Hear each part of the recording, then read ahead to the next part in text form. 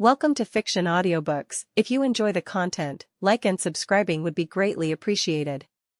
If you have any recommendations for novels, comment below. Please join my Patreon at https://www.patreon.com/fictionaudiobook. Chapter 1, Getting a Name. A boy with disheveled black hair and sickly pale skin was curled up in a ball, sitting by the side of the road. He was around 4 feet 8 inches and was currently only 10 years old. His hair covered almost his whole face and head, but by the sides of his head if you looked closely you could see pointed tips of flesh. This boy didn't have a name and only showed up around half a year ago. Well, in the eyes of the people walking on the street that was the case. In actuality the boy didn't just pop out of nowhere. He was from an ancient clan known as the Blood Elves. They had been extinct for ages. Of course, nobody would know. His pointed ears were invisible to the general public, only to a certain group of people. They were called wizards, but more on that later. Currently, the boy was hugging his knees and watching the people pass by, as he did every day. It was actually quite rough for him. He had to steal for food and sometimes he even needed to fight or kill to keep it. Thus, the boy was actually quite the ruthless person, but he wasn't affected at all by this as he knew that the world was a cruel place. People stepped on other people's heads to get ahead. There was no other way. Being the last blood elf he had to live on or his race would completely die out. Really the boy didn't care about his race that much. The way he saw it, he didn't want to die so he lived. Coincidentally he was the last of his race so he could pass down his bloodline on the way. The boy didn't have a name and couldn't care less to name himself. Who would care? He was living on the streets. It's not like he had someone to talk to. The thought made him chuckle, which scared some of the passers-by. Thinking that the boy was crazy they quickly sped past him or walked on the edge of the sidewalk. The boy was still joyful even though he was living on the streets. He was very strange but also very smart. Being an elf has its fair share of perks. Among them was increased intelligence and adaptability. Also his eyes were very special. Not that they looked different but that they saw different. The boy could see things that normal people couldn't see. For example, a man and woman were walking with 2 little girls. One of them looked to be about the boy's age while the other looked to be about a year younger. The boy looked up and his red eyes stared at the younger girl in thought. The boy's movement attracted the attention of the family. The younger girl stared at the boy in confusion and the boy tilted his head revealing his pointed ears as he said in confusion, "Male dictus." The men stopped and looked at the boy seriously after hearing what he said. The men walked over and said seriously, "What did you say, boy?" The boy looked up and said again, "Male dictus," as he pointed at the little girl. The little girl thought the boy was a new friend and said, "Mommy, can we take him with us? He has cool ears." The men looked at his wife, who looked at her daughter helplessly before nodding with a smile. The boy couldn't understand them really. The only language he knew was Elven and apparently nobody spoke it. He was able to say "male dictus" because it was a common term throughout all languages. Also he could feel the other party's intentions. The boy looked at the men in thought and didn't feel any hostility, more like pity and hope. The men crouched and smiled as he said, "Do you want to come with us?" The boy was confused and frowned with pursed lips before speaking in Elven, "You want me to come with you? Do you have food?" The men couldn't understand at all and drew on a piece of paper. The boy looked at the paper and suddenly the drawing came to life. It showed a man holding a boy's hand and walking towards a house. The boy was amazed and directly shouted vulgarities in Elven, "Fuck, that was cool," before touching the picture curiously and then looking at the men seriously. He might not speak English but he wasn't an idiot. He understood what the man was trying to say and directly pointed to his stomach. His stomach growled and then he pointed at the house and made a gesture of eating. The men laughed and nodded. The boy jumped up and patted his chest as he said, "I will follow you." The man was stunned and the other 3 giggled at the boy's antics. The man shook his head and brought the boy with him as the family left. The boy walked with the other kids and looked curiously at the younger girl. He leaned in and stared at her face before poking it. The young girl was stunned and said, "Don't you know it's rude to touch someone like that?" The boy narrowed his eyes and thought long and hard about what the girl just said before sighing and shaking his head. The men said, "Astoria, he doesn't understand English." Astoria looked at her father and said in shock, "He's an idiot." The boy felt his mouth twitch. He didn't understand but he felt like she just called him an idiot. The man's lips also twitched as he looked at his daughter, wondering who the true idiot was. He didn't have to think about it for much longer, as she directly proved it herself. Astoria looked at the boy and said extremely slowly, "Don't you know thought it sss reudi tu tuk p like kiki thearawayat?" The boy knocked on her head and grumbled in Elven, "I'm not dumb like you, we're speaking different languages." The other girl slapped her forehead and looked at her sister speechlessly, really not understanding what was going on in that head of hers. The man felt his eyes twitching constantly and hurried home before someone saw his daughter and gave him a pitiful look. "She's not like this usually." A while later, The boy entered a house and looked around in awe before clicking his tongue and saying in Elven, better than the streets, that's for sure. The man chuckled and walked through a door, into an even bigger house. The boy rubbed his eyes and saw a plate flying around. He was directly stunned. He had never seen a plate fly before. Actually, he had never seen anything fly before. The man said, welcome. What's your name? The boy was confused and the man scratched his head, thinking communication was going to be difficult. Just as he thought this, a short pink creature with long pointed ears and a long nose with rags on walked out of the kitchen and said, Master, Madam, Grundle has prepared dash. Grundle froze and looked at the boy before falling to his knees and coughing up blood. The man and woman were shocked and said, Grundle, are you okay? Grundle coughed and said, Master, Madam, Grundle is having difficulties. The boy walked over and squatted before poking at Grundle's ears and saying in Elven with doubt, what kind of elf are you? You're not a high elf, blood elf, dark elf, or wood elf. Grundle looked up at the boy and spoke in Elven, I'm a house elf, your highness.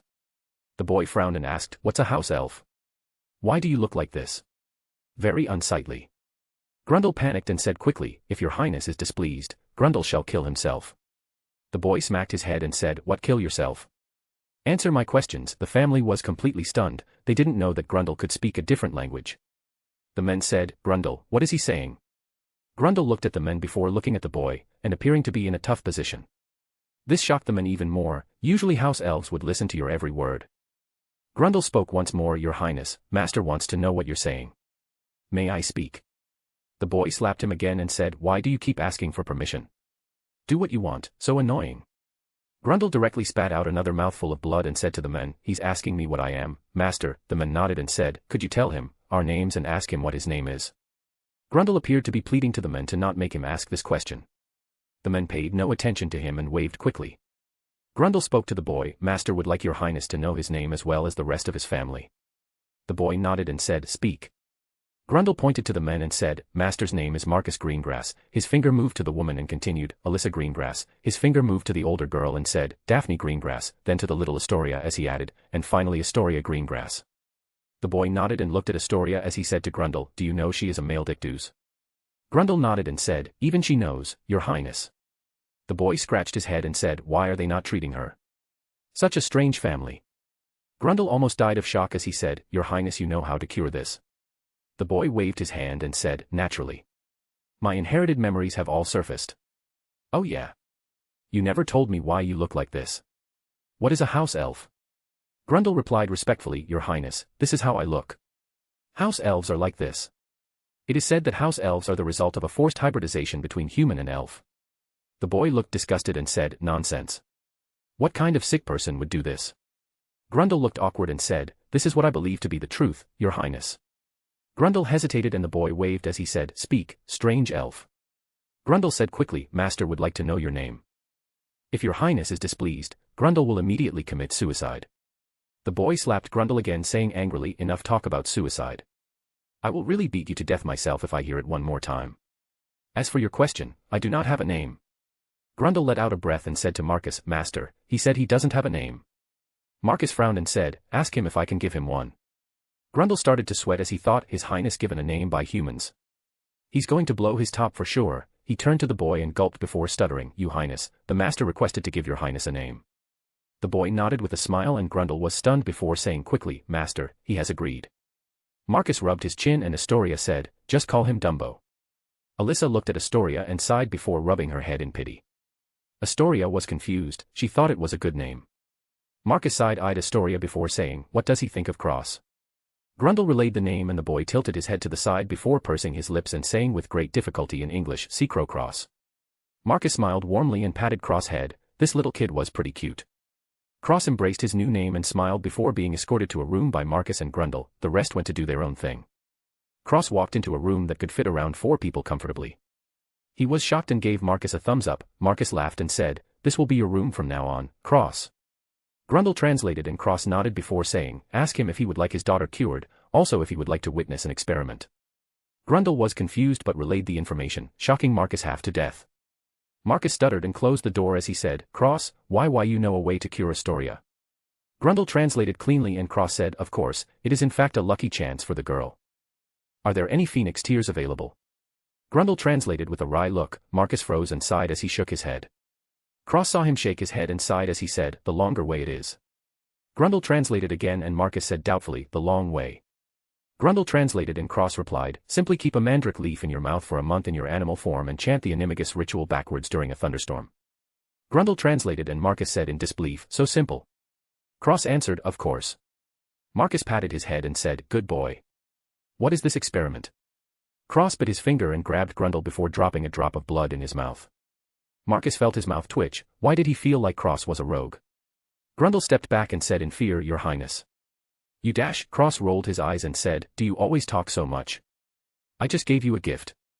Grundle couldn't answer but he felt eternally grateful. His body started to discharge blood, forming a cocoon around him. Cross sat on the bed and swung his legs while humming as he watched. Marcus was shocked and watched as the cocoon slowly shrank, revealing a new Grundle. He was much taller now, standing at around 5 feet 6 inches. His ears were smaller and stood out straight instead of the droopy look they had before. His nose was completely normal and not huge. He had a head of short brown hair, and his face looked just like a normal person's. He basically looked like a handsome teenager with long pointy ears. He was still wearing the same sack however. Grundle kneeled and said, Your Highness. As tears dripped down, Cross waved and said, now all you need is clothes. Marcus was still in a state of shock as he said, Grundle. Grundle stood up and bowed elegantly to Marcus, Master, what are your orders? Marcus was shocked and said, what happened to you? Grundle replied with a smile, His Highness allowed my bloodline to evolve by assimilating a single drop of his own. I am now classified as a high house elf. Marcus frowned intensely and looked at Cross, who was looking at him with a smile.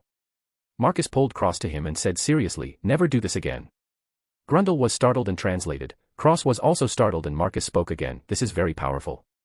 Many people will try and harm you if they find out you can do such a thing. This is not a joke, Cross. Promise me you will not do this kind of thing again. Grundle translated as Marcus spoke and Cross felt warm inside. He basically had no one to care for him for a long time. He teared up and tears fell as he hugged Marcus and nodded. Marcus felt bad for Cross and stroked his head softly with a kind look in his eyes. He made a decision in his mind and picked up Cross as he said, tomorrow, I'll give you a surprise.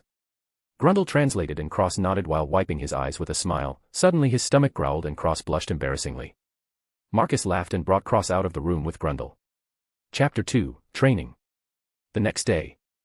Marcus brought Cross to a special room and sat him down in a circle as he said, I'm going to adopt you and give you my bloodline. Is that okay? Grundle translated and Cross was shocked as he looked at Marcus and said hesitantly, but why? You just met me yesterday. Grundle translated and Marcus laughed as he said, you helped Grundle and potentially my daughter. You are more than qualified. Grundle kept translating and Cross smiled slightly as he said, okay. Thank you, Father. Grundle translated with a smile and Marcus smiled softly as he started chanting. Cross felt his blood boiling and Marcus poured a goblet of blood into the circle, lighting the rune circle up. The blood hovered in the air and coagulated into a ball before shooting into Cross' chest and sinking in. Cross growled in slight pain but before he knew it the pain was gone. He felt the existence of another type of blood in his body. To his surprise his pure blood elf blood didn't reject it but instead assimilated it with his own. His blood was still as pure as can be. In addition he felt a certain connection with Marcus. Marcus let out a breath and said with concern, are you okay? Cross nodded, feeling that Marcus was concerned about him. Marcus let out a breath of relief and smiled softly. Cross said to Grundle, can you get me English language books? Grundle bowed and told Marcus, who said, as well as the occlumency books, all of them. Grundle bowed and teleported away. Cross let out a breath and smiled at Marcus before bowing and leaving. Marcus smiled and sat down in the chair, feeling tired. He looked at the cut on his left hand and smiled softly. Cross returned to his room and saw a huge stack of books. He scratched his head and mumbled, this language is so hard. Grundle bowed and said, this is the occlumency books, you highness. The English books are over there. Cross turned and saw the small stack of 3 books. He smiled wryly and said, leave me, Grundle. Thank you. Grundle smiled and said, it's Grundle's pleasure, your highness, before teleporting away. Cross grabbed the English books and started to read them. Surprisingly this language was very simple and easy to learn. Honestly, Cross was a bit shocked by how simple the language was. It took him only 5 days to learn the entire language and speak fluently. This shocked Marcus, who could now communicate with Cross. They were sitting at the dinner table when Astoria said, I could learn it in 4. Cross chuckled and said, want to learn Elven? Astoria smacked her lips and said, how hard can it be? Apparently very hard. This was Astoria's professional analysis after 10 seconds. After that she never came back for more lessons. Cross though Astoria was extremely cute, her dumbness made her even cuter. After Cross learned English, he had also started talking to the family more and more. he found out that Daphne was a cold person. She would only speak occasionally, and when she did it would only be a few words. Marcus and Alyssa were very kind parents. They taught Cross, Daphne, and Astoria very patiently, teaching them about pure blood politics and whatever they asked. Even if they had a question about magic, the duo would try their best to answer. Cross didn't have many questions. He also didn't really have any magic yet, so he couldn't really have any problems to ask about. Recently thought he had been feeling weird, like something was about to burst inside of him. It had been a month since Cross was taken in, and he had bonded with the family quite well. He felt a lot of affection for them, especially feeling the closeness of their bloodline. His favorite was Astoria. Since she couldn't control her transformations yet, she couldn't be cured, but it was only a matter of time. What Cross found funny was that sometimes Astoria would pop out a snow-white fox tail and ears. She looked like a little doll. Cross would always tease her about her tail and ears. Astoria was used to it by now. Daphne also smiled when she saw Astoria having fun with Cross. Her sister had always been afraid when her tail popped out, but ever since Cross came around, she lost her fear and even played around with him, specifically when her animal parts came out. Another month later. Cross felt something click inside his body and was suddenly full of energy. His mind was flooded with information and his eyes flashed from confusion to doubt to shock. He raised his hand and circulated his mana. A fine white string shot out of his fingertips. Cross was amazed and felt his energy being drained as he controlled the strings to move around. He immediately went to find Marcus and Alyssa before showing them. They were shocked and finally asked, "Cross, what race are you?" Cross said, "Pure Blood Elf." "Why?" Marcus thought for a moment before shaking his head, not knowing what a Blood Elf was. He thought it was a particular trait of the species, so did Alyssa. Actually, Cross did too, but that wasn't the case. There was a reason why he was the last Blood Elf and not someone else, but obviously Cross didn't know that. Marcus tried to guide him using his knowledge of magic, but he had never encountered something like this before. He quickly realized something and frowned deeply. Cross looked up confused and Marcus said seriously, "Cross, hide your identity for now. If others find out you're a true elf, you might be in trouble." Cross nodded seriously and Marcus smiled as he pat his head and said, "Go practice, don't forget your clemency magic." Cross nodded and left happily, returning to his room. Cross started practicing with his strings and reading a clemency at the same time. Time slowly moved forward. Around 9 months later. Cross was already a secure part of the family and loved by everyone. He truly did feel happy with them. He never had anyone before and he now had 4 more people who truly cared for him, and Grundle. Cross magic exceeded expectations and he was able to control the string to an extremely fine degree. It was very strange, however, he was unable to use a clemency with just his hands. When he asked Marcus about this, Marcus laughed and told him that a wand was required for magic, and if he could use magic without a wand he would already be a grandmaster wizard. Cross was embarrassed. He had no idea. Marcus taught him about wizards, but it seemed his knowledge was also limited. In the end, Cross had no choice but to accept this. He had already read all the books about occlumency and even memorized them, but until he got a wand he wouldn't be able to use any spells. A secret Cross had was that he trained, not just his string control but also various different uses for the strings in his room. His control became so fine-tuned to the point where he could make the strings extremely thin and invisible. What shocked him the most was that his strings could attach to anything. He even tried to fly on his strings. He managed to succeed but barely. He would basically balance on a thin piece of string and look like he was standing in the air. He practiced this frequently while reading books and he was at the point where he could jump from string to string without too much effort. Even this was extremely exciting for Cross. He also awakened his innate talents of the elf race. He got Grundle to teach him how to teleport and practiced every day, teleporting around his room before teleporting outside. This didn't have very much utility as of right now, except for moving around quickly and easily. What surprised him was the main talent of his race was impenetrable mind. Which meant Cross was unable to be affected by mental attacks or brainwashing techniques. Anything having to do with foreign entities entering his mind was negated and destroyed. He only found this out recently but still decided to study in his occlumency just to keep it a secret. After all, he started to realize the danger he was in. A race nobody has ever heard of, who wouldn't be curious? Maybe someone who want to open him up and see how he worked one day, then Cross wouldn't even have time to cry. Also, if he never studied occlumency and his mind was impenetrable, who would believe him if he said he studied a little a few months back? Only the ghosts maybe. Cross had come to understand that keeping secrets was the key to survival. He learned a term from Astoria: you surprise them, and then kill them while they're sick. Cross didn't understand at first, why would they be fighting if they were ill? But he understood quickly that the little fox girl meant when they're injured. Since then, Cross has been keeping a secret trump card and it was his invisible strings. Actually, Cross was only able to touch them since he made them, if not he was sure that they would slice right through his body. They were just that sharp. He had been training outside at night, cutting falling leaves with his string, controlling the string to bend to his will and cut the falling leaves cleanly without any tears. It was extremely hard at first, but as his control got better, so did his cutting. Cross estimated he could probably slice a normal person's neck clean off in a second with a single hand motion. The most astonishing part was they wouldn't even know. The string was so fine it was almost impossible to see, unless someone had amazing perception or could feel changes in a certain area around their body. Nevertheless, Cross didn't think he was going up against monsters who had the keenest perception in the entire world. He was just a happy little elf, who would want to fight against him. Cross was working on his control when the door was opened. Cross quickly dispelled his strings and Marcus said, "Come with me today. I'm taking you and Daphne somewhere fun." Cross tilted his head and said, "Somewhere fun?" Marcus smiled and nodded as he said, "You'll be going to school soon, you have to have the necessary materials, no?" Cross said, "A wand." Marcus smirked and said, "You got me, let's go. Daphne's already waiting." Cross cleaned himself up and followed after Marcus. He got downstairs and saw Daphne standing there with a giant backpack. His mouth twitched and he said, "Sis. Are you going on vacation?" Daphne said simply, "Shopping." Cross poked her bag and said, "Did you just come back? Aren't you supposed to buy things there? Do you think you can trade goods?" Daphne blushed and snapped, "Shut up, you. I'm excited, okay." Cross chuckled and said, "Of course. Of course. Big sis is always right." Marcus gave him a thumbs up and Cross snickered before they all left the house. Chapter 3, Goblins. Marcus said with a smile, "This is Hexatorial Square." Daphne and Cross looked around in awe at all the shops and people. Marcus flashed a proud smile and brought them along with him as he explained everything on the streets. Cross listened to Marcus say, "Everything you need for school is here and you can even get your own custom wands." Cross asked, "But I don't have a lot of money." Marcus looked at him and said, "You have money?" Cross nodded and took out a bag from his pocket before pouring out the bills and coins, showing Marcus. Daphne laughed and Marcus said with a smile, "Cross, this is Muggle money. Nobody will take it here." Cross was confused and said, "What's a Muggle?" Daphne said, "Humans." Cross was even more confused and Marcus clarified, "People without magic." Cross scratched his head and said, "Humans sure are weird. You all look the same to me." Marcus froze and said, "Cross. Most wizards and witches don't like Muggles. This is considered an insult to them." Cross said, "Oh. Sorry."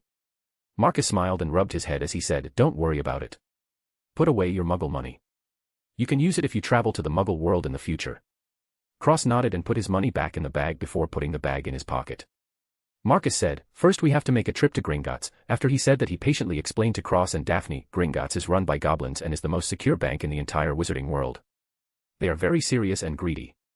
Marcus walked to the bank and said seriously, "Under no circumstances should you ever steal from goblins. They are very dangerous." Cross and Daphne nodded along and they walked into the bank. There were high desks with goblins working at them in 2 rows, leading to an even bigger desk in the middle with a goblin at that one as well. The bank was empty except for the goblins walking around and working. It was a very peaceful scene. Until Cross walked in, that is. Cross looked around and all the goblins snapped their heads in his direction, staring at him intently. Cross picked out a pamphlet by the door and started reading as he followed Marcus to a teller. Marcus had noticed the goblins staring at Cross and frowned. The head teller goblin hopped off his chair and walked over. Marcus watched the goblin walk right in front of him and say respectfully, "May I speak with this child alone, sir?" Marcus frowned and was about to deny, when Cross spoke Elven, "What do you want?" The goblins looked excited and the goblin standing in front of Marcus said directly, "I wish only to speak with your highness." Cross tilted his head, revealing his ears as he said, "Okay." He looked at Marcus and said, "I'll be right back, father." The goblins gasped and looked at Marcus in surprise, before treating him even more respectfully than before. Marcus was overwhelmed and Cross walked to the side with the head goblin. The head goblin looked around before getting on one knee and saying in Elven, "Your highness, Bogrod is at your service." Cross waved his hand and said, "Bogrod, why are you like this? Even house elves treat me like this. Isn't it good to have freedom?" Bogrod chuckled and said, "Your highness, you cannot possibly understand the importance of your race. The elves have gone extinct ages ago. To my knowledge you are the only one remaining. Though I can only feel the suppression from your bloodline, it is enough to prove your origins." Cross sighed and said, "Rise, Bogrod." Bogrod stood up and Cross pinched the bridge of his nose as he said, "If at all possible, could you help my father? I was on the street before he gave me a home. In many ways he is my benefactor." Bogrod bowed and said respectfully, "Of course, your highness. Is there anything else?" Cross patted his shoulder and said slyly, "Come on, Bogrod. Who are you trying to fool? I'm smarter than these humans. Tell me what you wanted to talk about." Bogrod chuckled nervously and rubbed his hands together as he said, "Your highness is sharp. Bogrod just wanted to offer you a royal vault and free use of all Gringotts services in the future." Cross tilted his head with a smile and said, and the last thing. Bogrod gulped and said, and for you to meet our king. Cross touched his chin and said, why? Bogrod said quickly, Your Highness, our king would kill me if he found out I didn't take you to meet him. It won't take long, I swear on my life. Cross sighed and said, very well, have someone inform my father I will be away for a few minutes. Bogrod was excited and said immediately, of course, before disappearing. When he reappeared he led Cross to a cart and sped away extremely quickly. Cross watched the surroundings change as he crossed his legs and leaned his elbow on the cart, rested his head in the palm of his hand. Bogrod asked, Your Highness, why are you here today? If you don't mind me asking, of course. Cross replied, I'm preparing to go to school. I need supplies, a wand, animal, enchanted robes, etc. Bogrod hesitated for a moment before finally saying, Your Highness, are you sure you would like to go to school? The only one I know of is Hogwarts. Cross frowned and said, What are you saying? Bogrod was scared and said quickly, Your Highness, please treat my words as fart.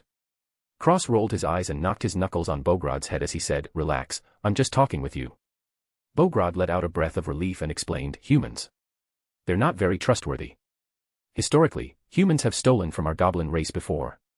He paused and added, I'm afraid that you Highness would be in danger. Elves have long since disappeared and you may attract a lot of unwanted attention. Cross said, I already have a solution for this. Simply saying I am a metamorphmagus should suffice. Physical appearance can be changed and oftentimes permanently, I was simply born like this. Bogrod thought about it and said, This is a solution, however it's really dangerous. What if Your Highness was exposed? It would be extremely easy for Your Highness to stay within the goblin race and mature. Cross shook his head and said, Bogrod, what is the most sought-after thing in the world? Bogrod replied immediately, money. Cross smiled and said, but what is the most precious? Bogrod was confused and said again, money. Cross shook his head and said, it is freedom. I simply want to be free and live my own life. Staying with you goblins will keep me safe, but I will feel caged. I only wish to be free and unfettered. If my life is put in danger, then so be it. Bogrod was amazed and knelt on one knee as he said with awe, Your Highness is wise. Cross chuckled and raised his hand as he added, Of course, for you I assume you would much rather money. Bogrod chuckled and scratched his head saying, Your Highness is correct. Cross laughed and patted Bogrod's shoulder saying, That's right. Ha ha ha ha. Bogrod smiled and they stopped at a giant vault inlaid with gold markings. Bogrod said, This is Your Highness' vault. Cross looked up at the giant, 714, on top of the vault before asking curiously, Bogrod, how many vaults are there? Bogrod replied, Your Highness, the number is countless. A single Bogrod couldn't cut them all even with 3 lives. Cross whistled in awe and said, Cool. They both heard a voice, Hagrid, who is that? Cross looked over and saw a boy with round glasses and a scar on his forehead with a very tall man, who had a big beard and long hair. Hagrid shook his head and said, I don't know. Let's hurry up, we need to get your things, Harry. Cross looked at Harry with interest and said in Elven, Bogrod, do you know who that boy is, while keeping his eyes on Harry. Bogrod was silent for a moment before replying, Your Highness, he is the boy who lived. Cross was doubtful and said, Could you explain? Bogrod explained, he survived an attack from the Dark Lord. This is the origin of his scar. Cross red eyes stared at Harry, who was staring back, as he said, doubtful. Perhaps the intention wasn't to kill him in the first place. Bogrod was confused and asked, What does Your Highness mean? Cross shook his head and said directly, It seems like the boy doesn't know either. I won't spread his secrets. Let's go. Bogrod nodded and went to work the cart. Cross smiled at Harry and waved as they sped away. Harry looked in Cross' direction in doubt. Hagrid looked at him and said, What's wrong? Harry said, That boy was very strange, he can speak a different language just like me. Hagrid smiled and said, Maybe he's going to Hogwarts too, you can be friends. Harry made a small smile and nodded as he said, Yeah. Around 5 minutes later. Cross and Bogrod got off the cart and walked into a giant building.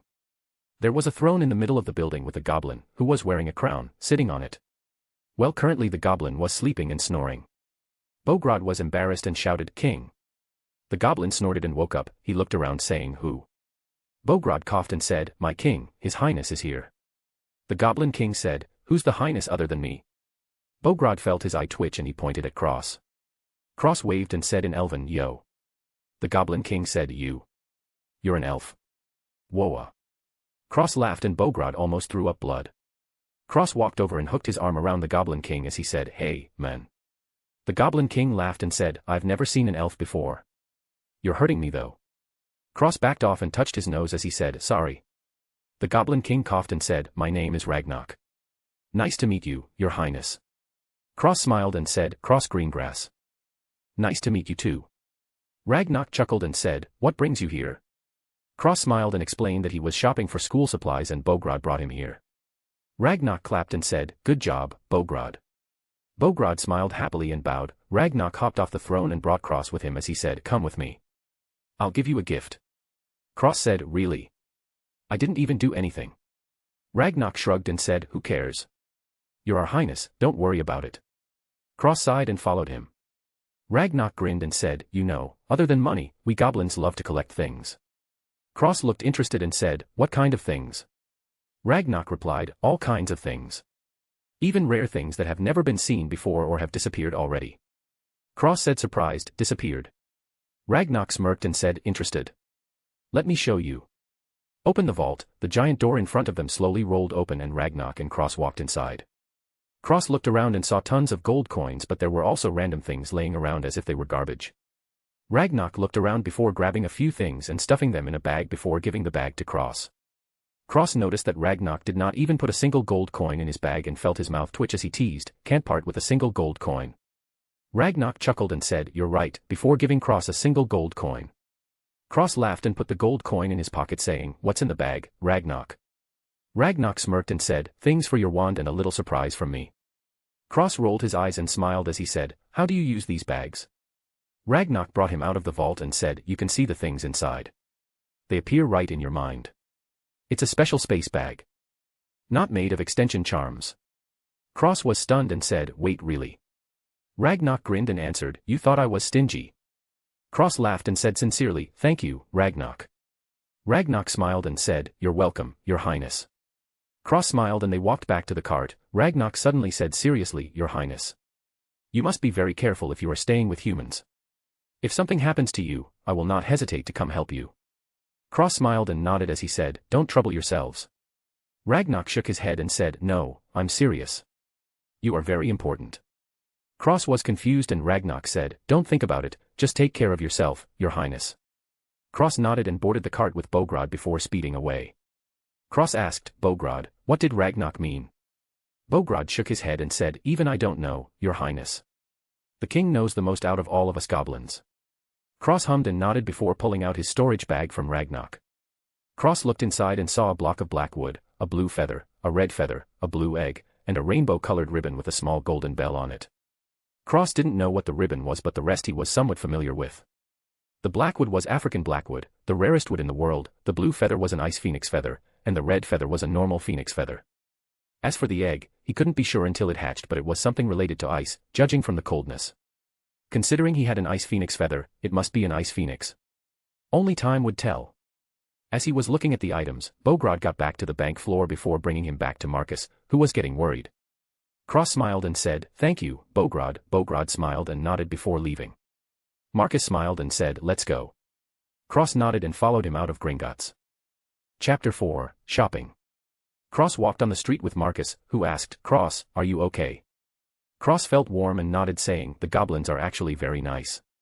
Marcus smiled and patted his head, not speaking further. Cross looked at Marcus and said curiously, Dad, you don't want to know what happened? Marcus shook his head and said, these are your secrets, I won't pry. Cross teared up and wiped his eyes as she smiled warmly. Daphne smiled on the side and Marcus ruffled his hair. Cross took out the bag and said, the Goblin King gave me some gifts. Marcus was shocked and quickly stopped his hand saying, Cross, not here. Cross said, but I have something for Daphne. Marcus smiled and said, later. Cross nodded and put away the bag. Marcus nodded and brought them to the wand store saying, here we are. You both ready to get your wands? Cross and Daphne nodded excitedly and Marcus smiled as they walked in. An old man was sitting behind the counter and Marcus smiled as he said, Mr. Truss. How are you? Mr. Truss smiled and said, Marcus, it's been a long time. He looked at Daphne and Cross and smiled, yours. Marcus nodded with a smile as he said, they're here for their first wands. Mr. Truss smiled gently towards the kids and said, custom wands. Marcus nodded and Cross said, wait. Mr. Truss looked at him and Cross pulled out a big block of blackwood from his bag before putting it on the counter. Mr. Truss was shocked silly and said, African blackwood. Cross didn't stop there and took out 2 feathers. He handed the red one to Daphne and took the blue one for himself as he said, can you use these? Mr. Truss was almost stunned into retardation as he said, what? Marcus was also shocked silly and was glad that he stopped Cross before. Daphne was shocked as she looked at the phoenix feather in her hands. She looked at Cross and smiled beautifully. Cross just smiled and Mr. Truss said with a shaky tone, "See, can I see those?" Cross nodded and gave him the ice phoenix feather. Daphne handed the normal phoenix feather. Mr. Truss held the phoenix feathers very carefully and looked at them in a daze. Marcus coughed and said, "Mr. Truss." Mr. Truss woke up and said, "Excellent. There's enough wood for 2 wands here." Perfect. He was extremely excited. He never had the luck to use African blackwood or phoenix feathers before. Mr. Truss said seriously, "I will make the best wands for you too." Marcus smiled and said, "Then, I'll thank you, Mr. Truss." Mr. Truss smiled and nodded before leaving to the back room as he said, "Come back after you've got everything else. This requires patience and delicate hands." Marcus just nodded and said, "Next stop, pets." Cross and Daphne cheered and followed him. Cross followed Marcus. Daphne scooted over and said softly, "Thank you." Cross smiled and said, "You're my sister, it's only natural." Daphne smiled with a blush and didn't reply. Cross said to Marcus and Daphne, "If anybody asks, just say I'm a metamorphmagus."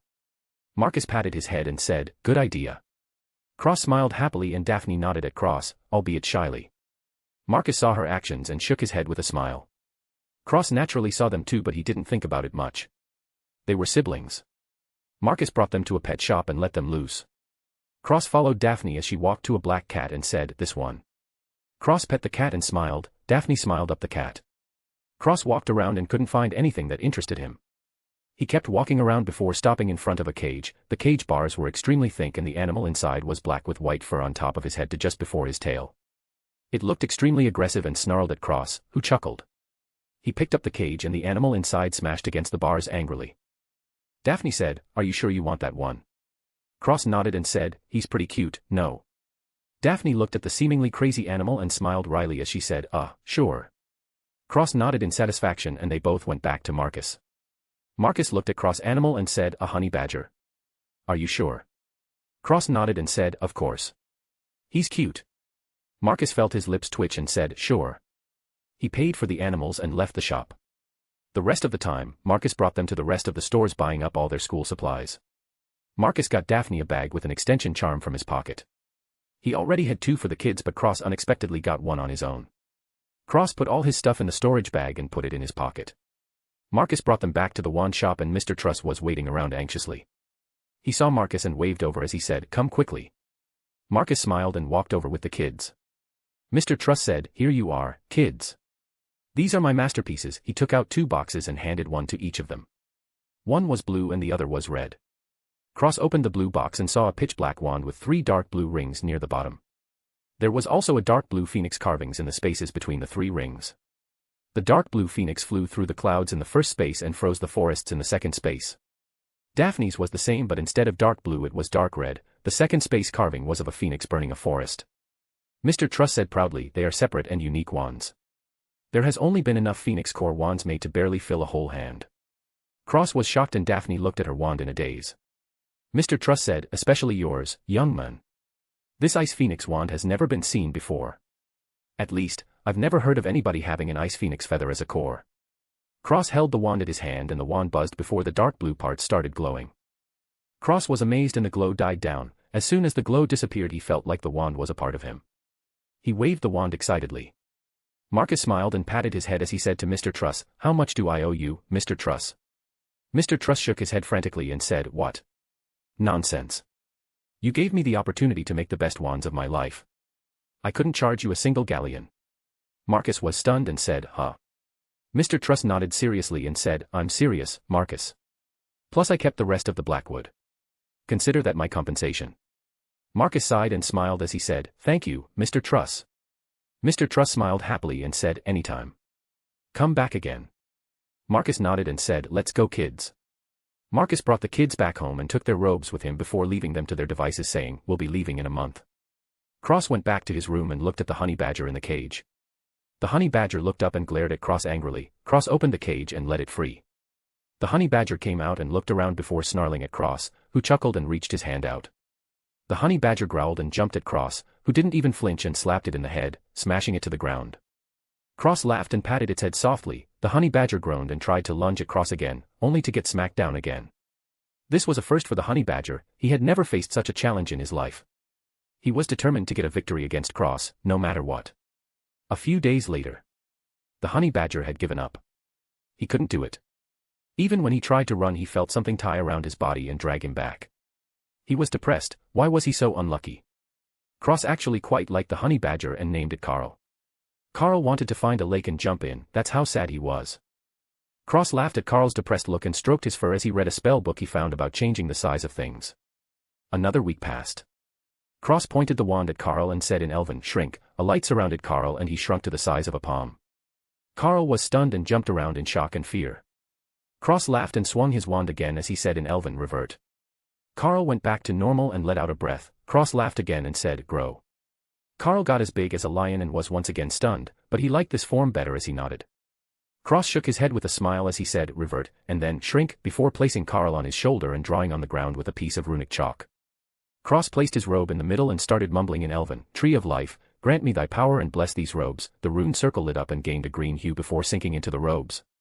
Cross smirked and put the robes on, putting Carl on the desk. Carl looked curiously and Cross chanted, "Change." The robe glowed and the sleeves gained golden flower patterns around the cuff. The hat changed into a blood-red crown. Carl was so shocked he directly played dead. Cross looked in the mirror and smirked. He looked pretty good. He had cut his hair shorter and displayed his face completely. He was extremely handsome, if not beautiful. His hair was silky, his red eyes were bright, and his skin was white and smooth. He almost looked like a girl. That was just the way elves looked, however. Cross was fine with it, he thought he looked good. The crown and sleeves made him seem even more handsome. It gave him an earthly feel. Cross smiled slightly and said, "Revert." The robe and had changed back to normal but kept the blessing. The ritual Cross just performed was an elven ritual for clothes. They protected his clothes from any tracking, charms, and most curses. They were also constantly kept clean. Cross smiled and changed out of them before stuffing them in his storage bag. He also took out the egg he got at the same time. He held the egg close to him and his hands felt a little cold. Which was a good thing, because if the egg was warm it would be considered dead. Cross put the egg next to his wand and left it on his desk before going back to reading books and playing with his strings. Finally, a month since they came back from shopping. Marcus called Cross and said, "Cross, let's go." Cross picked up Carl's cage and brought him with him as he went down the stairs. He saw Daphne smiling at him, Marcus doing the same, Astoria was crying, and Alyssa had a warm smile on her face. Cross smiled and joined Marcus. Astoria hugged him tight and cried loudly as she complained, "Who's gonna play with me now?" Everyone felt their mouths twitch. Cross hugged Astoria and whispered, "You have to grow up quickly and you can come to school and play there." Astoria nodded and said, "I'll see you tomorrow, I'll grow up overnight." Cross laughed and nodded with a smile.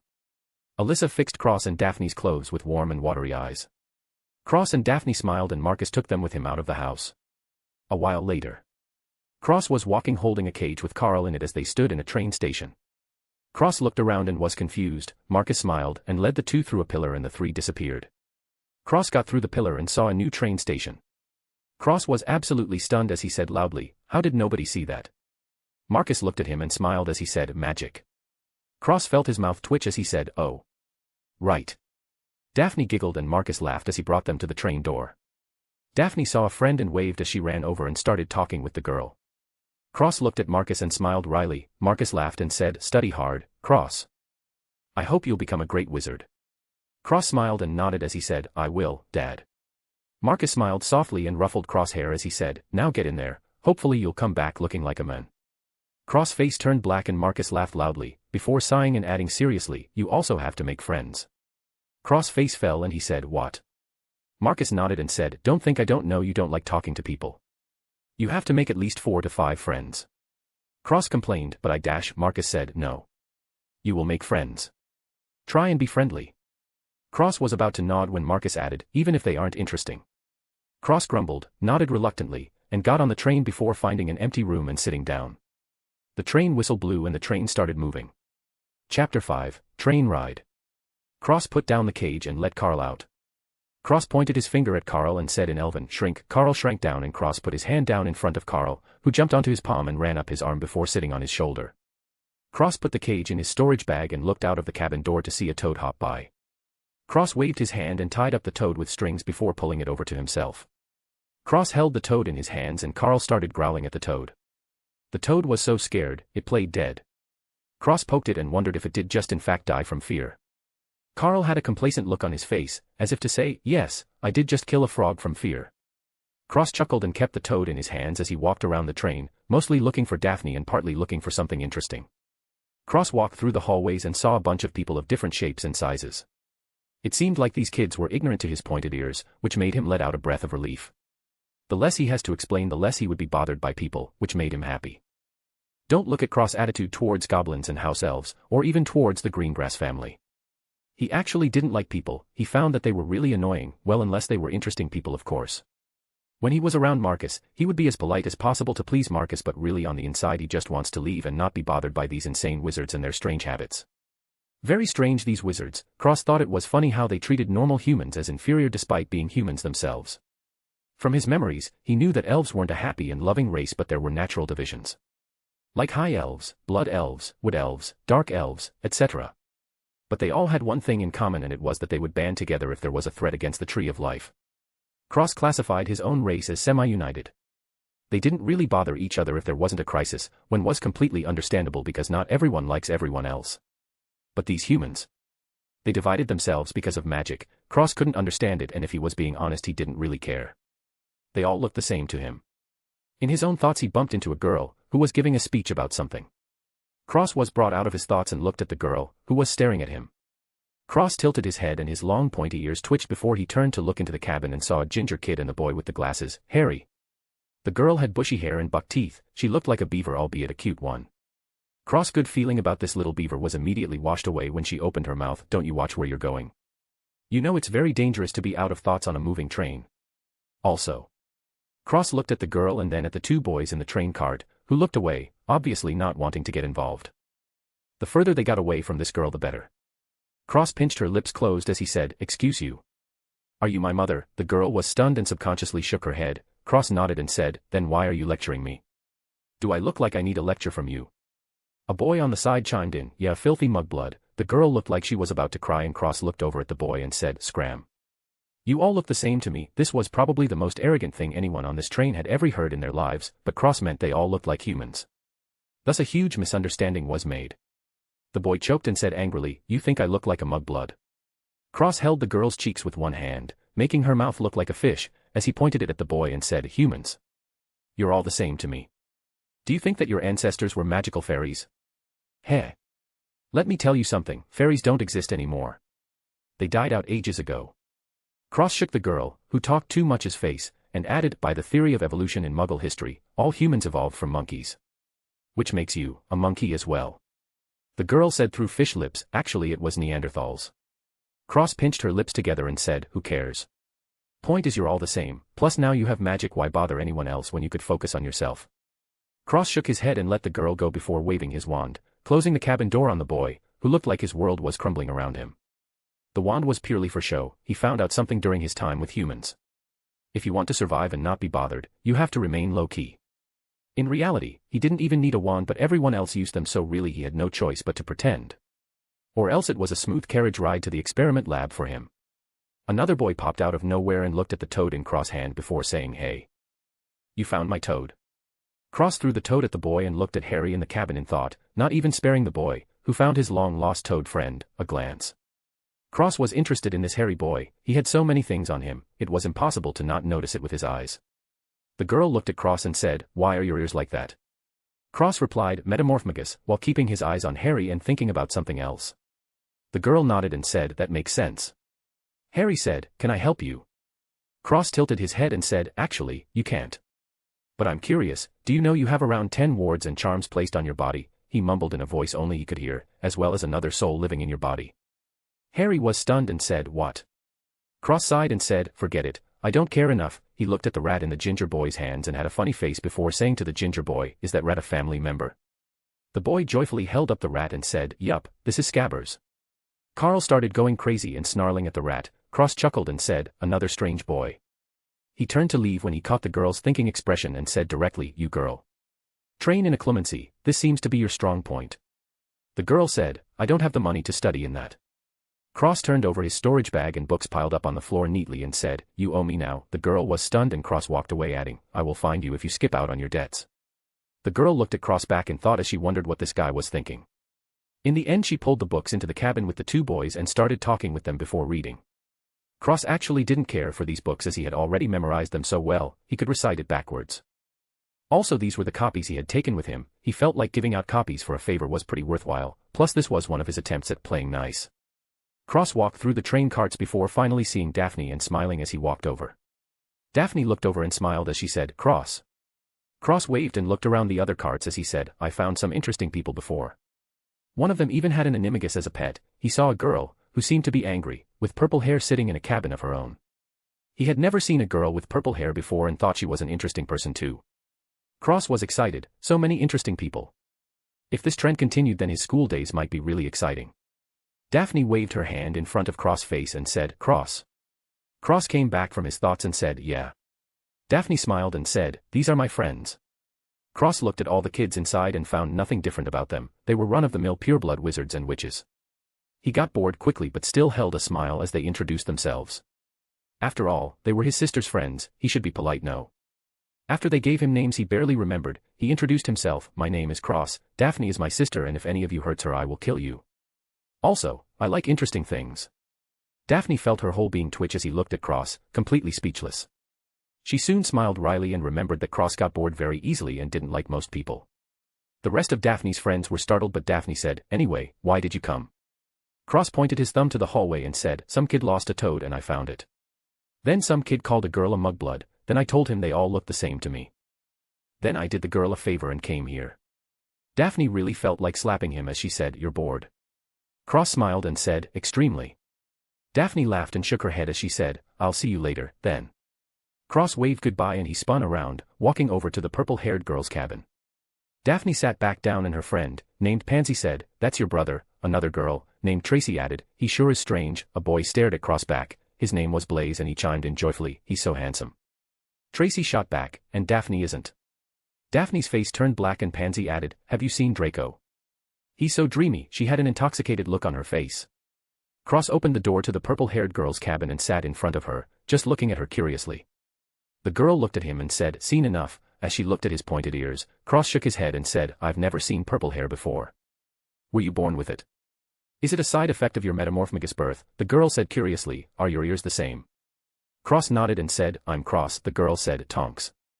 Cross said, that's a strange name. Tonks said, I don't like my first name. Cross asked directly, why? What is it? Tonks spat, Nymphadora. Cross was confused and said, what's bad about Nymphadora? Nymphadora said, it's the nymph part one don't like. Cross shook his head and said, nymphs are extinct. They were actually docile fairies. Nymphadora was stunned and said, you don't get it. Cross shook his head and said, what is there to get? Nymphs are very beautiful and live in forests, it's a shame they died out. Nymphadora countered, they were also lustful spirits. Cross gave her a weird look and said, not true, they were just sexually mature and inspired lust in men. Do you know how hard it is to even catch a nymph, much less capture her heart? Cross clicked his tongue and shook his head. Nymphadora was stunned and felt like they weren't talking about the same thing. She changed the topic and said, so why are you here? Cross said with a smile, I like interesting people, so far I have found 2 on this train. You are the third. Nymphadora tilted her head and said with a smile, should I be honored? Cross smiled and said, take it as you will, I'm just bored. By the way, can you change your hair color? Nymphadora asked back, can you? Cross hair changed from black to silvery white to golden yellow to blood red then back to pitch black. Nymphadora smirked and her hair changed to almost every color in the rainbow. Cross clicked his tongue and said, my hair changes naturally during the seasons. Nymphadora said, let me guess, black right now, white in the winter, red in the spring, and yellow in the summer. Cross shook his head and said, black in the fall, white in the winter, yellow in spring, and red in the summer. You were close though. Nymphadora clicked her tongue and said, can you shapeshift easily, as his nose turned into a pig's snout. Cross frowned and twitched his fingers, bunny ears shot out of his head and Nymphadora laughed as she said, you're pretty interesting, Cross. Cross released the string-made bunny ears and smiled, you too, Nymphadora. Nymphadora said, just call me Dora or Tonks. Cross corrected, Dora. Nymphadora smiled and said, this is your first year, correct? Cross nodded and Nymphadora said, let me teach you a few things. Cross listened attentively and Nymphadora started, basically there are 4 houses. A hat sorts you into the house you are most suitable for. Nymphadora went on and Cross listened to her speak. When she was finished, Cross said in doubt, a hat that sorts you. How does it do that? Nymphadora said, it can talk. Cross looked startled and said, don't tell me you put this hat on your head. Nymphadora nodded and Cross said, pardon me but may I touch your head for a moment? Nymphadora looked alerted and said, of course not. Cross smiled and said, what's the difference between a person and a sentient hat? Nymphadora was startled and looked at Cross, who just smiled and said, I have been studying legilimency, who's to say that hat isn't? He clicked his tongue and said, best way to be safe is to be alert at all times. Nymphadora hummed and thought about it before saying, you're saying the hat is evil. Cross shrugged and said, I don't know. But a sentient hat that sorts a person based on their personality can most likely also see memories and maybe even influence them. Cross poked her forehead and said in Elven, cleanse, a green aura shrouded Nymphadora and cleared her mind of any harmful elements. Cross immediately said after that in Elven again, nature's protection, another green aura with a tint of gold surrounding it flashed and Cross pulled his hand back. He smiled and said, consider this a greeting gift. You are very interesting, I like you. Nymphadora felt refreshed and said, what did you do? Cross smiled and said simply, cleansed your mind and put up a barrier. It should protect your mind 3 times before dissipating. Actually this was one of his race's ancient mind spells. The Blood Elves were the strongest elven race protecting the Tree of Life a long time ago. The only reason they were called Blood Elves was because they had killed so many intruders to protect the Tree of Life that they were constantly covered in blood. It was a big secret in the elf race that the Blood Elves were the most powerful and had gained many blessings from the Tree of Life for their constant protection and service. One of them was powerful mind magic on top of the innate nature magic. Later they were blessed with blood-related abilities. Cross knew all of this but had only just started training his magic. He was basically an ant in front of a blood elf raised by elves. He had no blessings from the Tree of Life he would have had if he was raised by his own kind. Well he did but he didn't know that it was an ultimate blessing from the Tree of Life. His strings weren't from his blood elf race, it was from the Tree of Life when he was born. They were called the Strings of Life, really the name was misleading. They had nothing to do with life, they were basically called that since they were given by the Tree of Life. Until Cross, the only known elf to have them was the elf god, Clotho. Of course, Cross knew nothing about this. So, completely ignorant, Cross chatted with Nymphadora about random things as the train sped towards Hogwarts. Chapter 6, A Fishy First Night at Hogwarts. The train stopped and everybody got out of the train with their stuff. Cross left Carl on his shoulder. The badger was snarling and growling at everyone, putting up a tough front as he jumped around Cross' shoulder and head, threatening every man, woman, child, and animal he saw. The girl he gave the books to walked over and said, my name's Hermione. Thank you for the books. Cross looked at her and patted her head saying, no problem, while whispering in Elven, nature's protection. A green and golden aura flashed for a split second, but nobody saw it. Hermione blushed and touched her head saying, I am not a child. Cross smiled and poked her nose saying, actually, you are, before returning back to normal as he said, anyway, don't forget you owe me a favor. Hermione nodded and left with her things and a big pile of books. Cross followed the crowd and got on a boat, traveling to the giant castle-like school. Coincidentally, Nymphadora had told him about a tracking veil under the bridge going to Hogwarts. Cross looked around and saw that nobody was paying attention to him and jumped into the air, disappearing into the darkness. He jumped over the bridge and veil by jumping on strings that were connected horizontally under his feet. He practiced this hundreds of times, his strings could connect to anything and even tunnel into the ground. He landed back on the boat and nobody even knew he was gone. Cross smirked to himself, while Carl was holding on to Crosshair for dear life. Cross sat on the boat and crossed his legs as he leaned his elbow on the edge of the boat, resting his head in his palm. Cross looked at the rest and saw a few kids going under the bridge. He felt a magic fluctuation and confirmed his thoughts. Seems like there was something fishy going on around here. They got off the boats and Cross followed behind a massive crowd up the stairs into the giant castle. He looked around with interest. Carl sat on Cross' head and similarly looked around in awe. Never in his badger life did he think he would see something like this. Daphne slowed down and waited for Cross to catch up with her. Her friends also waited. Cross bumped into Daphne and came back to his senses as he said, "Did you see the ghosts flying around?" Daphne giggled and said, "Come on, we need to catch up with the rest." Cross nodded and followed her group up another flight upstairs. They were suddenly stopped and heard a female voice, "Welcome to Hogwarts. Before you step through these doors, you must be sorted to your houses. Which are Gryffindor, Hufflepuff, Ravenclaw, and Slytherin. While you're here, your house will be like your family. Your triumphs will be rewarded with points and breaking rules will be deducted points." She looked at everyone and said, "At the end of the year, the house with the most points will win the house cup." Cross looked at the woman, who added, "The sorting ceremony will start soon," before walking away. As soon as she left, Cross heard a voice say, "It's true then, what they're saying on the train. Harry Potter has come to Hogwarts." Pansy gushed and said, completely enamored, "It's Draco." Daphne gave Pansy a glance before dragging Cross through the crowd towards the front. Cross was helpless as Daphne dragged him to the front, towards the threatening spotlight. Slowly they made their way to the front and Cross heard Draco speak again. "You'll soon learn that some wizarding families are better than the others, Potter. You don't want to be making friends with the wrong sort. I can help you there, as he stuck his hand out towards Harry. Cross ears twitched and he said, he sure has a strange way of showing his sincerity. Daphne replied, he's just like that, some people think he's being an asshole. To prove her words, Harry said, I think I can figure it out for myself, thanks. The old woman came back and said, we're ready for you now, follow me. The students started moving again and Draco looked angry as he walked over to Daphne and Cross. Daphne said with neutral face, hello. Draco gave her a nod, completely used to her cold attitude. Draco looked at Cross and said, who's this? Daphne said, my brother. Cross ears twitched and he said, nice to meet you, I'm Cross. Draco looked at him and said, what's with your ears? Cross chuckled and said, I'm a house elf, do you believe it? Draco scoffed and rolled his eyes as he said with a smirk, if you don't want to tell me just say so. Cross chuckled and shook his head saying, metamorphmagus. Draco nodded and they stood in the middle of the cafeteria. The old woman announced, before we begin, Professor Dumbledore would like to say a few words. Cross ignored her and looked around curiously, mumbling, another thing that flies. I knew I should have started a book. Daphne felt her lips twitch and curl up as she giggled a little. An extremely old man stood up and said, I have a few start-of-term notices I wish to announce.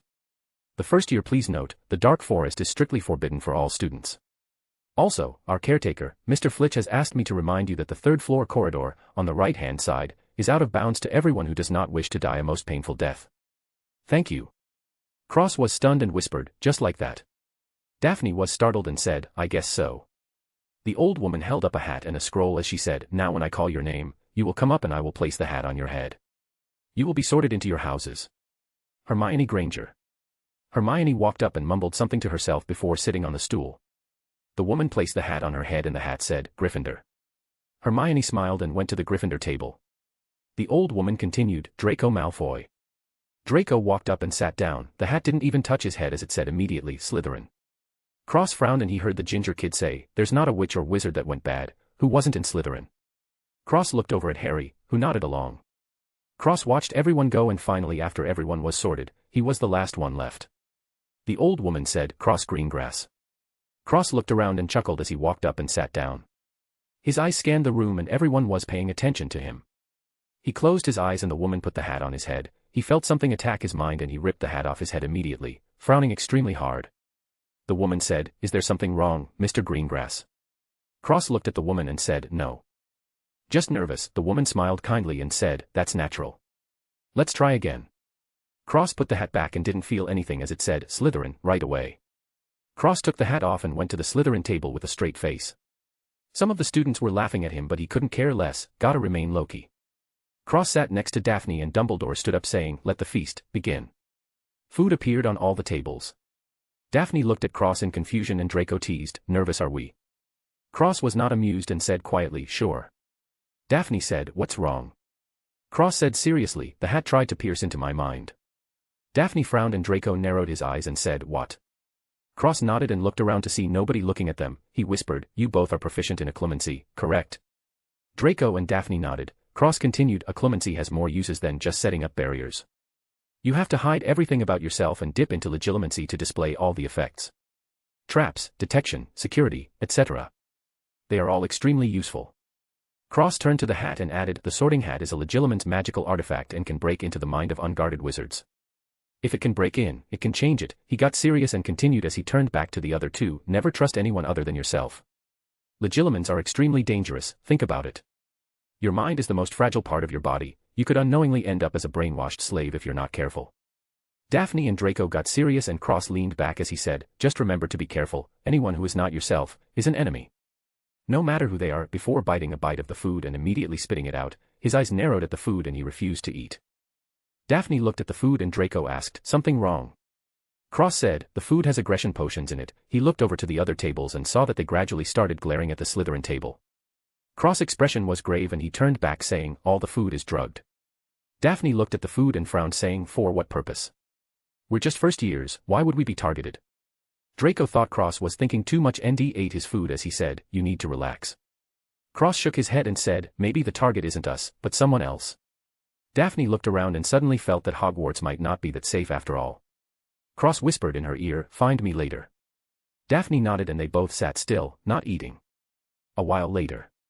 The prefect of Slytherin brought them to the staircases as he said, the stairs change every now and then, you have to pay attention and memorize all their patterns.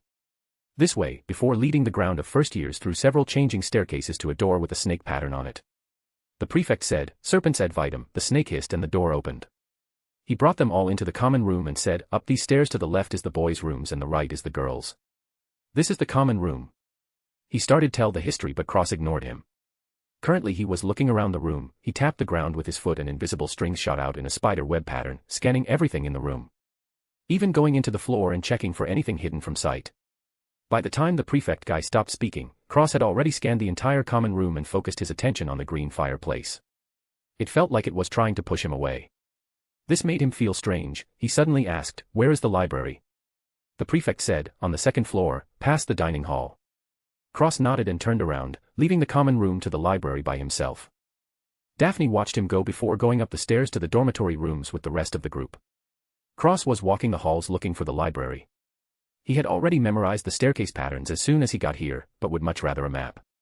Nevertheless, he was fine on his own, for now. As he walked, he left countless strings behind him, covering every square inch of the hallway and walls. There was nothing out of the ordinary so far. Cross got suspicious. Perhaps directly setting wards everywhere in the school was the bottom line.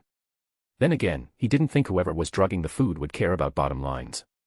If anything, they would be too confident to even put up surveillance, firmly believing the potions would work. Cross couldn't care less what plans were being unraveled, as long as he wasn't in them. Daphne too, of course.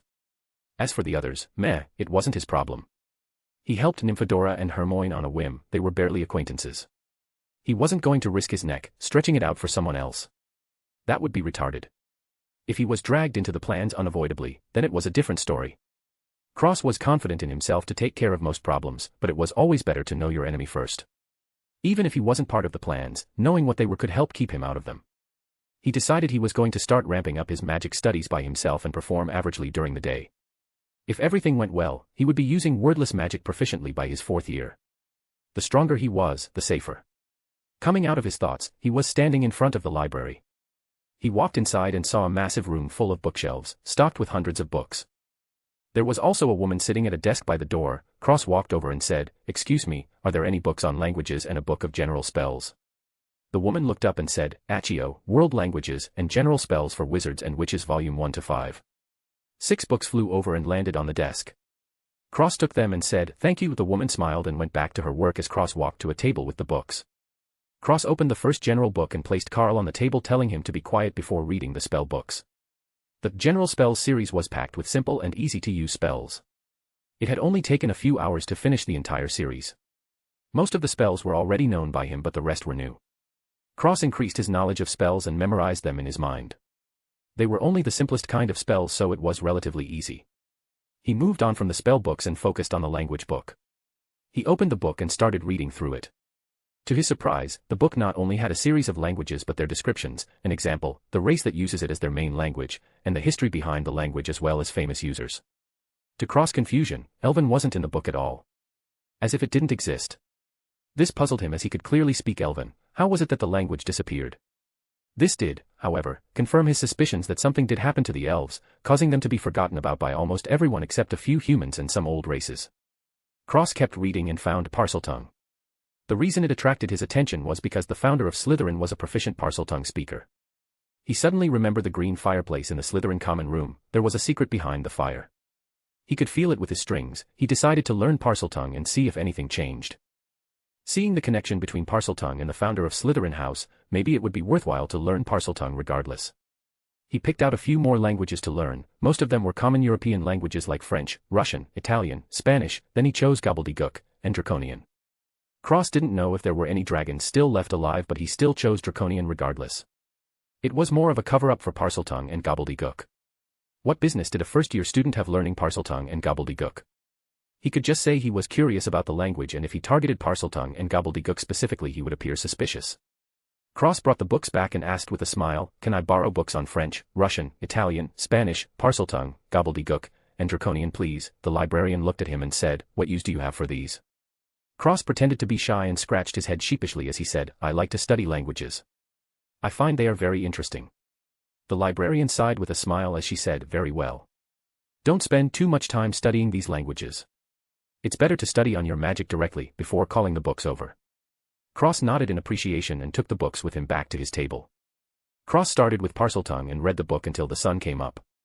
The librarian knocked on the table and Cross looked up. He looked perfectly fine and the librarian smiled softly as she said, "It's time for breakfast, young man." Cross nodded and said, "Big sister, could I borrow these books?" The librarian gushed and said gently, "Just remember to bring them back." Cross smiled cutely and said excitedly, "Thank you so much, big sister. You're my favorite." The librarian blushed at his flattery and shooed him out of the library with a warm smile. Cross put Carl on his head and scooped up the books, heading out of the library. When he was alone, his smile straightened out to a line and he scanned around him with his strings. Finding no one and nothing, he pulled out his storage bag and dumped all the books, except Parseltongue, into it before putting his bag away and walking towards the kitchen while reading. Chapter 7, Goblin Gift. Cross walked into the kitchen and the house elves working in there immediately fell to their knees. Cross looked the kitchen and noticed that only house elves worked in there. Cross spread his strings out everywhere and checked every nook and cranny of the kitchen before saying in Elven, "Why are you putting potions in the food?" The elves coughed out blood and pleaded fearfully, "We were ordered, your highness." Cross nodded and continued, "From now on, you will make potion-free food and mark the plates with this symbol." He drew a circle with a line through it before adding, "Only to Slytherin and only enough for a few people with notice me not charms on the plates." Cross looked around the kitchen and said coldly, "In addition, speaking about our meeting and my identity will be treated as treason of the highest order decreed in Elven law. Spread the word to the other house elves. If I hear so much as a peep about this to anyone, including your master, I will not be forgiving. Is that understood?"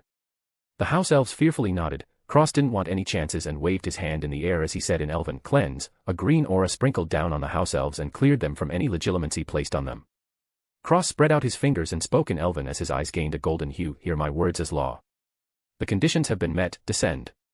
Seal of the divine tree. The green aura turned golden and sprinkled down on the elves, turning into little hidden tree insignias behind their ears. Cross returned to normal and spoke coldly, "You know the consequences of treason," before teleporting out of the kitchen, stunning the elves. Cross reappeared outside and went back to reading his book as he walked to the dining hall, as if nothing happened. He covered his tracks very well and searched for every possible hidden device. So far he hadn't found one. He was sure there were none on him, so his movements were in the clear. Again, Cross was sure that he was okay now, but he couldn't be sure about the future. Hence he was preparing before having limited movement placed on him. He couldn't just teleport everywhere, and after he was limited he wouldn't be able to teleport, period. Cross walked into the dining hall with his attention on the book, but his strings were constantly spread out searching everything for him. To the normal eye, he looked like a regular nerd. If someone was able to see the strings they would indeed be shocked. The strings were everywhere and constantly expanding. Despite the fact that Cross wasn't paying attention to where he was going, he could feel everything in front of him. A kid sneered at him and stuck their foot out. Cross jumped over it and flexed his finger without even looking. The kid's pants exploded to pieces, leaving his lower half naked. Everybody around him started pointing and laughing hysterically. Cross didn't pay attention to the fly that decided to bother him today, and walked to a table before reading by himself as he searched for a plate with the insignia on it. He found one and flicked his finger, summoning it over. He had to say, the house elves were extremely efficient at their tasks. It had not even been 10 minutes and someone the plates already had the insignias on them. As Cross ate and read, the dining hall slowly filled up. Even Harry and his friends walked in, as well as Daphne and her friends along with Draco and his goons. Hermione, Daphne, and Draco walked over to Cross and sat down. Cross was holding a book in one hand and eating with the other. He looked up and saw Daphne and Draco, but he was surprised that Hermione was there too. He looked at her and touched her head, noticing that one of the uses of his barrier was broken while the second use was waning. It seemed like the potion's effects were negated as well and didn't use much of the barrier's second block. Hermione pushed his hand away and said, "Why are you away touching my head?" Cross smirked and said, "Because you're cute." Hermione blushed and buried her face in her books. Cross went back to a straight face and glanced at Daphne and Draco, who were looking at him weirdly. Cross rolled his eyes and went back to reading his book and eating. Daphne whispered, "You like her?" Cross shook his head and said, "I put a barrier on her mind. It has 3 uses and the first was already used. The second use is constantly negating the effects of the potions in the food. I was checking it." Daphne said, "Oh," feeling relieved. Draco just ignored them and ate, feeling that it was impossible for Cross to randomly like a girl. Daphne had told him yesterday that Cross only liked interesting things. This mudblood was as normal as it got. Harry and Ron walked over and said, "Hermione, why are you sitting with Slytherin?" Hermione looked up and said, "Why not? They didn't do anything to us." Cross looked up at Harry and Ron and narrowed his eyes, looking at their facial expressions very carefully. Harry frowned and Ron directly expressed hatred for all things Slytherin. Carl, on Cross' shoulder, got annoyed by Ron's voice and jumped at Ron, snarling as he flew through the air. He got into Ron's shirt and started to run around and bit him in several places. Cross covered his face with his book and chuckled silently. Draco laughed and slapped the table as he watched, cheering for the honey badger. Harry and Hermione looked concerned and Cross said, "Carl. Enough." The little honey badger jumped out and strutted across the table arrogantly as if he was king of the world. Cross kept a straight face and slapped Carl in the head, throwing him back to his shoulder then going back to reading as if nothing happened. Ron got up and was terrified as he said, "Bloody mean bugger ain't he?" Carl bared his fangs again and Ron yelped. Cross tapped his fork on the plate and Carl immediately stopped. Cross said, "He usually doesn't attack, but he doesn't like rats. Perhaps he smelled your pet rat on you and was looking for it." Ron rubbed his body and said, "I'll say. Scabbers is in his cage." Cross looked at him deeply and said, "Is that so?" Before becoming disinterested as ending the conversation saying, "Maybe he got out," before ignoring the rest and focusing on the book. Whether the rat was the source of everything, he didn't know. But he did know the rat was a prime suspect, whatever if the rat didn't bother him, he didn't care. Hermione felt something was off but Ron scratched his cheek saying, "Anyway, Hermione, these guys are bad guys. Come eat with us somewhere else. You won't get attacked by a crazy badger there." Hermione looked at Cross. From the books on occlumency she had been reading she realized this pointy-eared boy was much smarter than he led on to be. Occlumency granted her a photographic memory. Everything she ever read or saw was stored in her brain, she knew he was the same. But the thing she couldn't understand was why he was keeping quiet about everything and staying low-key. She felt like it was her job to find out. In the end she left with Ron and Harry after their insistence, feeling mildly annoyed by Ron's whining. Cross watched them leave and stood up, going to the first class of the day. Daphne and Draco were coincidentally in the same class and followed along. Cross said, "Are your robes enchanted with tracker protection?" They both nodded and Cross turned the corner, spreading out his strings looking for every possible hidden trap. Finding nothing, Cross put his hands on Draco and Daphne's head, cleansing and putting up and nature's protection on both of them. They both felt refreshed and Cross walked away saying, "Welcome to the Protection Agency." Daphne smiled slightly at his joke and noticed he became a lot colder when they got to Hogwarts, almost never joking like he did before. Draco was confused and said, "What's that?" as he ran after them. They made their way to class and Daphne explained that Cross made a joke but also wondered how many other people he protected. Cross answered that he did the same to 2 other people. He didn't know where Nymphadora was but Hermione was one of them. After hearing what Cross told Daphne about Hermione's barrier, he got serious. He didn't believe it before but now he could clearly feel the barrier in his head. If one of the uses dropped then there was a serious problem. Especially that her second use was blocking the food, he became alarmed and felt that he was indeed being more aggressive than usual. After the cleanse from Cross, he felt much better. Cross shared with them the insignia for safe food but kept the details to himself. They really didn't have to know, plus if even he was eating them then the food was safe. Cross walked into class and saw there was just a cat sitting on the table. He could easily see through the disguise but he ignored it and sat down in his assigned seat. Daphne and Draco took their seats and said, "Where's the professor?" Draco shrugged and turned to Cross, who glared at him dangerously.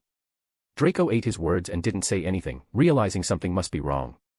Cross put Carl on the table and started reading again after saying, "Don't move." Carl did a military salute and laid on the table before falling asleep. Cross ignored him and focused on his book, trying to master the language as fast as possible. The cat hopped on Cross' desk and sauntered around on it, pressing on Carl and looking at Cross curiously. Cross ignored her and kept reading. He reached out his hand and pressed Carl down on the desk, making sure he wouldn't move as he read. Time passed quickly. The rest of the class filled in and Hermione's seat was actually next to Cross.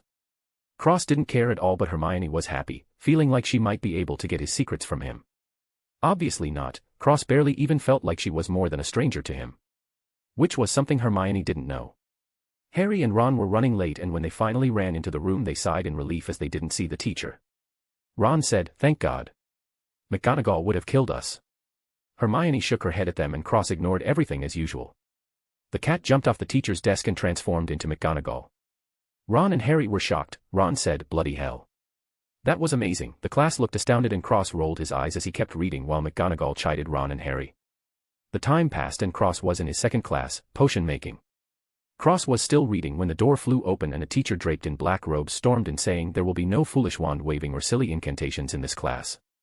As such, I don't expect much of you to appreciate the subtle science and the exact art that is potion making, however for those select few that posses the predisposition. His gaze lingered on the Slytherin kids as he continued, "I can teach you how to bewitch the mind and ensnare the senses. I can tell you how to bottle fame, brew glory, and even put a stopper in death. Then again, maybe some of you have come to Hogwarts in possession in ability so formidable that you feel confident enough to not pay attention. He raised his voice by the end of it and threw a piece of chalk at Cross, while looking at Harry. The men walked forward and said, "Mr. Potter. Our new celebrity." Cross caught the chalk and put it down while reading. Obviously this teacher had a grudge against Harry, and that was none of his business. The teacher turned to Cross, who was still ignoring him, and said, "Do you know the answers to my questions, Mr. Greengrass?" Cross looked up and said, "Draft of the living death, a goat's stomach, and they're on the same plant," before going back to his book. The teacher was surprised and said, "That's correct," before going into further detail and explaining to the rest of the class. The bell rang shortly after and Cross collected his books, holding them under his arm as he walked out of the class with his eyes glued to the pages of his book. Daphne waved her hand in front of his face and said, "What are you reading anyway? You haven't put it down the whole day." Cross said, "Parseltongue." He showed her the pages and she couldn't even read a little bit. It was a thick book too, but Cross was around 30% through it. Daphne was confused and said, "Why are you learning Parseltongue? You want to talk to snakes?"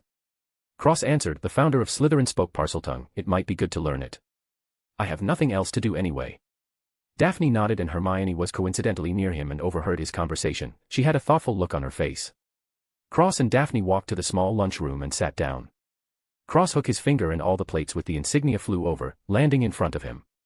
Daphne and Draco started eating. Hermione also joined them and ate from the plates Cross brought over, thinking they were much better than the others. Making her think again. Cross was eating when he heard an explosion. He looked up and saw a kid with a face covered in soot. He went back to his book, uninterested in whatever the kid was trying to do. Suddenly a bunch of owls flew in and started dropping packages in front of the students. 2 packages fell in front of Cross, one was a box and the other was a letter. Daphne also got a letter. Cross opened the letter and smiled slightly. It was from Astoria saying that she had unfortunately not grown up overnight and couldn't come play with him at Hogwarts. He could imagine her bitter and sad face as she wrote the letter. He laughed softly and put the letter in his storage bag before opening the box. Hermione was stunned. Cross laughed. It was not something he had seen him do before. Then she went back to thinking about the implications. Cross opened the box and smirked at the letter that it came with. It was in Elven from Ragnarok. It basically said, "How's that school? Probably not as good as my goblin palace.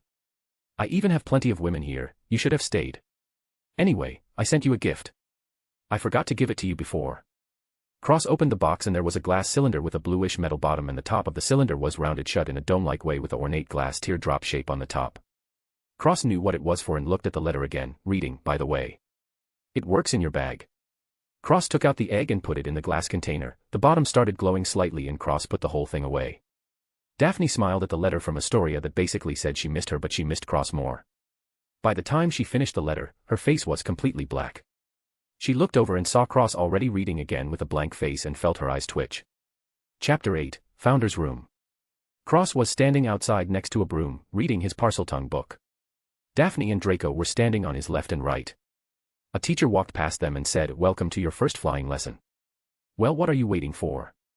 Step to the left side of your broom and stick your right hand over the broom and say up." Cross read his book and reached his right hand out as he said without feeling up. The broomstick didn't move and Cross let out a breath of relief. If he did it on the first try, he would definitely be noticed. Harry did it in one try. Hermione looked at Cross and thought. She could hear the disinterest in his voice, but she was confused. Why didn't he try at all?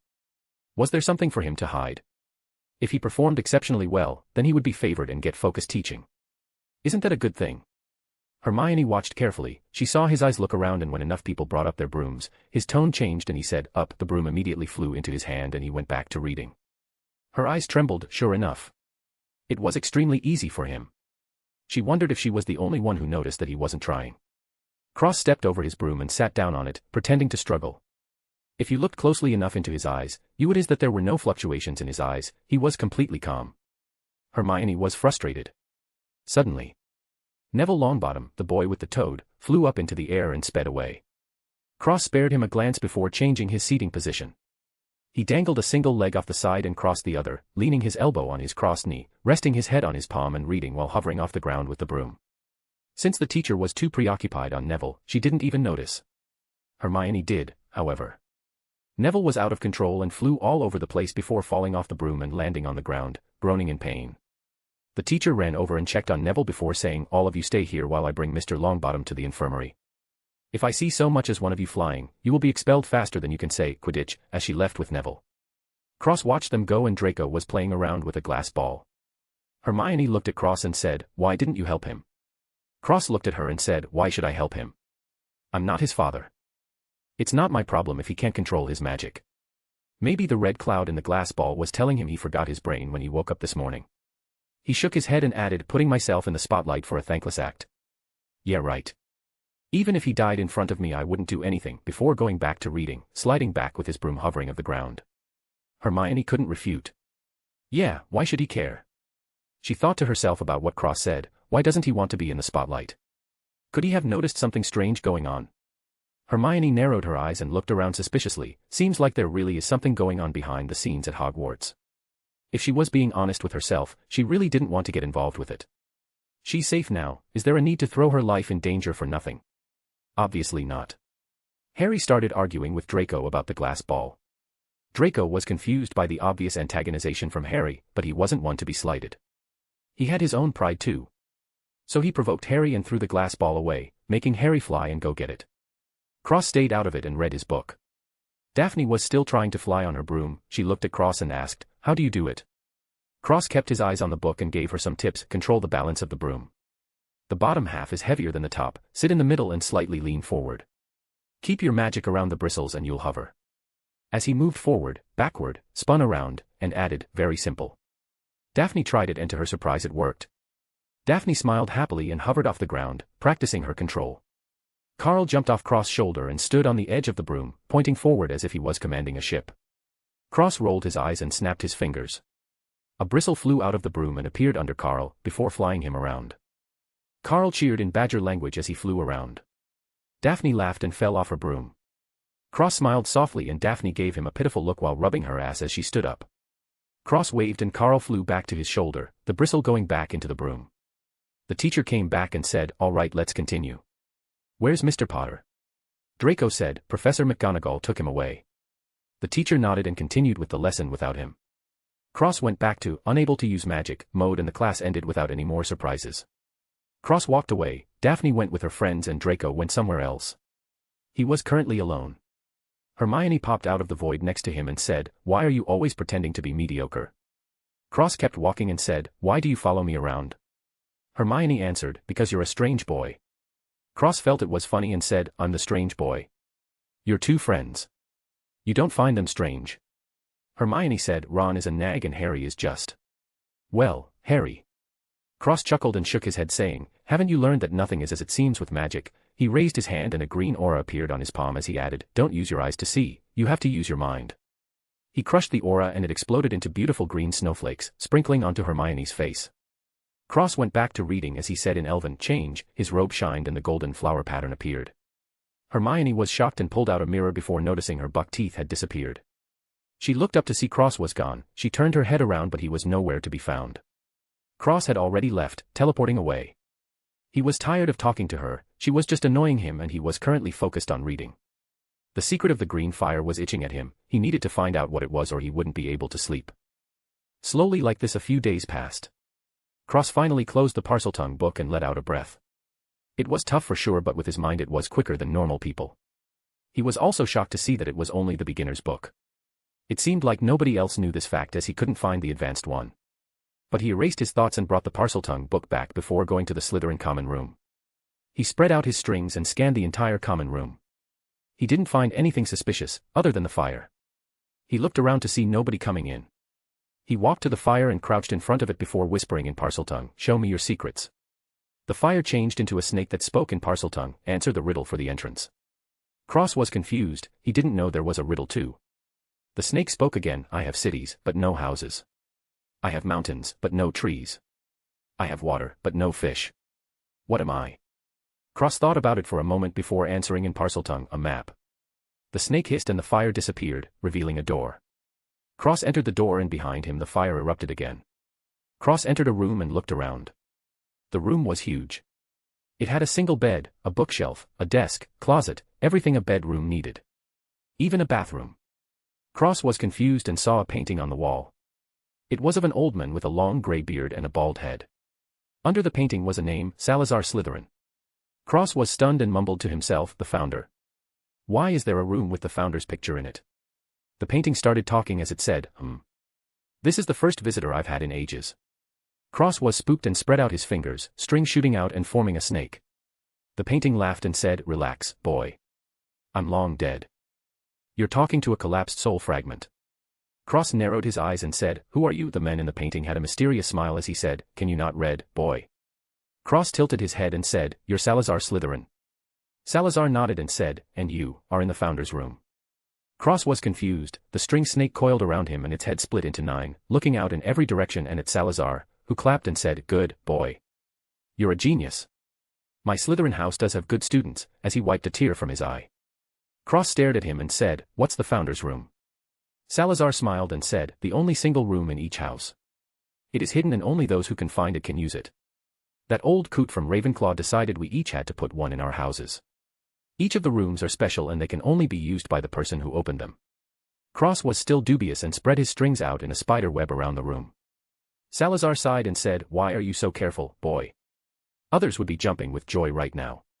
Cross replied, I don't trust you. Nor do I trust anyone at this school. How can you verify that what you have said was true? Salazar was stumped and said, I don't know. I'm just a soul fragment, I can't even take over a body.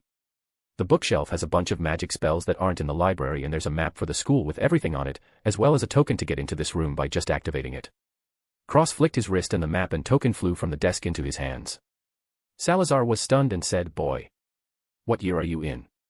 Cross said, first year, as he looked at the map. It was extremely detailed and even had room he had never heard of before.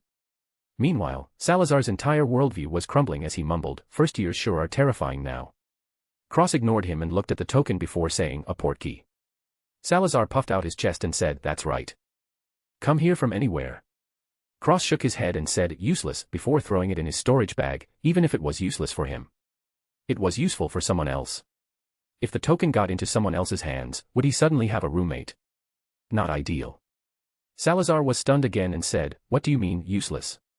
Cross touched the painting and felt that what Salazar said was true. He really was just a fragmented soul. It would be better if he was dead though. Cross didn't really want to have someone looking at him while he was sleeping and practicing. If Salazar knew what Cross was thinking, he would vomit blood and die. Coincidentally, just was Cross wanted, but Cross didn't know that if his thoughts were spoken they would come true, so he kept them for himself. Cross said, I can just teleport in and out, the token is basically a variable that could hurt me in the future. Salazar opened his mouth and Cross disappeared before reappearing. Salazar choked on his words and cursed, fuck me. What can't you do, boy? Why does it seem like this room is useless to you? Cross shook his head and said, the books are good and there's you. What other secrets do you have? Salazar said, acknowledge me as your teacher and I will tell you. Cross' face turned black and he said, that's okay, I'll figure it out in the future. Salazar said, wait. We can talk, what's the harm? In his mind he was thinking, with my knowledge this boy will be so amazed he will change his tune and take me as his teacher. Hey then those old fools in the afterlife can only envy me for my disciple. Cross said, speak, as he looked through the books on the bookshelf. Salazar said, there are many rooms hidden in Hogwarts. So many even I don't know them all, but I know of, debatably, the best one. It is on the 7th floor in front of a dancing orc painting, its name is the Room of Requirement. Cross was interested and said, Room of Requirement. Salazar had a proud look on his face and said, I worked on that room with that Gryffindor codger. Truly a mad fellow that Godric. Let me tell you something, that Gryffindor fellow would always go overboard on everything. He even wanted the school to be built with gold bricks. Insane. There's not enough gold in the world for that. Cross felt his mouth twitch. If Salazar was telling the truth then Godric Gryffindor was really. Salazar continued, anyway. The Room of Requirement was one of our ideas.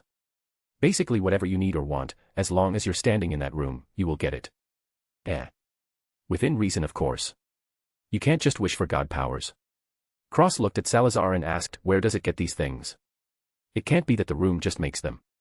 Salazar shook his head and said, if you want knowledge it will give you the books you seek, if you want gold it will give you gold. The items are all from the resources brought into Hogwarts.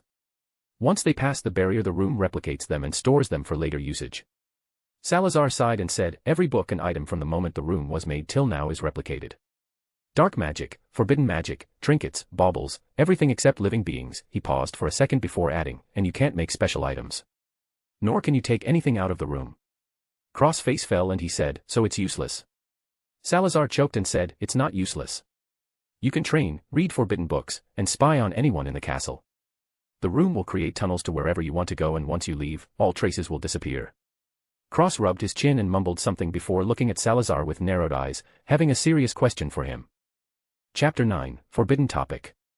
Cross looked at Salazar and said, "Do you know anything about elves?" Salazar looked at him and said, "I assume you're not talking about house elves." Cross shook his head and Salazar got serious as he said, "This is an extremely forbidden topic, boy. Even more serious than dark magic." Cross' ears twitched and he said, "Tell me." Salazar shook his head and said, "I can't, I have already sworn an oath. The other three have as well." Cross frowned and said, "What could have possibly been so bad that you can't speak about it?" Salazar asked, "Why are you so curious, boy? Isn't it better to just be a happy child?" Cross pointed to his ears and said, "Look with your cataracts, old man. I am an elf." Salazar was shocked and said, "I thought it was a Nimigus mutation. How can this be? They all died in that war dash," before shutting his mouth. Cross narrowed his eyes and said, "What war?" Salazar refused, "I cannot speak of this. I am soul-bound to secrecy. If I speak, my soul will be tortured for the rest of time." Cross frowned and said, "So serious?" Salazar said seriously, "Listen, boy. You must hide yourself well. If someone finds out your true identity, even the gods won't be able to save you." Cross was confused and said, "Only a handful of humans even know what elves are, and the goblins will not speak." Salazar spoke seriously, "You are a fool if you think there are only goblins, humans, house elves, and beasts in this world. Even your history books don't dare to write down every race there is." Cross was silent and narrowed his eyes at the implications of this news to him. There was obviously a conspiracy going on not only within the school but with the elves as well. He didn't care about the elves, he only cared about his own life. He snorted to himself and said, "Regardless or who comes, if they find out, they will only become corpses if they want me dead." Salazar smirked and said, "Confidence is good, boy. But what happened was beyond your imagination. Do you think magic has an end?" Cross looked up and Salazar sneered as he said, "Magic isn't applicable on a scale, there is never an end to the heights you can reach. You can go as far as you can imagine. Me as well as the other three old coots were closest to the top of the funnel." Salazar chuckled wryly to himself and said melancholically, "By the time we reached that level we realized we were only frogs in a well. Unable to make the final step and tread on a greater path, we decided to build Hogwarts." Cross was confused and said, "Final step?" Salazar said, "Listen carefully, boy. Magic that you know now is only the beginning. Past the final step is a whole world of magic. That's why Hogwarts was born. To give the chance to the younger generation to hopefully reach the peak and take the step past the barrier." Cross asked, "What is the barrier?" Salazar shook his head and said, "It can't be explained in words. If I had to give it a comprehensible name, it would be godhood." Cross' mind trembled in shock as he said, "Godhood." Salazar waved and said, "Relax, boy. That is too far for the current you. Just focus on your studies. Keep your elf heritage under wraps or you won't even have a chance to cry about it. Understood?" Cross nodded and threw the shocking god revelation to the back of his mind. Salazar nodded and stroked his beard as he said, "The boy can be taught." "Very good." Cross asked, "What happened to the forbidden curses? Why are they forbidden now?" Salazar said, "Avada Kedavra, Crucio, and Imperio." Cross nodded and explained, "In my memories, these three curses were used by the entire Blood Elf military." Salazar said, "Times change, people change. What was okay then, isn't now. If I remember correctly, they are now completely forbidden. Well, there's a book with them in it, I'm sure you're smart enough to know when and when not to use them. Also, if you wish to enter the room of requirement you must walk back and forth in front of the dancing orc painting and think about what you want, 3 times. Cross nodded and Salazar sighed as he said, "Live well, boy. I have fulfilled my purpose." Behind the painting is a surprise, he smirked and said, "Maybe you'll find it useful," before the whole picture frame dulled and Salazar went to normal. Cross kept his guard up and touched the painting, feeling that it was just a normal painting now. But he was unsettled and took the painting down, turning it towards the wall before leaning it on the wall. He looked at where the painting was to see a vault-looking thing with a snake on it. Cross spoke Parseltongue to the vault door saying, "Open." The vault door opened and revealed a box with a letter on top.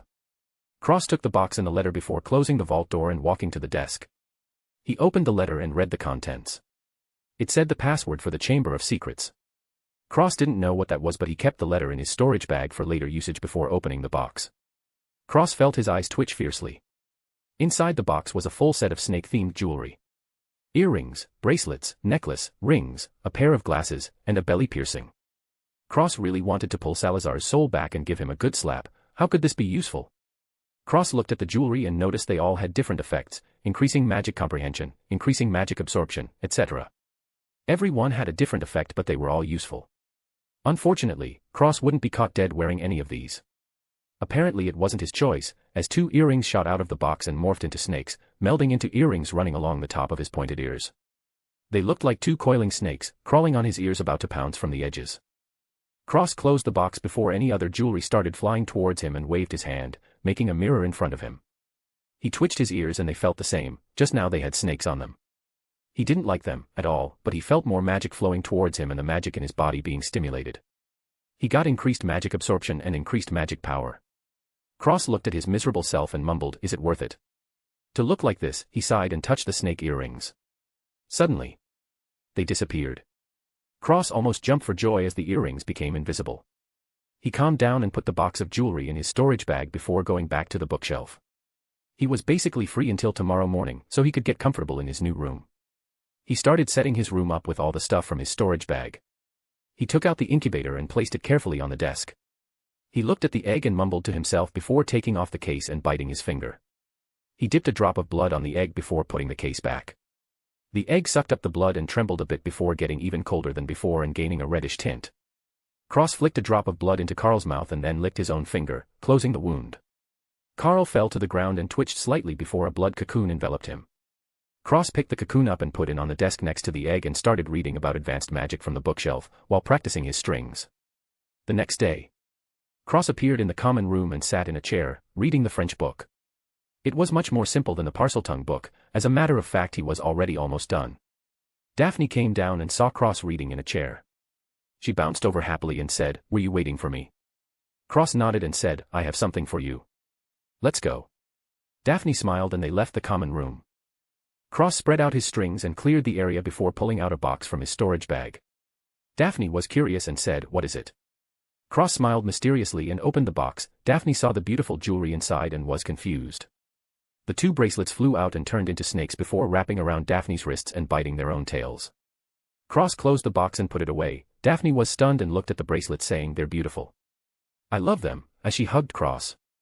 Cross was stunned and looked awkward as he hugged her back saying, "Yeah, you're welcome." Daphne pulled back and said seriously, "Cross, we need to talk." Cross was startled and said, Okay. But let me just tell you something." They started walking again and Cross explained, "The bracelets are artifacts, in particular your bracelets will increase your magic control and comprehension. Basically turning you into a genius. Also, they can turn invisible if you want them to." Daphne looked at the bracelets and thought for a moment. The bracelets disappeared and Daphne said, "So cool." Cross smiled and Daphne said, "You have some on you too. Can I see?" Cross' face turned ugly and he said, "I'd rather and Daphne said, "Show me." Cross sighed and let the earrings appear. Daphne looked at Cross' ears and she said quickly, "Enough, disappear. Go back." Cross made them invisible again and sighed, "Ugly, right?" Daphne almost died. "What do you mean ugly? My heart is still beating fast. More like too handsome." Cross didn't know that Daphne had told him to put them away because he looked too good and she didn't want anybody else to see him. They sat down for breakfast and started eating. A while later, Hermione and Draco sat down as well. Daphne finally remembered, "Right. I almost forgot." She elbowed Cross, who was reading the French book. Cross almost dropped the book and quickly caught to before looking at Daphne, bewildered.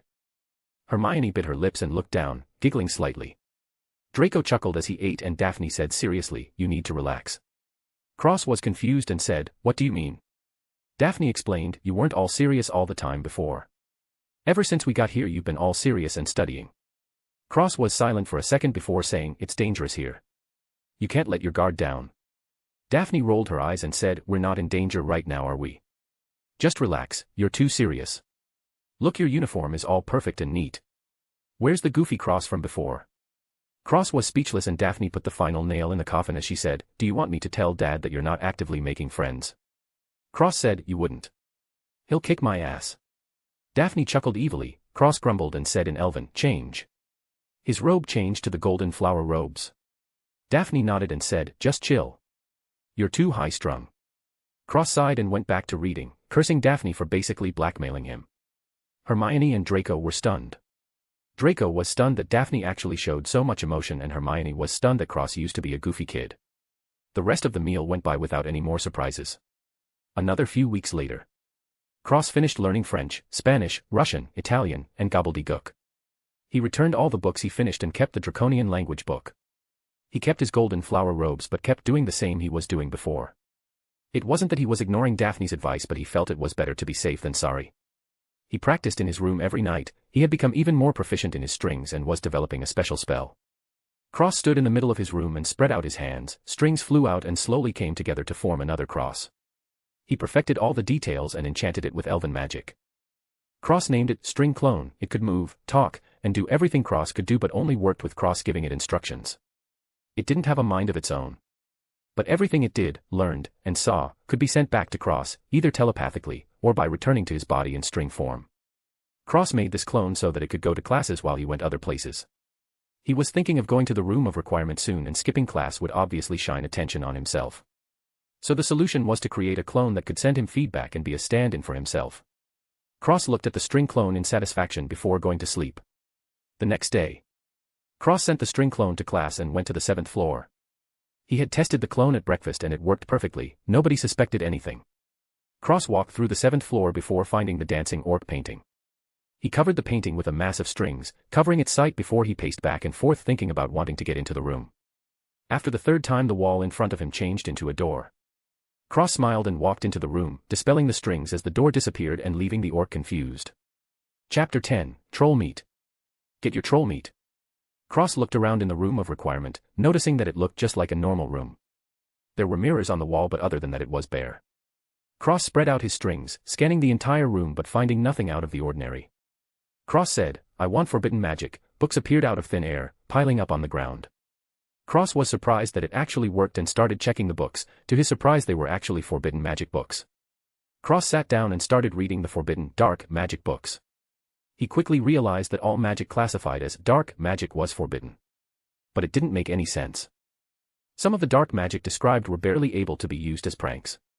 Like for example the slipping jinx, it caused the target to slip constantly and wore off after 5 minutes. Strangely, it was classified as dark magic. Cross kept researching and really thought he needed some dummies to practice on. Sure enough, dummies appeared in the room. They even had wands and everything. Cross smirked and started reading through the books. After a few hours, he had read through all the forbidden books. He memorized them all, so he didn't need them anymore. The room understood and the books all disappeared. Cross stood up and dusted off his robes before starting with the most basic dark magic spells. He pointed with his finger and said in Elven, "Slipio." The dummy he was pointing at started to fumble around and slip on the floor. Cross laughed and continued to practice all the dark magic spells in the forbidden books for the rest of the day. The string clone teleported to the room of requirement when everyone went to sleep and merged back into Cross, giving him the memories of the day. Cross noticed that he also got the training the clone learned. This gave him an idea. He brought out a new clone and threw him a pile of books: advanced spells, beginner's potion making, beginner's charms, beginner's transfiguration, and advanced legilimency. The string clone sat down and started reading as Cross started practicing again, completely without a wand.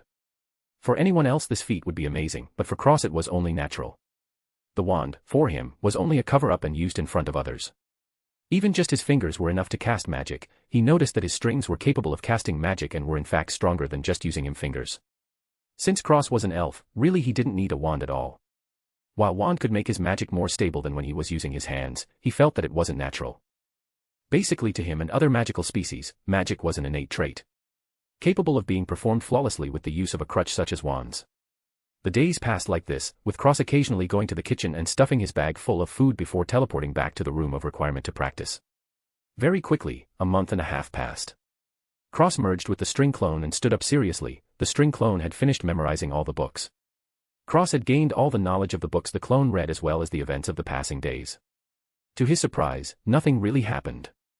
He was just the same as before, but he was closer with Daphne, Draco, and surprisingly Hermione. Tonight was the last night Cross would practice in the room of requirement for a while. He was getting bored of practicing constantly, well himself, that is. He would still send a string clone here to keep gaining knowledge and practicing, while he would go to classes. Something to note was that the string clone had learned Draconian during the month and a half. If Cross were to put his power on a scale of 10, he estimated he would be at a 6. This was among the entire student body. He was already way ahead of the first years. It was not even a fair comparison. Cross stood in front of 3 dummies and had a serious expression on his face. He pointed to the dummy in the middle and said in Elven, "Imperio." The dummy turned around and destroyed itself by smashing into a wall. He turned to the dummy on the left and said, "Crucio." The dummy had no scale of pain, but it crumbled to the ground and stopped moving. He looked at the last dummy and said, Avada Kedavra. A bright green light shot out of his fingertips and blasted the dummy to dust. Cross took a deep breath and said in Elven, cleanse my soul. Light of the divine tree, a golden green aura surrounded his body and seeped into his skin. Cross felt refreshed and happy. He had learned all of the dark magic in the books, with the unforgivable curses being the last ones. He was ready to take a break. While the dark magic didn't take too much of a toll on him as the book said, he was mentally exhausted. Practicing without rest for a month and a half gave him excellent results, but the toll on his mind was a lot. He made a string clone and gave it instructions before teleporting out of the room of requirement to the founder's room in Slytherin and going to sleep in his bed. The next morning, Cross woke up and wore his Slytherin-themed uniform before looking over at the egg in Carl's blood cocoon. He was perplexed. Even after a month and a half nothing changed, except the egg was a lot colder, even the glass was frosted. Carl's blood cocoon was slowly dimming and shrinking, but it didn't look like it would disappear anytime soon. Cross actually missed Carl a bit. He hoped that damn Badger would hurry up and come out so he didn't have to talk to other people. He cracked his neck and exited the room to the common room before sitting down and entertaining himself by playing with his strings. Strings shot out from his fingers and latched onto two skeleton dolls. Cross manipulated the skeletons to fight each other with his fingers, constantly moving them and creating a fight scene. He sighed at the fact that he had no music. Shortly after, Daphne came down and saw Cross playing with two skeleton dolls. She tilted her head and looked at the two skeletons fighting to the death, well they were already dead so. To the destruction. She shook her head, losing her thoughts as she walked over and said, "What are you doing here?" Cross looked up and smiled, "Waiting for you, of course." Daphne smiled beautifully and said, "Let's go then." Cross waved his hands and the two skeletons flew back to the place they were at before, then he left with Daphne. The two skeletons looked at each other and one of them said, "Honey, I'm sorry." "I didn't mean it," the other skeleton snorted and turned her head away saying, "Just like you didn't mean to go see that other girl." The other skeleton said, "Honey, I love you, no one else." The female skeleton said, "Humph. Tell that to your mistress," before walking away, leaving the other skeleton heartbroken. A while later, Cross was sitting in class with a half-goblin teacher, who kept looking at him strangely. Cross rolled his eyes and felt he really needed to find something to read. These classes were too boring. He had already mastered the Leviosa spell. It clicked. Cross knew what path he should take. He quickly communicated with the string clone. He excused himself and left the classroom before disappearing. He walked back into the class with a thick book in his hands and a straight face. He sat back in his chair and started reading with one hand and fake practicing with the other hand. He looked over at Hermione perfectly making the feather float in the air. Cross felt a little evil today and secretly pointed his wand at the feather before whispering, "Spark." The feather caught fire and the class was startled. Hermione was the most shocked and looked at Cross, who was chuckling on the side. She really felt like crying. It's hard enough trying to compete with him and now he set her feather on fire. For an 11-year-old Hermione this was too much and she ran out of the room, with tears in her eyes. Cross sighed and mumbled, "It was just a joke, for fuck's sakes." The class ended shortly after and everyone went to the Halloween banquet. There was tables full of candy and junk food. Cross sat down in a bad mood. He wasn't expecting Hermione to lose control of herself and start crying because he lit a feather on fire. He looked around and saw that Hermione was missing. He sighed and started to eat from the insignia-labeled plates while shooting his strings into the ground and shooting around the school. He found Hermione crying in a bathroom. He sighed again and left the table, going to the bathroom saying, "Need to go." The prefect nodded and said, "Just come back fast." Cross nodded and left. He walked through the halls and heard a loud crash coming from the bathroom Hermione was in. He frowned and walked into the bathroom and saw Hermione hiding under the sink with a giant troll smashing things and making a racket. Hermione looked at Cross and shouted, "Run." Cross ignored her and dug his finger in his ear as he said, "Noisy." He waved his hand and extremely fine strings came out, slashing at the troll. The troll turned around, only to be cut in 6 pieces. The flesh falling to the ground and splashing blood all over the place. Hermione was stunned silly, she couldn't even understand what happened. Cross waved his hand and the troll turned into deli meat. Hermione looked at Cross with her mouth open so wide you could fit an egg in it. He sighed and mumbled, "Am I going to have to obliviate her now? Why did I even come here?" He scratched his head in frustration and was about to say something when he heard footsteps. He looked at Hermione and said, "Keep quiet about what you saw, I will find you later," before teleporting away, but to Hermione it looked like he disappeared into thin air. Not even a second later, Ron and Harry ran into the bathroom shouting, "Hermione, are you okay?" before seeing the troll deli meat and gasping. Hermione said softly, "I'm fine." Harry pointed to the troll meat and said, "What happened?" Hermione shook her head and said, "I don't know, there was a flash of light and then this." Ron poked at the troll and said, "Blimey. That's some light." Hermione smiled a little and McGonagall rushed into the bathroom with Snape and Quirrell. She immediately said to Ron and Harry, explain yourselves. Hermione interrupted and said, it was my fault, Professor.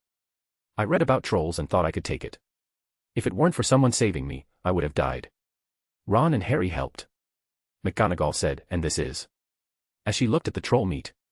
Hermione added, all I saw was a flash of light. The teachers were silent and Snape said, this is not something a first year can do.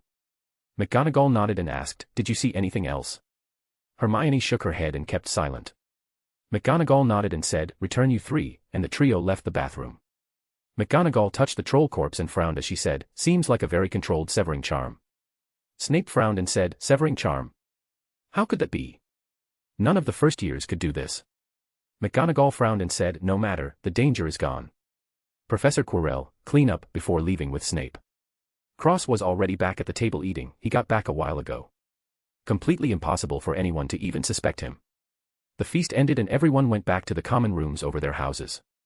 Cross was talking with Daphne in the common room, when an older Slytherin student came down and said, anyone good with a broom? Our seeker is sick and we need a new player. Cross was silent and ignored him, but obviously he wasn't getting away that easily. Daphne said, Cross is good with a broom. The guy looked at Cross and said, good, get ready to play Quidditch tomorrow, before leaving, not even giving Cross the chance to refute. Cross sighed and said to Daphne, this is attracting unnecessary attention. Daphne giggled and said, you can use some attention. You sit and read all day. Cross rubbed his eyes and said, if I play will you let me go? Daphne said, only if you win. Cross groaned and said, fine. Daphne cheered and said, good luck, before skipping up the stairs in a happy mood. Chapter 11, Quidditch Game. The next morning. Cross was eating breakfast at the table, Daphne and Draco were sitting next to him talking excitedly about the Quidditch game. More like they were proud their friend was playing as a first year. Cross was reading a new book he got yesterday, it was titled Elements for Beginners. Cross had an idea yesterday. Since the strings came out separately and not clumped together, if he had more than one element couldn't he just use them all at once? He didn't know if it was possible, but he was going to try. Plus, it relieved his boredom during the day. Hermione walked over and dropped her books on the table, looking at Cross. Daphne and Draco looked at her in confusion. Cross looked up and said, later. Hermione nodded and sat down, reading her book silently. Cross looked at her with interest. He wasn't bothered last night so he assumed she must have said something else. This improved his opinion of her by a lot. Cross smiled a bit at the thought, thinking it wasn't a waste to go save this girl. Though while he kept thinking, it was her fault he even had to make a move in the first place. It was also his fault for making her cry, he didn't really know what to think.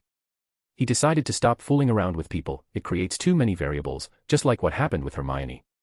If Daphne knew his thoughts, she would sigh and say, 1 step forward, 2 steps back. As a result, Cross didn't really speak with anyone during breakfast. Reading his book like usual. After a while, the captain of the Slytherin Quidditch team came over and said, Cross, let's go. Cross stood up and left with him, leaving the school towards the Quidditch field. Cross found out the captain's name was Marcus Flint, he was in his 6th year and he explained the rules to Cross. Cross interrupted him and said, just tell me what I have to do. Marcus smirked and said, get the golden ball. Cross nodded and said, okay, and they got changed in the dressing room after meeting the rest of the team. A few dozen minutes later. Cross held his book and read from his book, uninterested with the Quidditch game. Marcus was helpless with Cross, it was like the book was glued to his body. Cross looked up and saw the doors, he put the book away and the doors opened. He got on his broom and shakily followed the rest of the team, they all sighed at the shakiness of his broom, but he was already here they couldn't just tell him to leave. Next time they would have their seeker back so it was fine. Cross couldn't care less what they thought and continued his act, getting into position and shaking every so often. Looking to be off balance. Daphne's face turned black and she cursed, what the fuck is he doing? Draco said, what? Daphne explained, he's probably better at flying than anyone on the field right now. Draco was stunned and Daphne added, my stupid brother likes to stay low-key. But this is too much. People are going to make fun of him. Sure enough. A girl from the Gryffindor team laughed and mocked Marcus, couldn't find someone who could even use a broom. Marcus was silent and the girl looked at Cross, adding, hey Greengrass. Maybe you should go back to your sister and study while she comes to play. Wouldn't want you to get hurt after all. Oh wait. She probably can't handle a broom either. It must run in the family. Cross' face turned dark and he said coldly, I think you should apologize, the girl sneered, to you. A nerd, who can't even handle a broom, another guy chimed in, maybe if you let your sister stay with us, we might apologize, they started to laugh. Marcus looked at Cross, who was glaring at the whole Gryffindor team and he said to Marcus, if I get the snitch or whatever, we win. Marcus nodded and Cross looked at the teacher, saying coldly, "Start the game." Daphne gulped and said, "Oh no." Draco was confused and the teacher started the match, letting all the balls loose. Cross let go of his broom and spread his hands, invisible threads shooting out from his fingertips and grabbing the Gryffindor brooms.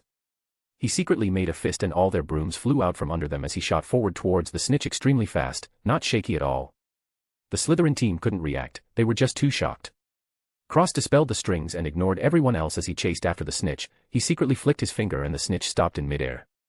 Cross flew over and grabbed the snitch before flying back and stopping in front of the ref, holding out the snitch with his fingers. Not even a minute passed. The entire arena was silent. Cross flicked the snitch at the ref and walked away saying, "Maybe you should go back to flight training." A pesky thing those brooms. The Gryffindor team was stunned and the announcer finally came to his senses as he said, Slytherin wins." The Slytherin section started cheering wildly and the rest of the team was shocked. They didn't even move the entire time. The Gryffindor girl shouted angrily, "He cheated. He used magic," pointing at Cross. The ref looked over, feeling he was a bit suspicious. Cross turned around and said, "Did you see me chant? Did I use a wand? Did I even make a hand gesture?" The girl was stumped and Cross added, "Ask the teachers if they saw anything, or better yet, ask Professor Dumbledore." Cross looked up at the teacher's booth and said, "Well, the teachers were also stumped." Snape stood up and said, "No magic was used." "I can confirm." Dumbledore added, "I also didn't feel any magic."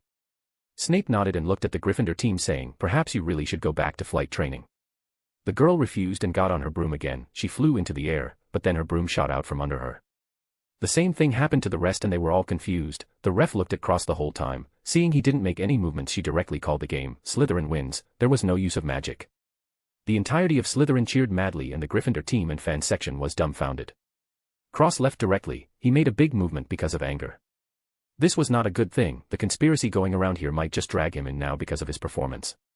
He cursed himself and decided to not play anymore. It was too suspicious. Plus he would much rather just sit in his room and read, advancing his magic. He left the arena by himself, not wanting to be bothered by all these crazy Slytherin kids. He changed out of the game gear and read his book as he walked back to the castle. He stopped and looked in front of him to see Nymphadora. He smiled and said, "Haven't seen you in a long time." Nymphadora smiled and said, "Good job on the match." Cross kept walking and said, "Too much attention. I don't like it." Nymphadora walked next to him and smiled, "Breaking the record for the fastest game and you don't want to play anymore? You think this is a one-off?" Cross smiled wryly and said, "It isn't." Nymphadora laughed and shook her head. Cross sighed and muttered, "Maybe I should lose on purpose next time." Nymphadora burst out laughing and slapped his back saying, "After that performance? Good luck." "Ha ha ha ha ha." Cross grumbled and they walked back to the castle while talking. Cross turned the corner and spread out his strings before touching Nymphadora's head and feeling her barrier. He took his hand back and said, "Your first use is waning. Have you been eating the food?" Nymphadora said, "You actually put a barrier on me." Cross felt his mouth twitch and said, "Do I look so unreliable?" Nymphadora nodded with a smirk and Cross coughed as he said, "Anyway, don't eat the food in the castle. It's filled with potions." Nymphadora nodded and asked, "What do you know?" Cross scratched his neck and said, "Something strange is going on here. As for who or what, I don't know." Nymphadora smiled and said, "You don't trust me." Cross smiled in return and said, "Should you be trusted?" Nymphadora chuckled and said, "Fair enough. Take care of yourself, Cross." Cross watched her walk away and said, "You too, Dora," before going in his own direction. Of course he wouldn't tell her what he found out. Who knew if he was a person to be trusted? Cross didn't know, so he kept his distance. If they became more distant from each other because she was offended he couldn't trust a stranger, then he probably shouldn't be anything other than that, a stranger. Cross went back to his room and sat in his bed, reading his elemental book by himself. Occasionally looking at the egg in Carl's blood cocoon. The next day, Cross was eating breakfast, while his clone was studying in the room of requirement. Daphne and Draco came over and said, "That was amazing." "Ha ha ha. Those Gryffindor punks got what they deserved." Daphne and Cross looked at Draco, who was laughing by himself, and just shook their heads. Daphne smiled and said, "It was amazing though. I'm proud." Cross smiled and said, "N. Never again." Daphne and Draco froze and Daphne said, "Why not? You're so good." Draco added, "We'll never win again." Cross shook his head and said, "I don't like attention. Too much. If that girl didn't make me angry, I wouldn't have done anything." Daphne complained, "You have to. Please." Cross just shook his head and Draco sighed, "We're finished." Marcus walked into the cafeteria and saw Cross, his eyes lit up and he walked over. He stopped in front of the table and said, "Good job yesterday. You missed the celebration." Cross asked, "You celebrate after every win?" Marcus smirked and looked towards the Gryffindor table as he said, "Nah, just when we win against Gryffindor." He looked back and said, "So you're on the team permanently now?" Cross said, "I don't want to play." Marcus was apparently deaf and added, "Great.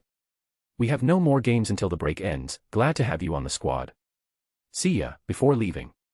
Cross was stunned and said, "I said no." Marcus waved his hand over his shoulder and said, "Don't worry, we don't practice much.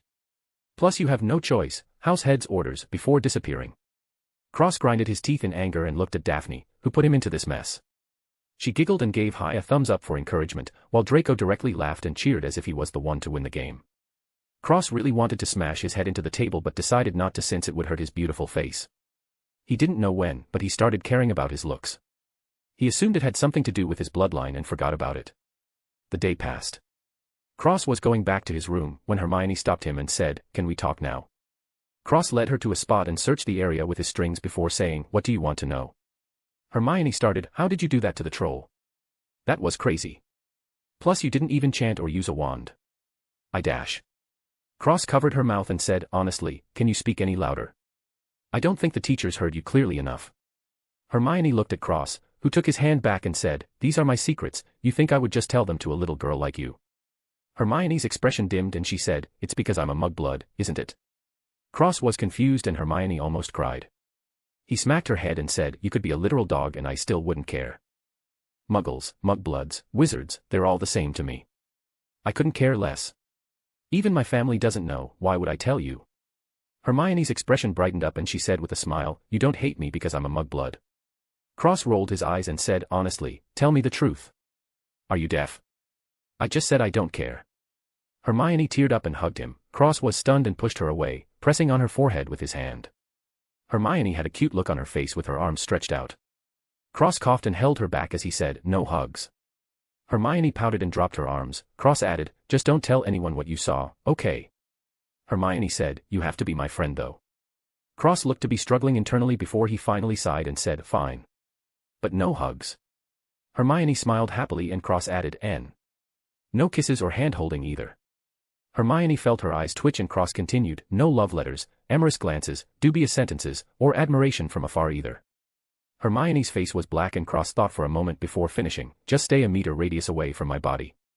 Hermione shouted, "Then what's the difference between friends and acquaintances?" Cross rubbed his chin and said, "You're right." Hermione smiled, but her smiling face froze when she heard him speak again, "Then just a half meter will do." Time came and went and the time to go home for Christmas break came. Cross left Hogwarts with Daphne and returned back home to the Greengrass family, excited to see Astoria again. He quite missed that little fox girl. Chapter 12, Blue. Cross and Daphne got back to the house and opened the door. Cross was immediately tackled to the ground by Astoria. Daphne looked over and said, "I'm back too." Astoria stuck out her tongue and said, "Hey," before going back to Cross and saying excitedly, "You're back." Daphne's face turned black and Cross laughed. He felt completely at ease at home, finally allowing himself to relax. Though he still kept his clone in the room of requirement at Hogwarts. He was gone for a week, that was precious learning time that couldn't be missed. Marcus smiled and said, "Welcome home you too." Cross and Daphne smiled. Cross got back up and Astoria clung to him like a koala as they walked into the house. Marcus asked them about their time at Hogwarts and Daphne went on a long rant about all her classes and friends, either forgetting or keeping quiet about the potions in the food and the mind-intruding hat. Cross, however, mentioned that he was being cautious at the school because he thought something was up. Though he didn't go into details, Marcus understood that something must be happening for Cross to be this cautious. Daphne surprisingly didn't out Cross for his loner behavior at school. Cross looked at her and she giggled with a smile as if to say, "Why would I say anything?" Cross immediately knew he was fooled and decided to clamp her mouth shut next time when someone asked if anybody wanted to be in the spotlight. He was a bit angry with her, but then again she was, first of all, his sister and second of all, she didn't know about his elf origins. To her, her brother was changing for the worse and she just tried to help him, come out of his shell, so to speak. Although he was angry, he didn't blame her. She didn't understand the constant danger he was in, and he wouldn't tell her either. The strongest strength was his own and the less people who knew the better. If him telling her his secrets and her getting targeted because of him were to happen, he wouldn't even have time to cry. Throwing this to the back of his mind, he had fun with his family, finally relaxing his nerves after being on guard for months. It was a well-needed break. He played with Astoria, talked with Marcus and Alyssa, and helped Daphne practice her spells. Christmas arrived and Cross got picture of Astoria, from Astoria, and a new top-of-the-line broom. Daphne chuckled and Marcus said, I heard you're an amazing Quidditch player. Cross held the new broom and smiled wryly as he replied, I'd rather not be. Marcus laughed and shook his head before whispering, make sure you don't cheat next time. Cross turned green and his smile became forced as he said, I don't know what you're talking about.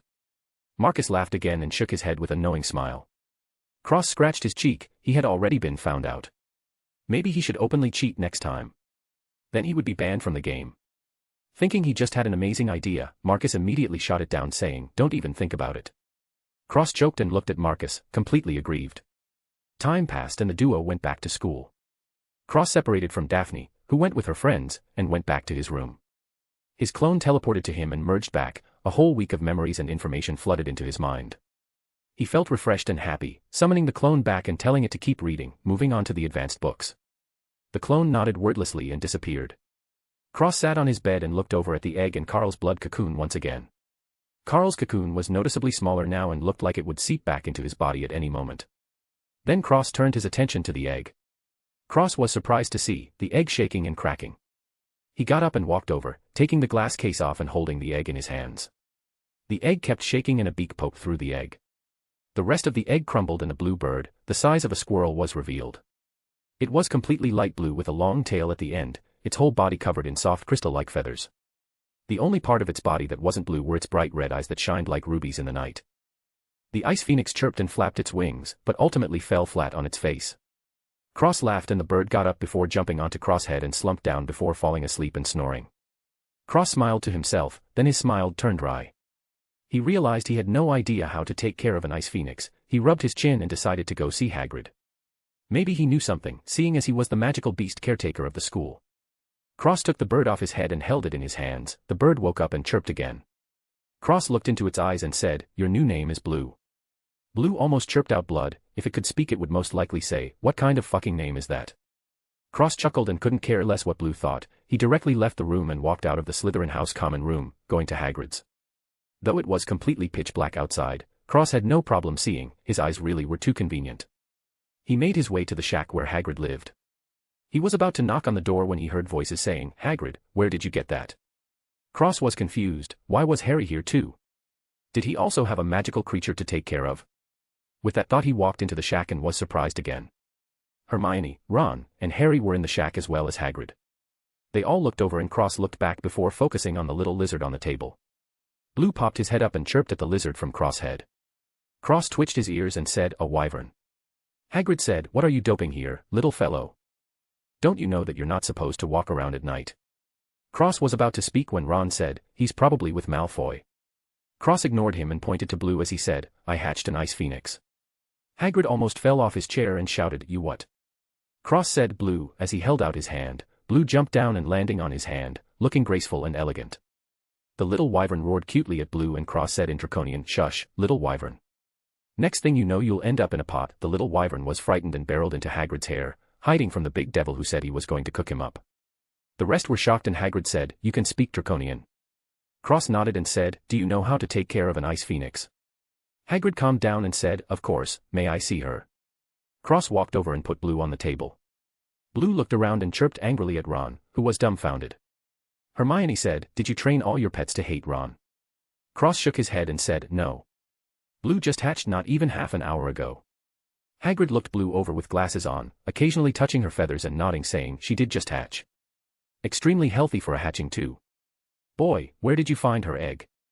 Cross looked to be in a difficult position and just said, I got it as a gift from a friend. Hagrid understood that Cross didn't want to go into details and didn't push it. He looked at Blue and said, perchance, do you still have the egg shell? Cross nodded and took the remains out of his storage pouch. Hagrid took the shells and gave some friendly advice, don't go showing people that bag. It's illegal. Cross asked, really? Why? Hagrid shook his head and said, ministry things, I could never understand them. Cross just nodded and smiled saying, thank you, Hagrid. Hagrid smiled and explained, the eggshell of the blue wand can help its infancy period if you stew it up and feed it to her. The other three looked at Blue and Ron said, beautiful creature ain't it? Harry nodded and said, what does it do? Hermione said, I read that some magical creatures can bond with a wizard or witch and give them boosts as well as affinities with whatever element they excel in. Hagrid was surprised and said, that's right, little girl. This cute little girl can share her ice affinity with her bonded wizard. As he scratched Blue's neck, Blue chirped happily and Hagrid smiled. Cross smiled and asked Hagrid, what does she eat? Surely the egg isn't supposed to last forever. Hagrid sighed and replied, that's the tricky thing about them, they haven't been around for so long many people don't have their food anymore. Lad, my best advice is to leave her with me, but I can tell she won't like that. He got up and threw the egg into a pot as he continued, so I can make the food for you. Unfortunately you can't just feed her bird seed. They need ice element herbs in their food to grow. You're very lucky it was just snowing. I have lots of materials to make food with. He crushed the eggshell into dust and mixed in with other herbs using his wand to cook the food into a bird seed looking food. He continued to make the food for Blue, until a big bag was full. He handed the giant sack to Cross and said, that should last you a while. Come back if you need more. Also if you ever need a babysitter, I'm more than happy to help. Hagrid smiled and rubbed Blue's neck feathers. Cross put the food in his storage bag and thought for a moment before saying, Hagrid, would you like to own a basilisk? Hagrid almost died as he said, why would you ask such a question? Do you know how dangerous basilisks are? Cross nodded and said, I can't just take your food for free. Hagrid shook his head and said, it's illegal by the Ministry of Magic.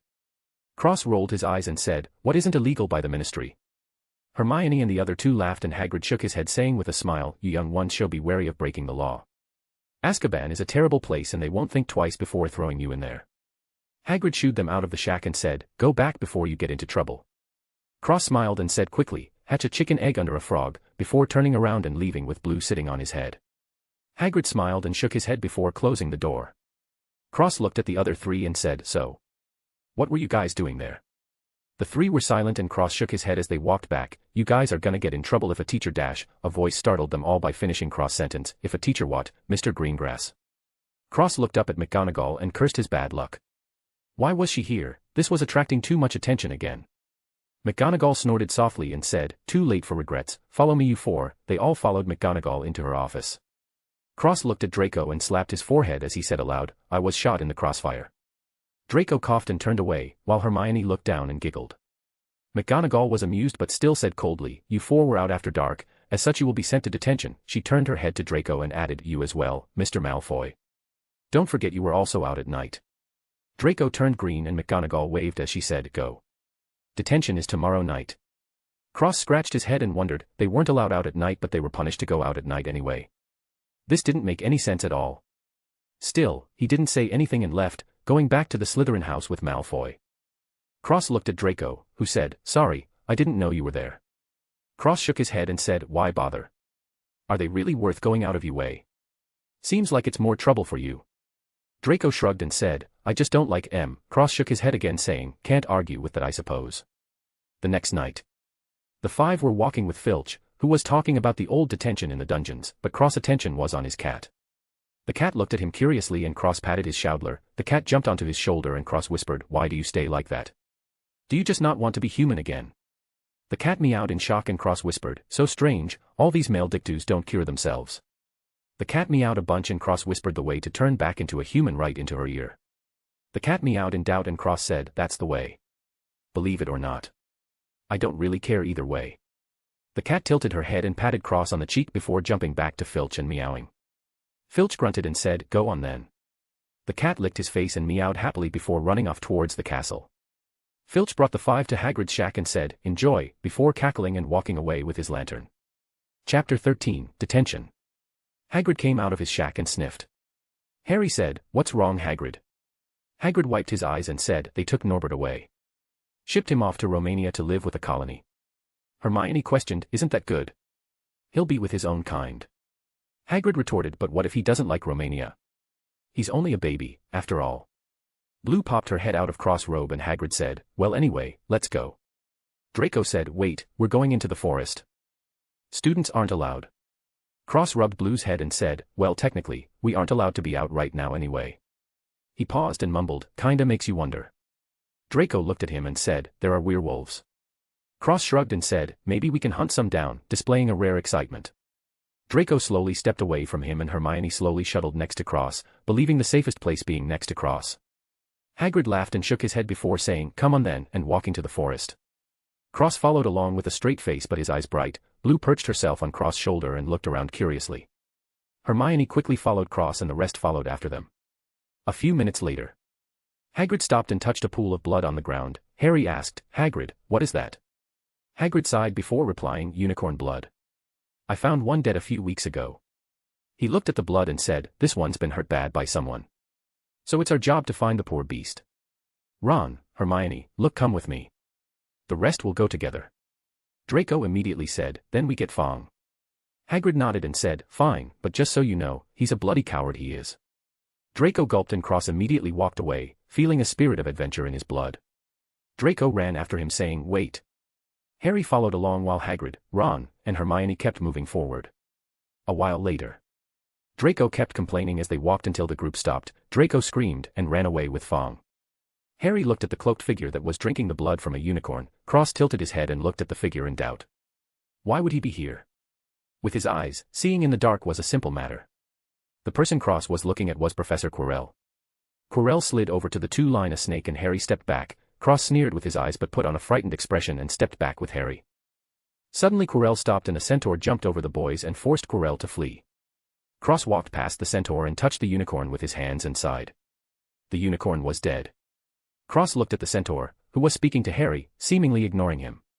He wondered why that might be. Cross had an extremely narcissistic thought. Maybe he's ignoring me because I'm more handsome than him. He shook his head and sighed, it's a blessing and a curse. As he kept looking over the unicorn, inspecting the bite marks and feeling the blood. Hagrid and the rest turned up and said, Harry, Cross. You both all right? They both nodded and Hagrid said, Firenze, I see you've met our young Mr. Potter. Firenze, the centaur, nodded and said, you are safe now, Mr. Potter, before turning around and glancing at Cross. Cross looked at Firenze curiously. Firenze said in Elven, what yourself, Prince? Not everything is as it seems at Hogwarts. Cross replied with a smile in Elven, I know these things very well. I assume you also know of the creature lurking within that boy. Firenze nodded and said, these things we cannot interfere with, it is beyond our reach. Be careful in what you meddle in, Elven Prince. Not everyone can be trusted. Cross frowned and replied, are you referring to yourself as well? Firenze shook his head and said, the plots and plans of humans will never reach into our creature kingdom. I await your rise, Prince. As it once was, it will be again. This path is inevitable for you, tread carefully before running back into the forest and disappearing into the darkness. Cross watched him go with a serious expression, trying to think of the meaning behind Firenze's words. He felt a crisis. If he didn't get stronger soon, he would be in grave danger. Hermione walked up to him and said, what was that? Cross went back to a straight face and said, nothing. I'm surprised the centaur speaks gobbledygook as well. Hagrid said in surprise, you speak gobbledygook. Cross nodded and said, I like languages, spouting out bullshit once again. Hagrid shook his head and Cross changed the subject, can we harvest the unicorn parts? Hermione said angrily, Cross. Cross was confused and replied, what? It will become dirt like this. At least its corpse will be useful after dying for nothing. Hermione was stunned and Hagrid sighed as he said, he's right. Though, Hogwarts doesn't need the money. I guess you lot can split the spoils. Cross nodded and turned to Hagrid as he said, can you do it? Hagrid nodded and handed Cross the lantern before dissecting the corpse for the useful parts. A few minutes later. Hagrid handed the parts to each of the 5 and taking the lantern back. Cross looked at the unicorn horn in his hand and revealed a small smile before putting it in his bag before looking at the unicorn's corpse. Really, he also wanted the meat but he assumed that would be a bit too far. Well, at least in front of other people, or else there might not have even been bones left. He stopped looking at the complete waste of good unicorn for fear he might not be able to control himself. Hermione looked at the unicorn hair in her hands with a slightly pale expression, while the rest were looking at their parts curiously. Hagrid stood up and said, all right, let's go back. I think that was enough excitement for one night, before walking back to the castle. Cross and the rest followed him. Harry gave his part to Ron, knowing that he needed the money more than he did, as did Hermione, out of sheer disgust. Draco kept his part. Even if he didn't want it, he definitely wouldn't give it to a Weasley. The group arrived back at Hagrid's shack and parted ways towards their houses, going to bed. Cross got back into his room and took out the unicorn horn while looking at the blood cocoon. A thought floated into his mind and he created a bowl of spinning strings that were extremely fine.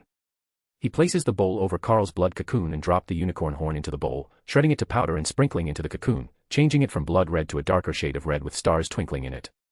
The blood cocoon expanded and Cross places his hand over it as his eyes glowed gold and he chanted in Elven, Divine tree, hear my call. Bless the beast for which I have chosen. Nature's gift. A gold aura surrounded the blood cocoon and seeped into it, blending the colors together, forming into a golden red with bright star-like twinkles glittered along the surface. Cross nodded in satisfaction and teleported into the room of requirement. He absorbed his clone and then sent him out again before practicing all the spells it had learned. He was going to grind for the rest of the year, while sending his clone to classes and everything else. The warning from Ferenz made him a bit nervous. So he immediately started practicing with high-intensity training, all day, every day, until the school year was over. His goal was to practice at least 3 advanced things from every category he had learned. Time passed slowly for Cross. It was almost torture, but he kept motivating himself with the thought of pain today, freedom tomorrow. He had made his clone go to class, studying books constantly and display his mediocre talent with a cold and aloof attitude. He only spoke with Daphne, Draco, and Hermione, and even then it was only a few sentences, truly not wanting to be bothered. He also made the clone keep tabs on Carl every night to check his progress, and to his surprise, Carl was doing quite well. The new blood cocoon was condensing much quicker than before, and Cross estimated that by the end of the school year, Carl would be out. Cross clone also brought him food every night, when he teleported to the room of requirement. During the night, Cross clone would train Blue and feed her as Cross practiced spells and the like. Blue made significant progress and even learned how to fly and blow out ice breaths. Cross was shocked at her progress and felt like she would actually be stronger than him very soon. Not only that, but she was also growing at an astonishing rate. She was already the size of a dog. Thankfully, Blue was able to control her size and shrink down to a small bird once more, or else he wouldn't be able to bring her around anymore. Just like that, day by day, 5.5 months passed. Cross merged with his clone and let out a turbid breath. He reached his goal and still had a ton of information in his mind, but it was truly time to take a break. Not just a week this time, but the whole summer. He packed his things and Blue shrank down before sitting on his shoulder as he teleported back to his room. Cross measured his strength and felt that in terms of pure strength he was around 50 years, but in terms of knowledge he was definitely at the top of the school. All he had to do was keep practicing and he would get stronger. Unfortunately for him, the training session, although helpful, wasn't as helpful as he thought. His strength increased, of course. But it wasn't a significant increase like before. Obviously this was due to the fact that Cross had learned dark magic before, which was stronger than normal magic. He also trained up in his dark magic this time, however he focused more on normal magic along with the other subjects taught at Hogwarts.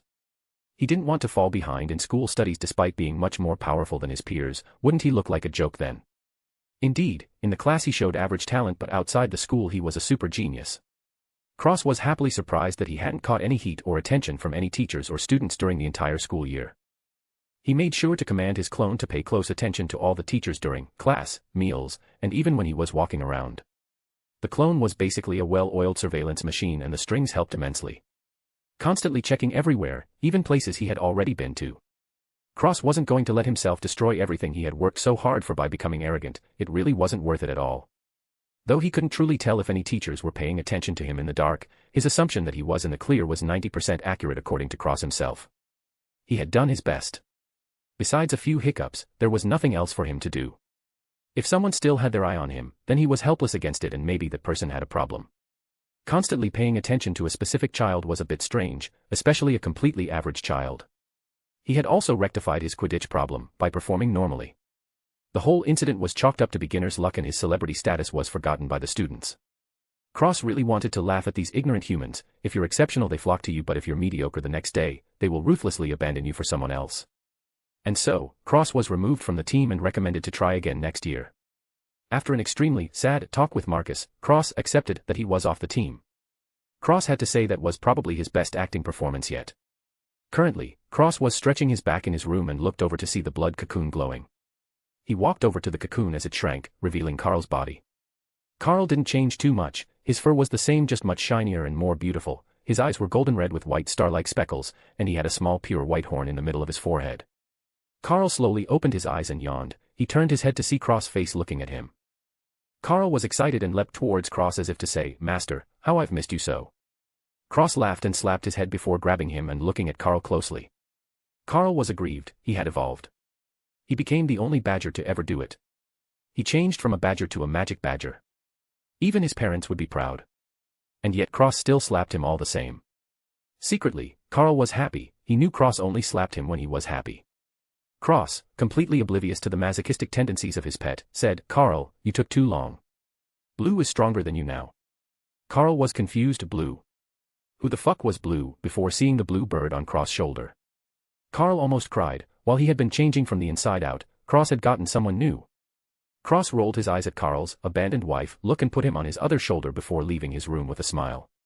He was happy Carl was back, but more importantly he had heard something from his clone and wanted to see exactly what happened. And so, he went to breakfast after waiting for Daphne. Chapter 14, Philosopher's Stone. Cross ate breakfast with Daphne. Carl and blew on his shoulders. Daphne looked at him funnily and said, "Are you trying to look like a zoo?" Cross chuckled and said, "I'm not gonna leave them alone." Daphne shook her head and said, "Are your things packed? We leave tomorrow." Cross nodded and said, "Everything is ready, you." Daphne smiled and said, "Me too." Draco came and sat down next to them saying, "What's up?" Cross and Daphne shook their heads and Draco said, "You guys want to come to my house over the summer? We can go get our school supplies for next year together." Daphne nodded and said, "Okay." Cross looked at her and said, "Isn't Astoria coming next year?" Daphne nodded and said, "Yeah, but we don't need Dad to come with us this time. We can go by ourselves, that would be fun." Cross smiled softly and looked at Draco before saying, "How are we supposed to contact each other?" Draco said, "By owl of course." Cross shook his head and said, "Honestly, for wizards you're all so far behind." Draco and Daphne were confused and Cross smirked as he said, "Listen, a company made these phones. They're for instantaneous communication anywhere." Draco frowned and said, "A Muggle company?" Cross nodded and said, "Muggle, wizard, what's the difference? If they can make things more convenient it's better, no." Daphne said, "What is this phone?" Cross took out a piece of paper and drew 2 squares before saying, "So you're the first square and Draco is the second square, right?" He drew a line connecting the squares and continued, "Wherever Draco is, if you call him with your phone, and he has a phone as well, he will receive your call and you can talk to each other." Daphne was startled and said, "Anywhere?" Cross nodded and said, "Anywhere." Draco was doubtful and said, "If these are so amazing, why haven't we heard about them before or better yet using them?" Cross knocked on his head and said, "Remind me what you think of Muggles." Draco said, "Hate em." Cross replied, "That's why." Draco had a thoughtful look on his face. Hermione came and sat down at the table saying, "What are you guys talking about?" Cross said, "Perfect example. Hermione, your parents are Muggles, right?" Hermione dimmed and nodded. Cross asked, "They have phones in their house, right?" Hermione was confused and said, "Of course." Cross looked at Draco and said, "These Muggles have faster communication than people who use magic. Why would we not use them? It just doesn't make sense." Draco rubbed his chin and said, "How much are these phones?" surprisingly looking at Hermione. Hermione was startled and said, "I'm around 900 pounds. Cross calculated and said, "So like 180 galleons." Daphne and Draco were dumbfounded and said in shock, 180 galleons. Cross tilted his head and twitched his ears as he said, "Before tax, so probably around 250 galleons." Draco almost spat out blood and said, "For a single item. Are these Muggles mad?" Hermione giggled and Cross retorted, "These are very powerful items. Imagine having instant information circling around without even being anywhere near each other. We could talk like this while being on opposite ends of the country." Daphne was startled as well and Draco quieted down as he thought about it. The bell rang and Cross left saying, "Maybe we should get some when we go back." The other two nodded and Hermione smiled.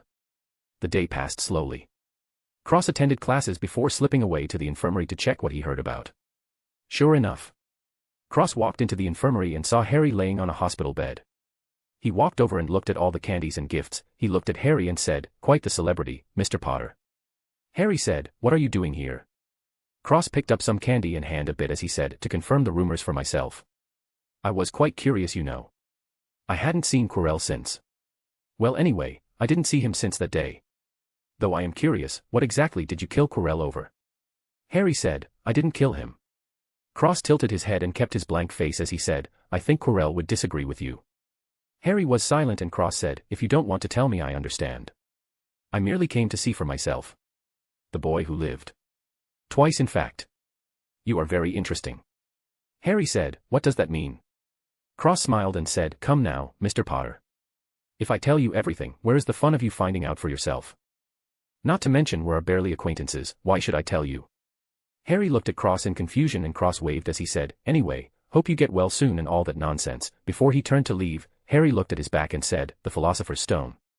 Cross stopped and frowned as he looked back and said, "What?" Harry said, "Quirrell wanted the Philosopher's Stone." Cross frowned even harder and said, "And the stone?" Harry shook his head and said, "Destroyed." Cross twitched his ears and said, "A pity." Harry said, "Why, you wanted to use it," getting a bit confrontational and accusatory. Cross shook his head and said, "No, I wanted to see if it was real or not." Harry frowned and said, "It was real, I held it in my hand." Cross raised a brow and said, "Oh. And what did it look like, Mr. Potter?" Harry said, like a piece of glass. Not circular like a broken stone. Cross lost interest and shook his head saying, a mere replica. Harry said, replica. Cross didn't say anything else about it and looked at Harry before saying, Mr. Potter, for your stellar information. I will give you some in return. His strings spread out from the ground, checking the room and walls. He found a few wards and charms that shouldn't be there. Cross frowned and wrote something on a paper before throwing it to Harry and walking away. Harry read the note before it burst into flames and disappeared. He frowned and thought about what it could mean. The note said, be careful whom you trust. Not everything is as it seems. Suddenly unable to remember who he had just talked to, Cross walked away from the infirmary. He kept the contents of the letter extremely vague and also charmed it to obliviate himself from Harry's memory of today's events. The only thing left was a mysterious letter given to him by someone. Of course, Cross didn't erase Harry's memories of himself completely. Just today's conversation. It required an extremely strong control over legilimency and the Obliviate spell.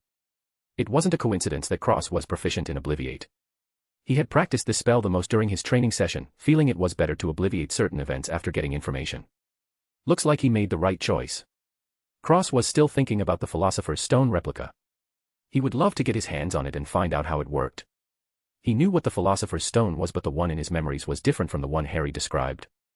The actual Philosopher's Stone was a circular blood-red orb that didn't reflect any light whatsoever. The stone's purpose was against the laws of nature.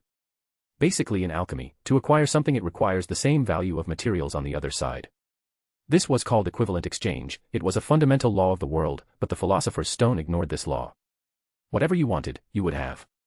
Alchemists would be able to transmute without having to give anything in exchange. Not only limited to alchemical uses, the stone was able to turn metal into gold, produce the elixir of life, and even bring people back from the dead.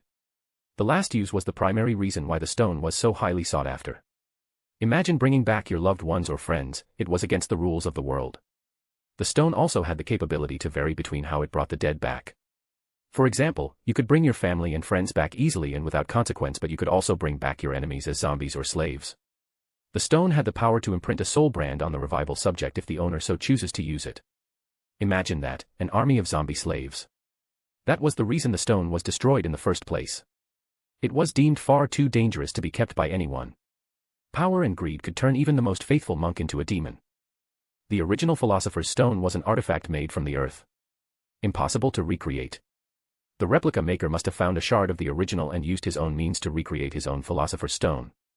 Surely he was hunted down when people found out, though. Cross wasn't sure if anybody still knew the original Philosopher's Stone, but he was sure that the replica didn't even have a fraction of the original power of the original. A while later, Cross walked the hallways, going back to his room to sleep before leaving tomorrow to go back home. Surprisingly, nothing happened during today. Dinner was fine. Cross paid attention to everyone and found that other than Hermione and Daphne, nobody was even paying attention to him. Which made him happy. It seemed like the Obliviate decision was the right one. Gryffindor won the House Cup and the entirety of Slytherin was enraged. Gryffindor had gone from last place to first and won the House Cup right out from under them. The only one who didn't really care at all was Cross. He was confused as to why everyone else did, but he kept the act and cursed just like everyone else. The next day, Cross got all his stuff and boarded the train back. Draco was still angry next to him. Cross looked at him and said, "Why does the House Cup mean so much to you?" Draco said, "It's the House Cup." "What do you mean?" Cross shook his head and sat in a train cart as he said, "You realize that all you get is your banners hung in the dining hall and an announcement, right? What's the appeal? Is this exciting? Are there other rewards?" Draco was unable to reply. It was indeed just that. Cross shook his head again and added, "Is there really a need to get so riled up? It's like you were going to die if you didn't get the House Cup." He looked at Draco and frowned. Cross reached out his hand and touched Draco's forehead. Cross eyes opened wide in shock and he pulled back, looking at Draco with a frown. Draco was confused and said, "What?" Cross shushed him and spread out his strings, covering the entire room, blocking the door and windows.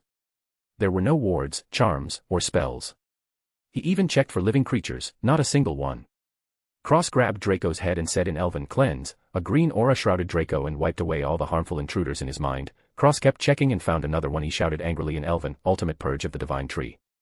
A gold aura swept through Draco's entire body, getting rid of every charm, spell, ward, etc. Cross closed his eyes and said again, "Nature's protection," putting the barrier back in place. Cross leaned back and took his strings back. Draco blinked and said, "What happened?" Cross said seriously, "All my barriers were broken." Draco trembled and said, "How is that possible?" Cross shook his head and said, who have to been with since I put it up? Draco thought for a moment and said, you, Daphne, the Mudblood, Potter, Weasley, Snape, Hagrid, McGonagall, Filch, and my parents. Cross said seriously, if it has only been these people then one of them has to be the one to destroy the barrier. We can rule out the first years, Filch, and Hagrid. The rest are suspects. Draco said, even my parents? Cross nodded and said, even them. Perhaps, they did in fact do it. If you saw a barrier on your child and didn't know where it was from, would you let it be? Draco shook his head and Cross nodded again as he said, exactly, perhaps the intent is not malicious but the effect afterwards harmed you. Draco was silent for a moment before saying, what about this time? If it was my parents then they would just find out again.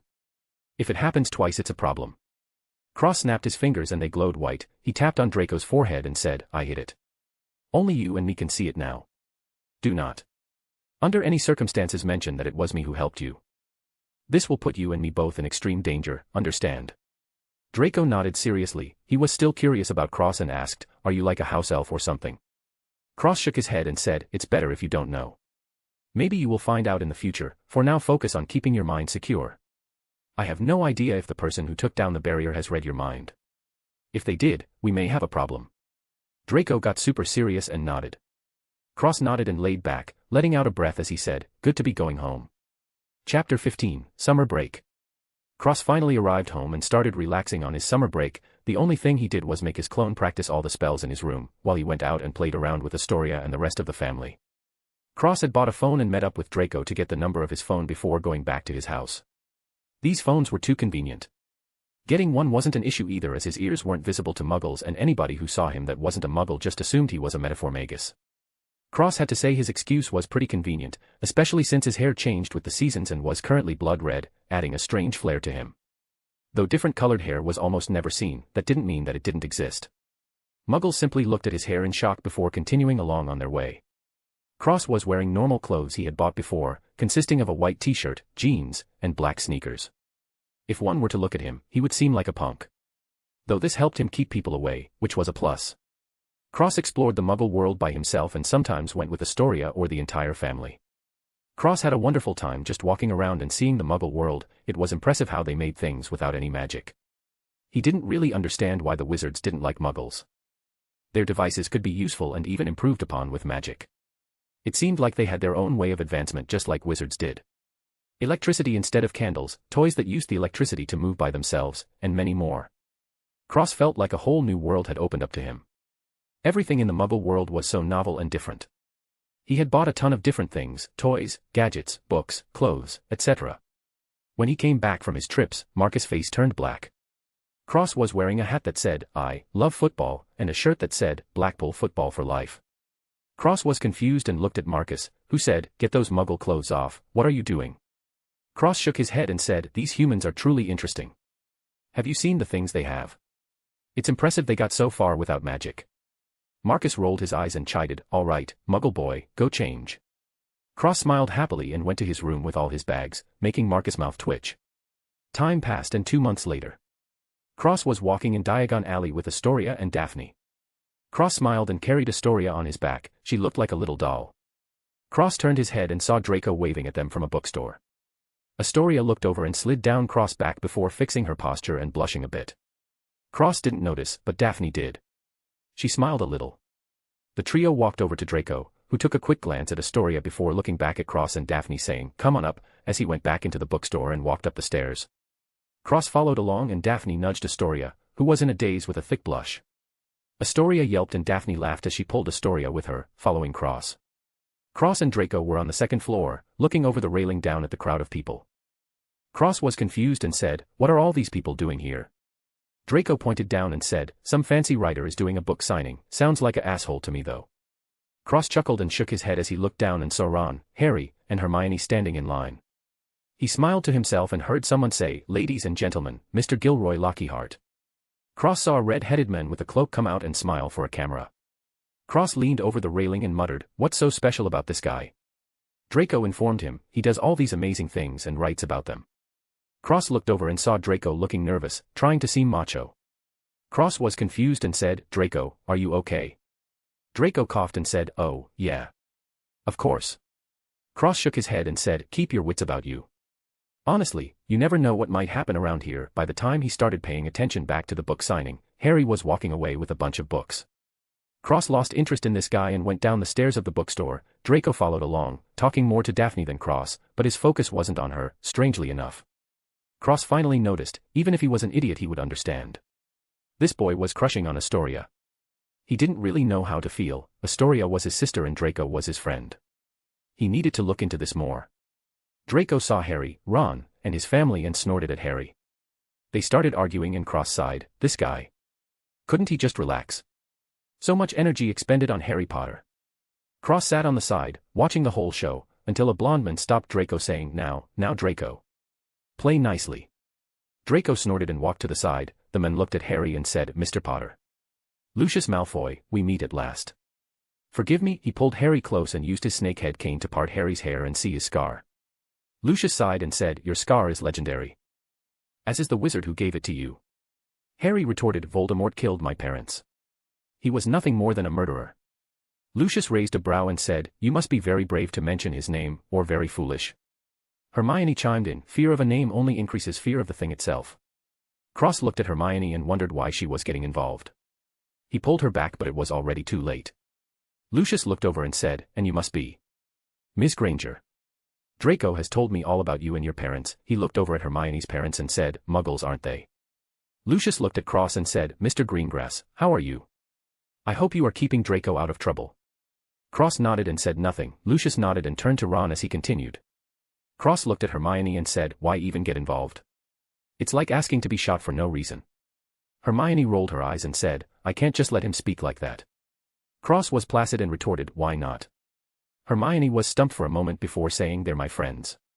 Cross sighed and said, all right, just watch yourself. According to our agreement, I'm also your friend. Hermione smiled cutely and said, only the agreement. Cross nodded and said, yeah. Hermione's smiling face froze and she grumbled, bastard. Astoria looked at Hermione and her eyes flashed a sly light as she said cutely, are you my sister-in-law? Cross choked on his own saliva and Hermione was bewildered before turning completely red as she stuttered, WW what? Me. No. No. Cross pinched Astoria's cheeks and said angrily, what nonsense are you spouting now? Do you want me to stop playing with you? Astoria almost cried and said, wah. I'm sorry. Cross sighed and pinched her nose saying, watch the nonsense, you little dunce. Astoria stuck her tongue out and nodded cutely. Cross smiled and decided to leave after being completely embarrassed. He said goodbye to Hermione and the rest before leaving with Daphne and Astoria. When they got away from the store, Daphne burst out laughing and gave Astoria a big thumbs up. Cross grumbled and kept going as they bought the things Astoria and they needed for school before going home. The next day, the three were brought to the train station and boarded the train with Astoria, so she wouldn't be alone. Cross sat in the train cart, looking out the window as Astoria swung her legs happily on the seat. Daphne smiled and leaned back. The door opened and Hermione said, have you seen Ron and Harry? Cross just shook his head and Daphne did the same but asked, why? Hermione came inside and sat down saying they're not on the train. Maybe they got stuck somewhere. Cross said, well it's too late to get on now. Just forget about it, I'm sure they'll be at school. Well, at least Potter will be. Hermione was confused and said, what does th dash? She was interrupted by a woman holding a cart at the door saying, fancy some candy. Cross said, we'll take it all, as he passed her a bag full of galleons. The woman smiled and gave them all the candy on the cart before pulling the cart away.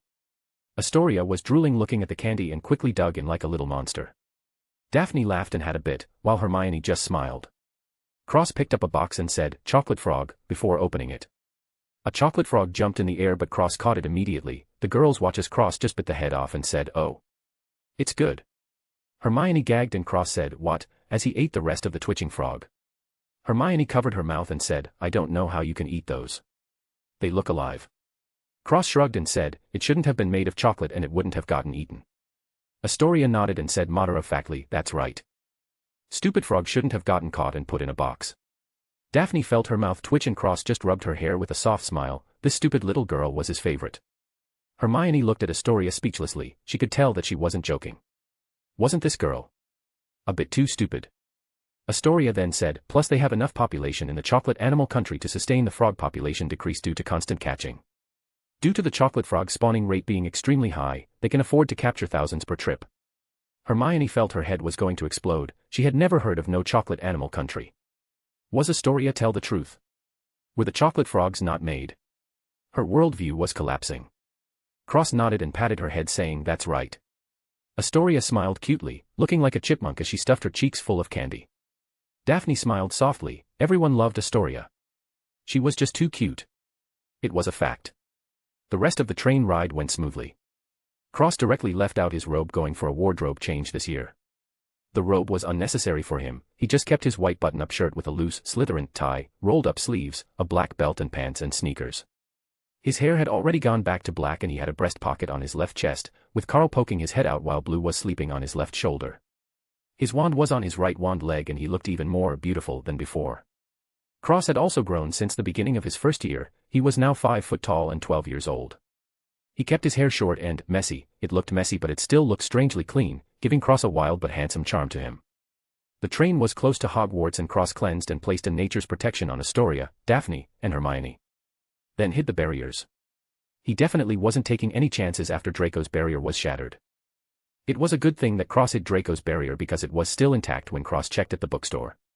Cross got off the train and waved at Astoria, who left nervously to the boats for a sorting system while Cross, Daphne, and Hermione went to the castle by carriage. Cross looked at the strange skeletal horses pulling the cart and was surprised, he didn't know Thestrals pulled carriages at Hogwarts. Fancy. Cross stroked a Thestral softly and Hermione said, "What are you doing?" Cross shook his head and got on the carriage saying, "Nothing, you wouldn't understand." Hermione said, "Tell me." Cross sighed and said, "The carriage is pulled by Thestrals, skeletal horses that can only be seen if you have seen death." Hermione was startled and said, "I've never read about those." Cross said, "They're invisible." Daphne was lost and Hermione was just confused. Cross shook his head and leaned back, preparing himself, as the Thestrals started pulling the carriage to Hogwarts. Chapter 16, Choices. Cross got off the carriage and Blue shrank down in his hair, before walking into the castle. Daphne was surprised at the wardrobe change and Hermione directly asked, "You're going in like that?" Cross shrugged and said, "I couldn't care less," with his classic blank expression. Daphne and Hermione looked at each other and sighed, "He's back," they thought and followed him into the dining hall. Hermione went to the Gryffindor table and Cross sat at the Slytherin table, before looking for the insignia plates and bringing them over, starting to eat. The first years came in and started getting sorted by the sorting hat, Cross watched with interest.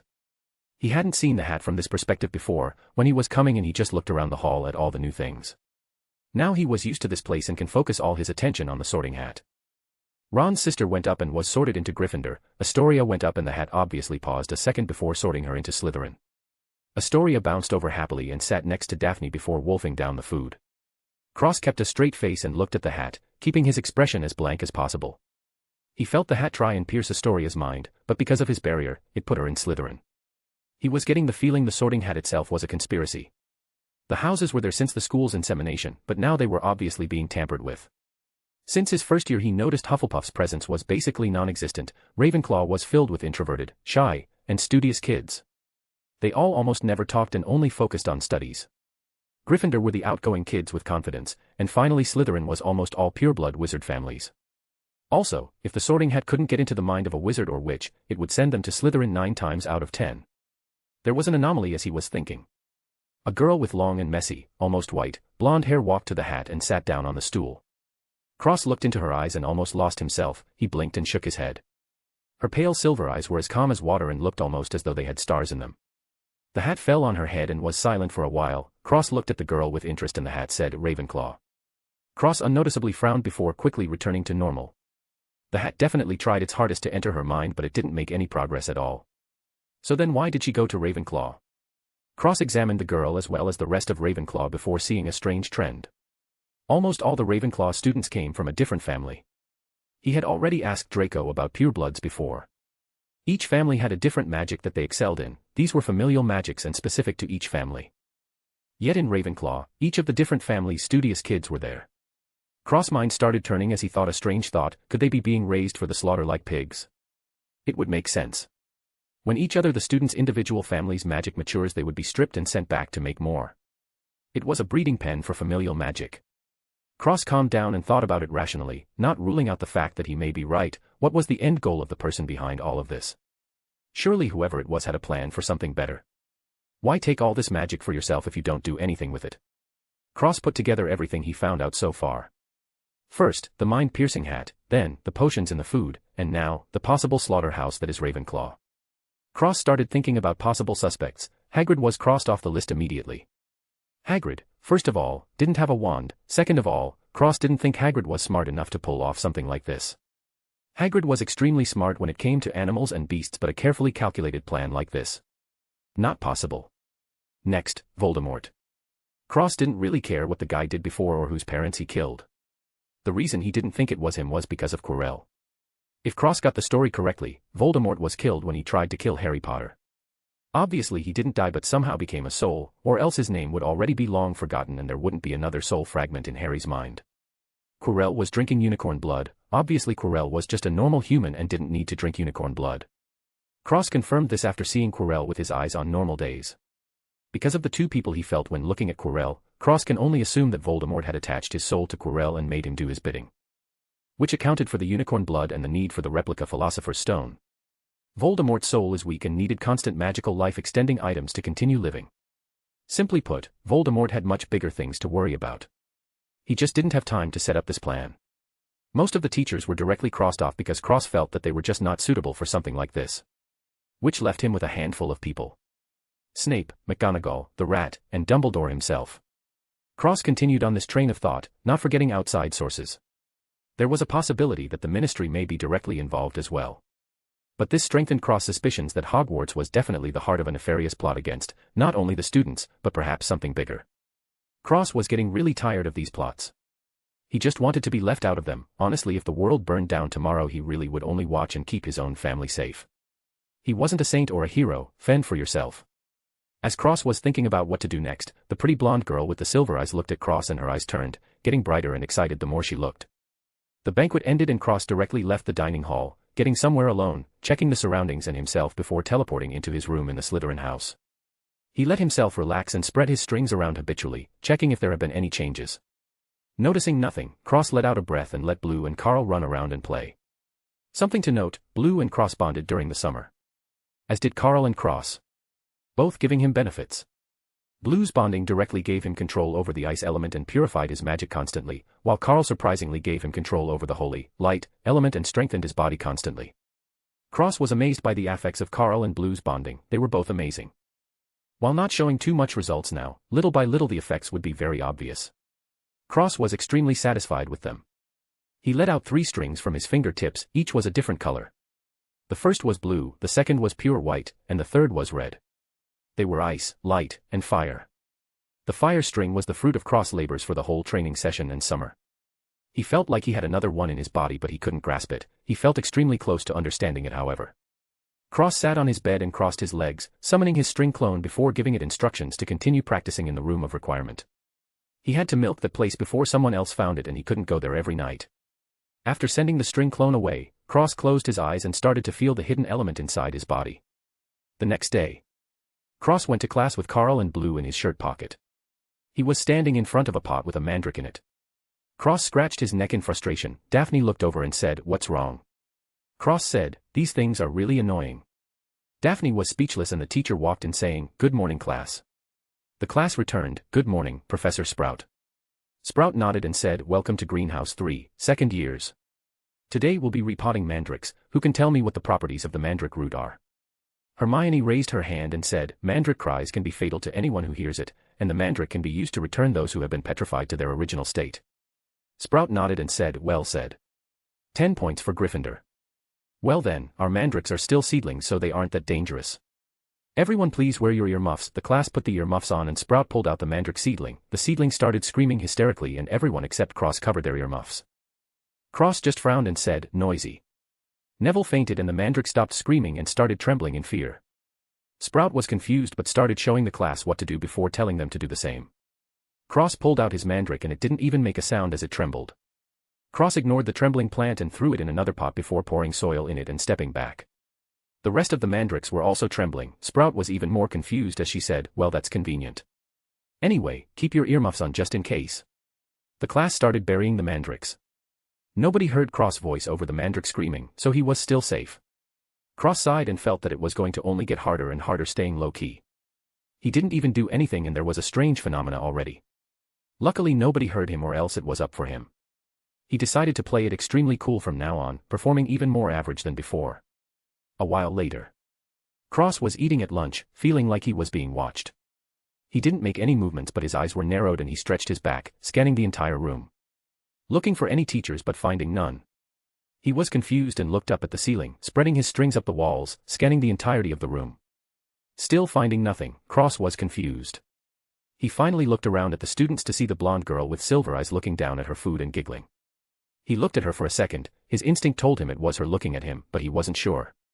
He couldn't see through this girl at all, but the same situation was happening to her. Cross didn't know this just yet. Cross eventually looked away from the girl and looked at the rest of the students, finding nobody that was looking at him. He glanced at the girl one last time before going back to eating. Suddenly, Cross heard screaming and looked over, seeing a letter turn into a mouth and screaming a Ron.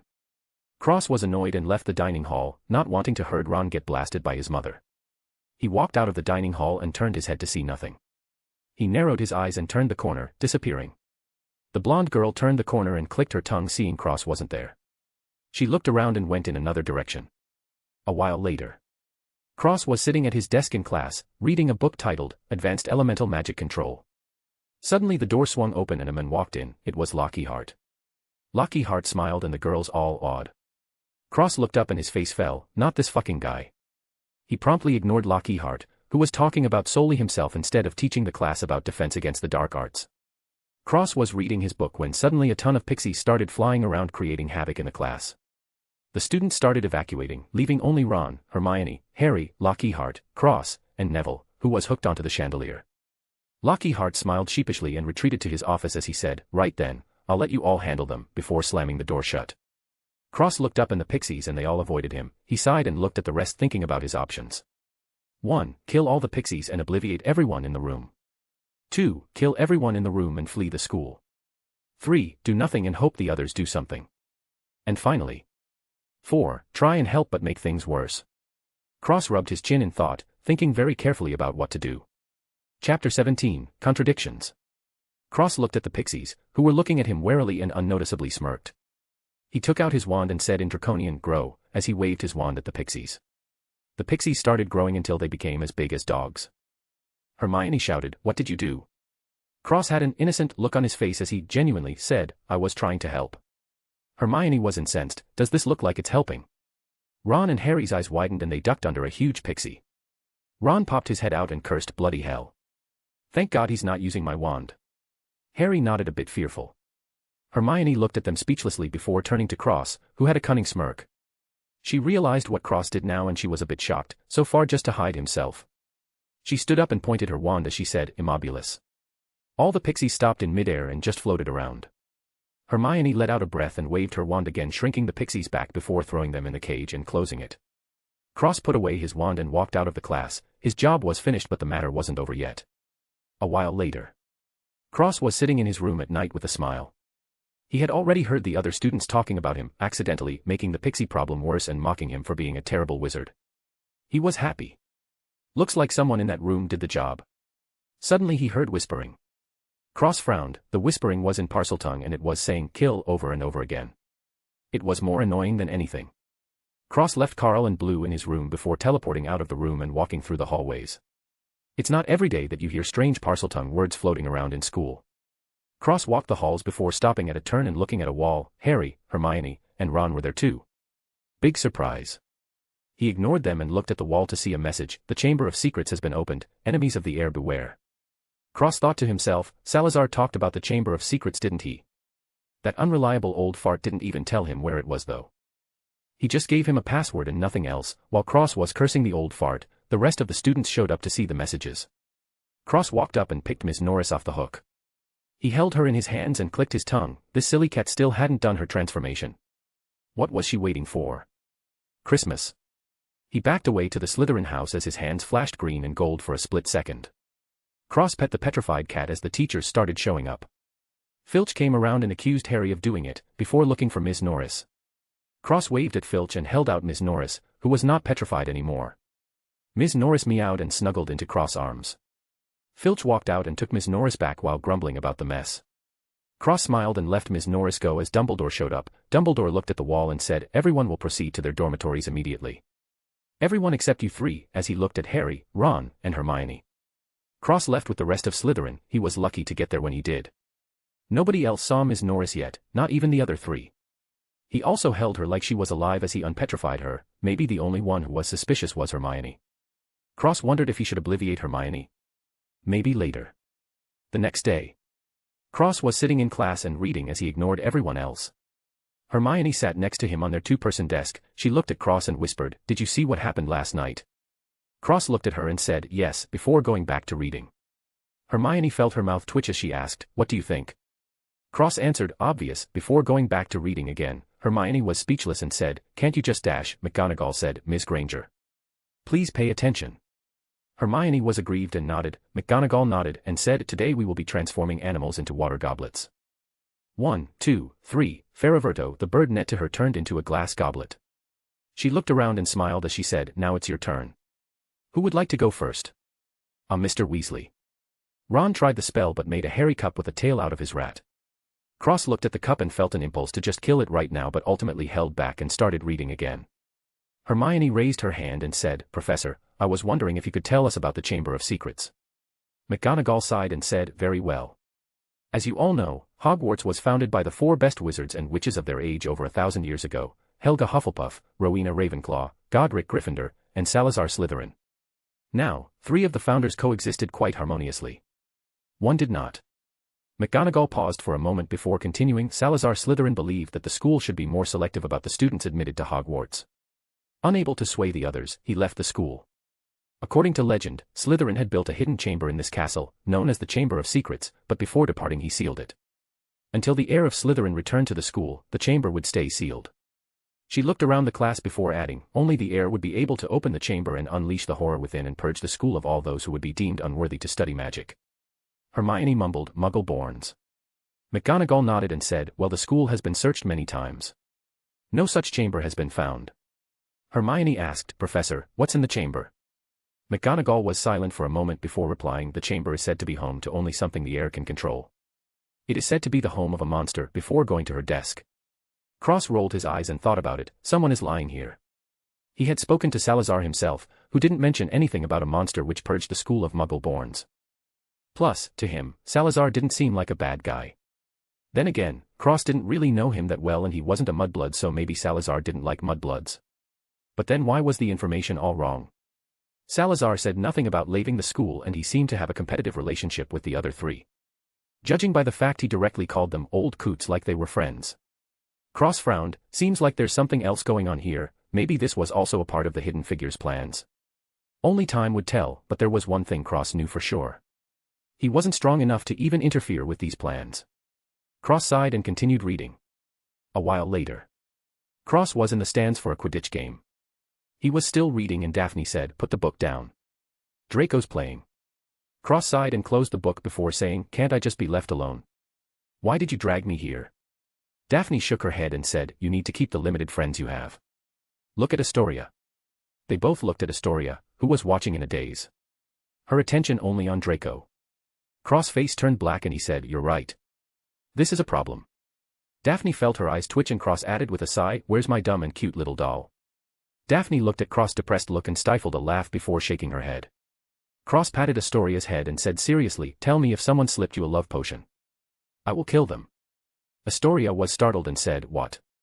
Daphne burst out laughing and Cross said seriously, "You heard me. Did Draco give you something to drink? I'll kill him," as he took out his wand, seemingly to kill Draco in front of the entire school. Astoria stopped him quickly and said, "He didn't." "Stop." Cross shook his head and said, "He must have." "My poor little sister, Big Brother will protect you, don't worry," as he pointed his wand. Astoria shrieked, "Cross. Stop. I just like him." Cross stopped and put his wand away, grumbling, "What like? You're 11. Dumb kid," crossing his arms and cursing in Elven without stopping. Daphne fell over laughing and Astoria was embarrassed. Cross looked at the game and saw Bludger chasing after Harry. Cross raised a brow and thought it was strange. Why would there be house elf magic here? The cooks definitely wouldn't be here, plus why would they want to kill Harry? Cross watched as Draco and Harry disappeared under the arena.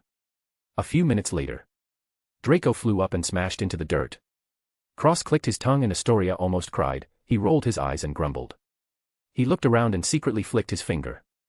The snitch started moving around erratically and flew around the arena with Harry chasing it before slamming into Draco, falling into his hands. Cross clenched his fist and the string disappeared as Draco held up the snitch in shock. Astoria cheered the loudest and jumped up and down like a crazed little fan. Cross shook his head and smiled. Astoria shook him saying, "Did you see that?" Cross nodded and said, "He was lucky. That snitch must be broken. I hope he gets hit with a bludger." Daphne laughed and Astoria pouted as Slytherin was announced the winner. Everyone clapped and no one was the wiser for the cheating that just occurred. Suddenly the bludger attacked Harry, who fell to the ground after getting hit by it before. Harry rolled and dodged the bludger that was aimed at his head several times before Hermione blew it up. Cross decided he had seen enough and left the arena, while Astoria went with Daphne to see Draco. What Cross didn't know was the blonde-haired girl watched him leave with a small smile on her face. She looked to Astoria and her eyes turned before she walked over to her. Cross returned to the castle and started reading in the dining hall, waiting for dinner. He heard a cold voice say, "Sitting here alone, Mr. Greengrass." Cross looked up and saw Snape. He returned the tone and said, "Is that a problem?" Snape waved and said, "Naturally not, but dinner isn't for another few hours." Cross looked around and said, "Would you like me to leave?" Snape shook his head and said, "No, I would like to ask what you are doing." Cross was confused and a bit alarmed as he said, "I don't understand what you mean." "I'm just reading." Snape looked at him and said, "Yes. Advanced Elemental Control." Cross kept his straight face and stayed silent as Snape continued, "Why would a second year like yourself be reading this book?"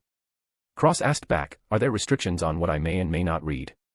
Snape narrowed his eyes at Cross and said coldly, "Naturally not, Mr. Greengrass." However. His gaze turned sharp and Cross's fingers twitched, ready to strike. Snape continued, "Your performance in class does not allow you to slack off and read whatever you please. If you weren't in my house I wouldn't care at all, but considering you are and it's my responsibility for the students in Slytherin, I'd advise you to stop fooling around with interesting reading and start focusing on your studies." Cross fingers relaxed and Snape added, "I expect you to improve, Mr. Greengrass, or I will expel you from Slytherin myself. The house doesn't allow for mediocrity. Understand?" Cross nodded and Snape snorted before saying, "Good. I hope you will not disappoint," as he left the dining hall. Cross watched him go before letting out a breath and muttering, "Thanks for giving me a heart attack." Geez, as he went back to reading his book, completely ignoring Snape. He did what he wanted. Who was this Snape guy anyway? Chapter 18, Dueling Class. Cross finished dinner and left the dining hall. He saw Astoria talking and laughing with a few girls. A red-haired girl, a black-haired girl, and the blonde-haired girl that Cross saw before. He spared her a glance before leaving, not wanting to interrupt Astoria and her new friends. The blonde-haired girl looked at his back and saw blue fly out and land on his shoulder before chirping. She almost ran over but held herself back before hearing Astoria calling out to her and turning back with a smile, joining the conversation again. Cross returned to his room and teleported to the room of requirement before merging with his clone and releasing another one. Cross gave him instructions before saying, "I require a way to the Chamber of Secrets." A door formed on the wall and Cross walked through, coming to a bathroom. Cross was confused and mumbled, "The Chamber of Secrets is a bathroom." A light shot out of the door and shined on a sink. Cross looked at the sink and saw a small snake pattern. He frowned in thought and heard a noise. He immediately teleported back to the room of requirement and the door disappeared. He let out a breath and decided to go there tomorrow. He went back to his room and meditated, still trying to feel that element within him. The next day, Cross walked into the bathroom again. He found out nobody used this bathroom, which made things much easier, but apparently whoever told him that was a lying asshole.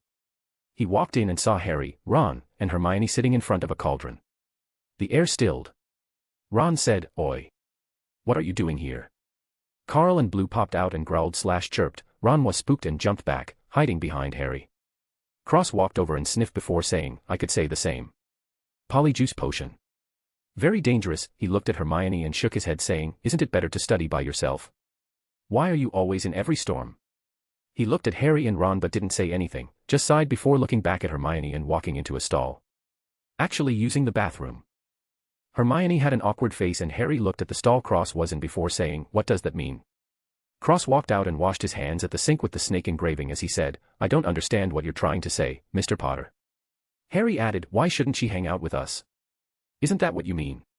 Cross shook his head and dried his hands as he answered, "I'm not Hermione's father, she can do what she wants." He looked over and said, "Don't you find it odd that you are the center of everything that happens here?" Just some food for thought. Farewell before leaving, deciding to come back later tonight. A while later, Cross was standing in a crowd around a long platform with a bunch of other students. Cross was standing next to Astoria, her friends, Daphne, and Draco. Specifically the blonde-haired girl was standing right next to Cross and looking at him occasionally. Lockyheart came up on the platform and walked down with some strange clothes as he said, "Gather around. Gather around." Cross and the rest of the guys groaned in annoyance seeing this fucking guy. Lockhart continued, can everybody see me? Hear me? Excellent. In light of the dark events recently, Professor Dumbledore has granted me permission to start this little dueling club to make sure you can defend yourself, as I myself have done on countless occasions. Check my published works for further details, as he threw his cloak into the crowd. Cross grumbled, against many pixies I'm sure. Draco chuckled and the girls surrounding him glared at Cross, except for the blonde-haired girl, who giggled. Lockhart said, let me introduce my assistant. Professor Snape.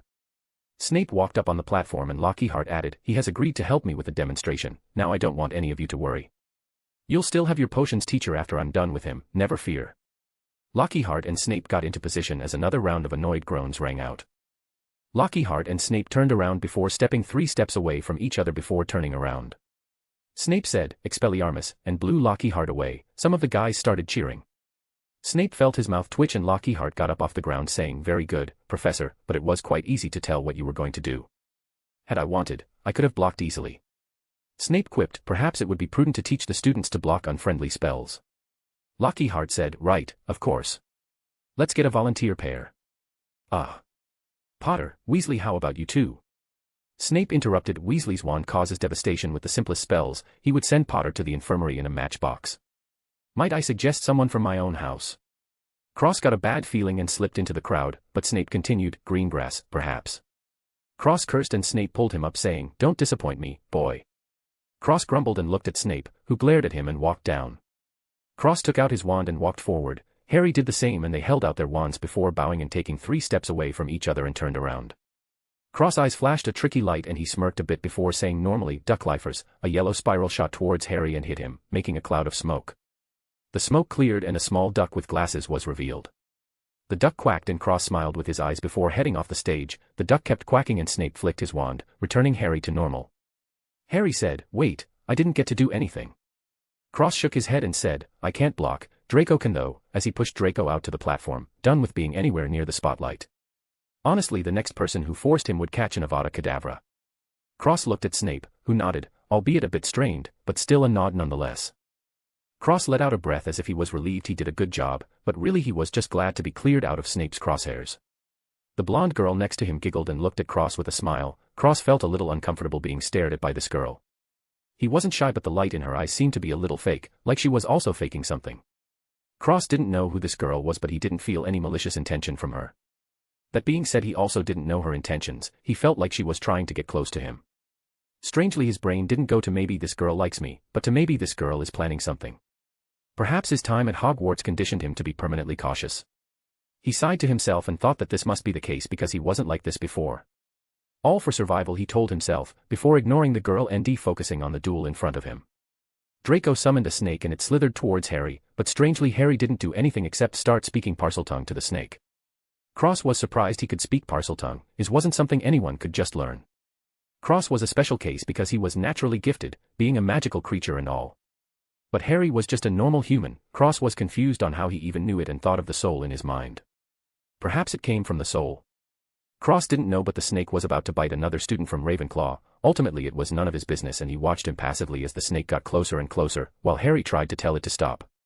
Cross felt the scene was funny. It really did look like he was egging the snake on to bite the kid. Eventually Snape incinerated the snake and looked at Harry with a strange gaze. Draco came back to the group and Cross looked at him before nodding. Draco smirked and said, of course, I'm the best. Astoria cheered and Cross felt his mouth twitch. The blonde girl looked at Cross deeply before smiling herself. Cross turned his head and stared into her eyes without a word, wondering what she really wanted from him. Neither of them spoke and just stared at each other for a while. The others didn't say anything. Astoria opened her mouth, but Daphne clamped it shut, whispering, "Shoo." Astoria was confused and Daphne continued, maybe Cross will get a girlfriend. Astoria's eyes widened and she flailed around in refusal. Cross and the blonde-haired girl didn't say a word until finally the blonde-haired girl smiled brightly and said softly, I'm Luna. Luna Lovegood. Cross looked at her and said, Cross, before walking out of the class, opening his book and reading again. Daphne was incensed and cursed, damn cement head. Luna giggled and didn't reply, knowing that that wasn't the case, thinking that she must try harder if she wants him to talk to her. Draco was just confused and Astoria cheered happily once again. Later that night, Cross was in the self-study room with a bunch of other students, when he saw Harry, Ron, and Hermione. Luna was sitting next to Cross and reading a strange book. Cross turned back to his book and kept reading. Soon after, Cross left the study room, going to the bathroom from before. He walked into the bathroom and heard whimpering. He looked around the corner and saw a ghost crying. Cross was confused and said, "Why are you crying?" The ghost girl turned around and said, "Who are you?" Cross said, "Cross." "You are," the girl said, "Myrtle. What are you doing here?" Cross shook his head and didn't answer. Myrtle harumphed and said, "Fine. Don't tell me." Cross nodded and said, "Okay, I won't," before ignoring her. Myrtle started crying again and dived into the toilet, disappearing. Cross touched the snake engraving on the sink and turned around. He pointed to the door and magically locked the door before turning back to the sink and scratching his neck, trying to figure out how to open it. He assumed that since only the air could open it, then the air must know Parseltongue as a requirement and spoke in Parseltongue. Open. The sink started moving, expanding out before the sink with the snake engraving sank into the floor and revealed a big hole. Cross scratched his head and muttered, "Am I just supposed to jump in?" Well, whatever. He jumped down into the hole and slid along the side for a few seconds before landing on his feet. He looked up and saw the sinks closing back up as if it never opened in the first place. He looked down and saw a bunch of bones, but they looked to be animal bones instead of human ones. Cross couldn't care less what kind of bones they were. All he wanted to know was whether what he thought was in here was indeed in here. Cross started walking through the tunnels before coming across a large shed snake skin. Cross got a little excited and continued past the skin to a door with several snakes on it. Honestly, Cross was getting bored with the snakes. Couldn't that old man mix it up a little? Cross recited the password in Parseltongue to the door and a snake slithered around the edge before the door swung open, revealing a giant area. Cross climbed inside and landed on a platform with water on the sides. There were snake heads rising from the water on both sides, leading to a giant head made of stone. Cross felt his mouth twitch as he looked at the stone head. This old man. Really? Cross sighed and looked at the mouth, which seemed to be able to open. Cross continued the trend and said in Parseltongue, "Come out, little snake, I won't hurt you. I have food." The mouth opened and a giant snake head poked out, looking at Cross and sniffing. Cross smiled and looked at it directly in the eyes before saying, "Come here," as he took out a big beast leg and waved it. The basilisk slithered out and slowly approached the meat before sniffing. Cross smiled and heard a voice in his mind, "Who are you, boy?" Cross smiled and said, "A friend. Whatever makes you comfortable." "I couldn't care less." The basilisk looked at Cross and asked, "Why aren't you petrified?" Cross shook his head and said, "A lower species wants to petrify me." "Are you joking?" The basilisk was silent for a moment before glaring at him saying, "What are you, boy?" Cross smirked and said, "An elf. Do you believe it?" The basilisk nodded and said, "No wonder. I'm Selena. What's your name, little elf boy?" Cross smiled and replied, "Cross. Nice to meet you." Selena hummed and ate the beast leg before saying, "What do you want from me?" Cross said, "Why are you tired of living? Isn't staying here very nice and safe?" Selena was amused and said, "An elf, caring about humans." Cross shook his head and said, "No, I don't care, but you're stirring up everything above. I unfortunately have to follow the rules to a certain extent, unlike you, and when you're petrifying all the mudbloods, etc. The rules and surveillance get tighter. You know what I'm talking about."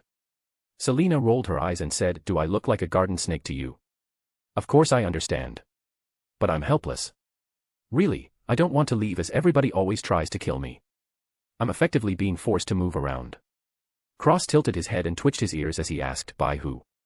Selena said, "Tom Riddle, the one who opened the chamber 50 years ago." Cross frowned and said, "Tom Riddle? Who is Tom Riddle?" Selena explained, "A former student of Hogwarts. Though I have no idea what happened outside of this chamber, he is currently a fragmented soul inside a book." Cross was confused and asked, "If he's a fragmented soul, then how can he even get here?" Selena said directly, "He is controlling a little girl to open the chamber and release me." Cross fell silent and rubbed his chin before asking, "You can't resist?" Selena shook her head and further explained, 50 years ago, he tricked me into signing a soul contract, forcing me to listen to his commands without question. Though it's only that soul fragment that has the power over me." Cross said, "How did he manage that?" Selena was embarrassed and said, "I'd rather not say." Cross rolled his eyes and said, "Very well." He heard the door behind him creaking. Cross frowned and made an eye out of string before throwing it into the ceiling as he said, "Well, Selena. We will meet again, farewell." Selena waved her tail and Cross nodded before teleporting away as the door opened behind him. Chapter 19, Selena. Cross went on with his daily school life, but now he had an extra person following him along everywhere without a word. It was Luna. She didn't disturb him, just staying next to him when he walked around without a word. Cross didn't mind, as long as she did talk. It wasn't a huge deal and he could feel that she didn't have any other intentions. Unless she could hide herself extremely well, but Cross didn't think she was that kind of person. Regardless, Luna stuck to him like dog plaster, occasionally looking at him happily and playing with Blue, who felt comfortable around her. Other than this, Cross went to talk with Selena every night. She was comfortable enough with Cross to let him pet her and hang around. Cross also brought food for her every night. Their relationship was progressing well. Selena felt like Cross has other motives, but her instincts told her that he wasn't malicious, so she allowed him to continue. Most of the time Cross would just read and meditate in the chamber, near Selena. It was nice and quiet in the chamber anyway, so it didn't bother Cross at all. He had also set up more invisible string eyes and a few wards. He had a constant view into the chamber and he already knew who the culprit behind the attacks were. It was Ginny, Ron's sister. Cross didn't really care though, it wasn't his business anyway. Plus, who would believe him? Was he supposed to accuse Ginny and then say, "Oh, I saw her when I was in the chamber also"? Naturally that wasn't going to work. So Cross just turned a blind eye to the attacks, a few people die, and he didn't really care as long as it wasn't him or his close loved ones who were in danger. And so, time passed like this. Cross' hair changed with the season and turned white as a month passed. Cross was talking to Draco in the common room when Crabe and Goyle walked in. Draco called them over and Cross looked over before entering a coughing fit. Draco said, "You okay?" Cross waved and nodded as he looked at Crabe and Goyle saying, "How is your family, Crabe? I heard your dad got you a new..." What was it called again? Crabe sat down and said, "A new broom."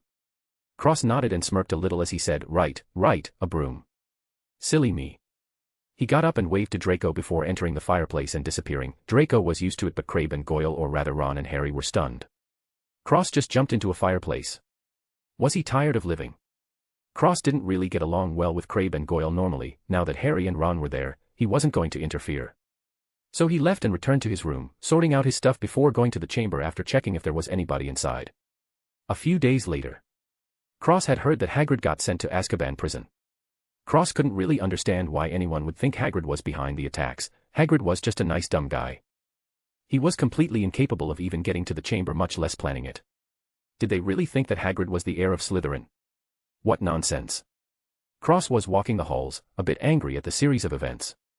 Hagrid was a nice guy and yet there he was, in Azkaban. What a joke. Luna walked next to him and finally spoke. "Why are you upset?" Cross replied, "Hagrid was sent to Azkaban." Luna smiled and said, "I think it's strange too." Cross looked at her and nodded before going about his day one again. Luna just smiled and went back to eternal silence. Time kept passing with nothing going on. Cross was suspicious. Everything seemed to calm down after Hagrid was sent away. Maybe there was something else happening. He hadn't seen Dumbledore either. This directly bumped Dumbledore up on the suspicious persons list. Right to the top, in fact. Cross continued to train with his clone in the room of requirement while mediating in the chamber with Selena. Months passed. Cross was sitting outside with golden yellow hair, reading a book in the garden.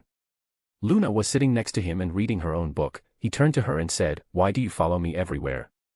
Luna looked up and smiled. "I don't have any other friends. They call me Loony Lovegood." Cross asked, "We're friends?"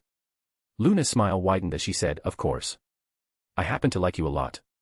Cross said, "Huh. Well, when you stop acting maybe they won't call you Loony anymore." Luna went back to her book and retorted, "And when you stop, maybe they won't call you a mediocre wizard anymore." Cross tilted his head and said, "I don't know what you mean." Luna looked around and said, "I can't believe the Nargles are infesting the castle." Crossmouth formed an unnoticeable smile as he went back to reading his book, twitching his ears. Suddenly, Harry and Ron appeared in front of Cross, who looked up and said, "HM. May I help you?" Luna added, "The Cribbleflocks are in the second-floor bathroom storage room." Harry and Ron looked at Luna for a second and Harry said, "Thanks," before turning his attention to Cross and saying, "We need your help." Cross tilted his head and twitched his ears as he said, "How could I possibly help you, Mr. Potter?" "Oh. The duck spell is Duck Lifers and you have to slash your wand down while you chant." Ron said, "Really? It's that easy?"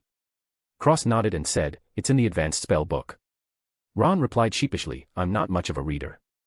Cross shook his head and Harry said seriously, "Cross. This is serious. We need to know what's in the Chamber of Secrets."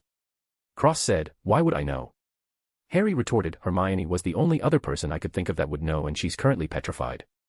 Please." Cross was silent for a few seconds before saying, "A basilisk, naturally. How do you think you can hear it if it was something else?" Harry said, "I should have known." "Wait, how did you know I could hear it?"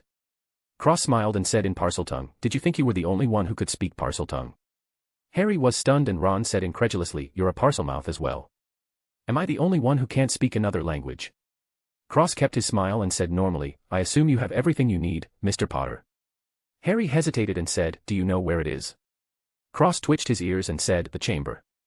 Harry nodded and Cross shook his head. Harry nodded again and said, thanks, Cross. Let's go, Ron. Harry and Ron left. Luna watched them go and said curiously, you revealed your Parseltongue to him. Won't he tell? Cross smiled mysteriously and shook his head as he said, only you know now. Luna smiled and said, I guess I'm special.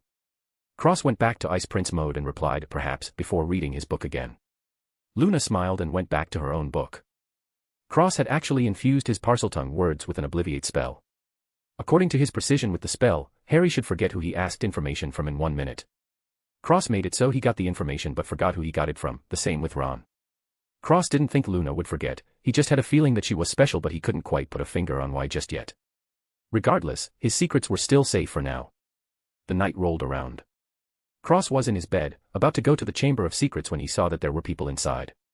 Harry, Ginny, and a soul apparition. Cross looked at Selena, who was severely injured and dying. He frowned, what did Selena do to you? He watched Harry destroy a book with one of Selena's teeth, the soul apparition exploded into light. Cross was stunned, a Horcrux. Who would dare even attempt a Horcrux in this day and age? A madman, that's who. Horcrux creation was fundamentally flawed because there was no way to repair the soul after it was torn off. You are basically crippling your future by making a Horcrux, there's always a price to pay for endless life. The consequences for making a Horcrux was just not worth the benefit. You live forever but are unless to advance at all, what's the point? Eternal life was so great. Cross didn't think so. Cross kept watching and Harry took Ginny and the book away. He waited until they left the chamber completely before teleporting inside. Cross walked over to Selena and stroked her head softly as he said in Parseltongue, Selena, are you okay? Selena's weak voice came through to his mind as she said, dying. Finally. I'm tired of being in here. Cross looked at her and said, if I save you will you come with me? Selena let out a weak chuckle and said, fine. Cross brightened up and pulled Selena's body onto the ground before rolling her up and tapping the ground in a circle around Selena's body while chanting in Elven. Cross said, Blue, tears please. Blue shed a few tears and they hovered in front of Cross, who bit his finger and dipped a few drops of blood, mixing it into the tears. The bloodied tears floated above Selena's body and Cross shouted in Elven as he levitated in the air with bright golden eyes, Divine Tree of Life, bless this beast with new life through your vassal. Reverse and rejuvenate. Blessing of the God of Life. The runes on the ground floated up into the air and 3 circles lit up on the ground before spinning quickly as the runes turned golden, merging with the bloodied tears and turning them golden red. The golden red tears shot into Selena and the ring spun quickly covering Selena completely as her body started to crack and wither before collapsing and releasing a blinding golden light in the middle. The rings shrank before disappearing into the golden light. The golden light dimmed down and disappeared as Cross fell to the ground and threw up a mouthful of blood, becoming extremely pale. Blue chirped anxiously and Cross said, I'm fine. A small snake slithered out of the basilisk corpse before stopping in front of Cross. Selena looked up at Cross and sighed, are you okay, Cross? Cross smiled and nodded, Selena smiled and slithered around his arm before resting there. Her body glowed slightly before Cross stood up and smiled saying, I thought you'd be a harder sell. Selena hissed, you gave me a new life, Cross. It's only natural, plus I feel stronger than before. Cross smiled and said, of course. You are. Your scales are black and smooth now, in addition your eyes are gold and you have 2 small little horns on your head. As he rubbed Selena with a big smile. Selena was shocked and said, why you? Cross nodded and said, exactly. Selena was so shocked she couldn't even speak. Cross smirked and said, welcome to your evolution path, perhaps one day you'll become the first basilisk dragon, before teleporting back to his room, leaving the chamber in silence forevermore. Chapter 20, Beast Bag. Cross returned to his room and let out his strings, 4 came out and the new one was purple for poison. He smiled and left Blue in the room before coughing out more blood and slamming face first into the ground. Selena was alarmed and licked his skin anxiously, footsteps were heard and Selena acted like a bracelet, biting on her tail. Daphne came down and saw Cross, pale on the ground, she ran over and said nervously, Cross. Are you okay? Cross was unconscious and Daphne started panicking before bringing him out of Slytherin to the nurse. Selena followed along, looking around curiously, surprised that her petrification powers seemed to have vanished. Cross wasn't in any condition for questions so she held her tongue as Daphne brought him to the infirmary. The nurse helped Daphne put Cross on a bed before looking him over and a serious expression appeared on her face as she said, troublesome indeed. Daphne said anxiously, what happened? The nurse said, internal problems, seems like he tried to cast a spell he couldn't control. It's not an issue, but he will have to stay here for a while. Daphne let out a breath of relief and thanked the nurse, who smiled in reply before administering treatment right away and sending Daphne back, promising Cross would be fine. The next day. Cross was still in the infirmary and healing, but he was unconscious. Astoria, Draco, Daphne, Luna, and Hermione were around his bed and talking to the nurse. Luna was particularly concerned, but when she heard that he got internal injuries due to practicing a spell that was above his level, she was angry instead. Though she kept a concerned look on her face through the nurse's explanation. As the nurse left, she dismissed them, telling them to get to classes. Luna looked at Cross with an angry look before leaving with a vacant expression as usual. A few weeks later. Cross' hair turned red and he slowly opened his eyes and sat up. He looked around before hearing an angry voice say, "Is it fun to make other people worry?" Cross looked over and saw Luna. He said, "What are you doing here?" Luna said, "Obviously watching over you. Who knows what you will do to prove you're an idiot next? Maybe you'll chop off an arm." Cross was startled and said, "Why are you so angry?" Luna pulled out a mirror and showed him his hair as she said, "It's been 2 weeks, we leave school tomorrow. Everyone thinks you're an idiot for overestimating himself, are you satisfied now?" Cross was silent and said, "Actually, this was an accident." He touched his arm and felt Selena before letting out a breath of relief. Luna frowned and said, "What accident?" Cross shook his head and said, "Not here." Luna rolled her eyes and said, "Whatever. Let the wraiths have you for all I care," before stomping off angrily. Cross was dumbfounded. They weren't that close, were they? He didn't remember that they were, at least. He stretched his back and said, "Selena, what happened?" Selena hissed angrily as well as she said, "You're really just a madman, aren't you? Why go through all the trouble?" Cross smirked and said, "I saved you, didn't I?" Selena was speechless for a moment before retorting, "By severely injuring yourself. You should know that that girl has come every day several times a day. I don't see what's so special about a fool like you, but regardless. The rest of the humans came by as well." Cross was surprised and said, "She did. We're not that close though. What is her goal?" Selena was speechless and said, "Honestly, are you an idiot? This girl clearly likes you." Cross ignored her and mumbled, "It can't be so simple." "Why?" "My only physical quirk are my ears, otherwise I am practically worse than average." He frowned and continued, "It doesn't make sense." Selena sighed and stopped speaking. This guy gets dumber by the day. Cross left the bed and walked back to the Slytherin house. He went into his room and was immediately attacked by Carl and Blue. Cross smiled and fed them all before introducing Selena to them. Selena looked at Carl curiously and said, "What is this creature?" Carl said, I am the great Carl. The only honey badger to evolve past its normal limits. A little snake dares to speak to me this way." Selena was stunned and looked at Cross, who laughed and said, "Carl, she's around 20x stronger than you." Carl coughed and sucked up to Selena saying, "Ah, big sister, do you need anything?" Selena was speechless and Blue landed on Cross' shoulder as she said, "He's like this, you get used to it." Selena said, "An ice phoenix, a strange badger creature, and a basilisk." Cross smiled proudly and said, "Amazing, isn't it?" Selena chuckled and said, "What are you trying to do, Cross?" Cross said, "Nothing. Carl was bought in a store, Blue was a gift and hatched from an egg, and you were found in the chamber. I don't go looking for you all, you kind of just came to me." Selena was silent. Truly that seemed to be the case. Very strange.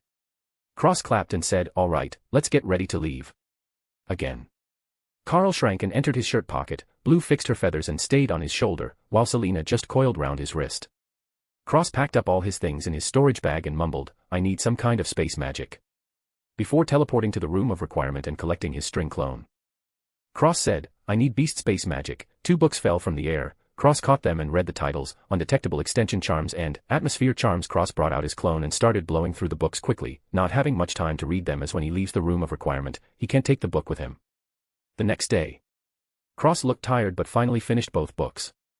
He collected the string clone and left the room of requirement, going to his room before leaving and reappearing in the common room of Slytherin house. He dragged his tired body to breakfast and started eating, lifelessly. He was ready to leave and experiment at home. Daphne, Draco, Astoria, Luna, and Hermione joined him and started asking him several questions, with the only exception being Luna, who still looked angry as she ate silently, only sparing Cross the occasional glance. Cross answered all their questions as he ate, looking like a zombie. His answers started getting sloppier and they stopped talking to him, thinking he was still injured. The day went like this until they got to the train. Cross sat in an empty train cart and leaned his head on the window. Daphne, Astoria, Draco, Ginny, Ron, Harry, and Luna joined him. Cross looked over and thought this was definitely against Hogwarts Express Railways regulations. Too many in a single cart. He looked around with tired eyes. Didn't Draco hate Ron? Why are they friends now? Can't a boy just sleep? Was that so bad? Luna looked at him and scooted towards him, giving the rest more space as she, graciously, sacrificed her own space for the others. Sneaky Luna just wanted to get closer to Cross, who was looking at her. Luna looked back and snorted before turning her head. Cross was amused but too tired to say anything and just groaned before closing his eyes, falling asleep in the noisy illegal train cart with his head on the window. A while later. Cross woke up and left. His shoulder was heavy. He turned his head to see Luna leaning her head on his shoulder and sleeping with a small smile. Cross felt awkward. They still didn't really know each other at all. Maybe when he was strong enough to protecting himself they could talk. But even now, Cross didn't know who she really was. She acted just like he did and put up layers or barriers around herself, confusing people of her true self. Cross could see right through her, as could she. So there was a subtle competition of who will tear their mask off first. Until one of the masks came off, there would be nothing more than acquaintances. Or even friends. Cross shook his shoulder gently, waking Luna up. Luna opened her eyes and blushed for a split second, remembering her actions, before snorting and turning away from him, getting off the train without a word. Cross felt his mouth twitch. What kind of attitude is that? He sighed and shook his head before leaving the train, going back home with Daphne and Astoria. Cross talked with Marcus, deciding to leave out that he now had a basilisk with him. Really, it wasn't something that needed to be said. It would just cause unnecessary panic, even though Selena was relatively harmless. Sometimes. Cross went directly to sleep after getting home. He was still tired from the night before. The next day. Cross went out and bought several dozen bags and started practicing his undetectable expansion charms and atmospheric charms with them. He was getting to many beasts. Soon he wouldn't have enough limbs to hold them all. He summoned his clone to practice with half the bags as he started the rest. A month later. Cross was ready to make his own bag. He went out once more and grabbed a two-strapped black school bag from a Muggle store before bringing it home. He set down a ritual and cast the undetectable extension charm before chanting in Elven, "Protect and Cleanse." A gold aura fell on the bag and the extension charm integrated with the bag as well as a blessing from the Tree of Life. Cross held the bag and nodded. It was untraceable, untrackable, and unnoticeable. Cross held his beasts and stepped inside the bag, coming to a giant space. The Tree of Life blessing also expanded the extension charm by a large margin. Cross threw Carl out and cast an atmospheric charm on him. The part of the space Carl landed at transformed into a warm rainforest. Cross let Blue fly to where it wanted to be, which was far away from Carl, before casting an atmospheric charm on her as well. The place she chose was turned into a giant frozen tundra with ice mountains and some occasional snowfall. Cross smiled and let Selena choose her own place. She slithered to a nice place near Blue and far away from Carl, the mentality unstable masochistic badger, and Cross threw an atmospheric charm on her as well. Selena's habitat was revealed, a large mountain with a giant hole in it leading to a cave system underground. Cross looked under him and cast an atmospheric charm on himself. The entire space, except the already established habitats, turned into a beautiful plain populated with sparse trees. Cross smiled before leaving the bag after telling the three to keep practicing hard, and if he says their name they should come out of the bag, or if they wanted to go out to telepathically call him. The three nodded and returned to their habitats as Cross left the bag. Cross zipped up the bag and left it to the side of his bed, while he meditated on top of it, determined to unleash the hidden element in his body before he returns to Hogwarts. Chapter 21, The Train. After 3 weeks. Cross finally got the element inside him, but it was more than that. As soon as Cross touched it, a wave of pure power exploded out from his body, encompassing the entire house. Cross roared and his body glowed green. Marcus burst into the room and said, "Cross, are you all right?" But as he got closer it was harder and harder to breathe. Cross didn't hear him and Marcus dealt with the pressure that was falling on him. Tell him to get to his knees. He got in front of Cross and shook him, yelling, "Cross." Cross was shaken out of his thoughts and the pressure disappeared as he looked at Marcus in confusion, saying, "Dad." Marcus felt much better and said, "What were you doing, boy?" Cross told him the truth and raised his hand as he added, "I got a new element. It feels like life." Marcus was startled and said, "Cross, you are.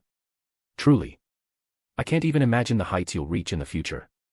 He looked to be a bit sad as he added with a sigh, "By then you'll be long gone from here." Cross felt sad as he shook his head, saying, "No, I won't. You're my family." Marcus made a small smile and gave him a hug as he said, "You're a good boy, Cross." Cross felt warm and Marcus pulled back as he said, "Also, what was that pressure?" Cross was confused and said, "Pressure." Marcus explained what he felt and Cross frowned before going back into his body and touching the energy he felt before. The pressure came back and Marcus coughed as he said through rough breaths, "That's it." Cross said, "Hold on a second, Dad." Cross wrapped around the energy and squeezed it. The bubble exploded and scattered into his body. He immediately felt that he could use it whenever, controlling it however he saw fit. The pressure disappeared once again and Marcus sighed, already mastered it. Just what kind of monster are you? Marcus smirked at Cross and said slyly, looks like taking you in was the right choice. Cross. Cross chuckled and joked, you sure do think ahead, old man. Marcus turned green and twisted Cross' ear as he said, oi. Who's old? Cross laughed and Marcus smiled as he shook his head and said, damn kid, before walking out of the room. Cross watched him go before letting out his strings. 5 strings of different colors came out this time. Blue, red, purple, white, and green. Cross smiled to himself and packed his things before slinging his backpack over his shoulder and saying, Dad. I'm leaving. Marcus said, oh. Cross smiled and said, I want to go out on my own for a bit. Marcus smiled and said, be careful. Cross smiled warmly and nodded before leaving the house, walking out on the streets. A while later. It was already nighttime. Cross was walking and whistling as he journeyed with his beast bag and storage bag. He suddenly heard screaming above him. Cross frowned and mumbled, which hag is disturbing my nice walk? He looked up and saw a balloon floating by while screaming. Cross twitched his ears and waved his hand, clearly annoyed. His invisible strings shot out and shredded the balloon to pieces. Cross smiled and continued on his way, completely missing the explosion of blood and guts raining down from the sky. When the police got there they were confused. The blood and pieces were near a tall building so they deemed it a suicide. Even the magic police couldn't identify the killer, but they deemed whoever it was to be extremely dangerous. The extremely dangerous killer walked into the leaky cauldron, paid for a room and went to sleep, in a good mood. The next morning. Cross brought all his stuff and went downstairs. He sat down at the table and ordered a coffee as he took a newspaper and started reading. The title was, Sirius Black Strikes Again. Cross kept looking at the article and it showed a floating balloon woman, then the article detailing what she looked like dead, proclaiming it to be Sirius Black's work. Cross scratched his cheek and mumbled, oops, before moving on, not caring at all. Whoever was floating like that wasn't a good person, after all. Who floats in the air screaming like that? Only terrible, evil, bad people, that's who. Cross continued reading the paper detailing Sirius Black's escape from Azkaban with a smile as he stirred the coffee with his spoon, when he heard loud shouting, I'm warning you, Hermione. Keep that bloody beast of yours away from Scabbers, or I'll turn it into a tea cozy. Cross groaned in annoyance and looked over to see Hermione say, it's a cat, Ronald. What did you expect? It's in its nature. Ron retorted, a cat. Is that what they told you? Looks more like a pig with hair if you ask me. Hermione scoffed, that's rich, coming from the owner of that smelly old shoe brush. It's all right, Crookshanks. Just ignore the mean little boy. Cross flipped the paper in front of his face, deciding that he didn't want to see these 3. Not today. Something always happened when they were together. He was just trying to relax.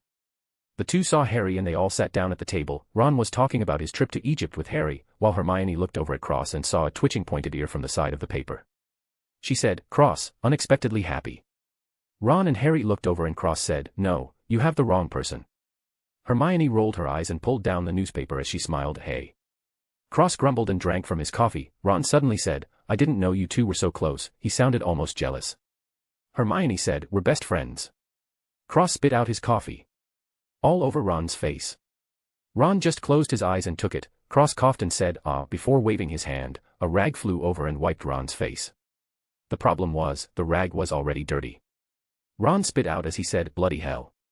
That rag was even more dirty than your coffee. Cross ignored him and said, we're best friends. How come I didn't know? Hermione giggled and didn't answer. Ron was wiping his face with his shirt and Harry was taken away by Ron's father. Cross looked at Scabbers and narrowed his eyes as he said, your rat is really ugly. The rat tensed up, feeling extreme danger. It looked up at Cross only to feel like all its secrets were revealed. Ron said, oi. It's not your rat. Leave him alone, like your little monster is any better. Cross looked away and whistled. Carl jumped out from his backpack and landed on the table, demonstrating his majesty in front of the world. Carl growled at Scabbers and glanced at Crookshanks before giving him the finger. Crookshanks rolled his eyes and waved as if shooing off a fly.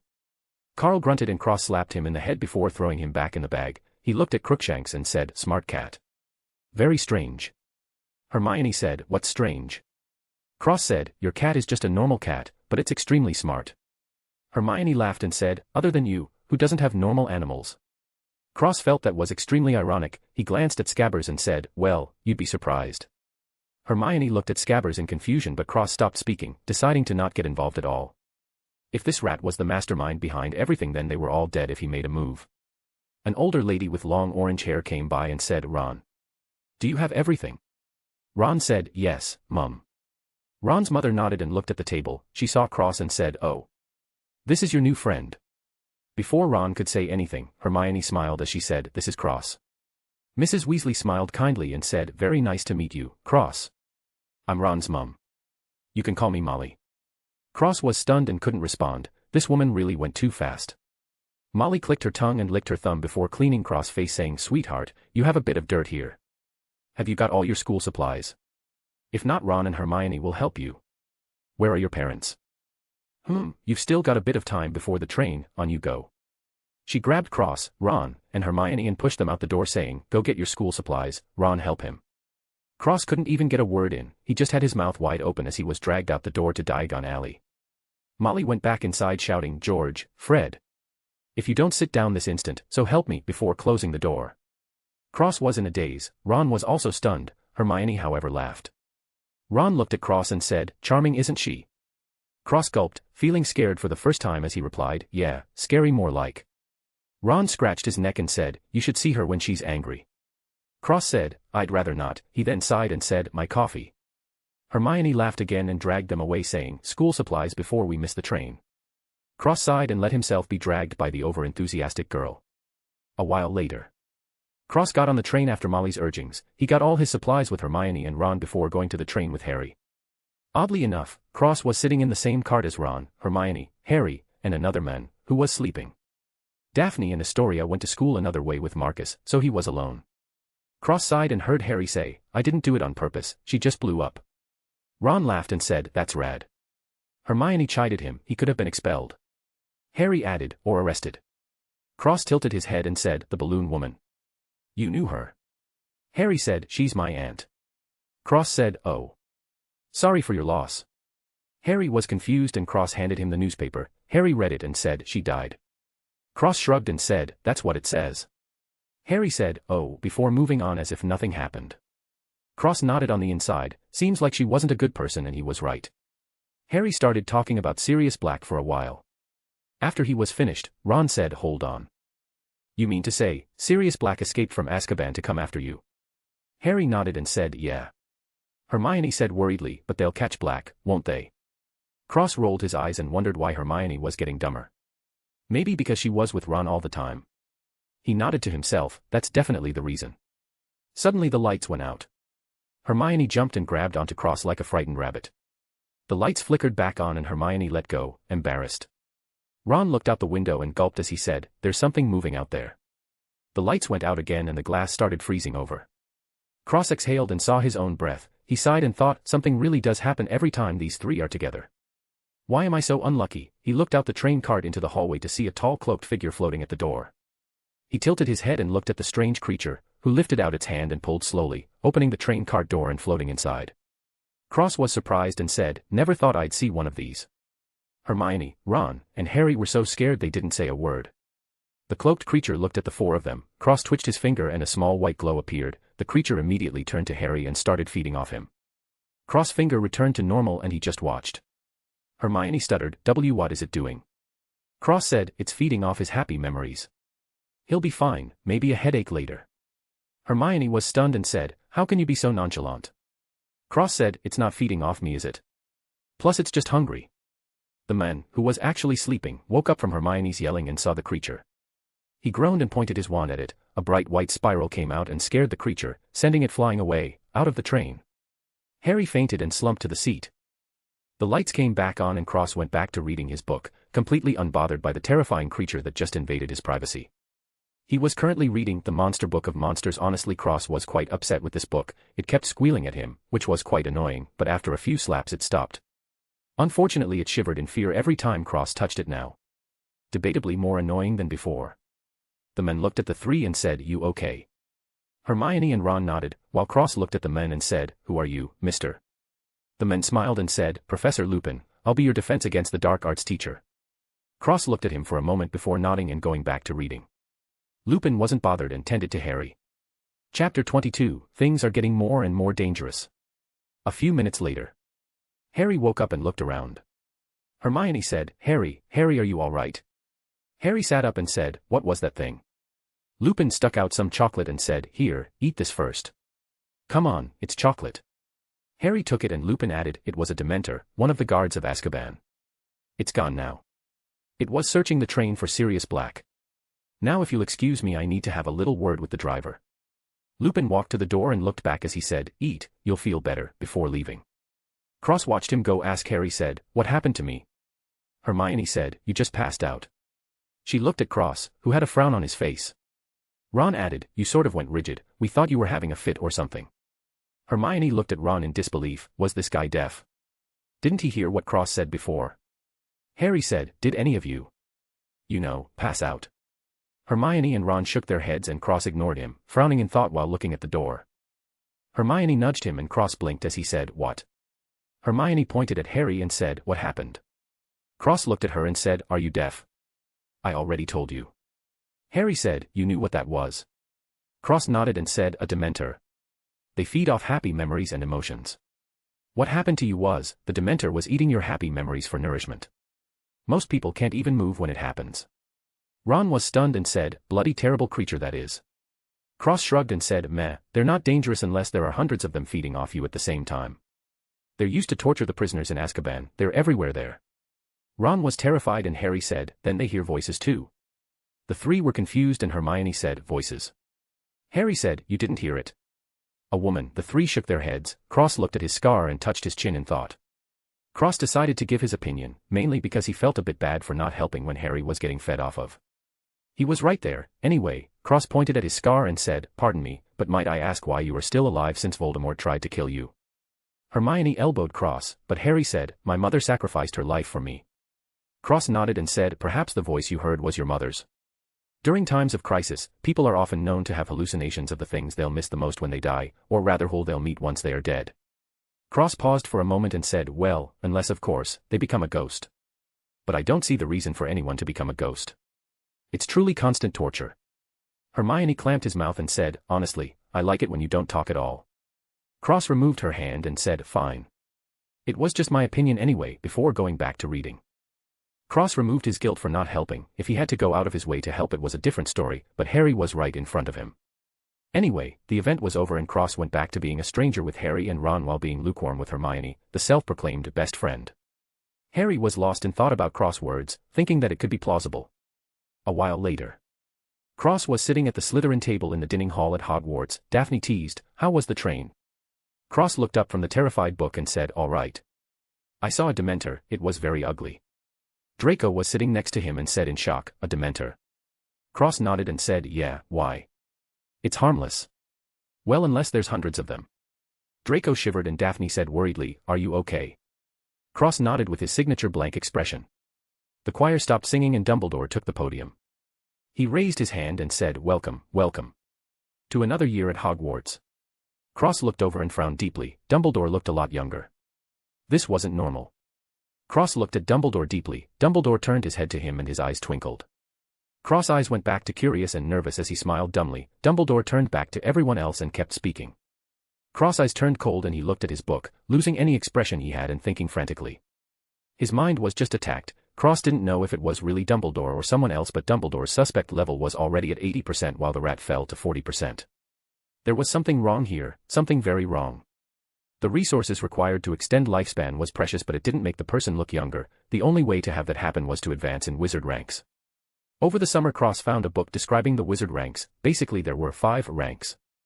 The first was the awakening of a wizard, the second was the first rotation of a wizard's powers becoming stronger, the third was advanced wizard, the fourth was grandmaster wizard, and the fifth was beyond that and only in theory, well according to the book. The 4 ranks, if Cross were to explain them in simpler terms, would be: the first time a wizard uses his magic, when a wizard was in their 4th year, when a wizard was about to graduate, after a wizard graduates, teachers, and finally the level Dumbledore has reached. Cross knew that there must be more ranks because Salazar mentioned something like being half a step into godhood. Cross couldn't give an accurate statement on if Dumbledore has actually become something beyond a grandmaster wizard, but the resources to achieve such a thing would be immense. Especially for someone as old as him.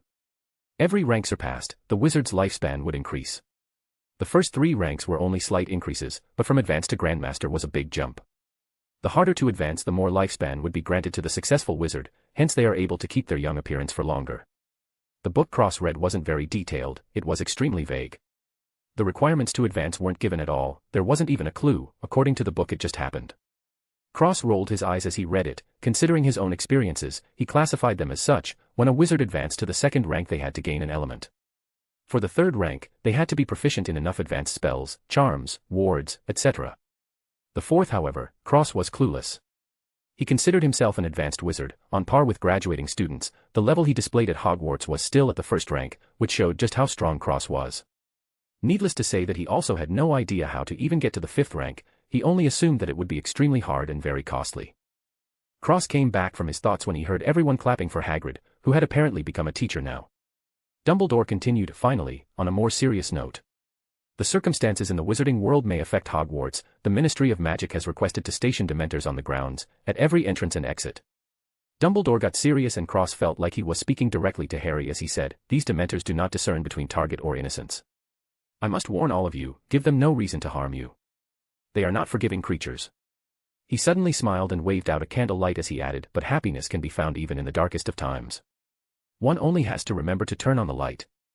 As he waved the candle back ablaze, Cross frowned and Dumbledore smiled kindly as he said, "Let us begin the feast." Cross didn't touch any of the food, preoccupied with his thoughts. The situation was getting worse at the school, but he wasn't going to run away. He sneered in his mind, fourth rank, fifth rank, if they wanted him, they should be prepared to lose a few limbs. But this didn't mean that he would start acting arrogant. He was low-key until the end. Unless Cross was truly forced into a corner, he wouldn't reveal himself. If he did reveal himself, he would obliviate any witnesses if possible. This is what he has been doing and it was working so far, why change now? Although, Cross felt more confidence in dealing with threats now, since he had 5 elements so far. He was going to continue his elemental collection while practicing his advanced spells with his string clone. The feast ended and Cross left directly, reading as he walked to the Slytherin common room. He was wearing the school uniform, except he ditched the cloak, hat, and shoes, opting for just the dress shirt and sneakers. He felt much more comfortable, plus he thought he looked better like this. His hair was also medium length and messy, it was currently black. Cross seemed to get more handsome as he aged, earning him looked from all the female students, well until they found out he was a mediocre wizard. Then they lost all interest. He even heard a rumor that he was just a pretty boy that was dumb as bricks. Cross was ecstatic at the claim, and said in his mind, "Yes, yes, stay away from me. I'm bad news, do my job for me." As usual, too much attention was a bad thing, plus Cross felt like all these students were truly the ones who were dumb as bricks. They believed everything someone else told them. Cross theorized that if someone said to jump off the Hogwarts bridge and you'll become a wizard as strong as Dumbledore, there would be a pile of bodies at the bottom the very next day. There was only one person who was different. Cross bumped into someone and dropped his book. He sighed and went to pick up his book, only to bump heads with the other person. They looked at each other and the girl clicked her tongue angrily. Cross sighed again and went to pick up his book, but Luna picked it up first as she said, "Enjoying mediocrity." Cross said, "Why are you mad, still? I don't understand." Luna read a bit of the book as she replied, "You're an idiot, that's why. Do you know dash?" A few students passed by. Cross' expression turned blank and dumb, while Luna looked to be in a daze, her eyes vacant as she stared at a corner of the hallways mumbling something about invisible truffle lumps. The students looked at Cross and Luna in disdain before laughing while whispering to each other as they walked away. The duo watched them go before returning to normal. Luna coughed and continued, "You hurt yourself just to hide yourself. Are you really not faking being an idiot?" Cross said, "I told you it was an accident. Why do you care anyway?" Luna was incensed and squeezed the book as she growled at you. She almost swung the book at his head. This guy, was he really not faking it? Cross' bag opened and Selena slithered out. She hissed normally and said, "Cross, are you really stupid? I can't even practice because you're so infuriating." Cross sighed and said to Luna, "I'm not an idiot. If I didn't know, wouldn't I truly be retarded?" Luna held his book, knowing he wouldn't leave without it, as she said, "Then why?" Cross didn't answer and instead asked, "Why do you care so much? We aren't that close, that you would be concerned with my well-being." Luna gripped the book tightly and she looked into his eyes and asked, "Are you concerned for mine?" Cross was stunned at the question and thought about it seriously. She was interesting but they barely knew each other. Plus. Cross answered, "No." Luna really did feel hurt and she almost cried, but Cross spoke again, "Because I know that you don't need me to be. I don't know about your magical prowess, but I believe you are smart enough to not put yourself in situations where your well-being was in danger." Luna was stunned and looked into Cross' eyes deeply for any signs of falsehood. Finding nothing, she revealed a small smile and handed back his book as she said, "Thank you." Cross took the book and thought for a moment before saying, "Sorry for making you worry." After that, he went back to reading and walked away, leaving Luna staring at his back in a daze. When she recovered he was already gone, she smiled and skipped away happily thinking to herself, my cold elven prince is warming up, hee hee. Chapter 23, Buckbeak. Cross was walking back to the Slytherin house and Selena said, I didn't think you were so good with girls. Cross said, what does that mean? I didn't even say anything to her. Selena hissed in astonishment and said, you. What? You basically just told her that there was no need to worry about her because she was better than everyone else. Cross was stunned and said, what are you talking about? Selena burst into laughter and slithered back into the bag saying, good job, Cross. Ha ha ha ha ha. Cross was stunned and cursed in Elven, fucking unreliable animals. He walked into the Slytherin common room and ignored the crowd of first years as he waved his hand in front of the fireplace angrily, still cursing under his breath as he was engulfed in flames and disappeared. The first years were completely shocked and the prefect said, not to worry, this is normal. Special rooms have special entrances. Cross told them that there was more than one and that he happened to find one by accident while he was reading. They ate it up and started looking for the others. What a joke, there was only one. These clowns had been searching for 2 years now. Despite knowing Cross had a special room, they never asked him for it. Well, if they could actually get a hold of him they would. But they could never get him, he would always be missing and they assumed he was in his room if he wasn't in class. Eventually they gave up completely, consoling themselves that their rooms were even better than Cross. Cross teleporting to the room of requirement and tasked the clone to practice all advanced magic. Cross held out his hand and the 5 element strings came out, fusing together and forming a new clone. The difference was this clone's eyes had 5 different colors in it. Cross inspected the and felt it was stronger than the previous one. Regardless of how strong it was though, it couldn't compare to himself, so he forgot about it. Maybe they would be useful later but right now, they were perfect for increasing training speed. Cross tasked the 5 elements clone to read about wizard ranks and everything concerning elements. Cross assumed that Hogwarts had more information about the ranks and elements than he could find outside. This was one of the reasons he stayed at Hogwarts, he basically had everything available to him, why would he leave just because it's dangerous? First of all, he was still extremely cautious, and secondly, the greater the danger, the greater the treasure. The room of requirement was a massive advantage over the other students, without it Cross reckoned he would be far, far behind his current self. Not that any of that mattered because he had it and he wouldn't let it go.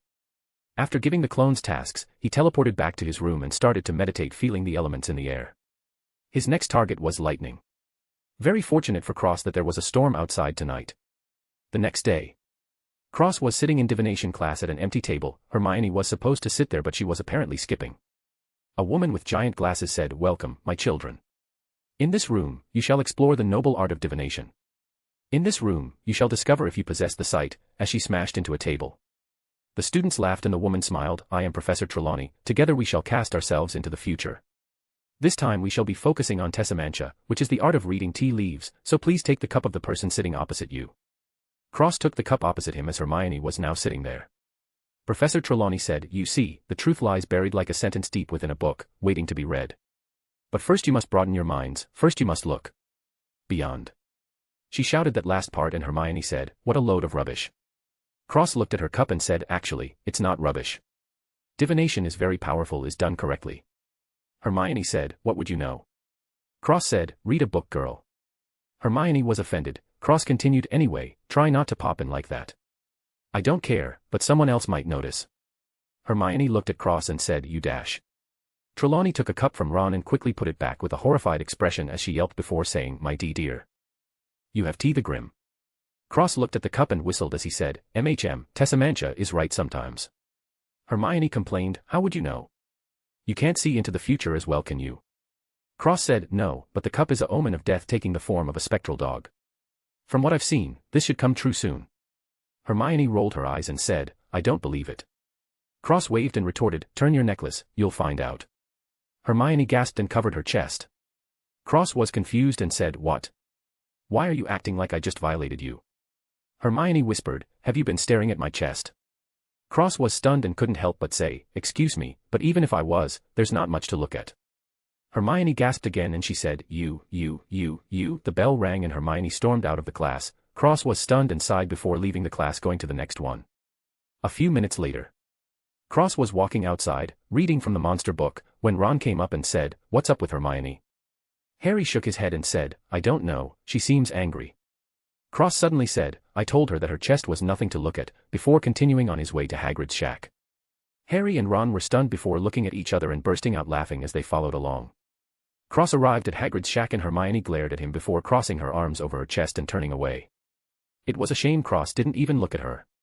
Harry and Ron started talking to Hermione, who was basically a mad dog, biting at anybody who was near her, at the moment. Hagrid waved and said, "Come over here, everyone. I've got a real treat for you today. A great lesson. Follow me." He started walking into the forest and added, "All right you lot, less chattering. Form a line over there and open your books to page 49. Draco said, "Exactly how do we do that?" Cross passed by and slapped Draco's book hard. The book whimpered and opened without a fuss. Draco was stunned and followed Cross to the side. Hagrid chuckled and said, "Or you can just stroke the spine." Draco looked at Cross, who was already reading the book and said, "Did you do that for yours?" Cross nodded and said, "Yeah, but the problem is that it shivers in fear now. That's annoying." Draco felt his mouth twitch and he said slowly, "Right." Cross ignored him and Hagrid coughed, gaining everyone's attention as he said, "Tata," moving to the side as he revealed a horse-like creature. Hagrid smiled as he continued, "Isn't he beautiful? Say hello to Buckbeak." Ron said, "Hagrid, what is he?" Hagrid said, "This here is a hippogriff. They are very proud creatures, you do not want to insult a hippogriff. It might be the last thing you do. Anyway. Who would like to come and say hello?" The class all backed off, except Harry and Cross. Harry was at the front and didn't know, and Cross wasn't paying attention. Hagrid smiled and said, "Good job, Harry. You first. Come on." Harry looked behind him to see only Cross near him, he was stunned at these people. Hagrid said, "Come on. Now, you have to let him make the first move. Give him a nice bow, if he bows back you can touch him, if not. Well, we'll get to that later." Harry walked over and bowed deeply. Hagrid said, "Good."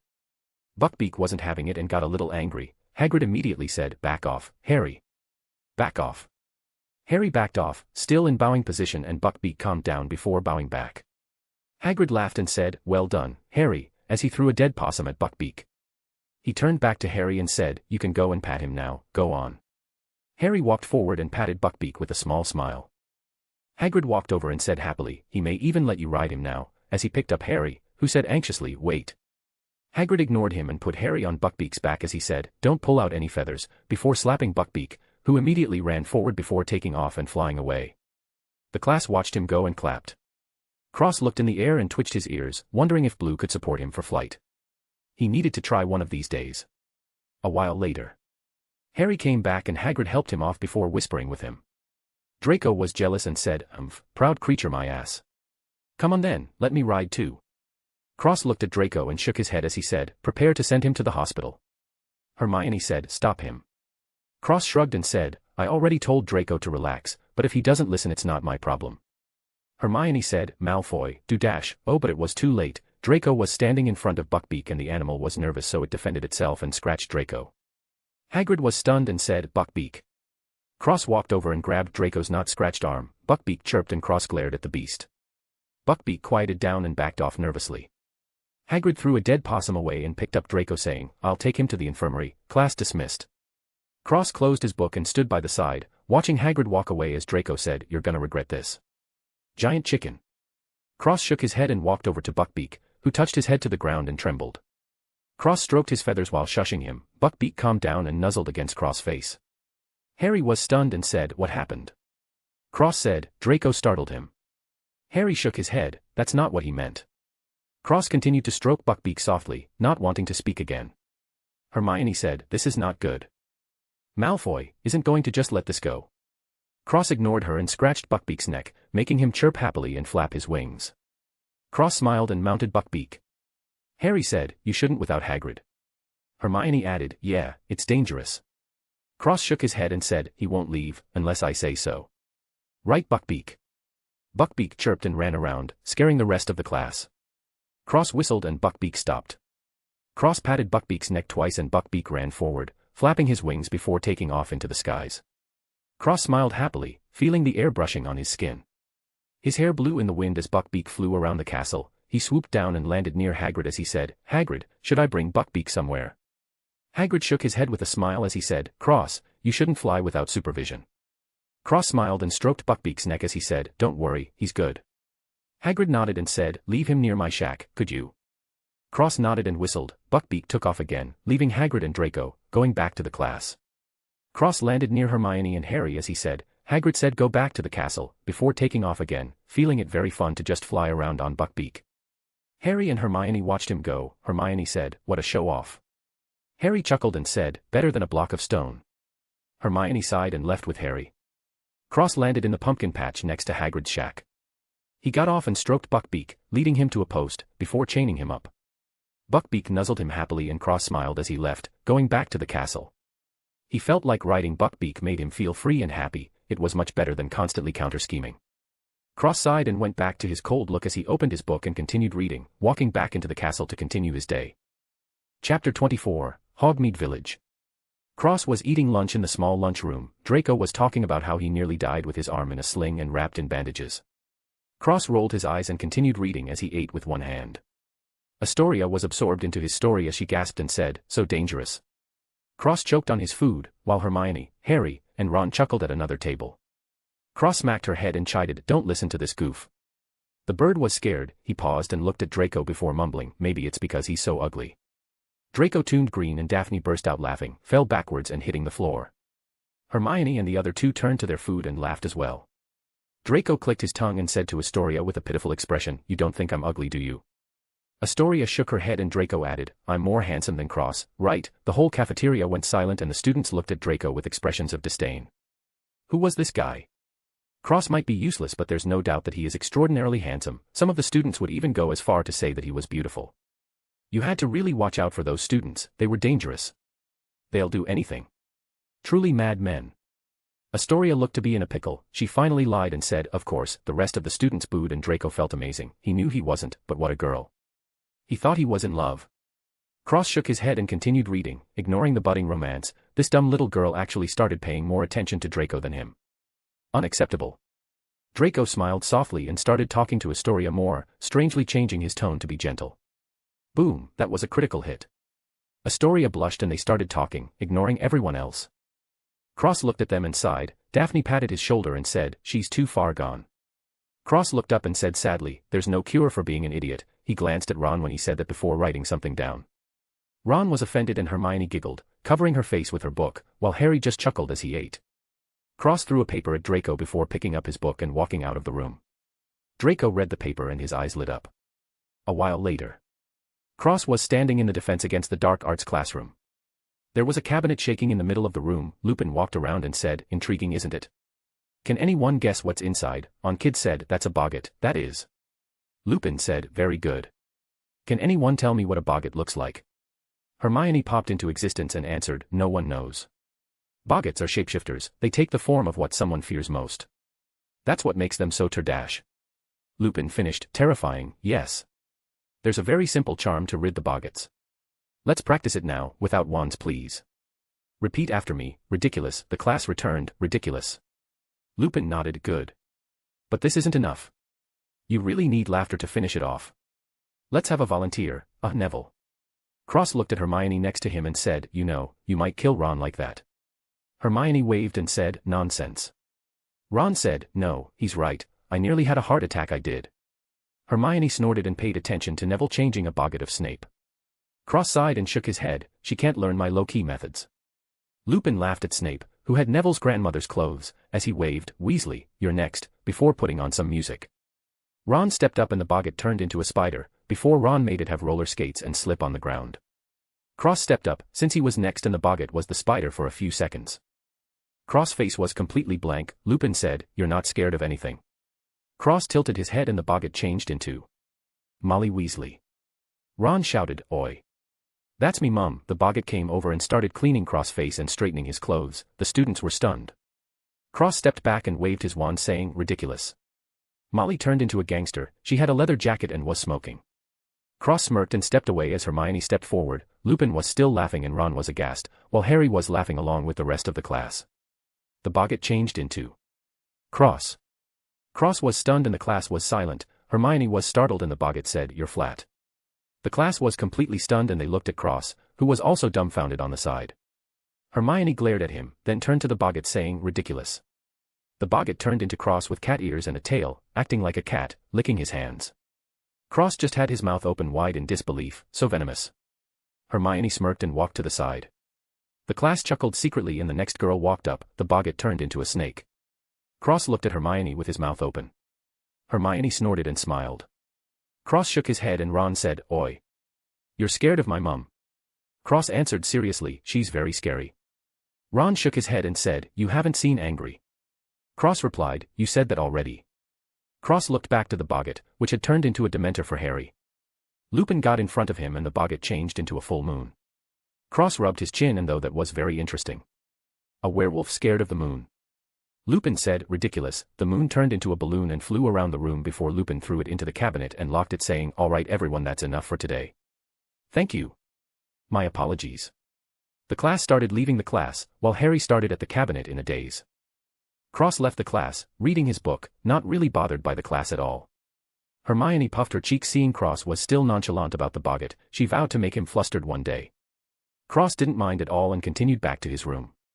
Cross teleported to the room of requirement. He merged with the two clones and absorbed all the practice and knowledge. He mumbled to himself and sent out the clones again, continuing their tasks, before teleporting back to his room and meditating on the lightning element. A few days passed.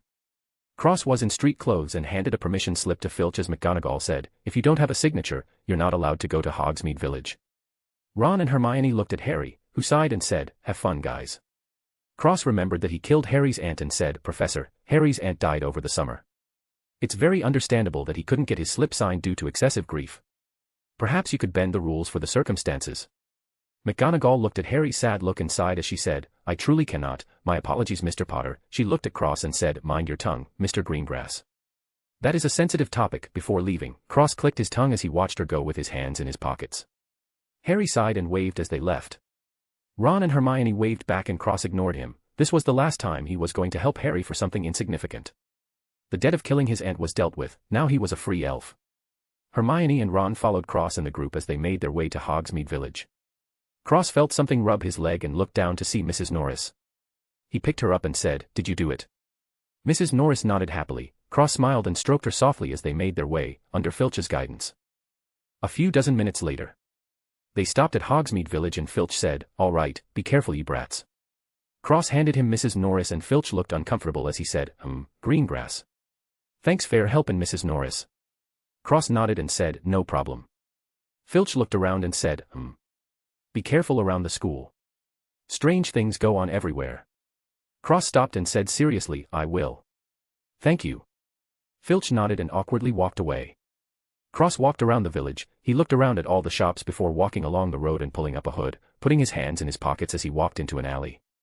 Hermione saw Cross disappear into an alley and frowned but kept silent. Cross walked into the alley and spread out his strings everywhere. The strings went around the buildings and into the ground. He continued walking through the town through the alleys before coming across a dilapidated house. Selina poked her head out of the bag, and slithered out to Cross' shoulder before slipping into his hood and hiding herself, only golden snake eyes visible. Cross walked into the house and dangled his right hand out of his pocket. The only thing visible in his hood was his glowing red eyes. The red was just black. Cross dragged his hand and strings by his side, scanning the entire house.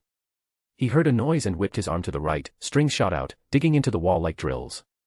Selina glared at the wall and was ready to petrify whatever came out.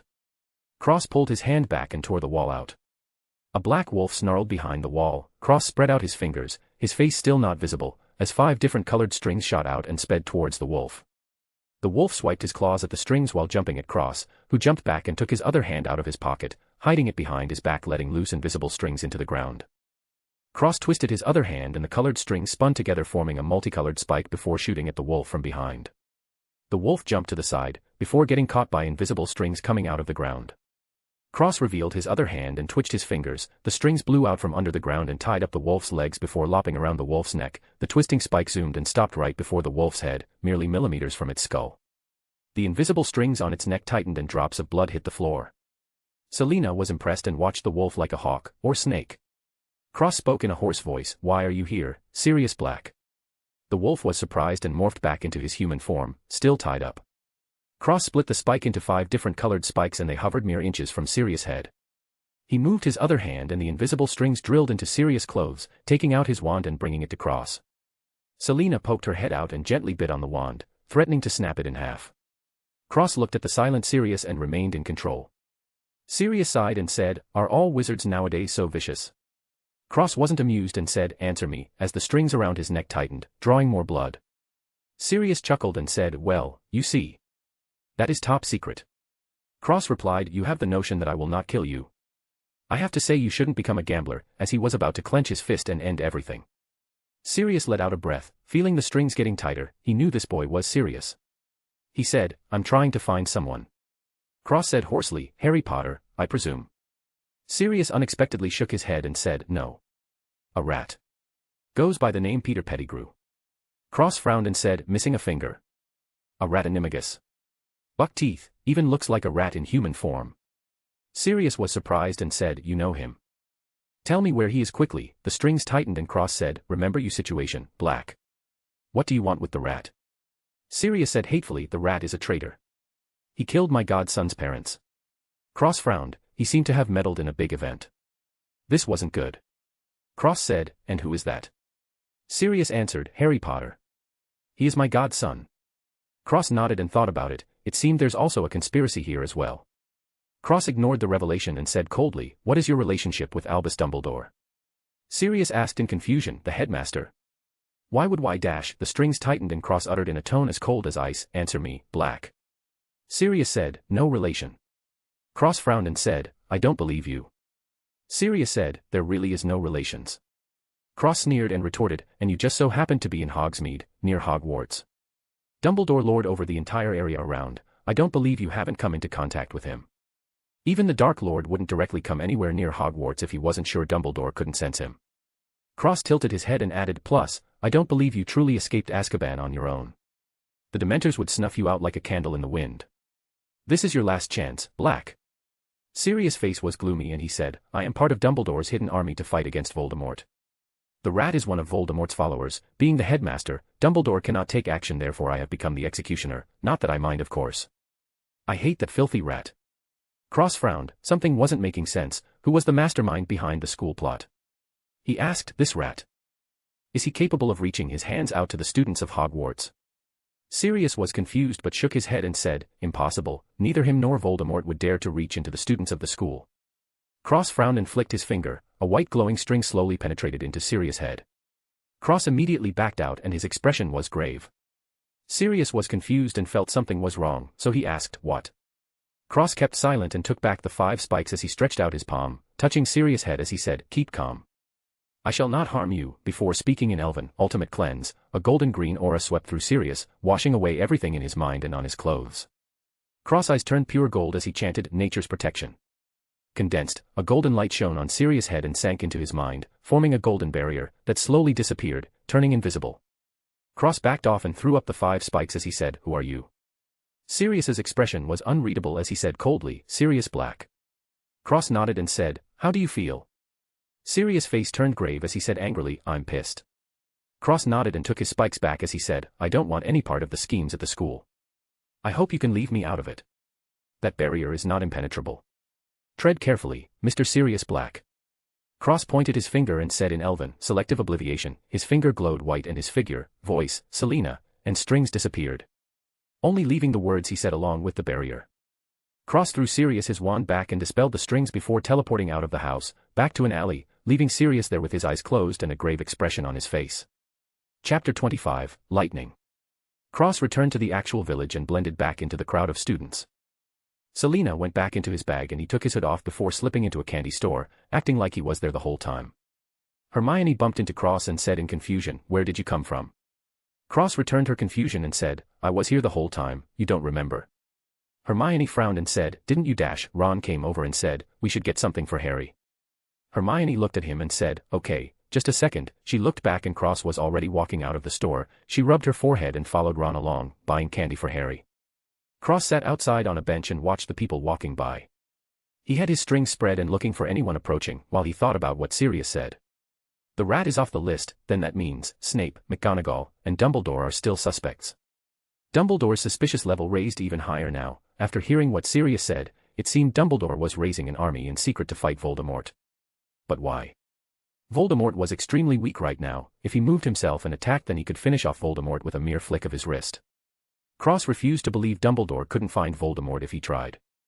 There had to be something bigger going on. He thought about it and all his leads ended at Harry. Every single one. But what's so special about Harry Potter? His mother sacrificed herself and he survived a killing curse, and what else? Cross knew that he had a soul fragment in his mind, connecting it with the diary Horcrux. Cross theorized Harry had been turned into a Horcrux by accident, which explains his Parselmouth and the apparent attraction to anything Voldemort. But how does Dumbledore factor into everything? What is the plan for the school? Who is behind it? He racked his brains trying to figure it out. He just didn't want to get involved. Honestly, he just wanted to study freely, but apparently that was impossible as he was constantly walking on a tightrope, with Voldemort on one side and an unknown schemer on the other. The only solace he found was that he had obliterated Sirius of his traces completely. Nothing against Sirius, but he couldn't take any chances. Indeed, unfortunately he severely underestimated the person behind the scenes. Cross was in his thoughts when Hermione sat next to him and said, "Where did you go before?" Cross returned and said, "What are you talking about?" As he touched her forehead, his finger glowed from the tap and it dimmed when he took it back. Cross kept the same expression but his eyes were a raging fire. Hermione touched her forehead and said, "I saw you going into the alley." Cross changed the subject and said, "Hermione, have you met with any teachers privately?" Hermione was startled and said, "Why?" Cross smiled beautifully and said, "Just tell me." Hermione thought about it and said, "I did go see a teacher before." Huh. I don't remember. Cross' smile was cold as ice and Hermione's eyes widened in horror as she almost started crying. "I don't remember." Cross pulled her in and stroked her head as he shushed her. Hermione was shivering, thinking of the implications. Cross held her and whispered in Elven, "Ultimate cleanse. Nature's protection. Condensed. Divine barbs." 3 different colored lights flashed in Cross' hidden palm. They were green, gold, and blood red. Hermione felt her mind being cleansed completely as well as her whole body, then a powerful barrier and blood red thorns spread around the barrier. She could feel it all.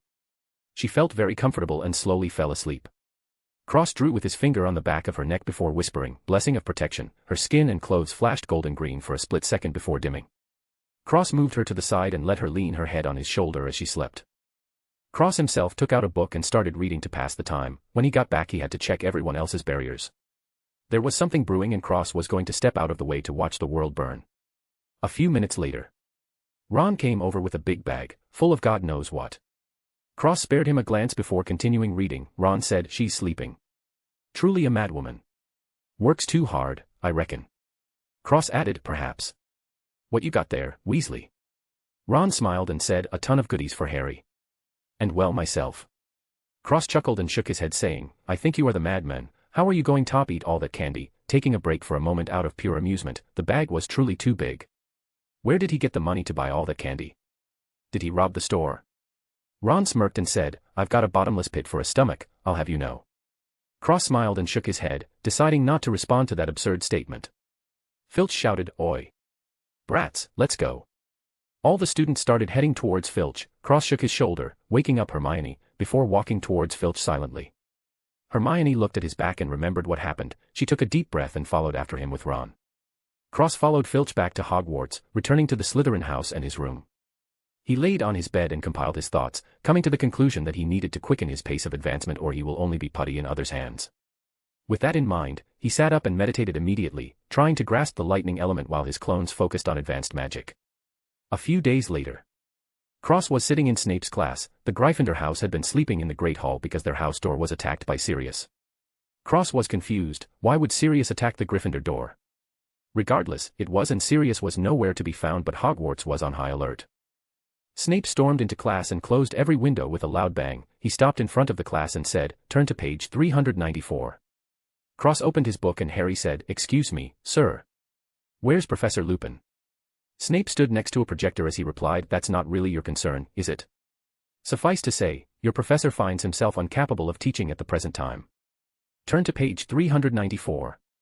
Hermione popped into existence next to Cross as she said, "Sir, we aren't supposed to learn about nocturnal creatures for weeks." Cross nudged her and shook his head. Hermione was confused and Snape said, "Quiet." Ron said, "Where did she come from?" Snape ignored Ron and asked, "Who can tell me the difference between a werewolf and an animagus?" Hermione raised her hand and Snape said, "No one." How disappointing. Cross put his hand up and clamped Hermione's lips. Snape said, "Yes, Mr. Greengrass." Cross answered, "Werewolves are not by choice and animagus is voluntary. Also, animagi can transform into any animal while werewolves can only become wolves and only on the full moon." Hermione put his hand down and Snape hummed before saying, "Correct, 5 points Slytherin." Before he went on a rant about werewolves, Cross tuned out and read his own thing. Hermione whispered, "Why did you stop me?" Cross said plainly, he's not in a good mood, he'll give us extra homework if you keep speaking when he doesn't call you. Hermione said, how did you know? Cross joked, Tessamantia. Hermione laughed and Snape said, Ms. Granger, is there a problem? 5 points from Gryffindor and 2 parchment essay on werewolves by Monday morning. Hermione was stunned and Cross sighed before mumbling, for fuck's sake. Snape threw a book at him saying, Mr. Greengrass. Watch your tongue. Cross caught the book and put it down, keeping silent with an ugly expression. Snape went back to lecturing and Cross glanced at Hermione, who smiled. Cross clicked his tongue and went back to reading his book. The next day. Cross was sitting outside at the Quidditch game, it was heavily raining and there might even be a storm after. Cross was wearing a rain slicker and meditating outside, he was going to have to take drastic actions if he wanted to learn the lightning element.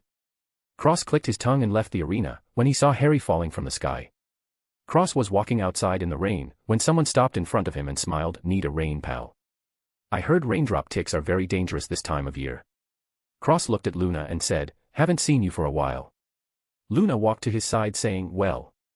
I couldn't talk to you without my heart feeling like it was about to burst. Cross continued walking and said, is that a bad thing? Luna said happily, I don't think so.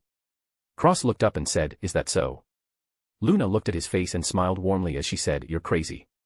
Cross mumbled, divination. Luna corrected, more like accurate predictions.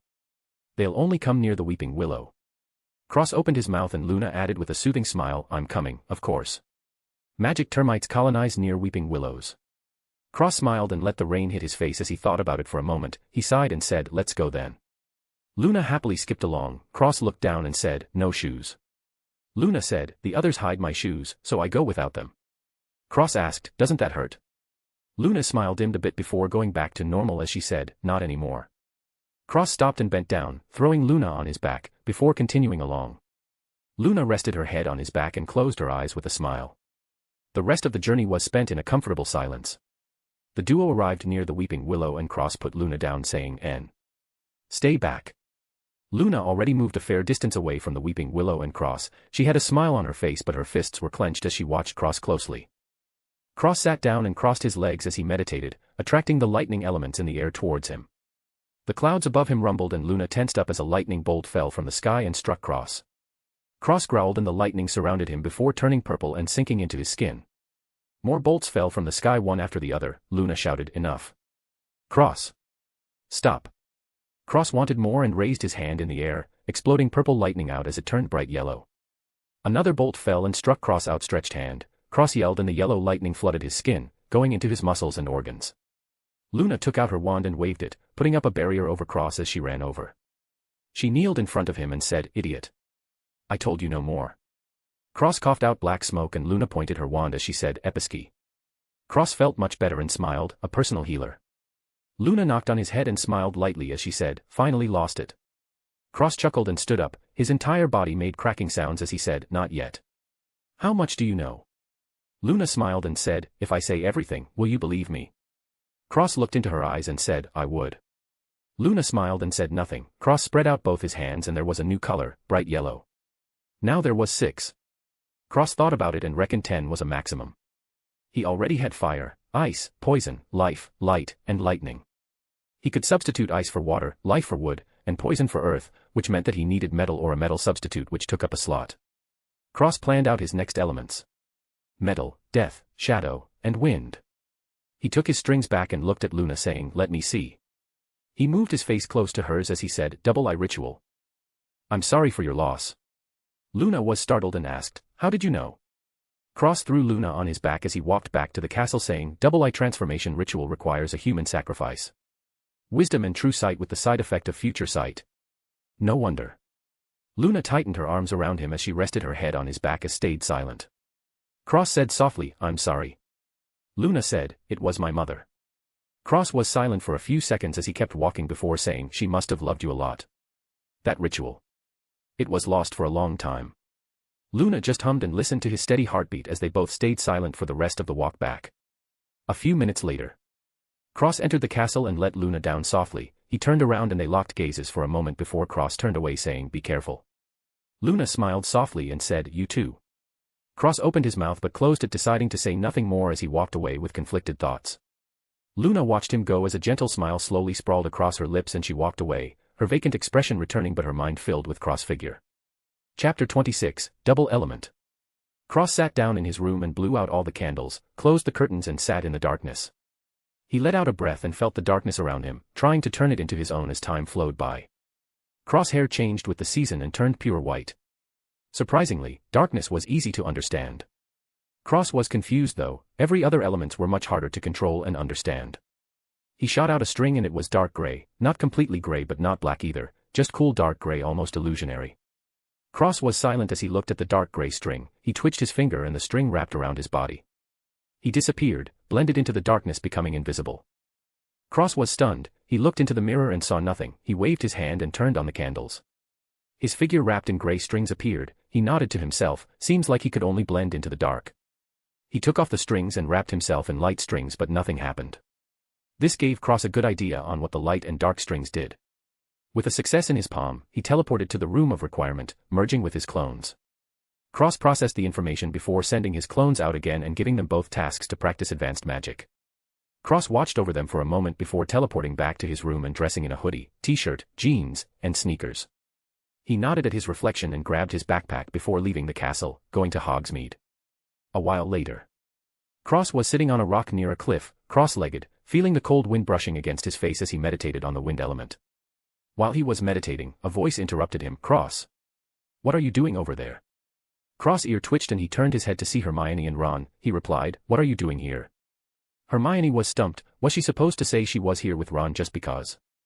Cross shook his head and turned back to the front, focusing on meditating. Ron looked at Cross back and said, "A madman, that lad. Sitting on a rock like that, what if he falls off?" Hermione rolled her eyes and said, "How is he going to fall off? He's not moving at all." Ron shrugged and said, "I don't know, the wind." Hermione was speechless, looking at Ron, who scratched his cheek. Hermione finally replied after a few seconds, "Might strong winds, Ron." Ron blushed in embarrassment and didn't reply. Suddenly they heard a voice, well, look who's here. You two shopping for your new dream home. Quite a grab for you, isn't it, Weaselby? Doesn't your family sleep in one room?" Ron said, "Shut up, Malfoy." Draco clicked his tongue and said, "I think you should respect your superiors." Hermione said, "I hope you don't mean yourself." Draco said, "I hope you're not talking to me. You filthy dash." Cross sighed and said, "Draco." Draco looked over and said, "Oh Cross, you're here too."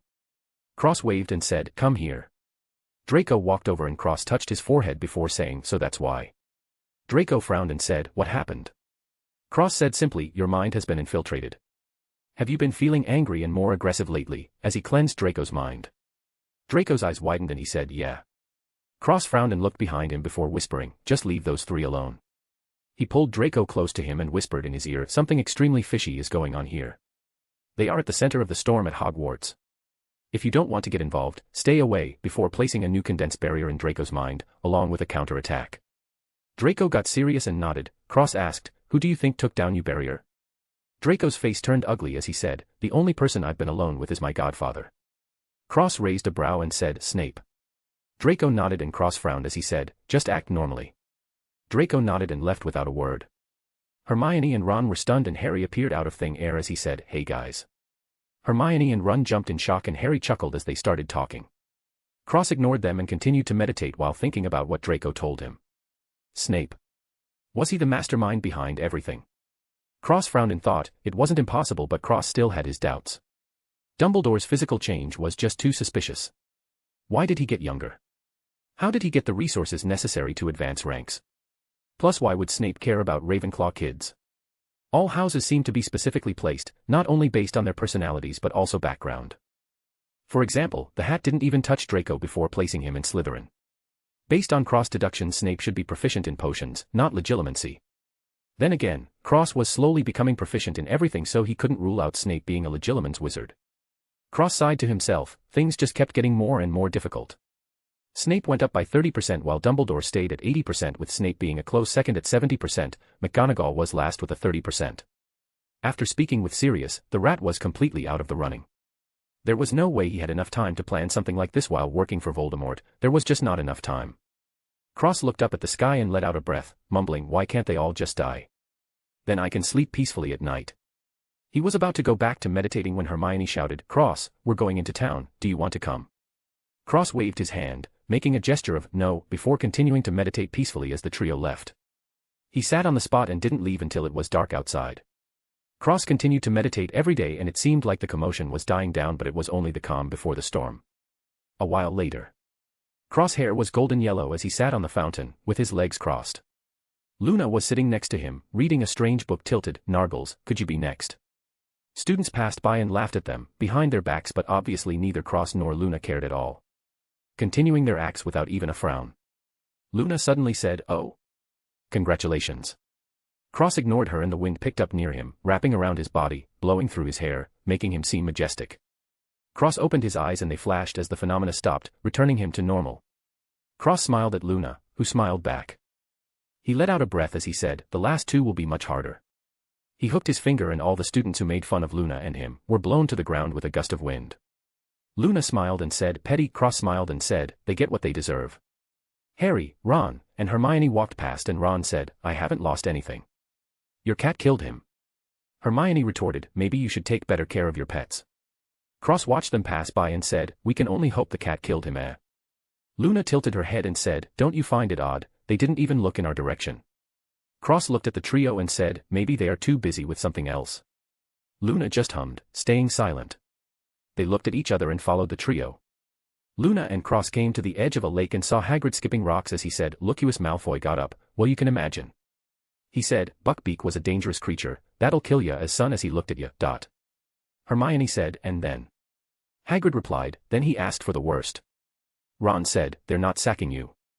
Hagrid sniffed and said, "No, I'm not sacked. Buckbeak's been sentenced to death," as he threw a rock in the lake instead of skipping it. Cross was shocked and Luna whispered, "Who's Buckbeak?" Cross replied, "A hippogriff, very gentle creature. Just a little scared of the world, that's all." Luna asked, "Why are they killing it?" Cross replied, "Because Draco startled it and it scratched him. His father didn't like that, I guess." Luna shook her head and her eyes turned before she smiled at Cross without words. Cross guessed what she did and didn't ask, instead he said, "Let's go." Luna nodded and they left. Cross and Luna were walking back to the castle and Luna asked, "What do you think?" Cross looked at her and said, "What do you mean?" Luna smiled and said, "About the school." "What did you think?" "I was asking you what you thought about me." Cross twitched his ears, he was indeed thinking that, but he answered, "School's fine.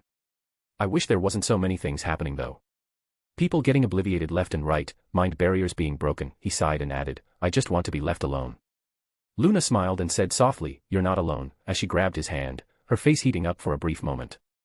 Cross was startled at her small hand in his palm and looked at Luna, only catch a smile. He sighed and a small smile escaped his lips as he said, "I guess not." Luna smiled gently and they continued in silence as they walked into the castle. Cross took his hand back awkwardly and said, "I'll see you later, I guess." Luna hummed and nodded, a red hue covering her ears. Cross chuckled nervously before directly teleporting away. Luna giggled and walked back to Ravenclaw common room. Cross sat on his bed and took a deep breath, stabilizing his emotions. It was the first time he has had such intimate contact. He didn't count Daphne, Astoria, or even Hermione at all. First of all, Astoria and Daphne were his sisters and Hermione was like a sister as well. He didn't think of any of them as anything more than that. Obviously, he could tell that they didn't feel the same. He might act dumb and cold, but he wasn't actually dumb, maybe a little cold but not dumb at all. How could he not see that Hermione looked at him differently, or that Daphne looked at him the same way? He just wasn't interested, they were like sisters, so he played dumb. Eventually they will forget about it and move on, if they didn't then too bad, he couldn't care less. He wasn't going to return their affection anytime soon, so they're only hurting themselves. However, Luna was different. He only thought of her as interesting at the beginning, as time went by she slowly got closer to him. Even now, they weren't that close, but something more than friends, even if just by a sliver. She knew his real self and he knew hers, there was an unspeakable trust that had developed between them. Honestly, Cross could safely say that out of everyone at the school, including his actual family, Luna was the only one who made him not feel alone. He let out a breath and rid his head of any more thoughts as he meditated on the death element. A few days later. Cross was walking towards Hagrid's shack. Today Buckbeak was supposed to be executed. He wanted to see if he could get some insights into death by watching it happen as a bystander. He walked out of a stone exit to see Hermione and Harry sneaking down the hill. He looked further down and saw Ron, Hermione, and Harry walked towards Hagrid's shack leisurely. Cross' mouth curved upwards and he mumbled, "Interesting." Chapter 27, Surprise Enlightenment. Cross appeared behind Harry and Hermione, who were hiding behind pumpkins. The two didn't notice him until he squatted behind them and whispered, "Don't scream unless you want your past selves to find you." Hermione and Harry jumped, scared out of their wits. Hermione whispered angrily, "What are you doing here?" Cross said, "I was going to watch Buckbeak's executions for. Well anyway, I saw you two in your past selves so I thought I'd tag along. I have nothing else to do and staying in the castle is really getting boring." Harry quipped, "I thought you were just a nerd." Cross retorted, "Coming from you?" Harry turned back saying, "Fair enough." Cross smirked and felt it was fun to act out every once in a while. Harry said, "That's Pettigrew." Hermione stopped him and Cross said, "Oh? You know." Harry looked at him and said, "You knew." Cross nodded and said, "I knew the first time I saw the rat. I only knew he was an animagus though." Harry turned back and Hermione moved to the side before throwing a rock and breaking a vase. Cross looked at Hermione in confusion and Hermione threw another rock, hitting Harry in the head. The Harry in Hagrid's shack looked out the window and saw Dumbledore and two other men before moving. Hermione said, "They're coming, go into the woods." The three went into the woods and hid behind a tree as the past Ron, Harry, and Hermione hid behind the pumpkins. Hermione looked at herself and mumbled, "Is that really what my hair looks like from the back?" Harry pulled Hermione out of the way and their past selves looked back, before running back up the hill towards the castle. Harry, Hermione, and Cross moved towards Buckbeak and Cross asked, "You're saving Buckbeak?" The other two nodded and Cross snapped his fingers as he cooed, "Come, Buckbeak. Here boy," smacking his lips together making kissing noises. Hermione and Harry looked at him strangely and Buckbeak chirped before walking towards Cross, nuzzling against his face happily. Harry took the chain off the post and they escaped into the woods, disappearing from Hagrid's shack. A while later, Cross was sitting on Buckbeak's back as they walked through the forest. Hermione and Harry were talking and stopped when they could see the weeping willow. Cross stroked Buckbeak's neck and said, "Lupin's here too." "Oh, and Snape." His eyes narrowed on Snape and Hermione sat down as she said, "Now we just wait." Cross asked, "What were you guys doing before?" Harry explained, "Sirius Black is my godfather and they were trying to kill Peter Pettigrew because he betrayed my parents, giving out their location to Voldemort. When we got out of the Weeping Willow, Lupin transformed into a werewolf and attacked us. Sirius fought him off and almost died from a Dementor attack but we were saved by an unknown wizard, which I believe to be my father." Cross nodded and said, "And then?" Hermione said, "And then? Are you not surprised at all?" Cross replied, "I knew Lupin was a werewolf. As for Sirius Black, I'm mildly surprised," lying through his teeth. Harry continued, "When I woke up in the hospital, they had already taken Sirius and were about to give him to the Dementors. So we're gonna save him." Cross nodded and said, "Oh. Good luck to you then." Harry said, "Thanks." Hermione was speechless and said, "You're not going to help?" Cross looked at her and said, "Why would I help? I owe someone a favor but it's neither of you. Speaking of which, you still owe me a favor." Hermione suddenly remembered and said, "Right," after which she mumbled softly, "How can I ever return your favor when you keep saving me?" Cross heard her but said nothing. He looked at Buckbeak before waving his wand and shrinking him down, placing him in his beast bag and walking to the side. He was out of sight and jumped into his bag, disappearing before landing on the ground. Buckbeak looked around curiously and Cross said, "Find a nice place, Buckbeak." Buckbeak chirped and flew off to an empty space, under the watch of Blue, Carl, and Selena. Cross threw an atmospheric charm at him and the area Buckbeak was changed. Tall grassy mountains sprouted from the ground and the trees in the arena vanished. Buckbeak was thrilled and nested on top of a mountain, before resting. Cross fed all the beasts before leaving the bag and putting it back on his back, walking back to the other two. Harry was talking about what he saw at the lake. It was a massive dragon. "I really think it was my dad, Hermione." Hermione said, "But Harry. Your dad is Dash." Harry cut her off and said, "Dead."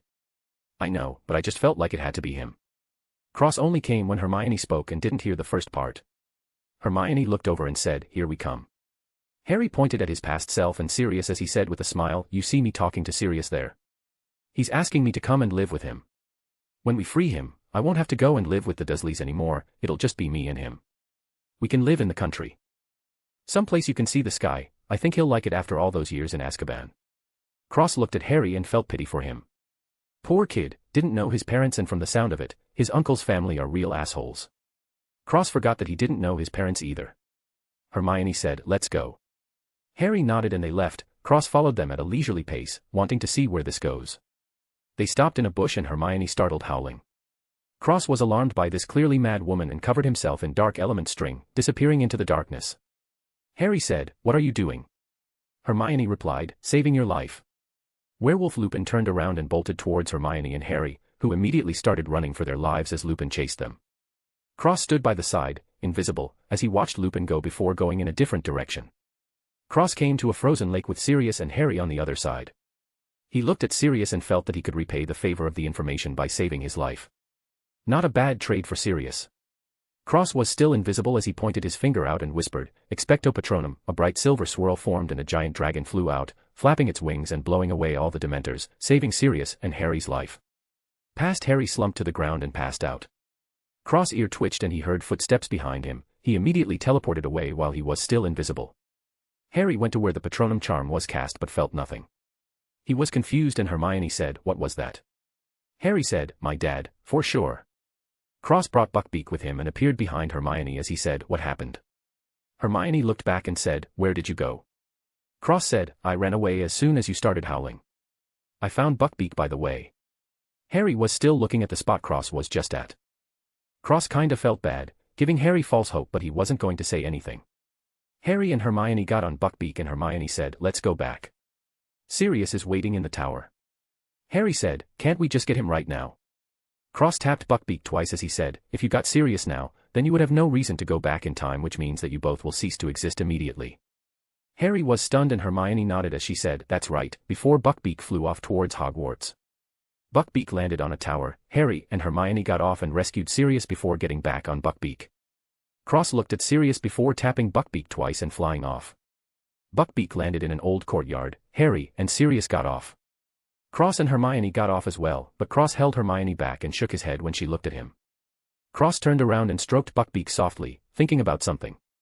He brushed his hand against Sirius' head before, everything he placed was gone and there were new wards, charms, spells, etc. Cross didn't like that, not at all. Everybody's barrier has been broken already, which means that the mastermind, whoever it is, probably knows who he is. Cross' eyes narrowed, things were going to get bumpy in the future. They may not know he's an elf, but they surely know he's faking his talent. Cross calmed down and analyzed everything. This may not be a bad thing. Whoever it is may start making moves in the dark, pushing him to the spotlight to force out his secrets.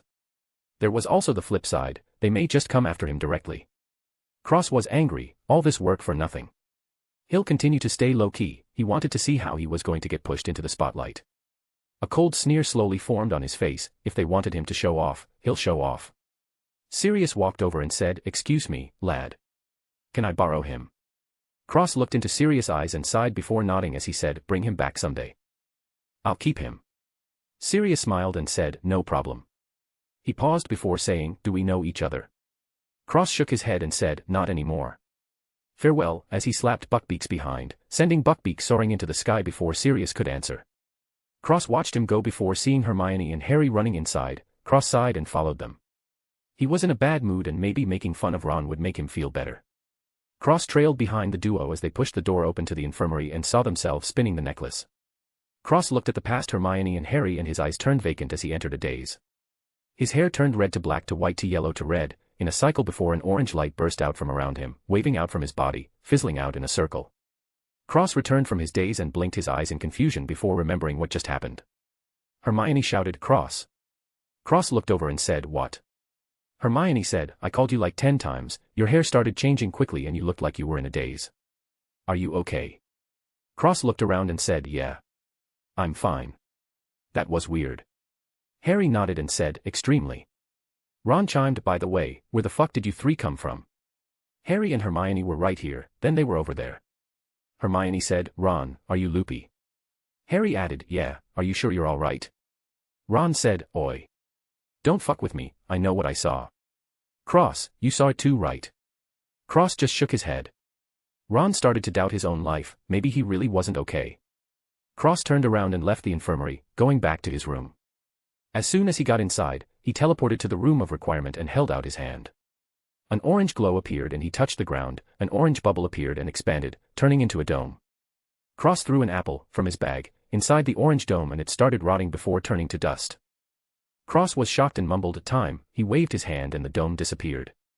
Cross pointed and an orange string came out. Cross was silent and took back the string before merging with the clones. He sent them back out and tasked them to continue as he went to his room and sat on the bed. He opened his palms and an orange glow appeared in each palm. He started studying the element of time, slowly getting used to it, so he used it easier.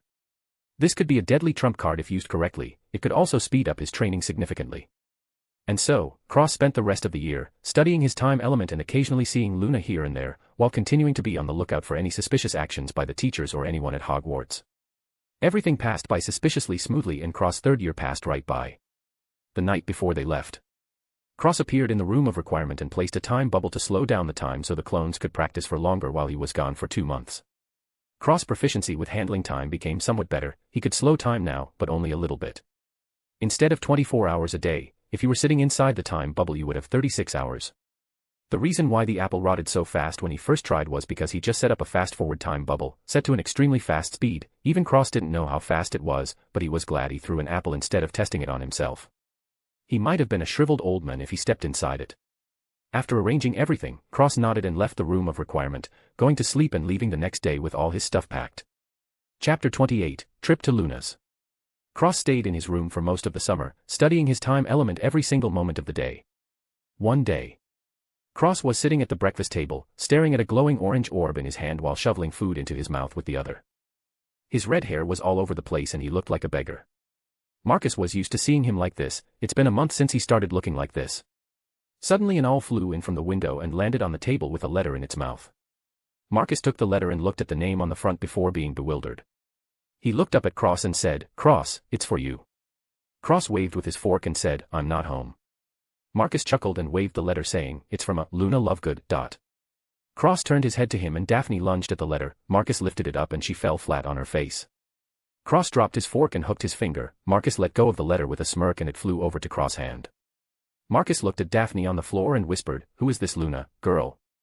Daphne grumbled, "A loony bin at our school." Marcus chuckled and asked, "A loony bin?" Daphne replied, "She's loopy, out of it, not good in the head, strange." Marcus' face turned black as she went on and on. Cross opened the letter and read the contents. "Dear Cross, I got tickets to the Quidditch World Cup so I'm bringing you along before the Nargles steal my tickets and sell them to the Flumplesnuffs. Oh also, clean yourself up before you get here. Luna." Her address was included in the letter. Cross mumbled to himself for a few moments while Marcus read the letter and said, "Oh, boy. What are you hesitating for? A girl who buys you tickets to the Quidditch World Cup. She's a keeper for sure." Daphne and Astoria were stunned while Cross sighed, "I don't like Quidditch." Marcus smacked him saying, "Idiot. It's not about the Quidditch. Go clean yourself up. Go. What are you waiting for?" Cross rubbed his head and said, "All right, old man. Geez. I'm going." Cross crushed the time bubble in his hands and went to shower, change, etc. A while later, Cross came out with a black hoodie, white t-shirt, blue jeans, and blue sneakers. He was wearing his beast backpack and had his storage bag inside it. His wand was in his pocket and he was ready to go. Alyssa looked him over and fixed his hair as she said, "What a good-looking son I have. He takes after me," while sighing happily. Marcus, Daphne, and Astoria looked at each other, seemingly thinking the same thing. "He's adopted, he can't look like you." Cross scrunched up his nose at Alyssa's care and she laughed before pinching his nose as she said, "Bring home a daughter-in-law." Cross choked on his saliva and Marcus coughed as he said, "Honey. He's only 14 years old." Alyssa snorted and replied, "We can find him a fiancé. I seem to recall someone else had one when he was born." Marcus turned his head away and Cross said, "Anyway, I'll be leaving then." Marcus said, "I'll bring you." Cross smirked and replied, "No need," before whistling. Blue came out of the bag and grew to the size of 2 meters. Cross hopped on her back and waved to the rest as he said, "See you later. Love you. Bye." Blue chirped and took off, flying into the sky and disappearing. Marcus sighed and Alyssa wiped her eyes as she said, "He grew up so fast." Astoria and Daphne were still standing there with black lines on their foreheads. Apparently their own parents didn't think of them. A while later, Cross landed in front of a giant rook-like building. Blue chirped and the door on the house opened. Luna walked out and smiled as she said, "Did you rush over?" Cross coughed and said, "My dad sent me off." Luna smiled slyly and said, "Right. Of course." Cross chuckled and Luna stroked Blue's neck as she said, "Would you like to come inside?" Cross smiled stiffly and nodded. Blue nuzzled against Luna's face before shrinking and sitting on her head. Luna smiled and said, "Follow me," as she grabbed his hand and walked to her house. Cross followed along with a small smile as they walked into the house. Cross looked around and was amazed at all the paper, artifacts, drawings, and decorations. Luna said, "My dad likes to experiment with artifacts. Though he's gone a bit crazy, I hope you don't mind." Cross shook his head and a man with long white hair popped out of the kitchen as he said, "Luna, where is my dash?" His words got caught in his throat as he saw a boy. His mind turned as he walked up to Cross and looked him up and down, walking around him and looking around carefully. Cross tensed up and he remembered what Alyssa said at the house, his face heated up and the tips of his ears turned red as both his ears twitched. Luna was also a bit embarrassed, and Taman backed off as he mumbled, "Nargle free. No sugarplum crookstacks. What do you want with my daughter, strange boy?" Cross-eyed turned thinking of an answer as he said, Luna stepped in and said, "Dad, we're going to the Quidditch game tomorrow." Luna's dad ignored her and looked at Cross deeply, his crazy eyes focusing and becoming sane as he stared at Cross. Cross blinked and said, "I." He tilted his head and his expression frosted over, "I will protect her." Luna's dad's eyes widened slightly as he said, "Really, and how will you manage to do that?" Cross put his hand on Luna's dad's head and said in Elven, "Ultimate cleanse." Luna's dad backed off and shook his head. Luna stepped forward but Cross put his arm in front of her and said, "Hold on a second." Luna stopped and her dad straightened out as he said, I see. Unfortunately I have been this way for too long, lad." Cross sighed and put his arm down, looking sad. Luna's dad smiled and said, "Fortunately for me, there may still be revenge. You have my blessing, boy. I'm Xenophilius Lovegood." Cross' sad expression was washed away and he choked on his saliva. "When did I ask for you blessing, you crazy old man?" Luna felt her eyes twitch and her face froze, a smooth pink blush ran across her face. Xenophilius laughed and sat down in a chair, letting out a breath. Luna pulled Cross to the couch and Cross said, I'm Cross Greengrass. I'm adopted and I have no parents." Luna looked at Cross, completely speechless. "Why don't you tell him what you had for breakfast too?" Xenophilius chuckled and said, "There's no need to be nervous, Cross. I believe Luna will be safe in your hands." Cross scratched his neck and said, "She will be," as his face completely turned red. What was he supposed to say? No. Luna blushed and glared at her father. There was no need to talk about this at all. They weren't even that close yet, at least not close enough to marriage. Xenophilius nodded and said, "Good. Thank God, you don't have any Lamont Wixies on you, which is a blessing."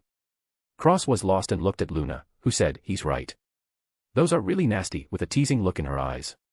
Cross let out a breath before saying, "It's good you don't have any Hortuck sprites in you house." Xenophilius' eyes lit up and he said, "I used a crumplehorn snorkack horn to keep them away." Cross was shocked and said, "You have a crumplehorn snorkack horn?" Xenophilius dragged him away while explaining how he came across the crumplehorn snorkack, leaving Luna dumbfounded on the couch. A while later, Cross and Xenophilius were talking like old friends while Luna was sitting by the side with a sour face. The clock on the wall rang and Xenophilius sighed as he said, "Time for sleep." "Excellent talking with you today, Cross." "You're welcome anytime." Cross smiled and said, "Thank you. Oh, and if you ever get infected by a short uncle you can come look for me." Xenophilius and Cross laughed, while Luna's face got even more sour. Xenophilius went to bed and only Cross and Luna were left. Cross sighed and looked over seeing Luna's sour face. He was confused and said, "What's wrong?" Luna snorted and said, "Have fun." Cross nodded and said, "Your dad is very knowledgeable." Luna said, "Of course he is. My dad is the best." Cross nodded and said, "Probably."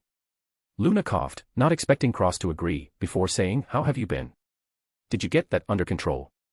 Cross sighed and said, "Barely.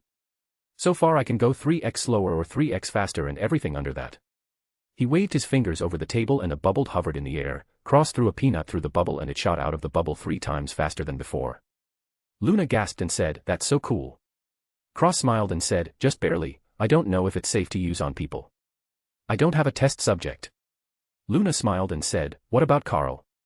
Cross chuckled and said, "Carl wouldn't even look at it when I told him what it was." Luna giggled and said, "You can try it on me." Cross frowned and said, "And if you explode?" "What do I do then?" Extremely serious. Luna was startled. She was just joking but her heart felt warm and she quieted down, a smooth blush running across her face. Cross rubbed his nose and blushed as well, listening to what he just said. How embarrassing. He stood up and said, "We have to wake up early tomorrow." "So?" Luna agreed and said, "Follow me." She brought him upstairs and stopped in a room as she said, "This is my room." Her voice barely over a whisper as she said, "You can sleep here, I'm going to sleep in my mom's room," before rushing out and closing the door. Cross was stunned and looked at the room. He watched over and touched the bed. It was soft.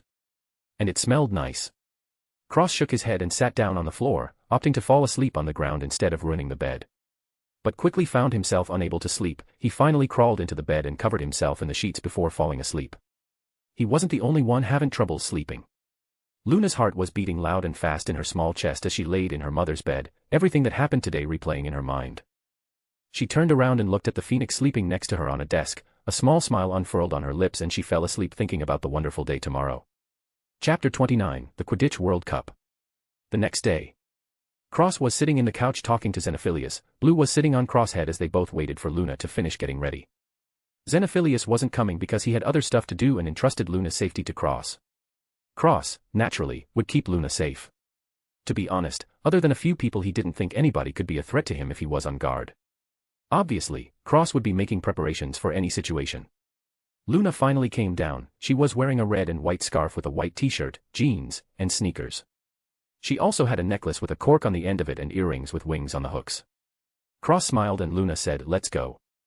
The duo bid farewell to Xenophilius and left the house. Blue grew to 2 meters and Cross helped Luna on before getting on behind her. Luna stroked Blue's neck and got a chirp in response before Blue flapped her wings and flew up into the air. Luna gave Blue instructions, while Cross made sure Luna didn't fall off. He unceremoniously held her waist and pulled her close to him, but he wasn't even thinking about the close contact. He was paying attention to the flight direction and Blue's speed. The last thing he needed was Luna falling off and plummeting to the ground. Luna felt warm from his hug but still gave directions, seemingly unbothered by the close contact as well. If she was looking at herself from another person's perspective she would have to say that they were a good team. A while later. Blue was exhausted and landed on the ground before shrinking back and drilling into Cross' beast bag. Luna held Cross' hand and walked towards the Quidditch arena. She looked at him and said, "Unfortunately the tickets are at the top," but she smiled brightly as she said that. Cross smiled and said, "Great seats." Both him and Luna had special eyes and could see the field clearly from anywhere they sat at, so the top was the best for them. Cross looked around at all the people and tightened his grip on Luna's hand, making sure she didn't get pushed around and separated from him. Cross threw his hood up and made his way to the arena. They got into the arena and passed by a ton of people towards their seats in the top stands. Coincidentally, the Weasleys along with Hermione and Harry were right next to them. Hermione was standing next to Harry, with Ron on the other side of Harry. Her position was right next to Cross. She looked to her left and saw Cross. She was immediately bewildered and said, "Cross." All the Weasleys and Harry looked over to see Cross and Luna. Cross sighed and took off his hood before saying, "Are you following me? I know I'm handsome, but this is ridiculous." The Weasleys chuckled and Harry smiled. Hermione was offended and snorted as she said, "Follow you? You think too highly of yourself." But she was looking at Luna with an ugly expression. Cross just rolled his eyes and smiled as he said, "Hello, Mr. Weasley. How are you?" Arthur smiled and said, "Great, yourself?" Cross smiled and said, "Not too bad." Suddenly, a team of Ireland Quidditch players flew over their heads and onto the field as they went into formation, throwing up fireworks that turned into a leprechaun that started doing the Irish jig. The crowd cheered, but the Bulgarian team smashed through the leprechaun and flew onto the field. The crowd erupted into even louder cheers, screaming wildly as they chanted, "Crumb! Crumb! Crumb!" Even the Weasleys chanted. Ron was going crazy and Harry said, "Who's Crumb?" Fred replied, "He's the greatest seeker in the world." Hermione added, "He's handsome too." Ron and Harry looked at her, not expecting her to say that. Luna agreed and said, "I think so too." Cross clicked his tongue and kept silent as a feeling of hate started developing for Victor Crumb in his heart. Ron, Harry, and Hermione looked at Cross' hateful expression with their mouths open as shock.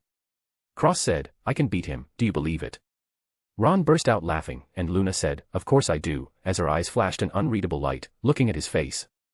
Cross smiled and squeezed her hand as the game started. A while later. The game was over and the group separated, going back to their tents. Luna agreed to the Weasleys' invitation to their tent and they started talking. Hermione was biting her lips the whole time, reading her book as Ron proclaimed his love for Victor Crumb. Cross shook his head and a loud bang was heard outside. He turned his head to see Arthur walking back in with a serious expression. Cross whistled and his bag opened as Selena slithered out, going into his hood, which Cross pulled up. Cross said, "I'll be going, Mr. Weasley." "Thank you." He paused as he pulled Luna with him. Just as he was about to leave he turned his head and only his red eyes were visible as he said, "Good luck," before leaving the tent. Arthur's expression was grim and Hermione said, "Good luck." "Good luck for what?" Arthur didn't answer and said, "Get to the portkey." Now, the rest started scrambling. Cross walked outside and swung his hand. Dark strings covered him and Luna, making them disappear into the darkness as they ran out of the encampment. The fire from one of the tents shined on Cross and a man with a skull mask stepped in the way. Cross threw his hand forward and said, "Avada Kedavra." A green light blasted the skull masked man to death. The skull masked man was so shocked that Cross didn't even hesitate that he couldn't respond in time, resulting in his death. Another masked man shouted, "Tim's dead. Over here." 2 on the run. Cross threw Luna on his back and started running when he heard footsteps chasing after him. He jumped in the air and spun, holding Luna in one arm and pressing his other hand forward. Different colored strings shot forward, spiraling together and lighting up in several different colors as they shot forward, fully intending to kill. The skull-masked figures dodged the spikes and Cross waved his hand to the ground in front of them as he shouted, "Bomb Arta Maxima."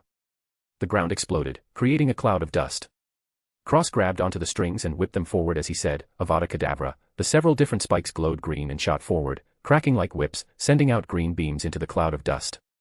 Cross swiped the strings and they turned transparent, spinning around him in a circle, blowing air all over the place, extinguishing the fires, and allowing Cross and Luna to blend into the darkness once again as they escaped. When the cloud of dust cleared, there were 2 more dead bodies with skull masks, where the rest were injured and fled immediately. Cross whistled again and Blue flew out of his bag as he ran. She grew as she flew alongside him. Cross jumped on Blue's back and put down Luna before turning around facing the tents and pointing forward as he said, "Expecto Patronum." A blindingly bright silver light erupted from his finger and a giant silver dragon flew out, shining brightly and impairing everyone on the ground's vision. Cross said, "Full speed, Blue." Blue chirped and flapped her wings harder, speeding off into the night away from the Quidditch location. Cross sat on Blue's back and hugged Luna as he said softly, "Are you okay?" Luna smiled and nodded saying, "Unfortunately, you didn't let me do anything." Cross smiled and said, "I'm here. If you made a move it would have been overkill." Luna giggled and Cross undid the dark strings surrounding them as Blue broke into the clouds. Luna leaned her head on his chest and said, "Unforgivable, sir." Cross said seriously, "I would rather be safe and use them than use the disarming spells and have an accident happen." He paused and rubbed his nose as he smirked and said, "Plus, I told you Dad that I'd keep you safe." Luna looked up and smiled softly as she reached out her neck and kissed his cheek. Cross was stunned and rubbed his cheek with a dazed expression. Luna giggled and blushed as she looked away at the sky saying, "Beautiful night." Cross woke up and said absent-mindedly, "Yeah. Best night of my life." Luna blushed even harder and leaned on him, staying in a comfortable silence the rest of the trip. Selena hissed and slid back into the bag, thinking that Cross was getting much better at combat. She used to train with him, but she seemed to be no longer necessary. She had to get stronger if she wanted to help him. She slid to her habitat and started to train harder. Carl shouted from his forest, "What's it like?" Selena returned, "He didn't need me." Carl was startled and said, "What?" Selena just sighed and Carl started thinking before he said, "Hey, big sis. Can we train together?" Selena smirked and said, "Can you handle it?" Carl puffed out his chest and said, "I eat snakes for breakfast." Ah, he shouldn't have said that. A while later. Cross and Luna landed at Luna's home. Blue went back to the bag to rest and Cross and Luna went inside before going to sleep. They had to leave for school the next day. Luna wanted to take the train and Cross agreed. The next day. Cross and Luna boarded the train and found an empty train cart before sitting down. Luna was still tired and leaned her head on Cross' shoulder as she rested. Not even a minute later Ron, Hermione, and Harry rushed in. Cross sighed and looked at them. Hermione let out a breath of relief and said, "Thank God you're okay." Cross smiled and Ron said, "How did you get out?" Cross replied, "We just snuck out. I didn't even see who was attacking." "What about you guys?" Ron sat down and said, "They were Death Eaters, they were. At least, that's what my dad said."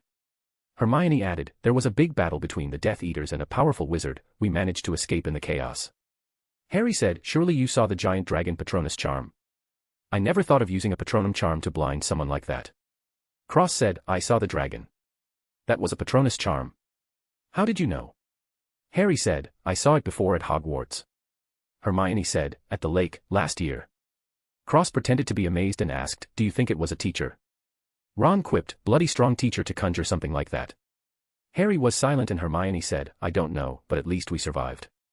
"That was extremely dangerous." Luna smiled gently and Cross nodded seriously as the candy trolley came past with the lady saying, "Anything off the trolley, dears?" Cross handed her a bag of galleons and said, "I'll take the lot." The woman smiled and placed a table in the cart before putting all the candy on it and leaving. Ron wasn't polite and took some. Cross also ate and after a few seconds Harry and Hermione took some. An Asian girl knocked on the door and everybody looked at her. She smiled shyly and said, "Can I buy some off you?" Cross waved and said, "Take as much as you want," before stuffing his face full of candy. He really loved this stuff. He wondered how they made it taste so good without any potions. The Asian girl was ignored after that and reached for a candy, accidentally touching Harry's hand. They both blushed and Harry said, "My bad." The Asian girl smiled and shook her head before taking the candy and running away. Ron watched her go and said, "Blimey Harry. You scared her off." Hermione slapped his shoulder and glared at him, while Harry just scratched his cheek and laughed. Cross shook his head and waved a licorice wand in Luna's face. She smiled and bit it. Cross let go and went back to stuffing his face as the other three talked about last night. Chapter 30, Interesting Class with Moody. Cross was sitting in the Great Hall, at the Slytherin table. It just so happened that Cross was sitting on the outer edge, and in between him and another table was the center of the room. The table on the opposite side was Gryffindor. Cross could have sworn this was done on purpose. Either way, directly opposite to him was Ron and Harry. Cross was sitting with his back on the table as he read a book titled Elemental Fusion, The Dangerous Art of Mixing Incompatible Elements. Just so happened that Cross stumbled upon this book in the restricted section at the library before he came into the Great Hall. As Cross read, Dumbledore took the podium and coughed, getting the students' attention as he said, "Now that we're all settled in and sorted, I'd like to make an announcement."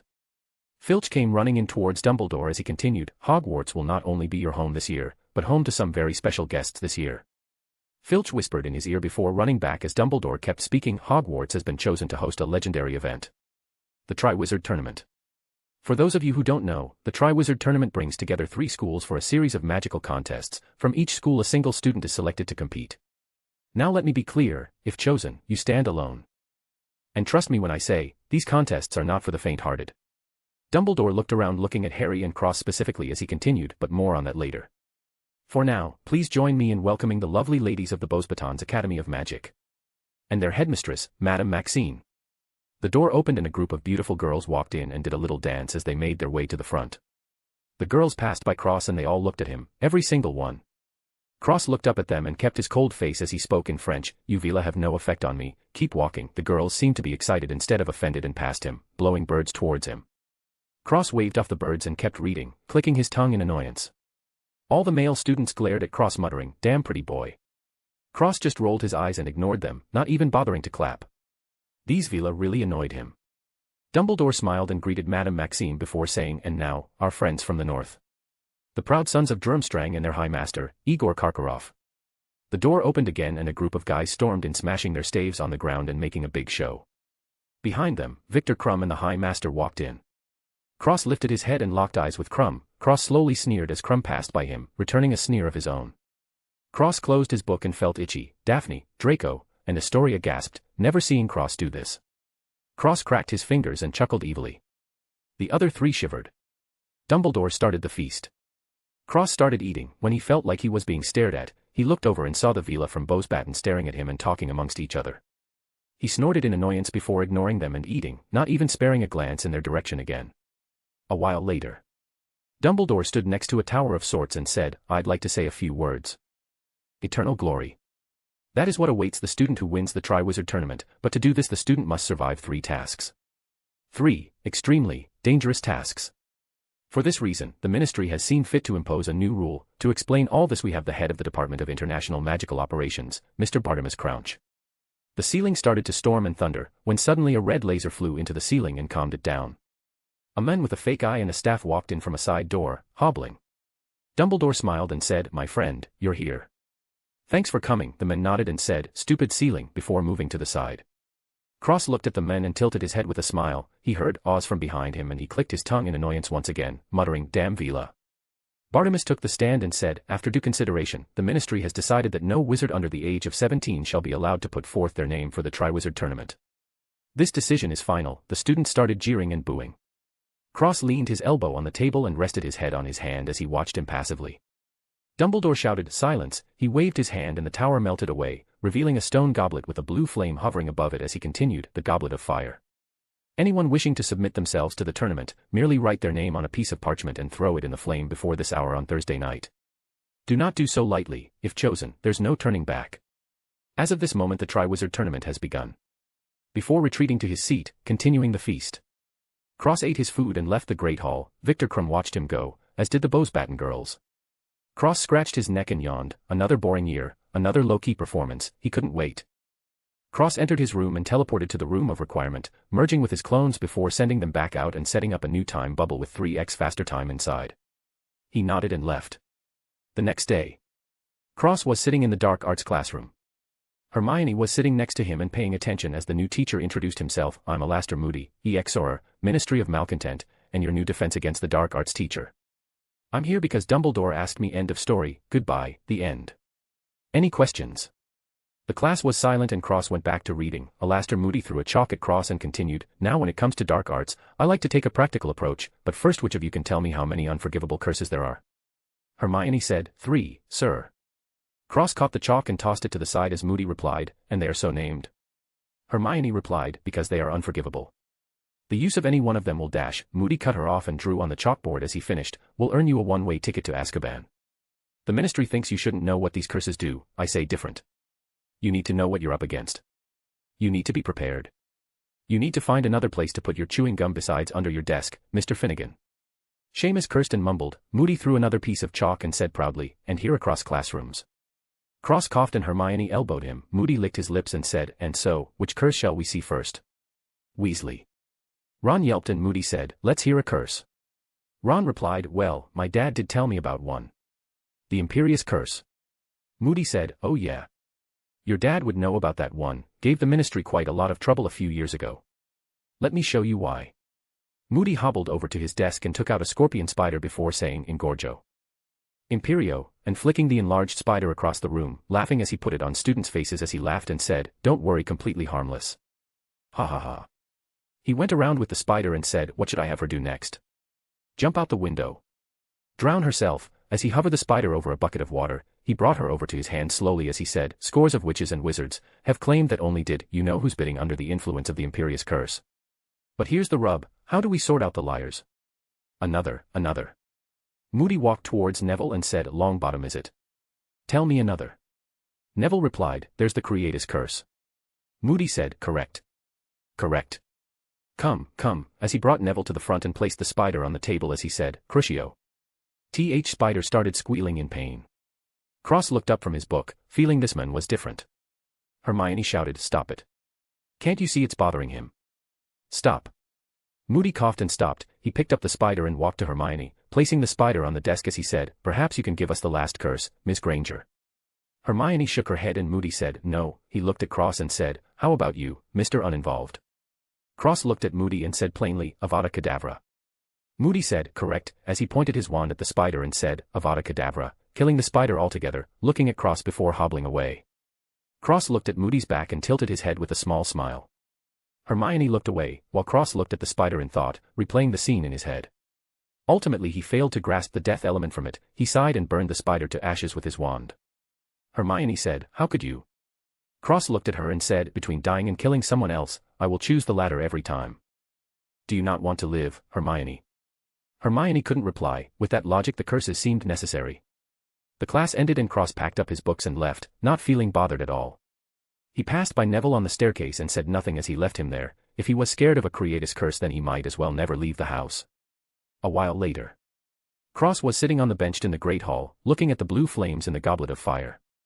Hermione was reading next to him and Cross said, hey, how do you think they get the fire to be blue? Hermione looked at the goblet and said, I don't know. Cross clicked his tongue and said, I thought you knew everything. Hermione rolled her eyes and laughed as she ignored him. Suddenly Fred and George ran in holding potions in their hands and cheering. They cheered and Hermione said, it's not going to work. Fred and George both said, oh. And why's that? Hermione put her book down and pointed at the white circle around the goblet as she said, that's an age line, set by Dumbledore himself.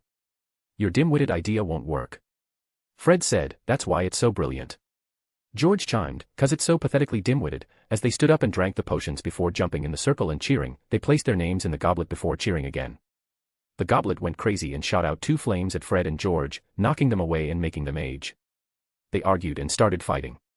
Cross chuckled as he went back to reading. He knew a way in, but why would he tell anyone? He rubbed his chin, maybe if they paid him for it. His eyes lit up, a successful business idea. Cross said, if you want to get it. I may have an idea. But it'll cost ya. The students waved their hands at him and, pfted. Hermione said, you have a way in. Cross rubbed his chin and said, maybe. A Confundus charm could do the trick. Of course, the wizard would have to be much, much more powerful than the Weasleys. Hermione rolled her eyes and Cross smiled. Suddenly the door opened and Victor Crumb walked in, going straight to the goblet and placing his name inside. He looked to the side, passing over Hermione as he spoke to Cross in Russian, it's a shame you're not competing. Cross replied in Russian, good for you, you won't be embarrassed. Crumb laughed grimly and said, well, see about that, pretty boy. Cross smirked and retorted, fastest seeker at Hogwarts. Probably better than a Russian meathead. Crumb stopped and said, "Are you challenging me, pointy ears?" Cross touched his chin and he sneered, "Are you too chicken to accept, shark boy?" Crumb chuckled darkly and said, "We shall see. Maybe a friendly scrimmage will be needed," as he left with his high master, Igor, who looked at Cross deeply before leaving. Hermione said, "I didn't know you could speak Russian." Cross looked at the door and said, "There's a lot of things you don't know," as he got up and clenched his fists while leaving the hall. Chapter 31, Chosen Champions. Cross was sitting in the Great Hall with the rest of the students, along with the students of other schools.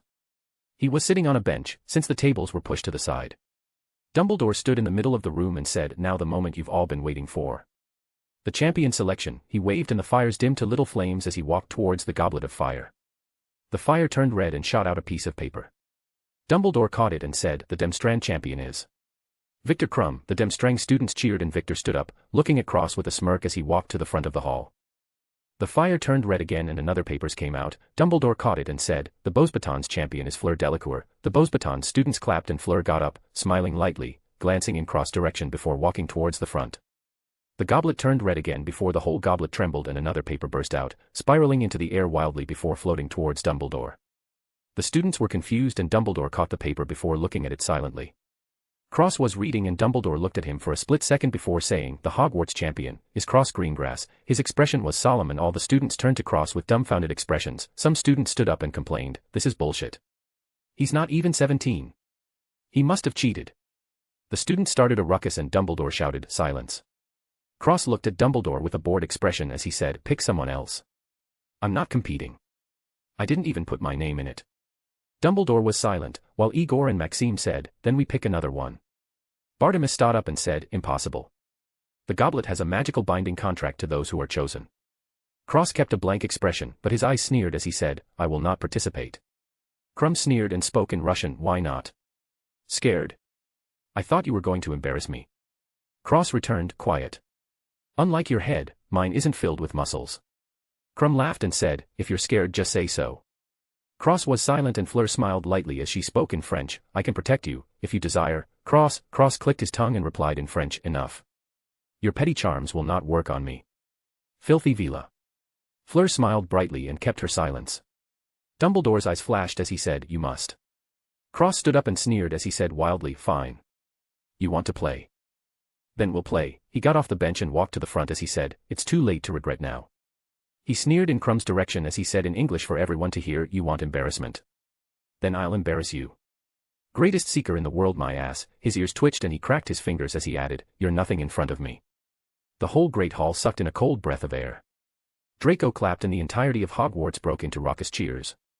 Krum grinded his teeth and glared at Cross as he said, "You will regret your words, pretty boy." Cross snorted and dug out his ear with his finger as he said, "What was that, fish boy?" "I don't understand, retard." Krum clenched his fists and grinded his teeth, that were slowly turning sharp. Cross goaded with a crazy grin, "You want to do it here," as he took out his wand. Krum grinned, revealing a row of sharp teeth as he pulled out his wand and said, "I don't mind at all." Igor smacked Krum in the head with his staff, while Moody hit Cross with his. Igor shouted, "Enough. Wait for the tournament." Moody just looked at Cross silently before hobbling away. Cross put away his wand and sneered. Fleur moved to his side and whispered, "An elf hiding in the humans. Very interesting." Cross gave her a glance and said, "If you let anyone else know." He leaned in close and his voice was cold as ice as he said, "There won't be a Vila left to tell the tale. I assume you want your sister to be safe." Fleur trembled and a strange blush appeared on her face as she said, "Oh, of course." Her thighs rubbed against each other and Cross sneered, "Get away from me, disgusting creature." Fleur went to the side and her face still had a deep blush across her face. Cross snorted and stood in the middle of Krum and Fleur as he looked at the rest of the students. Now all the males were glaring at him while the females were looking at him angrily. The Demstrang students were angry while the Beauxbaton students had infatuated looks on their faces. Cross ignored them all and started reading his book in front of everyone. Moody, standing by the side, laughed. McGonagall said, "My word." Hermione looked concerned while Luna had a faint smile on her face, but her fists were tightly clenched as she glared at Cross angrily, shifting from Fleur to him occasionally. Dumbledore said, "Excellent. We have our 3 champions, albeit with minor changes, but please remember once you are chosen, there is no turning back. Also, there can only be one who will go down in history. Only one will hoist this vessel of victory. The Triwizard Cup." As he pointed to the sheet covering something, the sheet flew up and displayed a light blue glowing trophy. The goblet of fire started to flare up and turn red as it spat out one last paper. Dumbledore caught it and said, Harry Potter. He looked up and shouted, Harry Potter. Harry got up and slowly walked towards Dumbledore. Dumbledore looked at Harry as his eyes flashed and he handed him a piece of paper with his name on it. Harry took it and slowly walked to the front. While everyone looked at him, nobody said anything but they were confused. Cross had already went from Hogwarts and there could only be one chosen, so who was Harry competing for? Hogwarts too. Harry stood next to Cross and whispered, strange isn't it? Cross smiled and said, actually it's not strange at all. Harry was confused but Cross didn't explain and kept his silence. A while later, the 4 competitors were sent to a room under the Great Hall. Cross was sitting in a chair, reading, as the rest stood around. Crumb was grumbling, Fleur was blushing with a vacant expression, and Harry was fiddling with his fingers anxiously. The 4 heard multiple voices coming down the stairs. Cross took a single glance before going back to reading. The other 3 looked over and Dumbledore stormed in, grabbing onto Harry and said calmly, Harry, did you put your name in the Goblet of Fire? Harry shook his head and said, no, sir. Maxime said, but of course he is lying. Moody shouted, the hell he is. The goblet is an extremely powerful magical object. Only an extremely strong Confundus charm could have hoodwinked it. Magic way beyond the talents of a 4th year. Igor got in his face and said, you seem to have given this a lot of thought, Mad Eye. Moody said dangerously, it used to be my job to think as dark wizards do, Karkaroff. Perhaps you remember. Igor's face turned ugly and Dumbledore said angrily, that's not helping, Alastair. He walked past him and said, I'll leave this to you, Barty. Bartimus said, the rules are absolute, just like the case of Mr. Greengrass. The magical contract has already binded him. Mr. Potter has no choice, he is, as of tonight, a Triwizard champion. Harry gulped and Cross rolled his eyes. A very beautiful play. Cross looked around the room at the teachers Snape, McGonagall, the men playing Moody, Dumbledore. They were all here. Now the question was, who put his and Harry's name in the Goblet of Fire? Cross had an idea for Harry, but himself. He only had suspicions. Dumbledore waved and said, that's enough for tonight. Everyone returned to their dorms. Barty's decision is final. The 4 students left the room, going to their dorms to sleep. Cross walked out of the room and there was a group of people standing there, seemingly waiting for them. Cross looked up and said, what? The Bose-Batten girls blushed at his cold tone while the Demstrang guy said in Russian, you will be crushed by Crumb, pretty boy. Cross sneered and said, oh yeah. Says who? You. A pussy, who didn't even put his name forward. Cross got in their faces and grinned as he said, unlike you, even if I was forced into participating, I'm not crying about it. Why don't you go back home and play with your staves, leave the tournament to the big boys. The Demstrang guys didn't say anything and Cross snorted with a sneer as he knocked shoulders with them, pushing past the group and walking away. Some of the Bose-Batten girls fainted with red faces, while the Demstrang guys clenched their fists. The Hogwarts students watching were in awe, watching Cross walk away alone. Cross turned the corner and his haughty expression smoothed out to a cold blank one. Luna was sitting on a bench and saw Cross coming. She smiled and said, a new performance. Have you considered acting? Muggles would love you. Cross smiled softly and rubbed his nose as he said, you could tell. Luna giggled and replied, of course I could. Her smile turned fake as she said, Fleur, eh? Cross was stunned and said, well you see. She's a Vila, and I hate Vila. It just so happens that gets her going I guess. Luna laughed and shook her head saying, so nervous.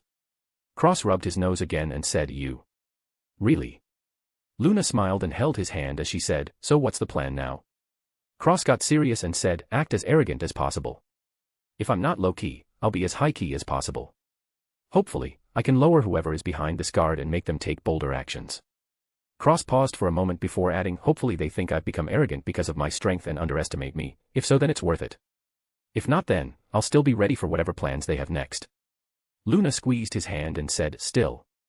Isn't this too risky? Cross shook his head and said, a necessary risk.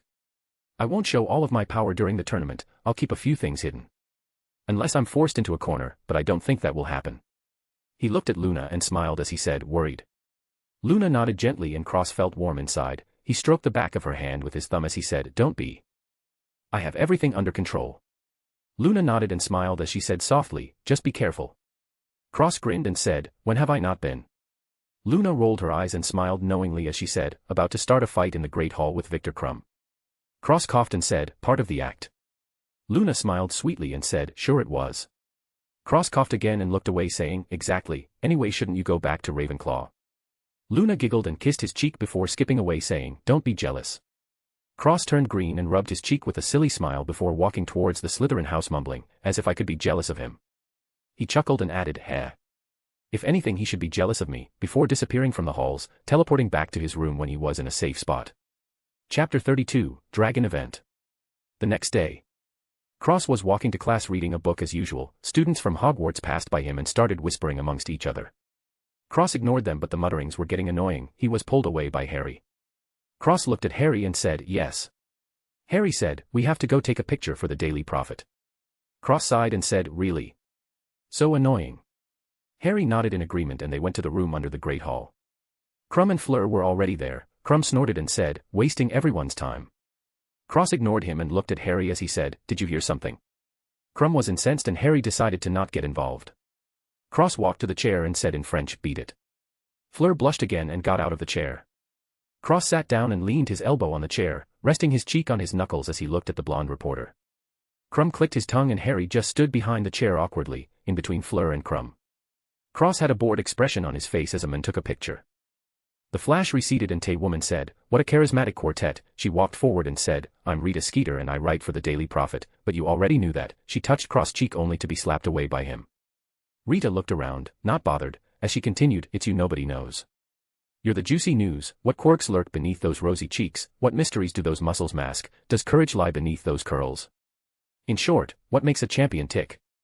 She looked around with a big smile and added, "Me, myself, and I want to know.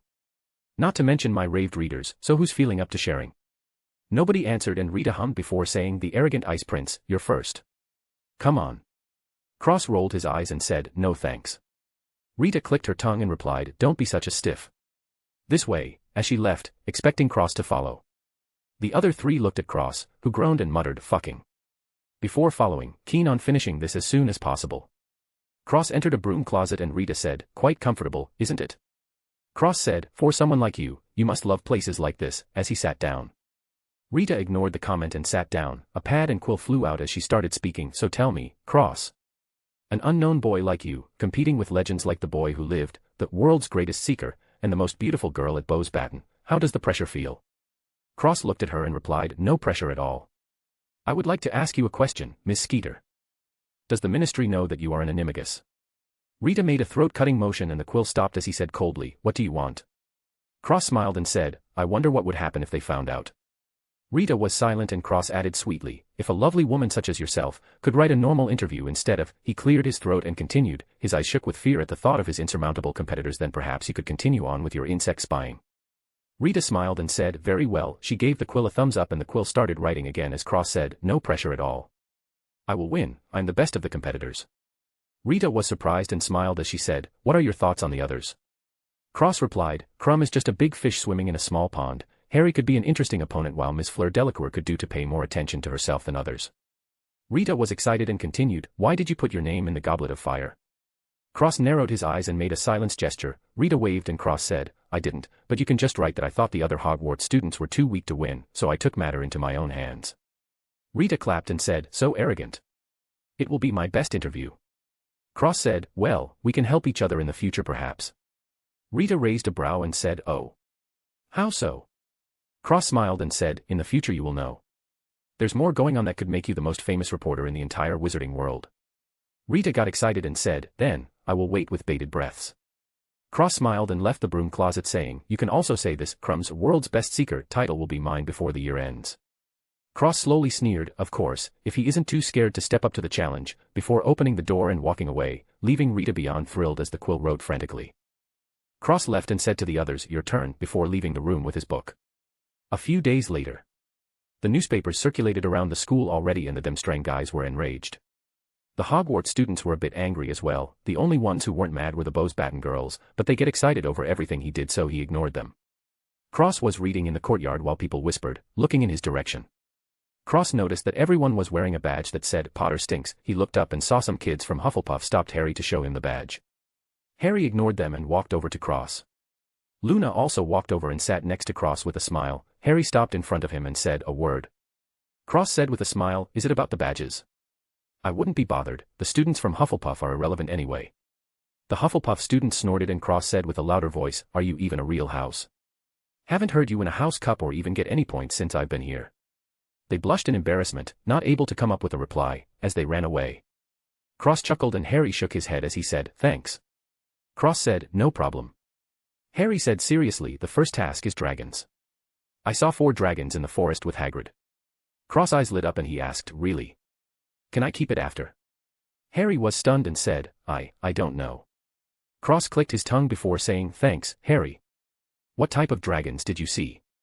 Harry shook his head and said, "I only know one of them and it was a horntail." Luna hummed and chimed, "Dangerous one. Full of scale fleas." Cross nodded and said, "That's right. Good luck, Harry." Harry nodded and walked away. Cross watched him go before saying to Luna, "Wanna bet he gets the horntail?" Luna shook her head and replied, "I already know he will." Cross clicked his tongue and went back to his book as he said, "Want to learn Elven?" Luna's eyes lit up as she said, "Can I?" Cross smiled and nodded. Luna cheered and scooted next to him as Cross started teaching her. They were interrupted by a scream. Cross noticed how close Luna was to him, their faces were centimeters apart. They looked into each other's eyes and Cross turned his head to the scream as he said, "What's going on over there?" Luna smiled sweetly and leaned on his arm as she looked over. Moody was bouncing a ferret in the air while shouting curses. Cross chuckled and said, "Draco is being impulsive again. Can't he just stay out of things? Honestly." Luna added for own 2 cents, "Maybe he likes to get embarrassed." Cross smiled and said, "I guess he does," before turning back and saying softly, "Shall we continue?" Luna smiled softly and nodded as Cross started again, spending the rest of the time teaching Luna how to speak Elven. A few more days later. Cross was sitting in a tent under an arena, reading his book as the rest looked nervous. Harry was talking to the curtain, while Fleur and Crumb were pacing with serious looks. Cross wasn't too worried, it was just a dragon/wyvern, not a problem at all. The problem for him was how to make it as arrogant as possible. Suddenly a flash of light occurred. Rita walked in and said with a sigh, "Ah, young love. How sweet." Cross looked over to see Hermione hugging Harry. He was surprised, since when did Hermione like Harry? It seemed like he spoke too soon. Hermione looked nervous and glanced in Cross' direction before letting out a breath of relief seeing no change in expression. Crumb stood up and said to Rita, "You shouldn't be here. It's for champions and friends only." Rita smiled and said, "Of course," as she took a picture of Crumb, Fleur, and Cross as well. Cross rolled his eyes and kept reading from his book, looking bored. Dumbledore walked in with Bartimus, Igor, Maxime, and Filch.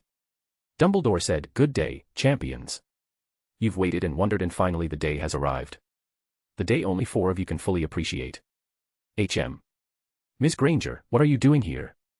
Hermione looked awkward and Cross said, "I asked her to keep my book with her." Dumbledore looked at Cross deeply before smiling as he said, "Very well." Cross handed his book to Hermione and whispered, "Open it later." Hermione nodded and left with the book. Bartimus said, "All right everyone. Circle up." The 4 circled up and Bartimus held out a bag as he said, "Miss Delacour, if you will."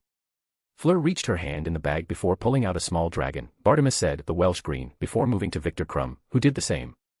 Bartimus said, "The Chinese fireball." "Oh you. He moved to Cross and said, "Mr. Greengrass." Cross reached his hand in the bag and pulled out a small dragon. Bartimus said, "The Swedish short snout," before moving on to Harry as he said, "And finally, Mr. Potter." Harry pulled out the dragon he already knew he was getting and Bartimus confirmed it as he said, "The Hungarian horntail." He closed the bag and stepped back as he looked at all the students saying these 4 represent very real dragons. Each of which has been given a golden egg to protect. Your objective is simple, collect the egg. This you must do, because the egg contains a clue without which you cannot hope to proceed to the next task. Any questions? Cross said, "Can we keep the dragons afterwards?" Bartimus was stunned and said, "No, my apologies." Cross clicked his tongue and Dumbledore said, "Moving on. Mr. Greengrass, at the sound of the cannon you may dash." Boom. The cannon went off and Filch said from above, "Sorry." Dumbledore looked at Filch before saying to Cross with an unreadable expression in his eyes, "You may start us off, Mr. Greengrass." Cross nodded and threw the little dragon sculpture at Crumb before leaving the tent without hesitation. Cross walked out of the tent to the arena and everyone cheered, chanting, "Cross! Cross! Cross!" Cross ignored them and looked at the chained-up dragon. He pulled out his wand and flicked it as a barrier blocked the flames. Cross walked forward leisurely, getting closer to the dragon. The dragon roared angrily and snapped his head forward at him. The crowd screamed in fear. Cross sneered and his eyes turned sharp as the pressure he unlocked gushed out of his body, falling on the dragon alone. Cross put his wand away and slapped the dragon's head right into the ground. The entire arena was silenced and had their mouths wide open in shock. The dragon roared and Cross said, before slapping it again. The dragon reeled back in fear and Cross said coldly, "Go get me the egg." Now, the dragon trembled and flew over to the egg, holding it in its mouth before flying back over and dropping it in Cross' hands. The dragon nuzzled its head against Cross and whimpered. The audience was stunned silly and someone said, "Oi. Is that a dog?" There were gulping sounds and Cross stroked its head softly, cooing it. He stepped on its head and whistled. The dragon raised him to the crowd and Cross stepped off with the egg as the dragon went back to the arena. The announcer gulped before saying, "See, Cross is successful." Cross waved to the crowd and left the arena. Chapter 33, Grey. A while later. Cross was walking around the outside of the castle when he heard a loud boom. He looked over and saw Harry flying away while the horntail fell to the ground, clearly injured. Cross jumped off the side and bounced off his strings to the ground, going after the horntail. He landed on the ground and walked up to the horntail's head. It roared weakly and Cross said in Draconian, "Stay with me and I'll heal you. Not to mention you won't have to stay a wyvern for the rest of your life. Maybe a true dragon is in your future." While he spoke, he released his pressure and stroked the horntail's head. The horntail roared softly saying, "Why should I trust you? Humans got me into this mess in the first place." Cross chuckled and replied, "I'm not a human first of all. Plus would you rather die? Seems like you don't have much of a choice." The horntail snorted and caved in, "Very well, non-human." His breath getting weaker every moment. Cross whistled and blue flew out of his backpack. Cross had changed his clothes after he left and brought his backpack along. He wasn't expecting to get a dragon but he was thankful he brought his bag along. Cross said, "Same as last time, Blue," as he started setting up the ritual. Blue dripped a few tears and couldn't help but say, "Cross, what happened last time?" Cross smiled and said, "Won't happen this time. My body is stronger now. Don't worry," as he dripped his blood and started the ritual he did for Selena. The horntail's body glowed before cracking and breaking down. Cross flicked his finger, all the dragon blood on the ground flew up and cleaned itself before condensing into a giant ball and hovering next to him. The horntail emerged from its own carcass and shook its body. It looked completely different. Its horns were silver and sharper than before, its tail glistened dangerously and its scales changed from orange to red. The structure of the horntail changed as well, its wings sprouting from its back and it grew arms of its own. It was also many, many times smaller. Cross crouched in front of it and smiled, "You made the right choice.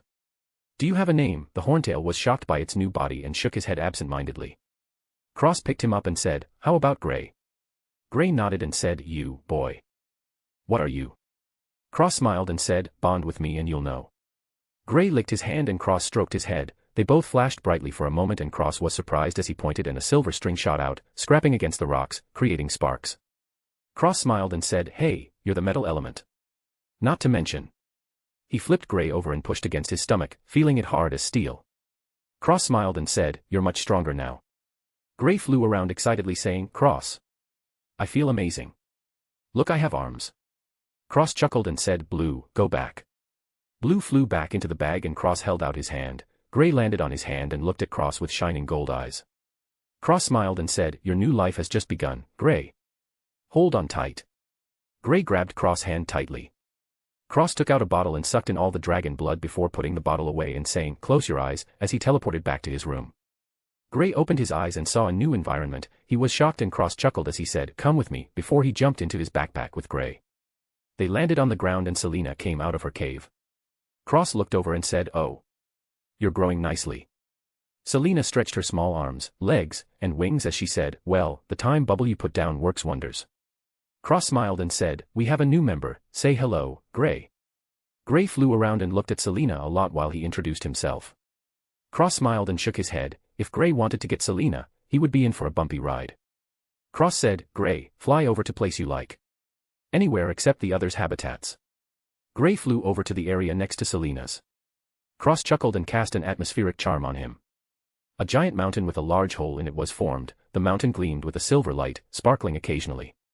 Grey grew and landed on the mountain happily. Cross went over to the time bubble and modified it to be 5 times faster. He told all the beasts and they were happy. The area around the time bubble was big enough for all of them and had a fence around it, so that they don't accidentally stumble inside. Cross nodded and left the bag, returning to his room. He put the bag to the side, zipping it up, before heading to the bathroom. He took out the bottle filled with dragon/wyvern blood, pouring it into the bathtub. Cross took off his clothes and stepped inside, submerging his body into the dragon's blood entirely. Cross bit his thumb and blood seeped out, merging with the blood making it golden red as he chanted, "Bless your vassal, great tree. Strengthen your believer's humble body. A green aura purged the blood and it slowly started turning black as it cycled through Cross' pores and out again. Cross felt like a sieve as the blood flowed in and out of every pore of his body, taking smelly black goo with it. A while later, the entire tub was filled with black goo that smelled awful. Cross got out of the tub looking like a piece of charcoal. He waved over the tub and the black goo was burned into nothingness, not even taking the chance for someone to steal his blood or something. Cross went into the shower and washed off the rest of the black goo, burning it to ashes as it fell off his body. It took 3 showers for him to get rid of the smell. Another while later, Cross walked out of the shower and looked in the mirror, surprised. His skin was whiter, softer, and stronger, his hair was shinier, thicker, and longer, and his muscles are streamlined and perfect. His ears twitched in pleasure at his appearance, before remembering that there was a gaggle of sexually frustrated Vila at the school. His face turned gloomy, he could imagine them now. Following him everywhere, fainting at every look. How annoying. He forgot about it and threw on a Slytherin t-shirt and shorts, slipping into slippers, grabbing his backpack and heading out of his room. He needed to go get his book after all, plus he still had some dragon blood left. Cross walked the hallways and all the females stared at him in a daze. Cross clicked his tongue, once was enough to satisfy his vanity, but to keep staring. That's just rude. He went to the Gryffindor door and the fat lady took one look before fainting. Cross grumbled and kicked the painting, startling the fat lady awake as he said, "Open up." The fat lady didn't what he asked in a daze, not even knowing that he wasn't a Gryffindor student. Cross walked inside to see Ron covering his ears. Cross stopped next to him and said, "What happened?"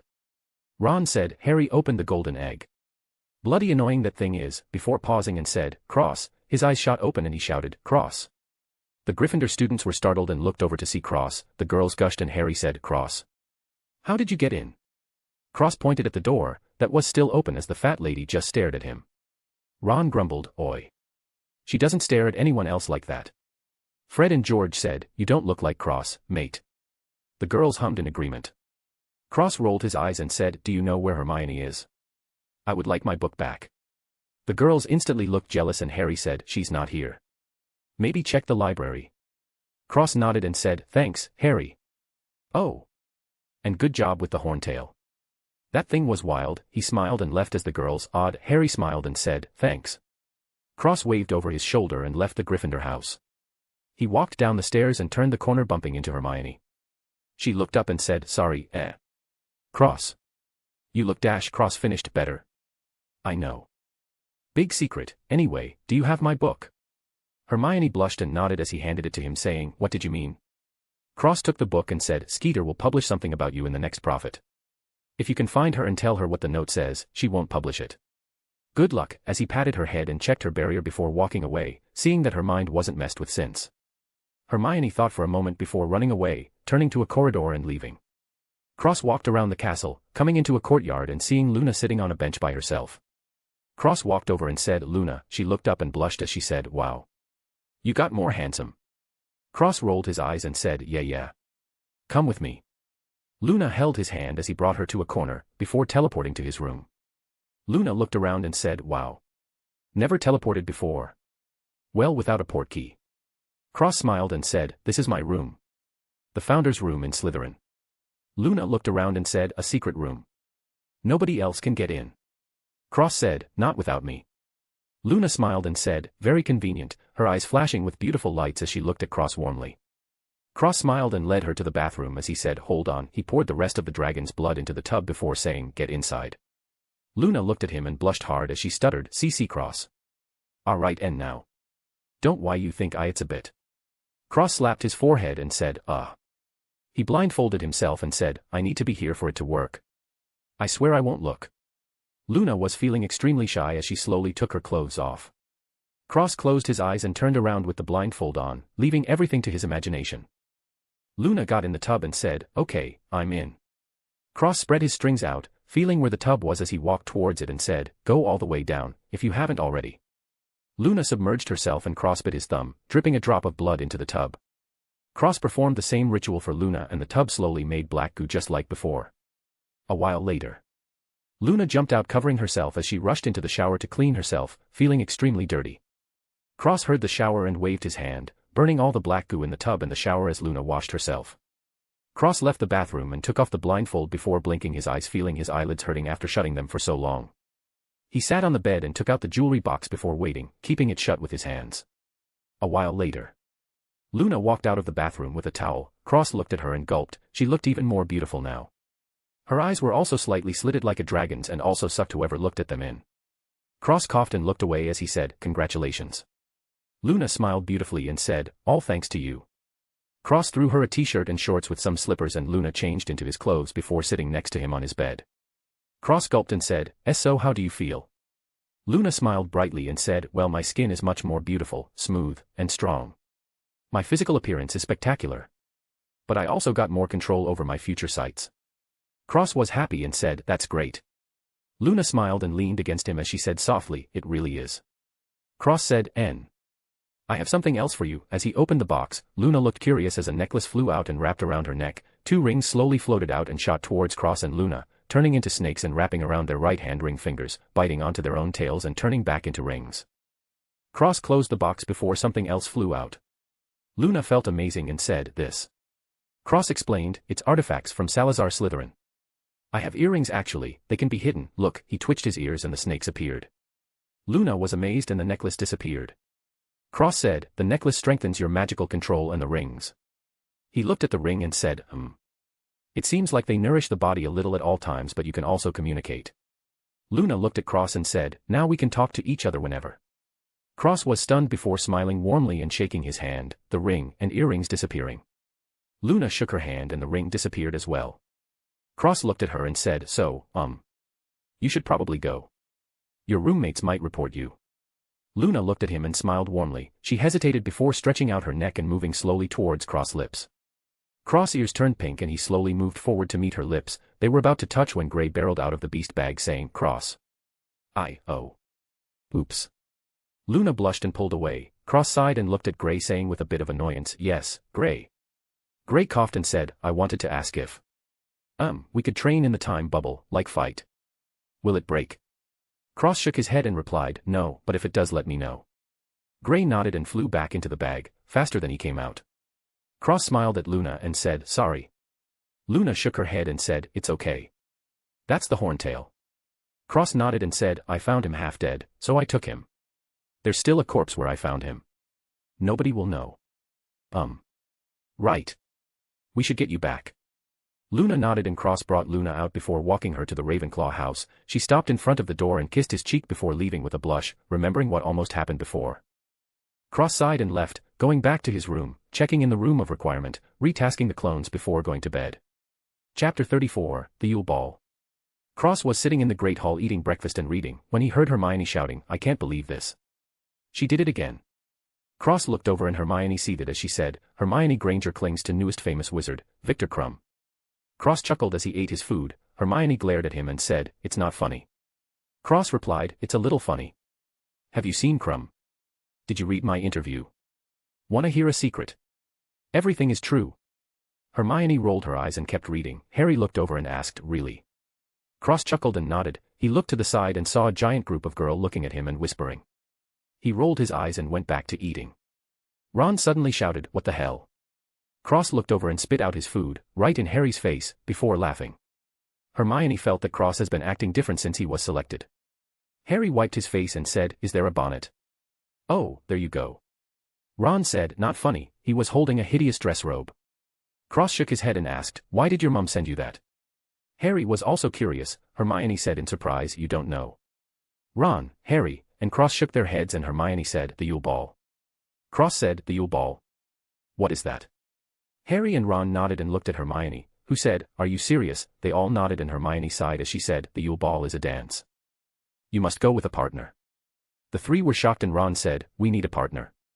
Harry said, "Where are we going to get one of those?" They both looked at Cross, who coughed and said, "There just so happens to be a group of girls behind us." Harry and Ron looked awkward and Cross packed up his things and left, ignoring all the girls as he said, "See you later." The group of girls followed him, while Harry and Ron watched before sighing. Cross managed to escape and went to a Slytherin event. Snape looked at him and said, "Take a seat, Mr. Greengrass." With the other boys. Cross twitched his ears and walked over to one side of the room, sitting next to Draco. Draco looked over and said, "Bloody amazing show you put on yesterday." Cross rolled his eyes and said, "Yeah. What if I try it on you? You think it'll work?" Draco shivered and scooted away. Cross sighed and said, "Honestly, why do you even bother Potter and his friends? Is it fun to get turned into a ferret?" Draco said angrily, Potter deserves it. Bastard. Cross shook his head and staying silent as Draco rambled about how he hated Harry. Snape said, quiet. Seeing as show the Yule Ball is necessary for every Triwizard Cup, you must learn to dance so you don't embarrass yourselves. Mr. Greengrass, front and center. Cross walked to the front of the class and yawned, his sharp canines gleamed and his ears twitched. Snape said, and who would like to be our resident celebrity's partner? All the girls raised their hands immediately. Snape felt his mouth twitch and said, Miss Greengrass, I assumed you would be most appropriate. Daphne jumped up happily, while the other girls clicked their tongues. Snape said, all right, now hold onto your partner's waist and hold the other hand. Cross held Daphne's waist and grabbed her hand. Daphne blushed deeply and Snape said, now, step forward. Music started playing and Cross danced with Daphne. Well, really it was Cross moving while Daphne was being dragged along with a vacant expression in her eyes and an infatuated smile on her face. Cross rolled his eyes and spun Daphne back to her seat before heading back to his own. Snape said, very good, now the rest of you. Time passed quickly. Cross was walking outside, he passed Fleur, who said, would you like to go to the dance with me? Cross ignored her and kept walking, making Fleur blush deeply.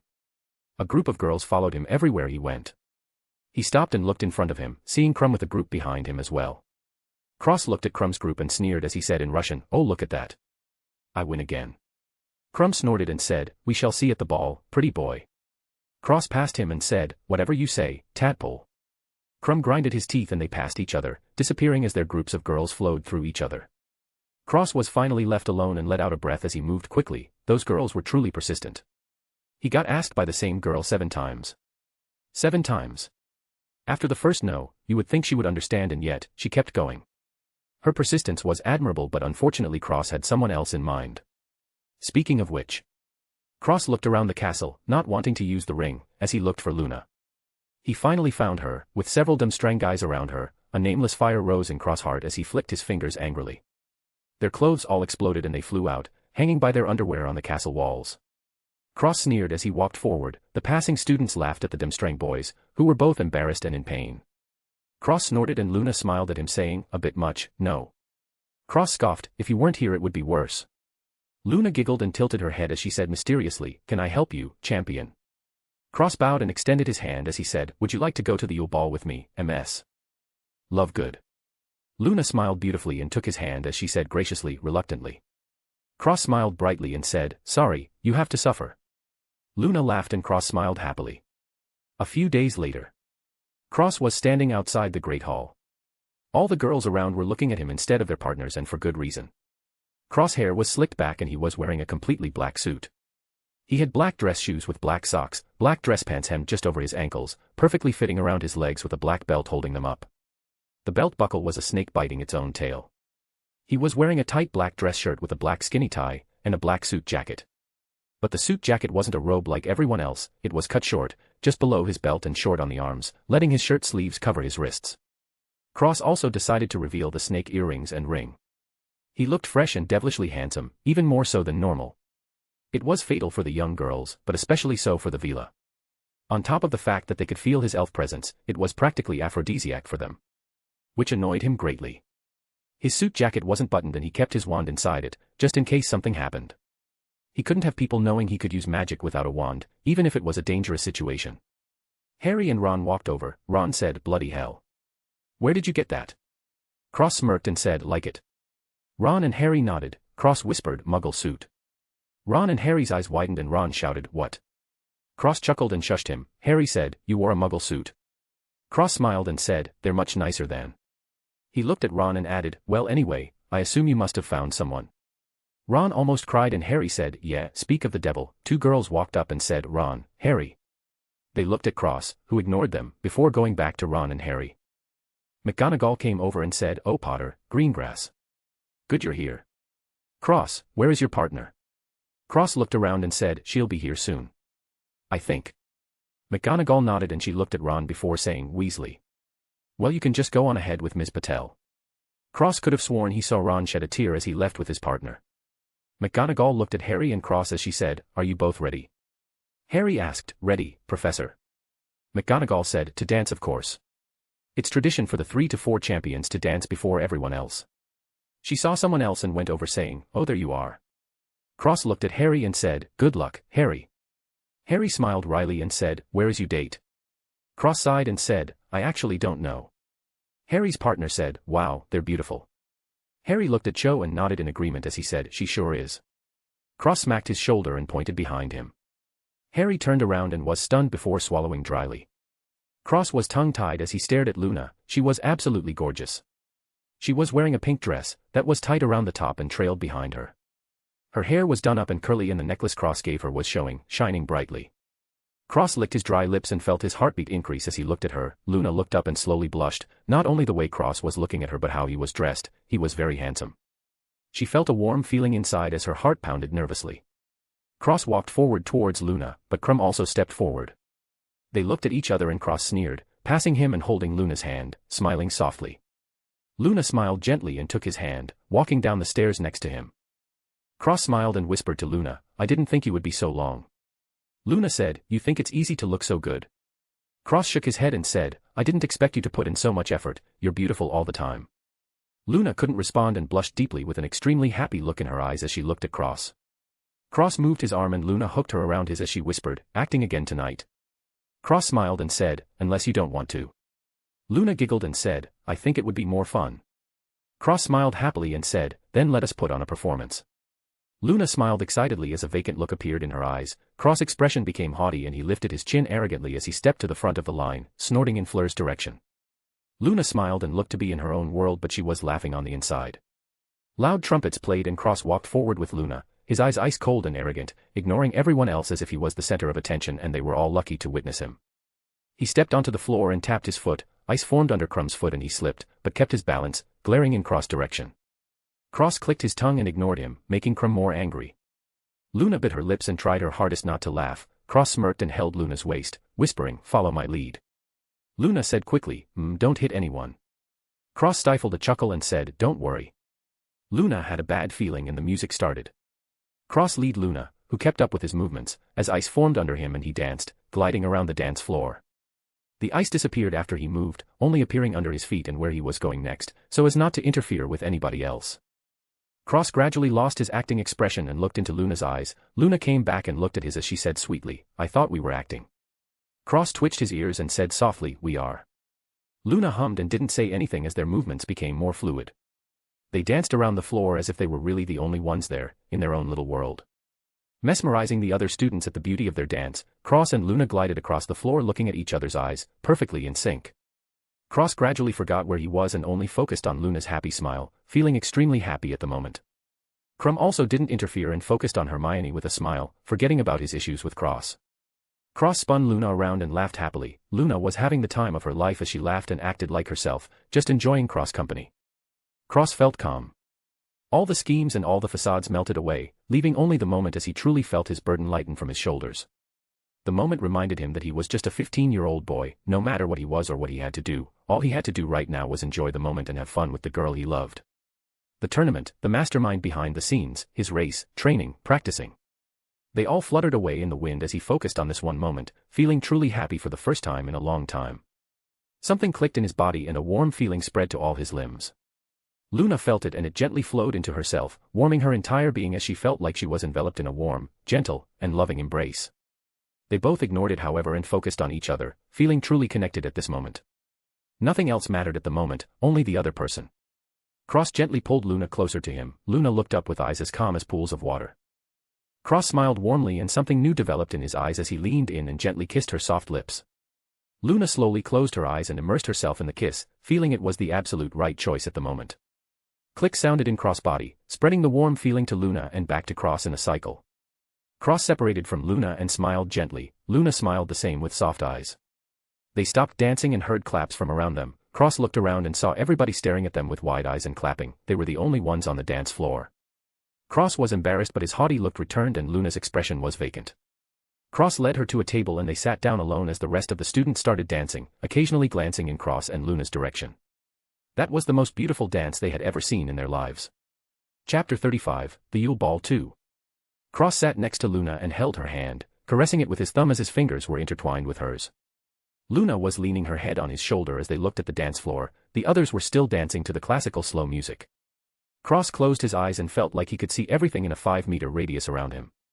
Luna smiled and squeezed her hand as she said, I can do the same. Cross opened his eyes and said, oh. Luna smiled as she said, it seems you passed some of that to me. It's truly powerful. Look, that girl in the blue is about to trip. Cross looked and a second later the girl in the blue really did trip. Cross smiled and said, I'm glad. Luna looked up and said softly, Cross. Cross looked down and smiled softly as he said, yes. Luna smiled happily and said, that was the best moment of my life. Cross smiled warmly and replied, me too, Luna. He leaned in and kissed her lips softly. They both heard a cough from behind them. Cross' ears twitched and he separated saying, yes, Professor. Luna smiled softly and looked away. McGonagall said, as much as I am happy for you too, I would like to remind you there are still rules here. Public displays of affection are not forbidden, but please find a place for privacy. Cross chuckled and nodded. McGonagall smiled and added, other than that, the champion and partner table is at the front. Cross smiled and brought Luna, following McGonagall, to the champion's table. Cross sat down and looked across him, his smiling face warped into a sneer as he said, hopefully there's food for the rest of us if you're at the table, eh? Crumb crushed the fork in his grip as he said, don't worry, I left you extra. You look like you need it. Do they not feed you at Hogwarts? Cross chuckled and retorted, they do, which is why I don't have to hunt my own food in the wild. As he picked food from the plates normally, as if he didn't just call Crumb a savage. Luna grabbed his arm and said, oh. Don't pick the pork, it's full of truffle thwumps. Cross skipped past the pork and threw the beef to Luna's plate instead. Crumb sneered and said, nasty things those truffle thwumps. Cross chilled, an arm flashed to Crumb's neck as his red eyes glowed dangerously. The fork glowed green as Cross said, you can come for me. If I hear another word about her. Cross grinned maliciously as he added, you won't be alive to finish the tournament. Your High Master isn't the only one who knows the unforgivable curses. Luna tapped his arm. Hermione looked nervous. Crumb looked at Cross, narrowing his eyes. He didn't even flinch at the speed of the fork and his wand was already out at Cross' forehead as he said, you think only you can learn them, as the tip of his wand glowed green. Hermione was anxious, this was getting out of hand. She looked over for a teacher. Luna did the same. Cross said coldly, make my day, Crumb. You won't live long enough to tell the tale. Crumb sneered and said, you're tired of living already. Fleur said, put your wands down, this is no place for that. Plus those spells will dash. She was cut off as a voice finished for her, send you straight to Azkaban. Expelliarmus, the fork and Crumb's wand flew out of the two's hands. Moody said, I assume you both don't want to rot in there for the rest of your lives. Put your dicks away and save it for the tournament. Cross, I expect you to conduct yourself properly. He looked at Crumb and said, as for you, this is not Demstrang. Behave yourself. Cross and Crumb glared at each other and both left the table with their partners. Luna sighed and said, really? Cross was angry, really angry. As he said, Luna cut him off and said, I know, but was it necessary to threaten him with death? Cross took a breath and said, maybe not, but I was angry. Plus if he thinks he's getting an apology from me, he can forget it. Luna cupped his face and looked up at him saying, my cute Cross is a big boy. Cross twitched his ears and pinched her nose as he said, yes, I am. I can go to the bathroom all by myself. Luna blinked before bursting out laughing and holding onto Cross' shoulders as she bent over in laughter. Cross smiled cheekily and grabbed her waist, getting into the dance floor and dancing to the rock band playing on the stage. Cross jumped around with Luna on his shoulders, grabbing onto her hands. Luna cheered and laughed as the band sung, move your body like a hairy troll, learning to rock and roll. Spin around like a crazy elf, dancing by himself. Cross and Luna shared a glance before laughing as Cross spun around quickly, making Luna laugh even louder. Luna fell and Cross caught her as they moved out of the crowd, laughing with each other. Cross said, am I crazy? Luna giggled and said, sometimes. Cross smiled and Luna nudged him, pointing at Harry and Ron with their partners, sulking on the chairs. Cross walked over and Luna talked to Rona and Harry's partners about Nargles as Cross pulled Ron and Harry saying, sulking here while Hermione is with that tadpole. Very valiant, before spinning them towards Hermione and Crumb, making ice under Crumb. Ron smashed into Crumb and Crumb slipped away as Ron directly stole Hermione away while the same thing happened to Cho's partner. Luna sent Harry and Ron's partners to Cross, who winked at them and spun them away into the crowd like they were garbage. Cross laughed and grabbed Luna's hand walking towards the bar. Luna and Cross laughed looking at the chaos as they stood by the bar. Cross looked to his side and saw Fred and George. He chuckled and took out his wand. Fred tapped George and pointed to Cross. Cross winked and pointed at the punch bowls as he said, this party's too abhorrent, make something alcoholic. The punch bowls glowed before dimming. Cross scooped out a cup and drank some with a grin. Fred and George chuckled and tossed their cups before drinking from the new punch bowls and their eyes lit up. Luna smiled happily as Fred and George came up, wrapped their arms around Cross and Luna's shoulder and said, oi mate, wanna teach us? Cross grinned and said, I'm listening. I heard you both have quite a few goodies. Fred and George grinned at each other before saying in unison, I think we can come to an agreement. Cross chuckled happily. A few dozen minutes later, Fred and George were singing happily with Cross before they all laughed. Fred and George said, pleasure doing business with you, mate. Come again, yeah. Cross nodded and slid a trinket in his inside suit pocket. Fred and George chuckled and left to the other punch bowls, starting their mission to liven the party up. Luna hugged Cross' arm and said softly, I like it when you're not acting. Cross smiled softly and said, it's not easy to relax around here. Luna hummed in agreement as they went to dance again. A while later, Luna and Cross were slow dancing as students started leaving. Luna leaned her head on Cross' chest, her eyes were closed as she listened to his heartbeat. Cross caressed her back softly, leaning his chin on her head and humming softly. He looked over and saw Hagrid slow dancing with Maxime. Cross smiled and whispered in Elven, grow. Hagrid suddenly grew to be a little taller than Maxime. They were both stunned and Hagrid looked at Cross, who winked at him before focusing back on Luna. Hagrid smiled and looked at Maxime happily, who laughed and leaned her head on his shoulder. Cross kissed Luna's head. Luna said softly, this was the best night of my life. Cross smiled as he replied, it doesn't have to end now. Luna looked up and smiled as she said, what did you have in mind? Cross smiled and pulled her to the door. Luna followed excitedly. Cross walked out before stopping. Luna looked before sighing and getting a bit angry. Hermione was crying on the stairs. She looked up at Cross and stared, bawling her eyes out. She drilled into Cross' chest and cried loudly. Cross sighed and patted her back. Luna looked annoyed. Cross saw her expression and squeezed her hand with a smile. Luna sighed and her expression cooled, but it wasn't a good one. Cross sighed again and moved Hermione to his back. He waved and Hermione's heels flew to his hands as he picked up Luna by her waist and left the area. Cross teleported to his room and whistled. Gray flew out of the bag and landed on Cross' head. Cross teleported out of the castle and Gray grew. Cross jumped on Gray's back and whistled again. Gray flew up into the air, shooting above the clouds and into the moonlight. Cross put down Luna and sat down, resting Hermione on his legs as he looked at Luna and said, beautiful isn't it? Luna looked at Hermione and said, could be better. Cross said, I put a sleeping spell on her, it's just us. Luna made a sour face and said, only technically. Cross sighed and said, what am I supposed to do, Luna? Leave her on the stairs. Luna looked like she didn't have any problems with it. Cross pulled her over and kissed her lips before saying, after the tournament and everything, we'll go on a real date, okay? Luna pouted and said, it better be good.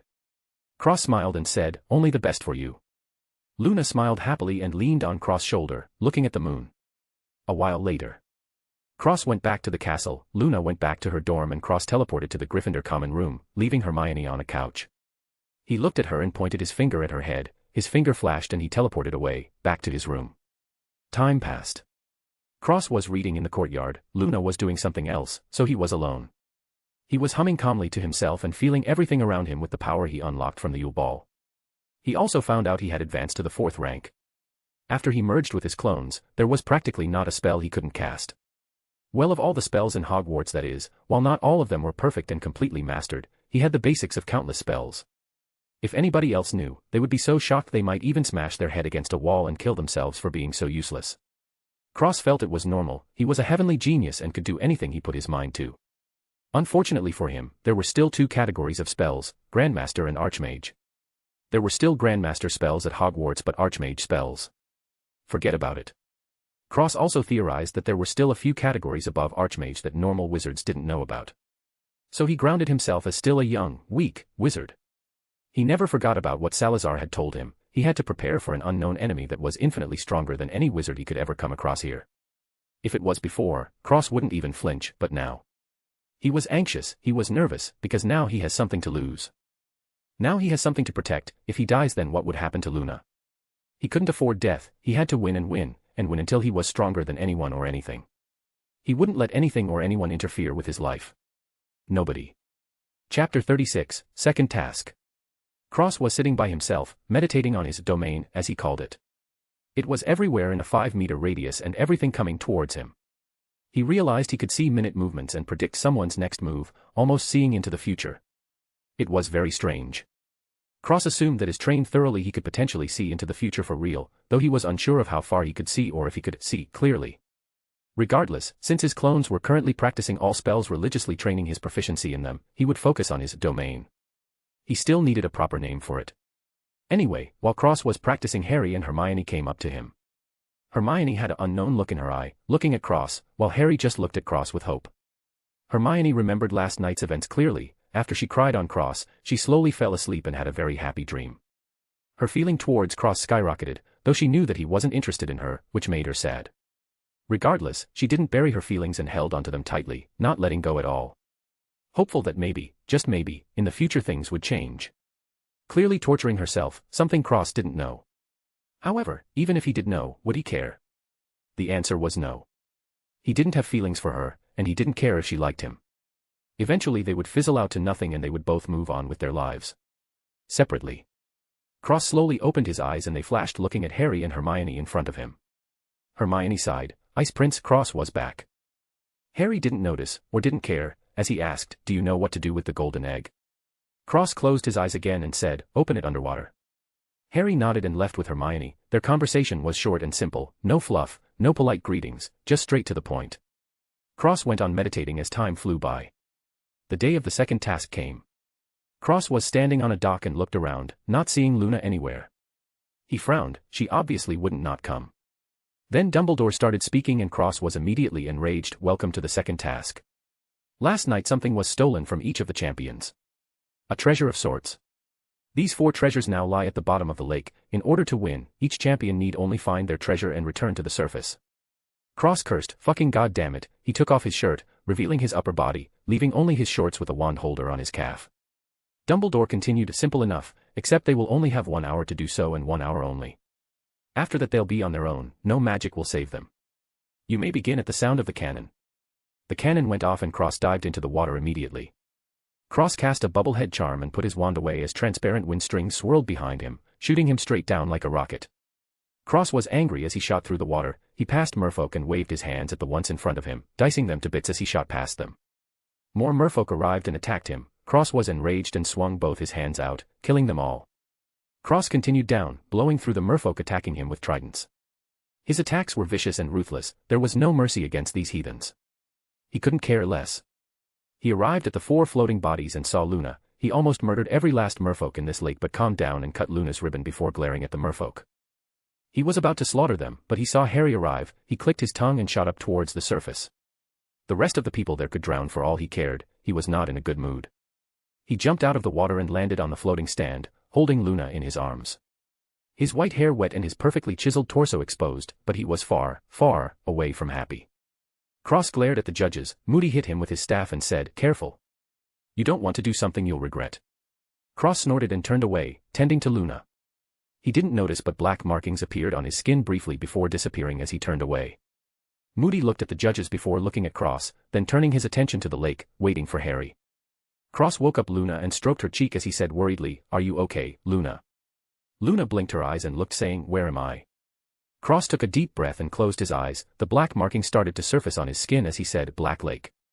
Luna looked at Cross and caressed his face as she said, Cross. Cross nodded and kissed her hand saying, are you okay? Luna nodded and said, the markings on your skin. Cross was confused and said, what markings, as they fizzled away and disappeared. Luna was confused and said, never mind. What happened? Why are you so angry? Cross grinded his teeth and the markings came back as he said, they put you in danger for a fucking task. I'll kill them dash. Luna smiled and caressed his cheek softly as she calmed him down, understanding what the marks were now, as she said, it's okay. Look, I'm fine, right? Cross smiled and the marks vanished as he said softly, yeah. You're okay now. Luna smiled and said shyly, oh you my hero came to save me. Cross laughed and hugged her tightly, whispering, I'm glad you're okay. Luna was startled and sniffed a bit as her eyes watered and she replied softly, I'm happy you saved me. Cross pulled back and smiled warmly before kissing her lips and pulling her up, waiting for the task to end, holding her hand tightly, as if she would disappear if he let go. Luna scrunched her nose constantly, holding back tears as her eyes reddened and watered. Fleur came up alone and looked at the water anxiously, then Crumb came up with Hermione and the lake was calm for a while before Ron and Gabrielle, Fleur's sister, came up. But no signs of Harry. Suddenly, Harry shot out of the water and landed on the platform face first. Cross didn't care about anyone, still angry about what happened to Luna. Luna smiled slightly, wiping her red eyes as she felt Cross's big hand wrapped around her own. Dumbledore announced, attention. The winner is Mr. Greengrass. However, the judges have agreed that Potter has shown determination for rescuing not only Mr. Weasley, but Ms. Delacour as well. We have awarded him second place. For outstanding moral fiber. The crowd cheered and Cross snorted as he left, not caring about first place at all. He swore that if Luna was needlessly put in danger again, they would have to rename the Black Lake. He picked up Luna in a princess carry and jumped on a boat, waving his wand and sailing back to shore. Luna was wrapped up in several towels and leaned against Cross' chest with a cute smile. Only her face was shown, the rest of her body was in a cocoon of towels. Cross made sure she was warm. Maybe he overdid it a bit. Luna growled cutely in the towel cocoon and Cross burst out laughing as he looked at her saying, "Oh no. A monster." Luna giggled and kept growling, cheering Cross up and washing away his anger as he laughed happily. Luna smiled sweetly as she looking at his laughing face, feeling happy that she can make him laugh. Cross carried Luna straight to the castle before teleporting to his room. Cross laid her down on his bed and red strings came out of his hands, warming her up and drying her off. Luna smiled sweetly and slowly fell asleep in the warmth with a sweet smile on her face. Cross looked awkward, her clothes were still soggy. He struggled internally before closing his eyes and spreading out his fingers. White strings came out of his fingertips and undressed her completely before dressing her in a hoodie and shorts. Cross had gotten much taller since last year and coupled with the dragon blood ritual, his clothes were much bigger. Luna was sleeping happily with a silly smile. She was wearing a giant black hoodie that reached halfway down her thighs and completely past her small hands. She also had shorts on but they weren't visible. Cross smiled with an emotion even he didn't realize he had as he caressed her cheek softly. Luna hummed happily and Cross sat on the ground, resting his back on the bed as he fell asleep next to her. The next morning, Luna woke up and looked around, seeing Cross' room. He sat up immediately and looked around, feeling her chest and feeling no underwear. She blushed a deep shade of red, noting that she was wearing his clothes. She looked to her side and sighed softly as she saw Cross sleeping on the floor, still in his swimming shorts. Luna crawled to the side of the bed and looked at Cross' peaceful sleeping expression. He caressed his cheek softly with a warm smile, moving to his ears and running her fingers over them, giggling softly as they twitched at her touch. She leaned forward and kissed his forehead as she spoke softly, "My sweet elf hero," her voice barely above a whisper. She laid on her stomach, watching him sleep before slowly falling back asleep with her hand touching his cheek.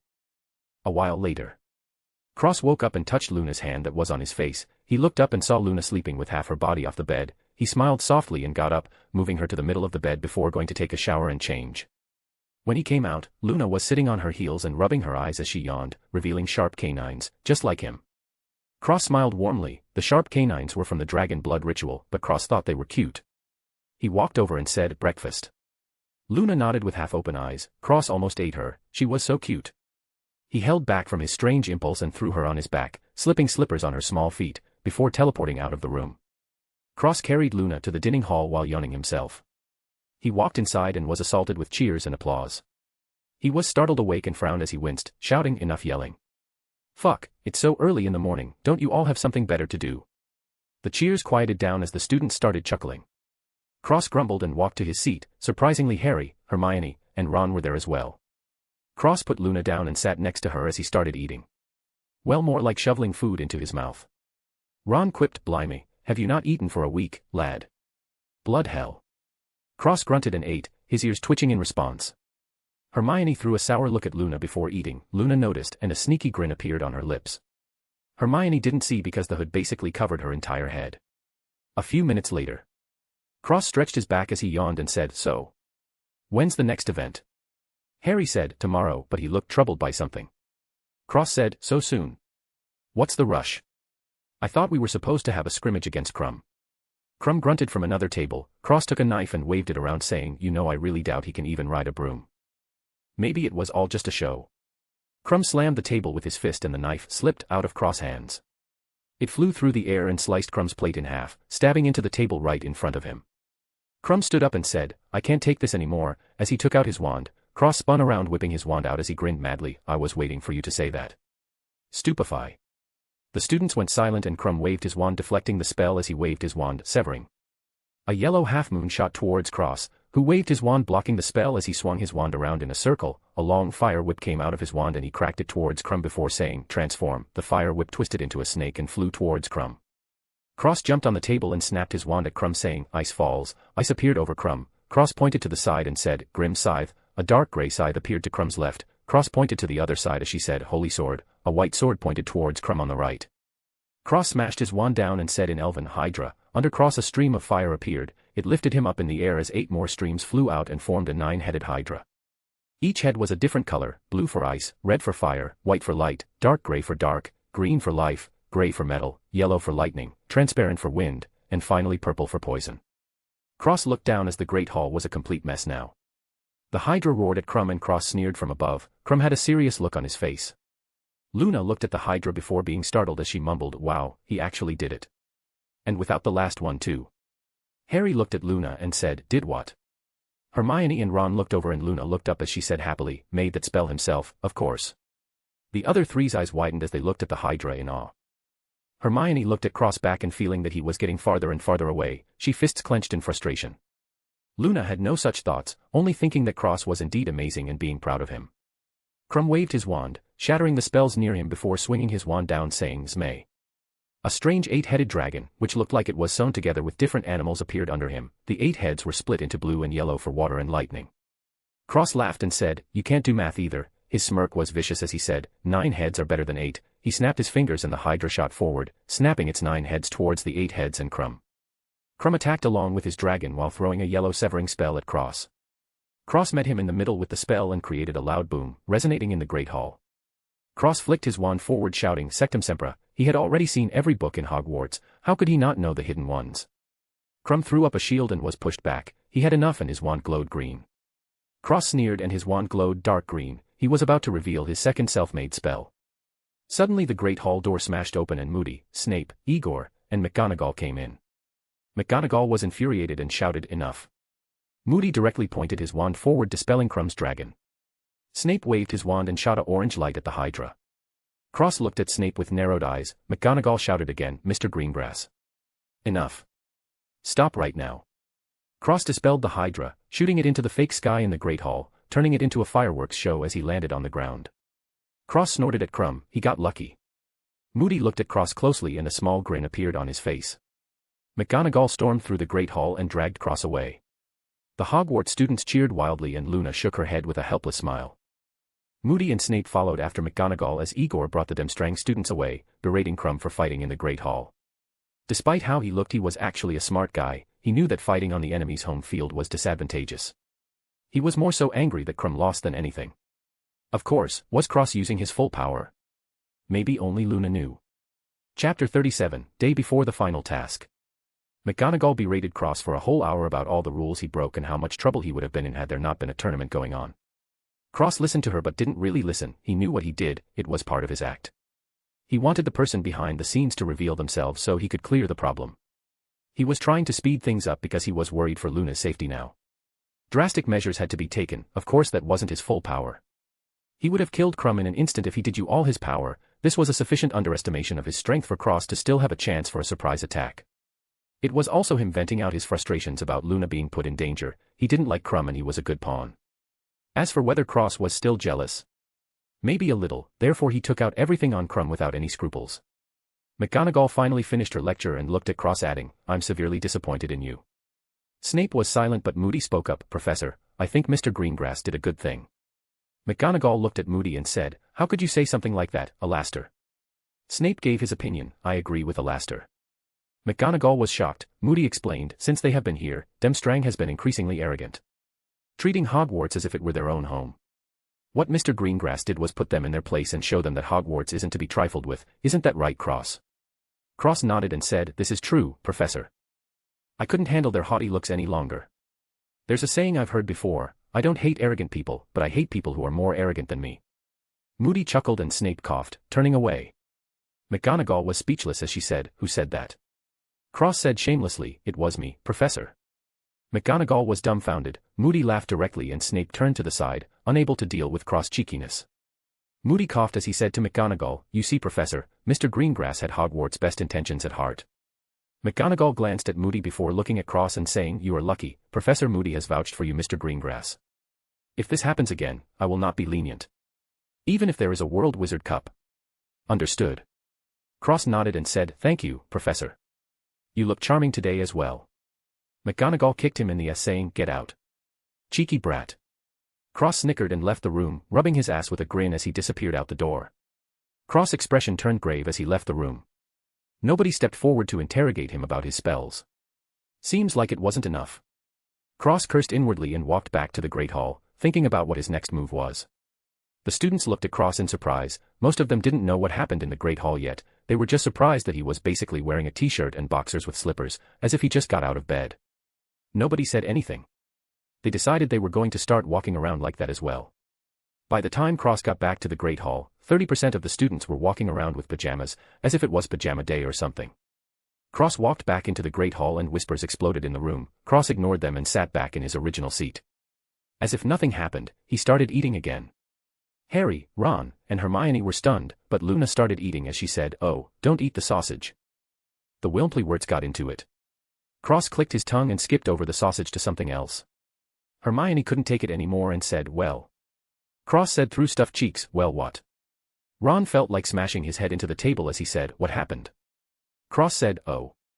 So basically McGonagall spouted nonsense for an hour straight and the Moody vouched for me. I gave McGonagall a quote, complimented her, and got kicked out before going back to eating, as if he was talking about someone else."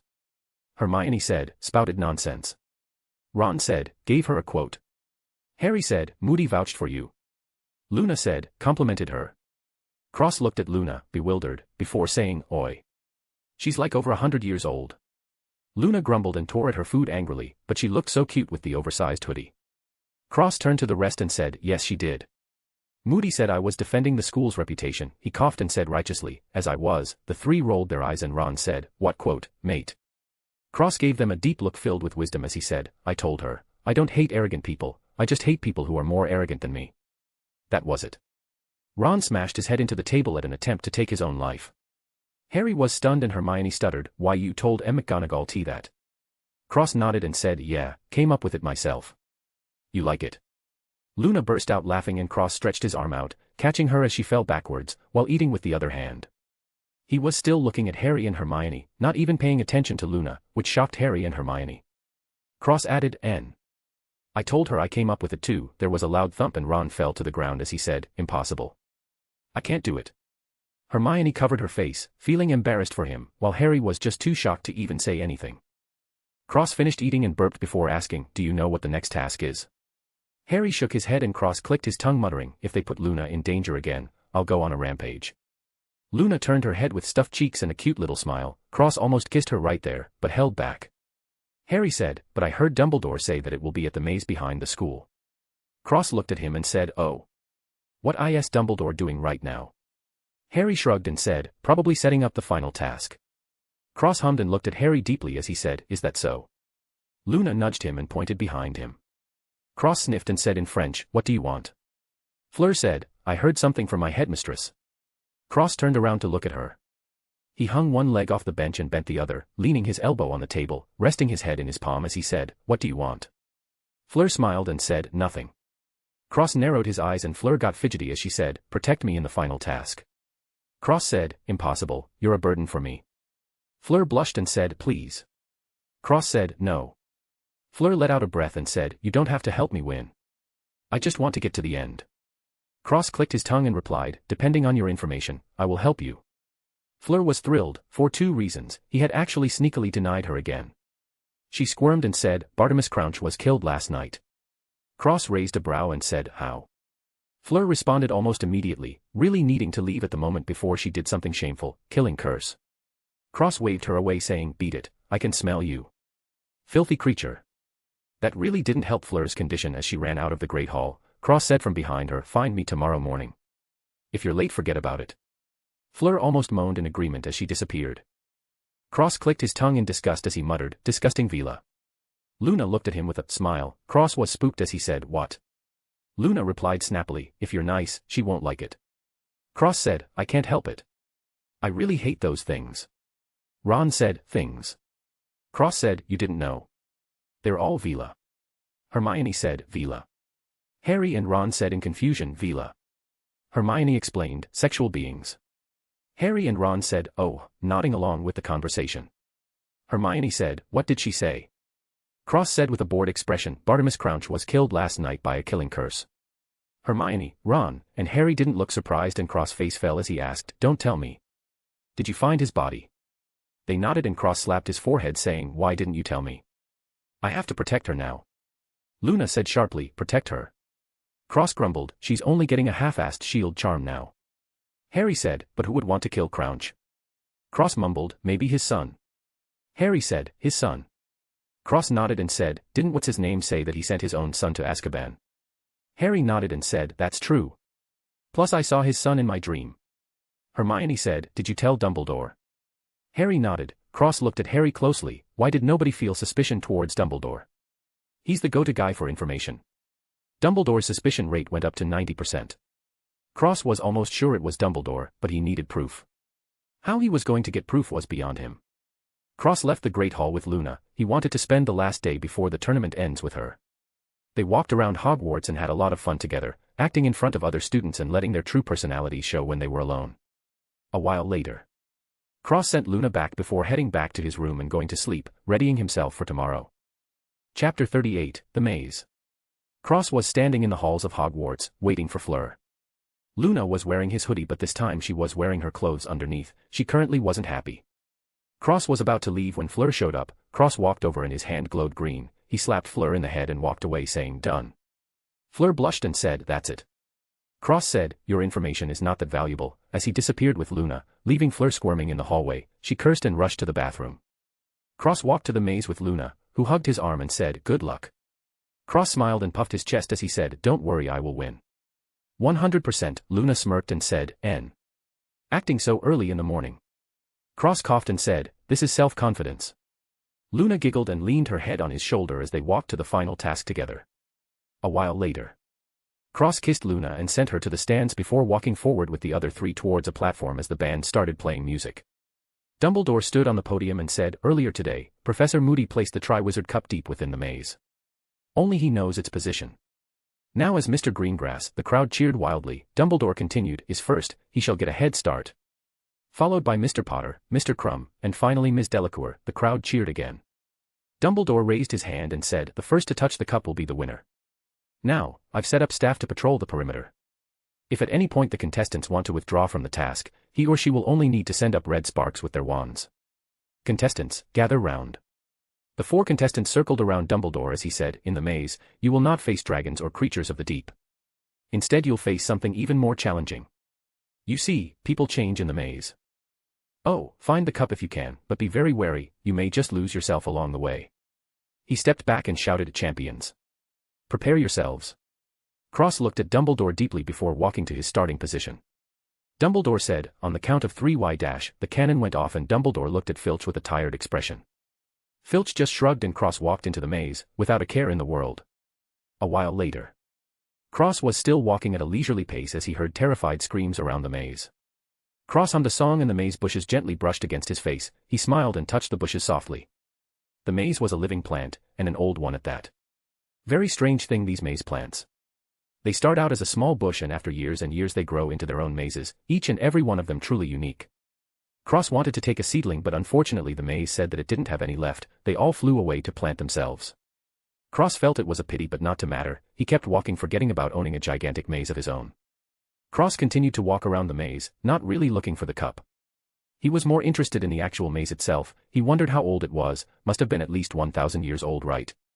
He couldn't see the size, but he assumed it was massive. As he kept walking, he saw Harry tangled up in some branches. Cross waved his hand gently and said in Elven, not him. The branches receded and Harry was set free. Harry got up and said, thanks. Cross said, no problem.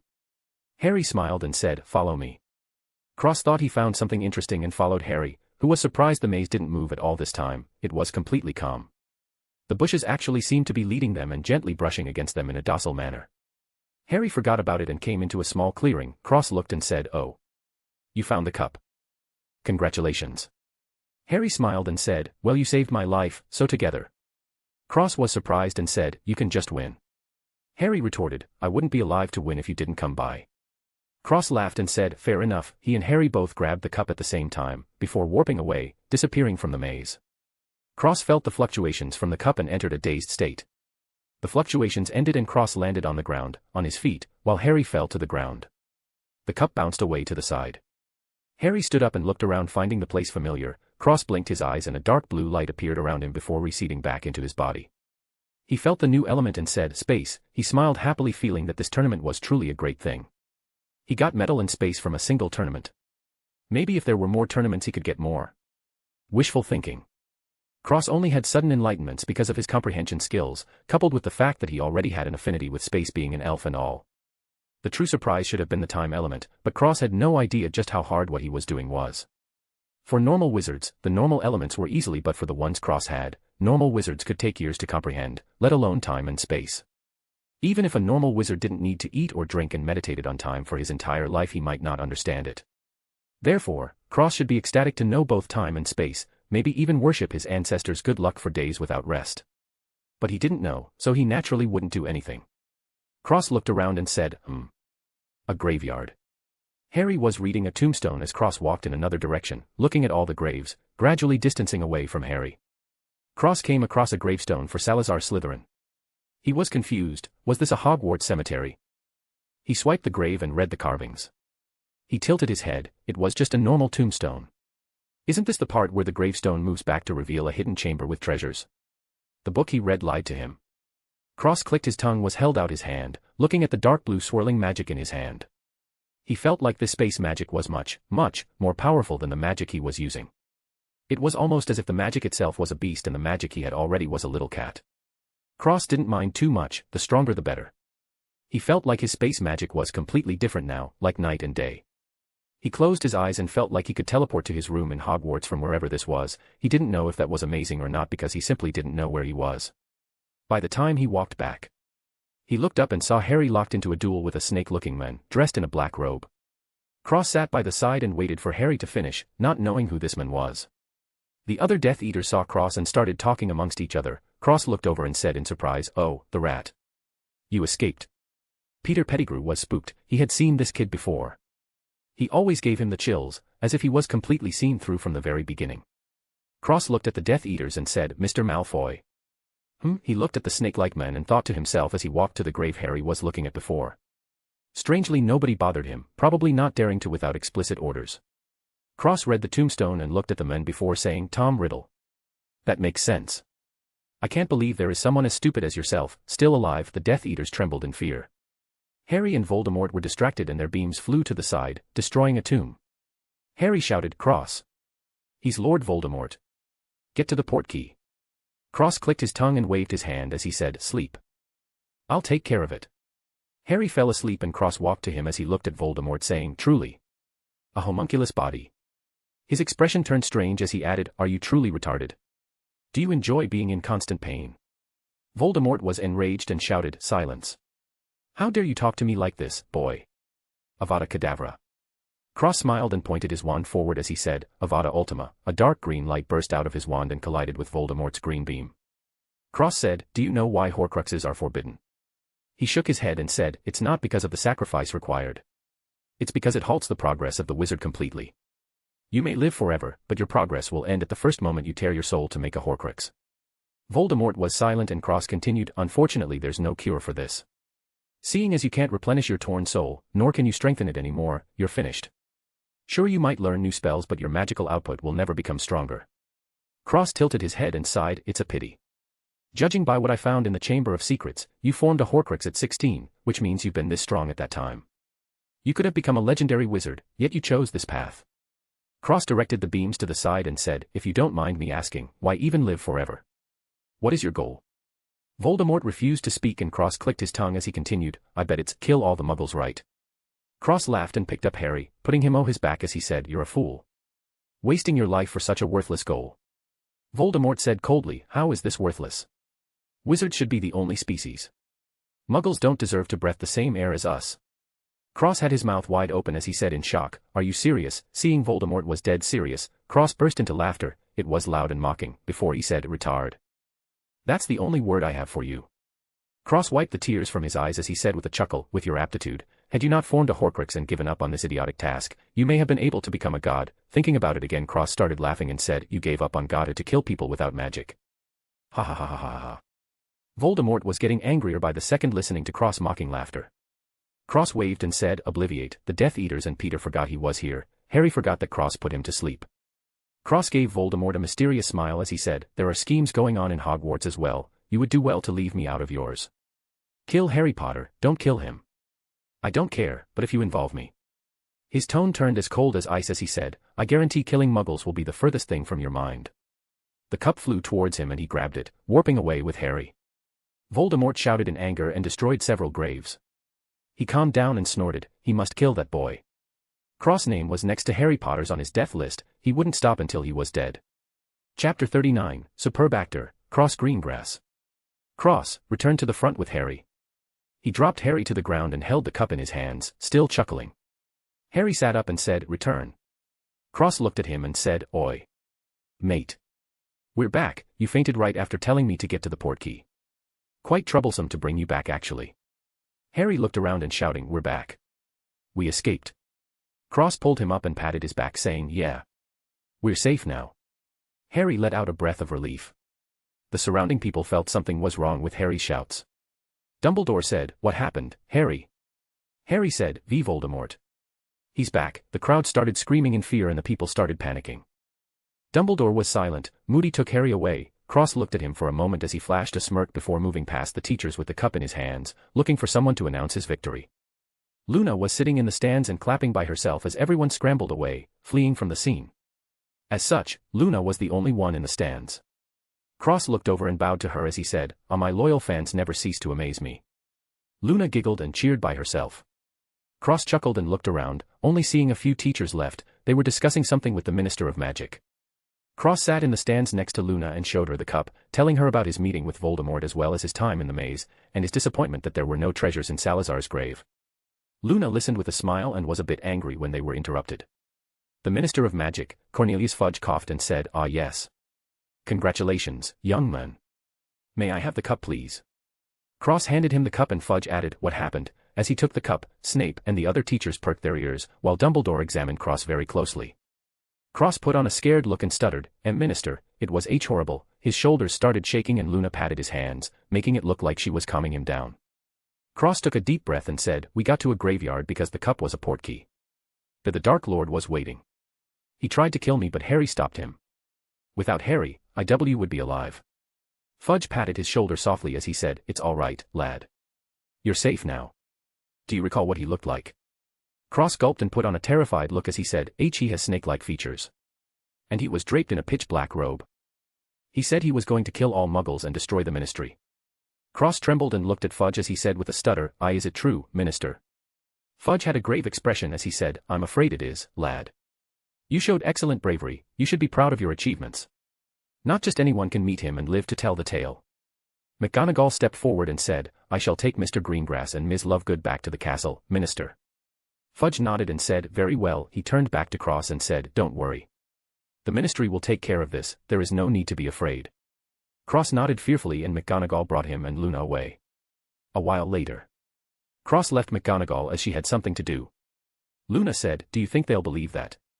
Cross shrugged and said, doesn't matter if they do or not. The only one who has to believe it is Fudge.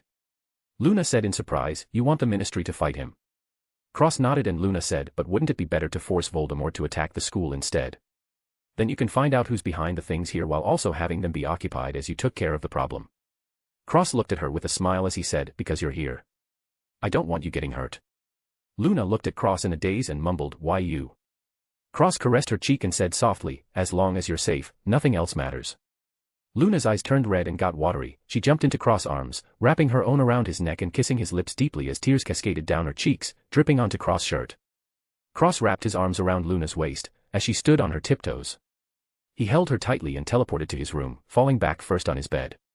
Luna separated from his lips and rested her head on his chest with a happy smile. Cross stroked her back and smiled happily, himself. He felt so peaceful just holding her in his arms that he fell asleep. Luna wasn't too far behind and fell asleep on top of him. The next day. Cross was sitting in the Great Hall as Dumbledore gave a speech. Today we acknowledge a very terrible event. While we were fortunate enough to not lose a student, the situation is very grave. The Ministry of Magic would not want me to tell you, but in respect of the students who survived the tragedy, I must. Dumbledore looked around and continued, Lord Voldemort has returned. This is not something to be afraid of. On the contrary. This is something to use for improvement. Only by becoming stronger will you be safe. At Hogwarts you will all be safe. I guarantee it. Dumbledore paused and added finally, the bonds you have made with your new fellow students shall not be forgotten. The hard times must be shared just as much as the good times. Cross rolled his eyes and tuned out as Dumbledore kept speaking before sending them off to pack and leave the school as it is the end of the year. A while later. Cross was standing in the courtyard with his pajama clothes on. He also had his backpack on with his storage bag inside. He stretched his muscular arms and yawned, hearing a oh all around him. He went back to normal and clicked his tongue, walking away from the courtyard. Cross lifted his hand and said, "Where are you?" Luna replied, "Coming." Cross put his hand down and waiting in one of the side wings. Ron, Harry, and Hermione showed up and talked with each other.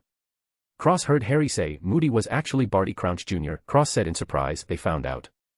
Harry looked over and said, "You knew?" Cross shook his head and said, "I knew he was drinking a polyjuice potion and what he looked like, but I've never seen Crouch Jr. before."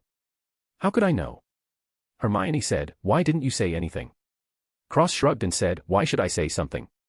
That class was much more interesting with him teaching it, also I don't know if you know, but he was actually a good teacher." "What was he before?" Harry said, "A Death Eater." Cross clicked his tongue and said, "Shame. He was interesting." Ron said, "Interesting. Blood hell, if he's interesting then Voldemort himself but excite you."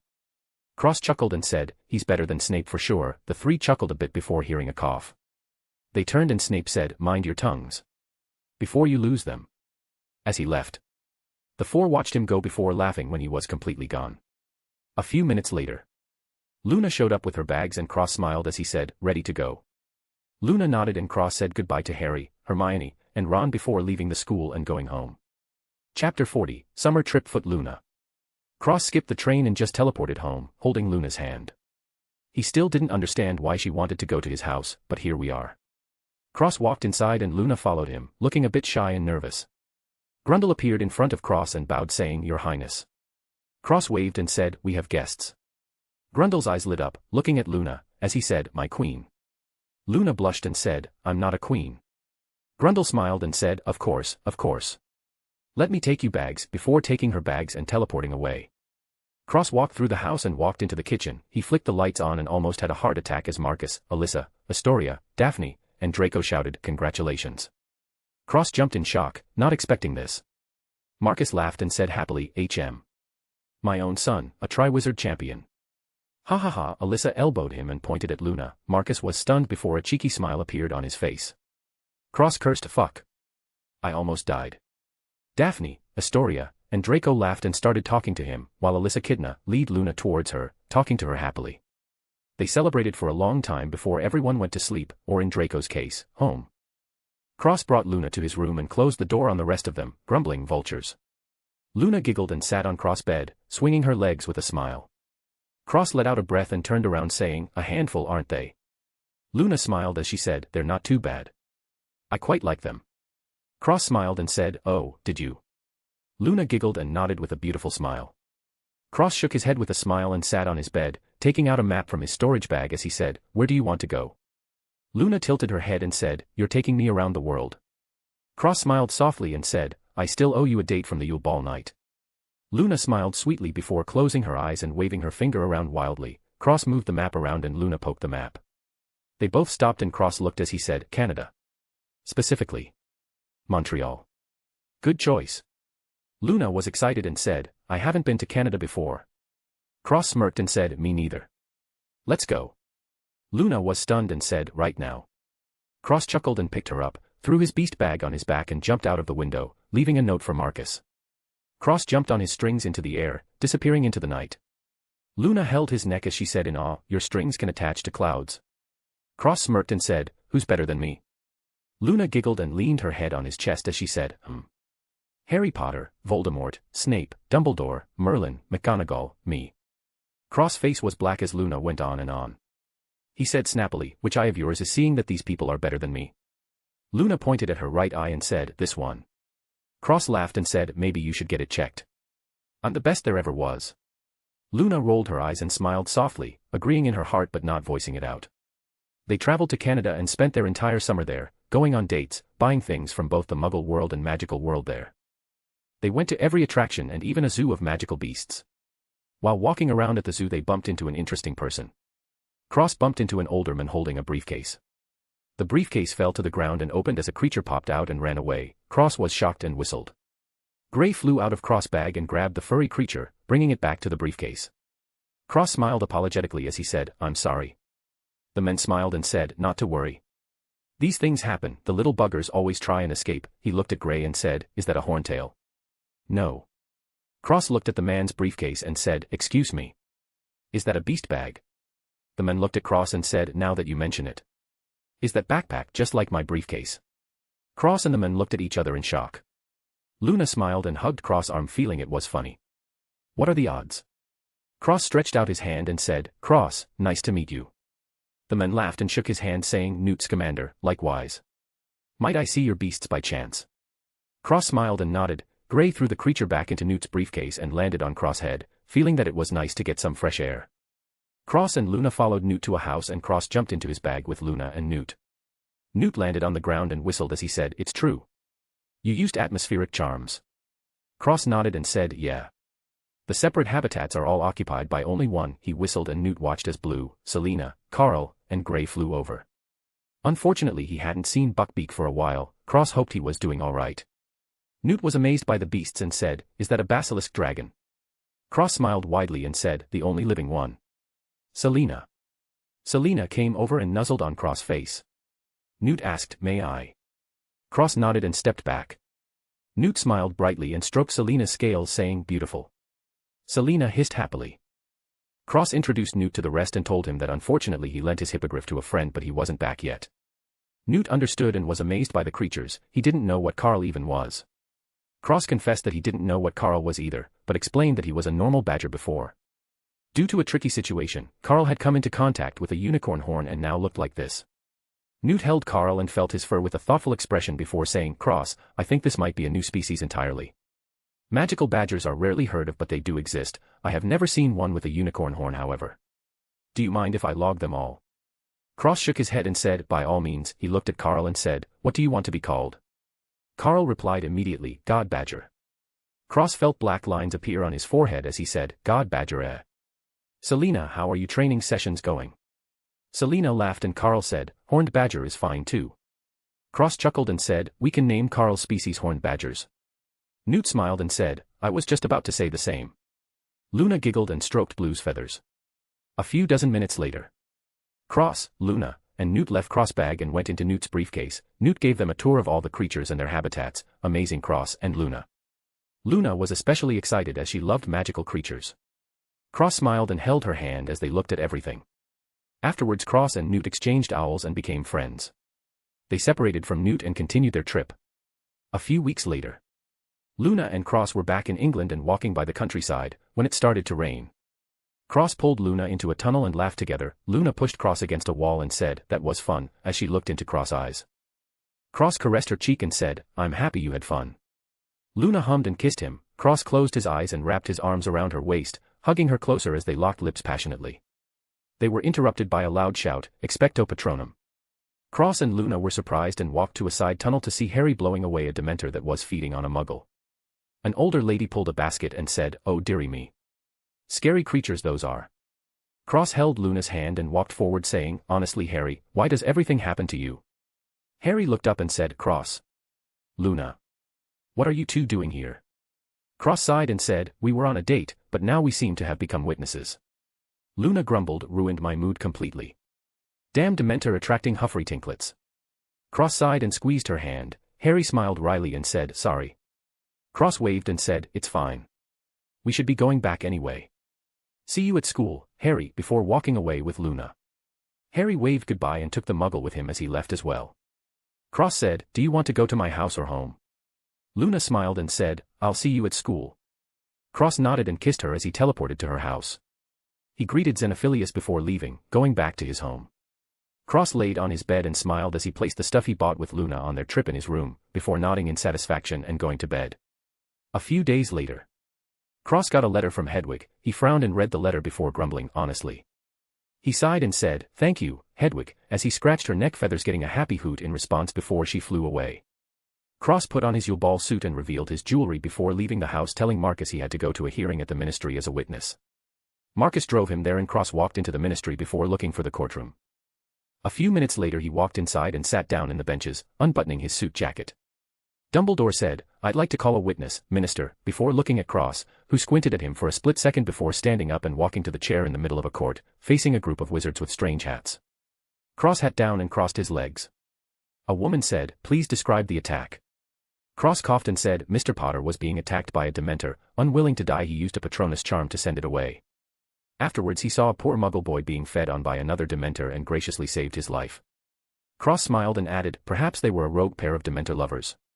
Fudge tapped his gavel on the table and said, Mr. Greengrass, do you swear what you have said was true? Cross nodded and said, unless I am secretly blind then yes. The woman who spoke before smiled and said, could you describe what you were doing during the event? Cross coughed and said, I was occupied with something else. Harry chuckled and looked down. Cross' ears twitched and he added, MS. The woman said, Bones. Cross was surprised and said, do you happen to know a Susan Bones? The woman smiled, she's my niece. Cross smiled and said, I thought so, very nice girl. I see she takes after her aunt. Ms. Bones smiled and Fudge hit his gavel as he said, focus on the hearing please. Cross continued, perhaps it's not my place as a witness, but had Mr. Potter not stopped the Dementors, perhaps you would have a dead Muggle on your hands. Plus. He grinned as he added, aren't Dementors under the control of the Ministry? Dumbledore stepped back and watched the show as his eyes flashed. There were murmurs and another woman said, excuse me, I couldn't help but notice that you seem to be accusing the Ministry of sending the Dementors. Cross looked confused and said, pardon me madam, are you the minister? The woman was confused and replied, no. Cross cut her off and said coldly, that's what I thought. Shut your mouth when the minister is speaking. He raised his brows in surprise and shock as he continued, or could it be you think you're above the minister? Perhaps you think Minister Fudge is unsuitable to lead the ministry any longer. Cross made an angry face as he berated, I'll have you know, Minister Fudge is a very good man, who cares about the younger generation of wizards. He took it a step further and directly blamed her as he said, could it be you're putting Minister Fudge in a poor spot with the laws, forcing him to go so far as to expel a young man who saved a life, purely out of your own selfishness and greed for the Minister of Magic position? The other wizards on the Wisengamot gasped and looked at the woman, while Ms. Bones snickered on the side, looking at Cross with an amused expression. The woman was tongue-tied at the accusations and opened her mouth, but Cross spoke again, looking at Fudge, Minister, you have helped me before at the Triwizard Tournament. I cannot watch you be put into a corner like this. Allow me to remove this woman with wicked intentions for you. Ms. Bones coughed and turned her head, stifling a laugh. Harry watched the commotion with wide eyes. Fudge slammed his gavel down and said, that won't be necessary, Mr. Greengrass. While I appreciate your kind intentions, Miss Umbridge has no such plots. Cross smoothed out his suit as he nodded and replied, very well. MS. Bones decided to put an end to the hearing before Cross acted up again as she said, those in favor of conviction. Nobody raised their hands. After everything Cross just said, they would really look like they were trying to get rid of Fudge. Cross had placed him on such a high pedestal. The only other option was to drop the charges, maybe even award Harry for saving a life. Plus none of them wanted to be the next to be accused from Cross' venomous mouth.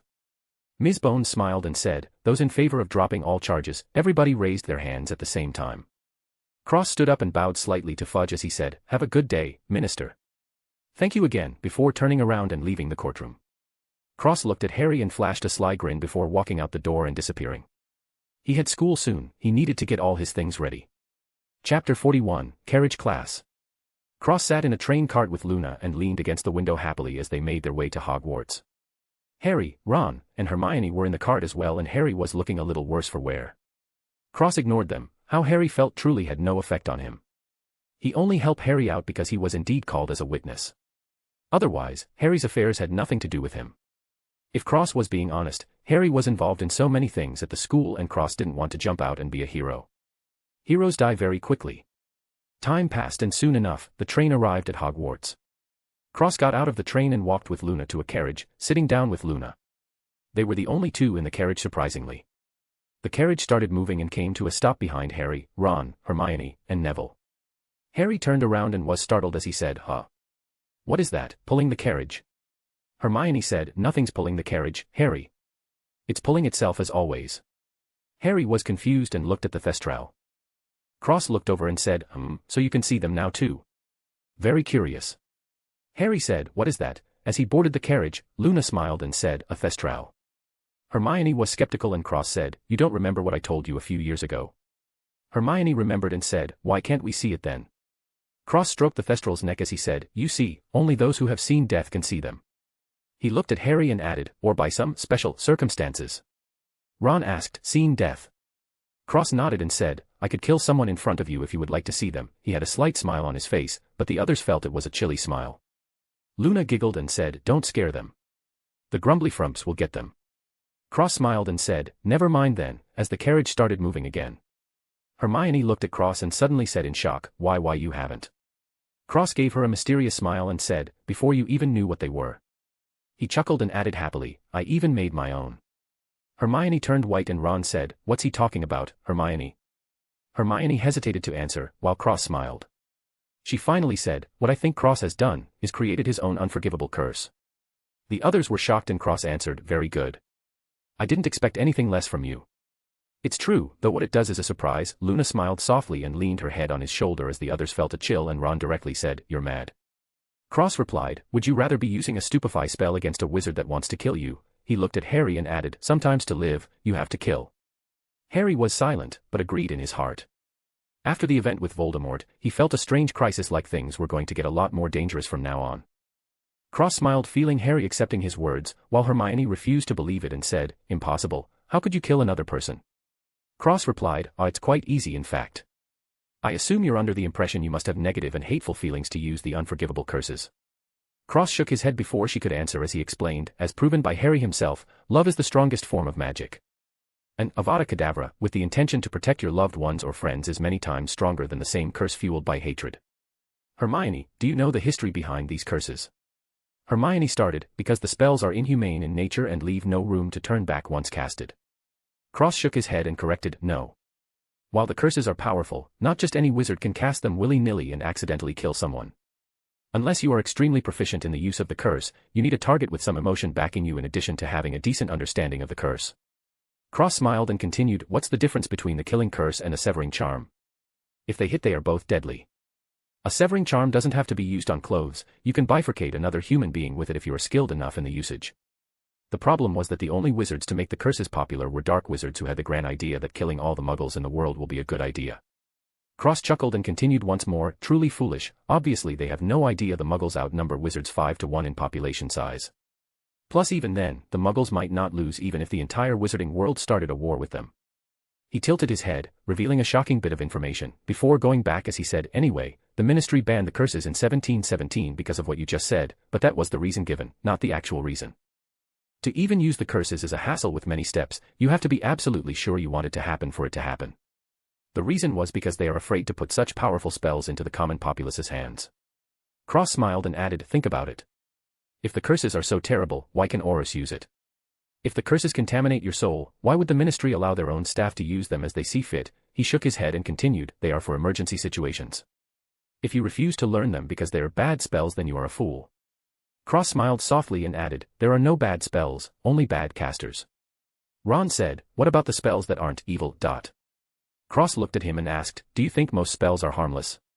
Ron nodded and Cross pointed at Harry and said, do you remember when I turned you into a duck?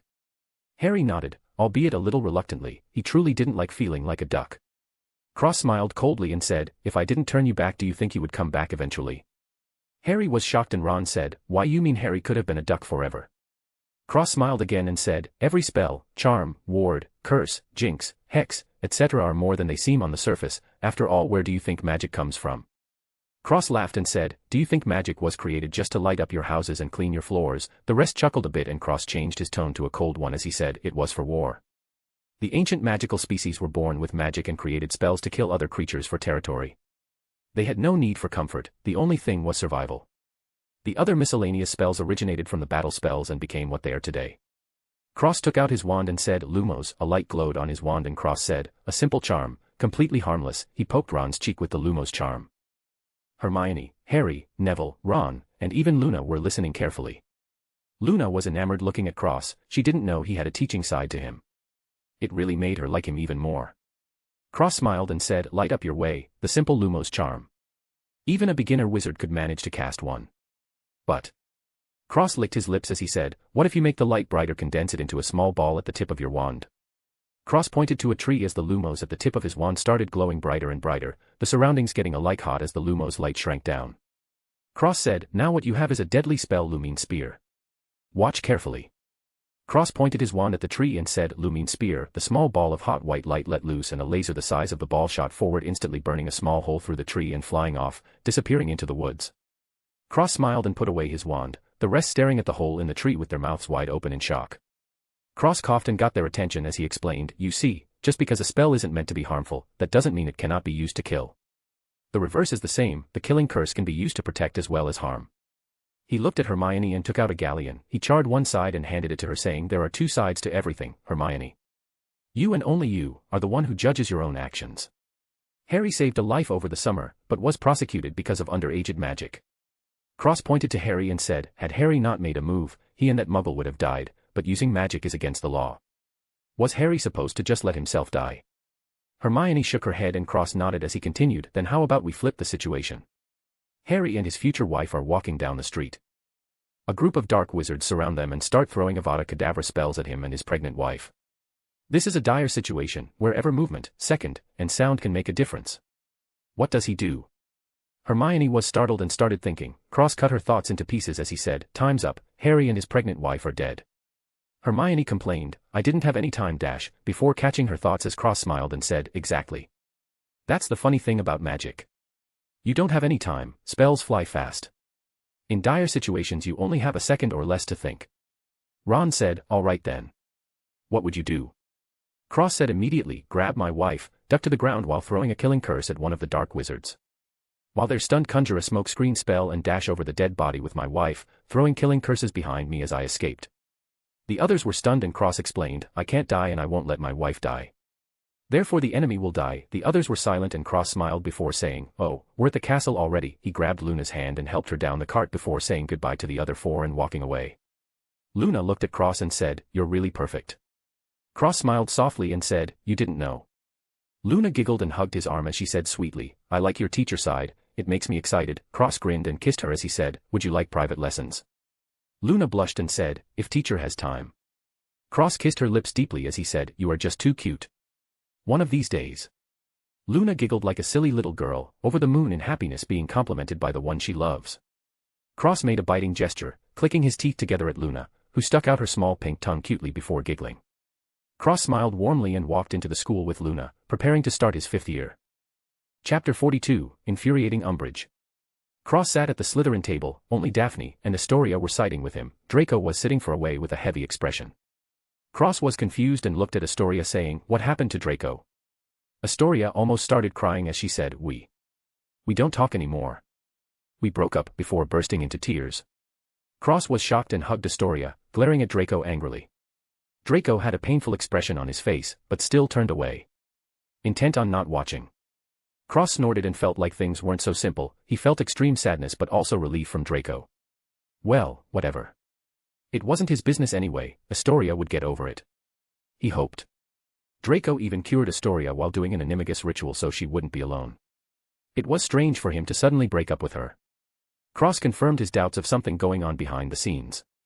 As he patted Astoria's back softly, Daphne was also angry and ignored Draco. Not even really thinking there could be something else going on. Her expression was cold as ice and she hated Draco for hurting her sister.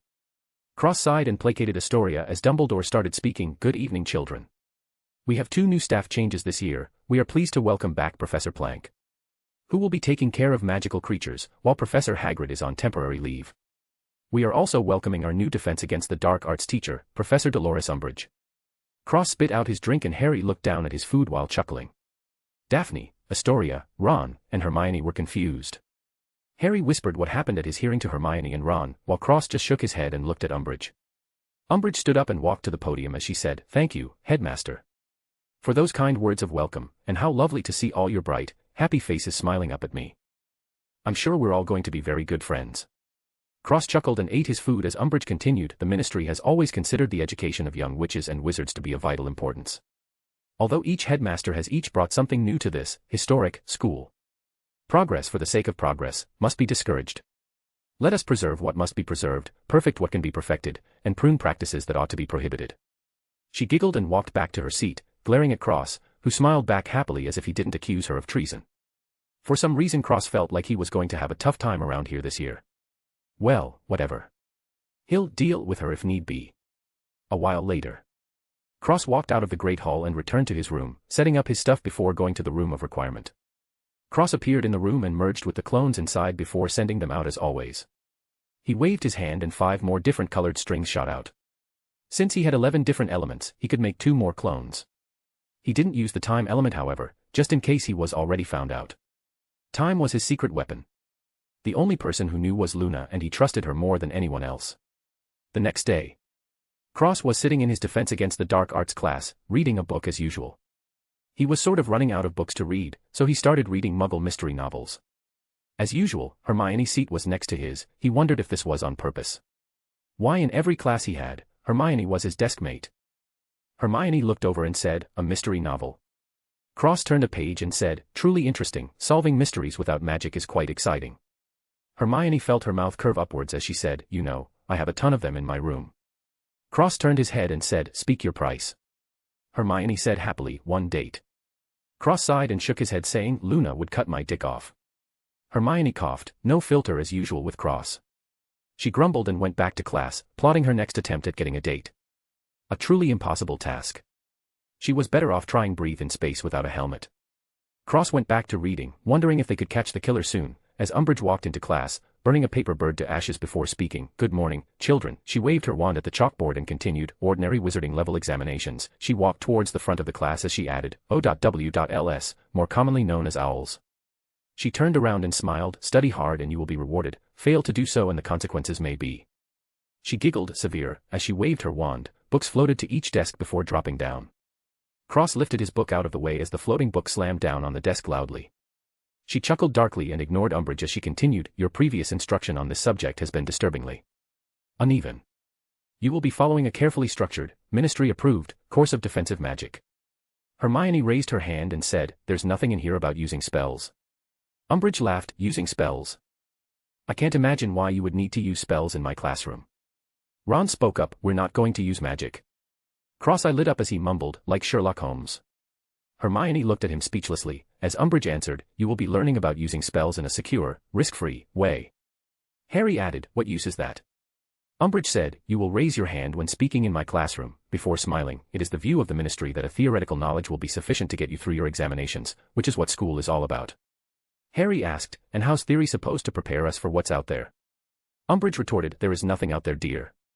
Who could you imagine wants to attack children such as yourself?" Harry rolled his eyes and said, "I don't know, maybe Voldemort." Umbridge walked forward and said softly, "Now let me make things very plain." Her voice raised several octaves as she continued, "You have been told that a certain dark wizard is at large. This is a lie." Harry said, "It's not a lie. I saw him. I fought him." Cross looked over at Umbridge and asked, "Is that the decision of the Ministry?" Umbridge turned to him and said, "Of course it is." "Is that a problem, Mr. Greengrass?" Cross chuckled and looked at Umbridge as he said, "Obviously not. Professor Umbridge, clear as the minister says so, it must be true. After all, the Ministry is always right. Though I do have a few concerns, perhaps you should tell the minister that someone may be plotting again." Cross chuckled again, "Of course, not yourself, Professor. As you have been an outstandingly loyal part of the Wisengamot. Perhaps there is something more at play. After all, I have seen the Snakeman myself. I fear more people may die of disgust if he were to show his face." Umbridge trembled in rage at every hidden insult before finally screaming, "Mr. Potter, Mr. Greengrass. Detention." In my office, she calmed down and giggled, continuing with the class. Cross clicked his tongue and mumbled, "She's tough." Hermione whispered, "Tough." Cross grinned and replied, "I'll have to slowly break her, it's quite fun actually." Hermione was just shocked and looked at her books. A while later, Cross and Harry walked into Umbridge's office. Cross looked around and whistled at all the cat decorations. "Someone has a cat problem." Umbridge said with a smile, "Sit down you two. You shall be writing lines with a special quill." Cross sat down and grabbed the quill as an amused smile surfaced on his face. Umbridge said, "For you, Mr. Greengrass, you shall write, 'I must not speak out of turn,' and Mr. Potter, 'I must not tell lies.'" Cross started writing happily, while Harry asked, "How many times?" Umbridge replied, "As long as it takes to sink in." Harry started writing and, "I must not tell lies" appeared on his hand as he made a painful grunt. Cross kept writing while humming, nothing happening to his hands. A mere curse couldn't pierce his skin. Umbridge frowned and said to Cross, "What are you doing?" Cross gave her an innocent look as he said, "Whatever do you mean, Professor?" Umbridge frowned and Cross smiled as he said, "I have filled the parchment, Professor. Do you have any more?" Umbridge trembled and gave him a big stack. Cross started writing as Harry was excused. Time flowed by. Cross finished the stack as he smiled happily, "More parchment, Professor." Umbridge crushed her teacup and said through gritted teeth, "You may go, Mr. Greengrass." Cross smirked and left the office chuckling, infuriating Umbridge. A few days later, Cross and Luna were in the woods, tending to the thestrals. Luna hummed happily as she played with a baby thestral. Cross smiled and stroked a thestral with his hands as he said, "What do you think?" Luna looked at him and smiled, you're definitely making her angry. Are you waiting for her to start taking drastic measures in the school and stir up things? Cross nodded and replied, the more chaotic the school is, the more of a chance of the one behind everything taking action. Luna hummed and looked at him warmly. Cross smiled and they both heard a sound. Turning their heads, they saw Harry. Harry said, hey. Luna and Cross returned, hey. Harry looked at the Thestrals and said, they live here. Luna nodded and said, to hide from the dark Nargles, vicious creatures those Nargles. Cross just nodded along and Harry looked at the Thestrals again. Luna added, I believe you by the way. Harry said, thanks, seems you're about the only one who does. Luna nodded and said, I suppose that's how he wants you to feel. If it's just you alone, you're not as much as a threat. After speaking she stood up and dusted herself off as she said, well, see you later Harry. Watch for dark Nargles, they might be lurking. Harry nodded and Cross left with Luna. Once they were far away, Cross looked at Luna, who said, he just needed a push. This will stir it up even more. Cross smiled and held her hand as he said cheekily, my partner in crime. Luna rolled her eyes and said happily, you're reading too many Muggle books. Cross just laughed and they left the forest. Chapter 43, Plan, Accidental Murder, has failed. Cross was eating in the Great Hall when he heard shouting outside. Hearing Umbridge, he thought it would be a good opportunity to mess with her some more, so he left to see what was happening. He got out of the Great Hall to see McGonagall arguing with Umbridge, as Umbridge said, pardon me Professor, but what exactly are you insinuating? McGonagall replied, I am merely requesting that when it comes to my students, you conform to the prescribed disciplinary practices. Umbridge blinked and said, so silly of me but it sounds that you're questioning my authority in my own classroom. Minerva, as she took a step up the stairs, gaining the height advantage. McGonagall sneered and said, not at all. Dolores. Merely your medieval methods. Umbridge retorted, I am sorry dear, but to question my practices, is to question the ministry and by extension, the minister himself. Cross stepped out and said sarcastically, so silly of me, but it sounds like you can represent the entire ministry. Professor Umbridge, the students gasped and started whispering. McGonagall chided, Mr. Greengrass, enough.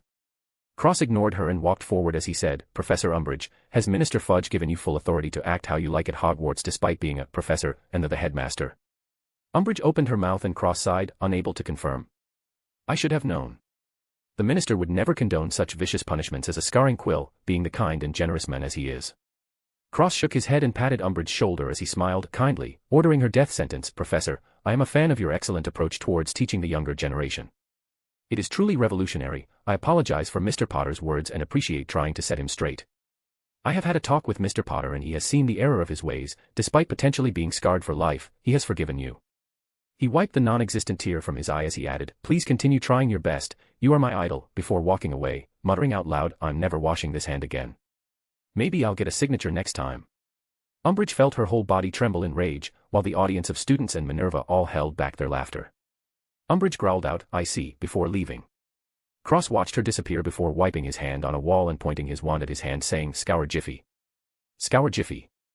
Scour Jiffy. The students watched him and burst into laughter, buckling over and falling to the ground with tears in their eyes. McGonagall chuckled and shook her head as she walked away, preparing for the worst. Cross looked at the students before appearing in front of Hermione saying, hand-cleaning spell. Hermione laughed and said, there isn't one. Cross looked devastated and wiped his hand on Ron's robes. Ron jumped as he shouted, bloody hell. I only have one of these, I can't afford to burn it. Everybody looked at Ron for a second before erupting into even louder laughter. The next day, Filch put up a notice from the ministry that declared Umbridge as the High Inquisitor of Hogwarts. Cross looked at the notice and said, whatever that means. Hermione said, it means a teacher appointed by the Ministry of Magic to make sure that unsatisfactory teachers were removed from Hogwarts and to ensure that any educational decrees set by the ministry were followed. Cross said, oh, and that was the end of that. Hermione shook her head at Cross' apparent disregard for anything Umbridge. She giggled, remembering what Harry told her, and said, seems like you're actually a pretty petty guy. Cross smirked and replied, who said she could interrupt me? Nobody interrupts me. Hermione shook her head and laughed as they went to class. A while later, Cross and Luna were leaning on a wall talking and laughing. Luna kissed him but they were forcefully separated from each other by Umbridge who walked by, waving her wand. Cross' uniform returned to the dress code as she walked away. She shouldn't have done that. Cross was infuriated and his hand twitched. Luna held it down saying, easy. I don't want to have to come visit you in Azkaban. Cross calmed down and looked at Luna as he joked, do prisoners have visiting rights in Azkaban? Luna giggled and said, I don't know, but I don't want to find out. Cross snickered and fixed his clothes before dragging Luna somewhere else, swearing to get revenge. Another day. Cross was in Snape's class while Umbridge questioned, "You applied for the Defense Against the Dark Arts teaching position, correct?" Snape said, "Yes." Umbridge nodded and wrote something down as she asked again, "And you were unsuccessful?" Snape replied, "Obviously." Cross chuckled and went back to reading his book as Umbridge left, fixing Cross' clothes as she left. He choked and glared at her back, muttering in Parseltongue, "One day I will feed her to the Dementors." Harry coughed and laughed under his breath, burying his head into a potions book. Snape clicked his tongue and smacked Ron, Harry, and Cross heads with a book as he looked at the disappearing Umbridge, muttering something under his breath. Every day new rules were being hung outside the Great Hall, filling the entire wall. Another few days later. Cross was listening to Trelawney talk about divination. He actually liked this class because he felt as though he could potentially see into the future too with his domain, as he called it. As Trelawney was speaking, Umbridge interrupted, "You've been working here for 12 years, yes?" Trelawney corrected, 16 years. Umbridge nodded and wrote something down as Trelawney continued nervously. Cross was getting annoyed. Umbridge interrupted again, "Could you please predict something for me?" Trelawney was startled and said, "I'm sorry." Umbridge replied, "One teensy little prophecy." Trelawney was unable to speak because she was clearly anxious and nervous. Cross was truly enraged. Trelawney was a kind person, albeit a bit crazy. He had a soft spot for her because she reminded him of Luna. Umbridge walked to the door and said, "Pity." As she left, Trelawney panicked and said, "No. Wait, no. I see something dark. You are in great danger." Umbridge wrote it down as she said, "Lovely," before leaving. Cross cursed, "I'll kill her myself, that dumb cunt." The students were bewildered and Trelawney calmed him down, saying, "Let past transgressions go, young Cross. The art of divination requires a calm mind." She had a small smile as she continued her class normally. Cross sat back down and snapped his quill in half. Hermione looked at him and whispered, "Relax." Cross took a breath and went back to taking notes, the only class he actually cared about. His domain was about 50 meters in radius now and he could predict movements easily. He thought about a new name because domain wasn't suitable. It wasn't a domain, it was just a feeling. The name hockey crossed his mind but he dismissed it, thinking that was a dumb name. He named it mantra. He felt like his mantra was pretty strong but could evolve to be something even more powerful. Another few days later. Cross was standing next to Luna, watching Trelawney get her stuff thrown out of Hogwarts into the courtyard. She looked terrified. Cross was clenching his fists and the markings appeared on his face. Luna cooed him and patted his hand, receding the marks as she smiled. Cross saw Umbridge walk out and stand across from Trelawney. His expression was vicious as he twitched his finger. A gargoyle statue on the castle suddenly broke, naturally, and, accidentally, fell, barreling towards Umbridge's head. Luna was helpless and sighed, looking at Cross's blank expression with a warm smile. McGonagall stepped out and waved her wand, stopping the gargoyle that was impersonating Truckcoin. Umbridge looked at the gargoyle floating above her head and snorted, "Seems the castle itself needs repairing." McGonagall rolled her eyes and looked at the natural bottom broken part before sending it back up and repairing the stone. She could have sworn her heard several tongue clicks and mutters saying that Umbridge was lucky. McGonagall felt her eyes twitch as she took care of Trelawney. Cross walked away, seeing as his accidental murder plan didn't work. Luna followed after him with a sweet smile. She liked Trelawney too. Though she thought Cross was a bit crazy, she liked it. It meant that was truly him, not an act. She liked the real him. The act was okay sometimes but his real personality was much better than anything else. The duo disappeared from the courtyard. Cross' ears twitched and he waved his hand again as he and Luna left. Back at the courtyard. Umbridge was holding a letter and said, "Actually I can," but the letter exploded into pieces before all the pieces turned to dust, stunning everyone. McGonagall sneered and said, "Do you have a letter or something that could prove your claims, Dolores?" Umbridge was sure it was Cross. She was 100,000,000% sure actually. Even if you beat her to death, she wouldn't believe it was anyone else. That was a ministry-approved letter. Destroying it was an act of treason against the ministry. She had him now. She looked around frantically and shouted, "Mr. Greengrass. Get out here. I know you did that." Harry chimed in and said, "Professor, Cross left a few minutes ago." Hermione added, "Yeah, I saw him go back into the castle a while ago." More and more students spoke up for Cross, whether they saw him or not. Making Umbridge look like a retard, but she knew there was a conspiracy here. Cross was at the head of it. She was sure. The despicable, disgusting, repulsive, cunning conspiracy leader was currently locking lips with Luna, in his room. Completely unaware that he had embarrassed Umbridge yet again, without even being there. If he did know, he might even cry tears of joy, thinking of how great he was. He was getting more narcissistic by the second. Time passed. While Cross and Luna were snuggling, in the Gryffindor common room, Hermione was staring out the window as she said, "He really is out there, isn't he?" She paused for a second before continuing, "And if Umbridge refuses to teach us how, we need someone who will." The next morning. Cross said no. As he ate his breakfast, Hermione said please. We need a teacher. Cross shook his head and said no. Hermione bit her lips and stomped off. Her grand plans had fallen through. Time for plan B. Cross went on reading his mystery novel with interest as he ate. Luna joined him, leaning on his shoulder and reading along as she stuffed her face full of food. This continued for another couple of days. Cross reappeared in the room of requirement, taking his clones back, when he heard the door forming. He wiped everything and teleported back to his room, disappearing completely. Chapter 44, Snap. Cross went back to the room of requirement the next day. Seeing no one inside, he let out a breath. He sat down on the ground and meditated on his mantra, using the notes from Trelawney's class as well as the personal notes he had from asking her about divination itself. He entered a calm and serene state, completely cut off from the outside world, with his strings on every inch of the room, forming a sort of alarm system, as he meditated on the mantra. Cross felt his mantra was becoming even more easily controlled. It seemed like he needed to keep it on constantly for it to progress quickly. He could easily do this as it was only his perception that was being used, hence it was unable to be seen or felt. Suddenly a string was stepped on. Cross shot his eyes open and pointed his wand forward at the intruders. He immediately cursed as he saw Harry, Hermione, Ron, Neville, Fred, and George. All the strings came back to him silently and he put his wand away, cursing constantly. Hermione said, "You can come here." Cross grumbled, "Excuse you. I have been using this room for 5 years, thank you very much. You're intruding on my space." Hermione was stunned and said, "You've been practicing in the room of requirement for 5 years. Cross grumbled once again, "It all ends today." Harry said, "You can stay." Cross sighed and said, "That's not what I meant. With you 3 here, something will definitely happen to this room. I can guarantee it. Whatever, enjoy while you can." He paused and said to Hermione, "No." Hermione said, "Can you dash?" before choking on her words and saying, "How did you?" Cross smiled mysteriously and said, "I pay attention in divination class." As he fell through a tunnel that opened up under his feet and disappeared, the tunnel closing behind him. Fred and George said, "Wicked exit." Ron nodded and said, "Bloody hell, that was cool." Harry nodded and Hermione sighed, missing the opportunity to recruit an amazing teacher. Cross reappeared in his room and sat on his bed, continuing to practice. Now that his super-secret practice place was found out, he needed a new one. A new place came to him immediately as he grinned and teleported away. Cross landed in the Chamber of Secrets, right in front of the Salazar head. He spread out his strings, feeling every single nook and cranny of the chamber before sending out his clones and giving them tasks. At least he had used the room of requirement to its fullest and read every book in the castle. Now he just needed constant practice. And so the clones started constantly practicing every spell he knew until they were all perfected. Cross estimated that out of all his spells he was around 70% finished perfecting them all.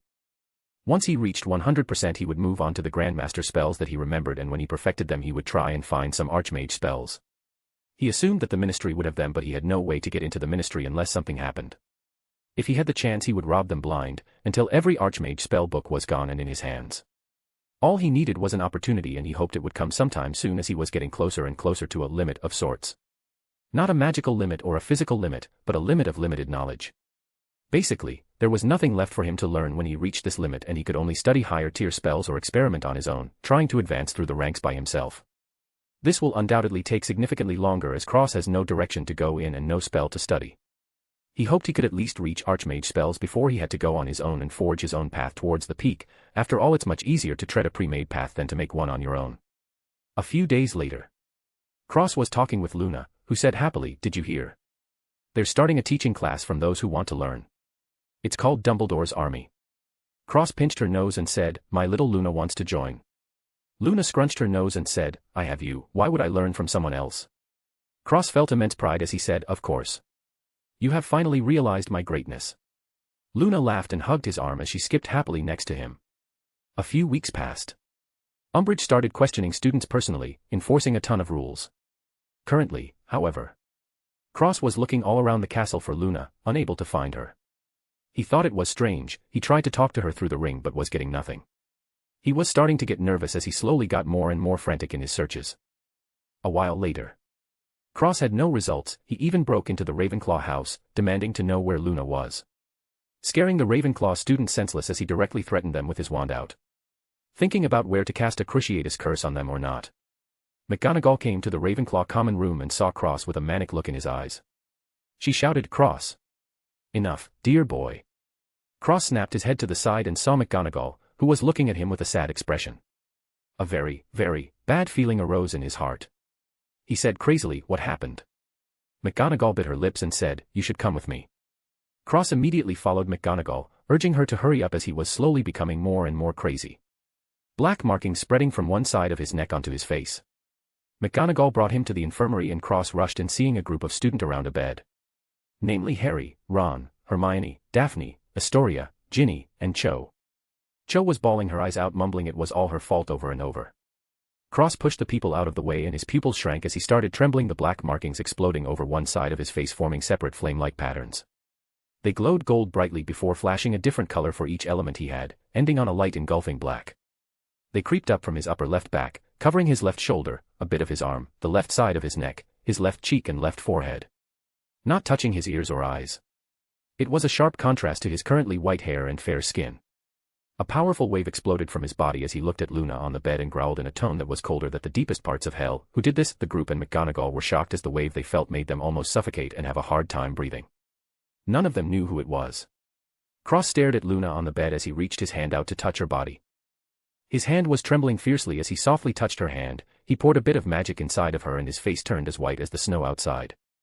Luna's body was completely destroyed, for lack of a better word. Her nerve endings were severely damaged beyond repair and her organs were shot, especially her stomach. The only things that were intact was her magic, soul, eyes, and mind. Though, her mind showed signs of severe bombardment, like it was trying to be forcefully broken and forced into. Had it not been for her mother's sacrifice and the ritual she did on Luna, she would probably nothing more than a crippled retard right now.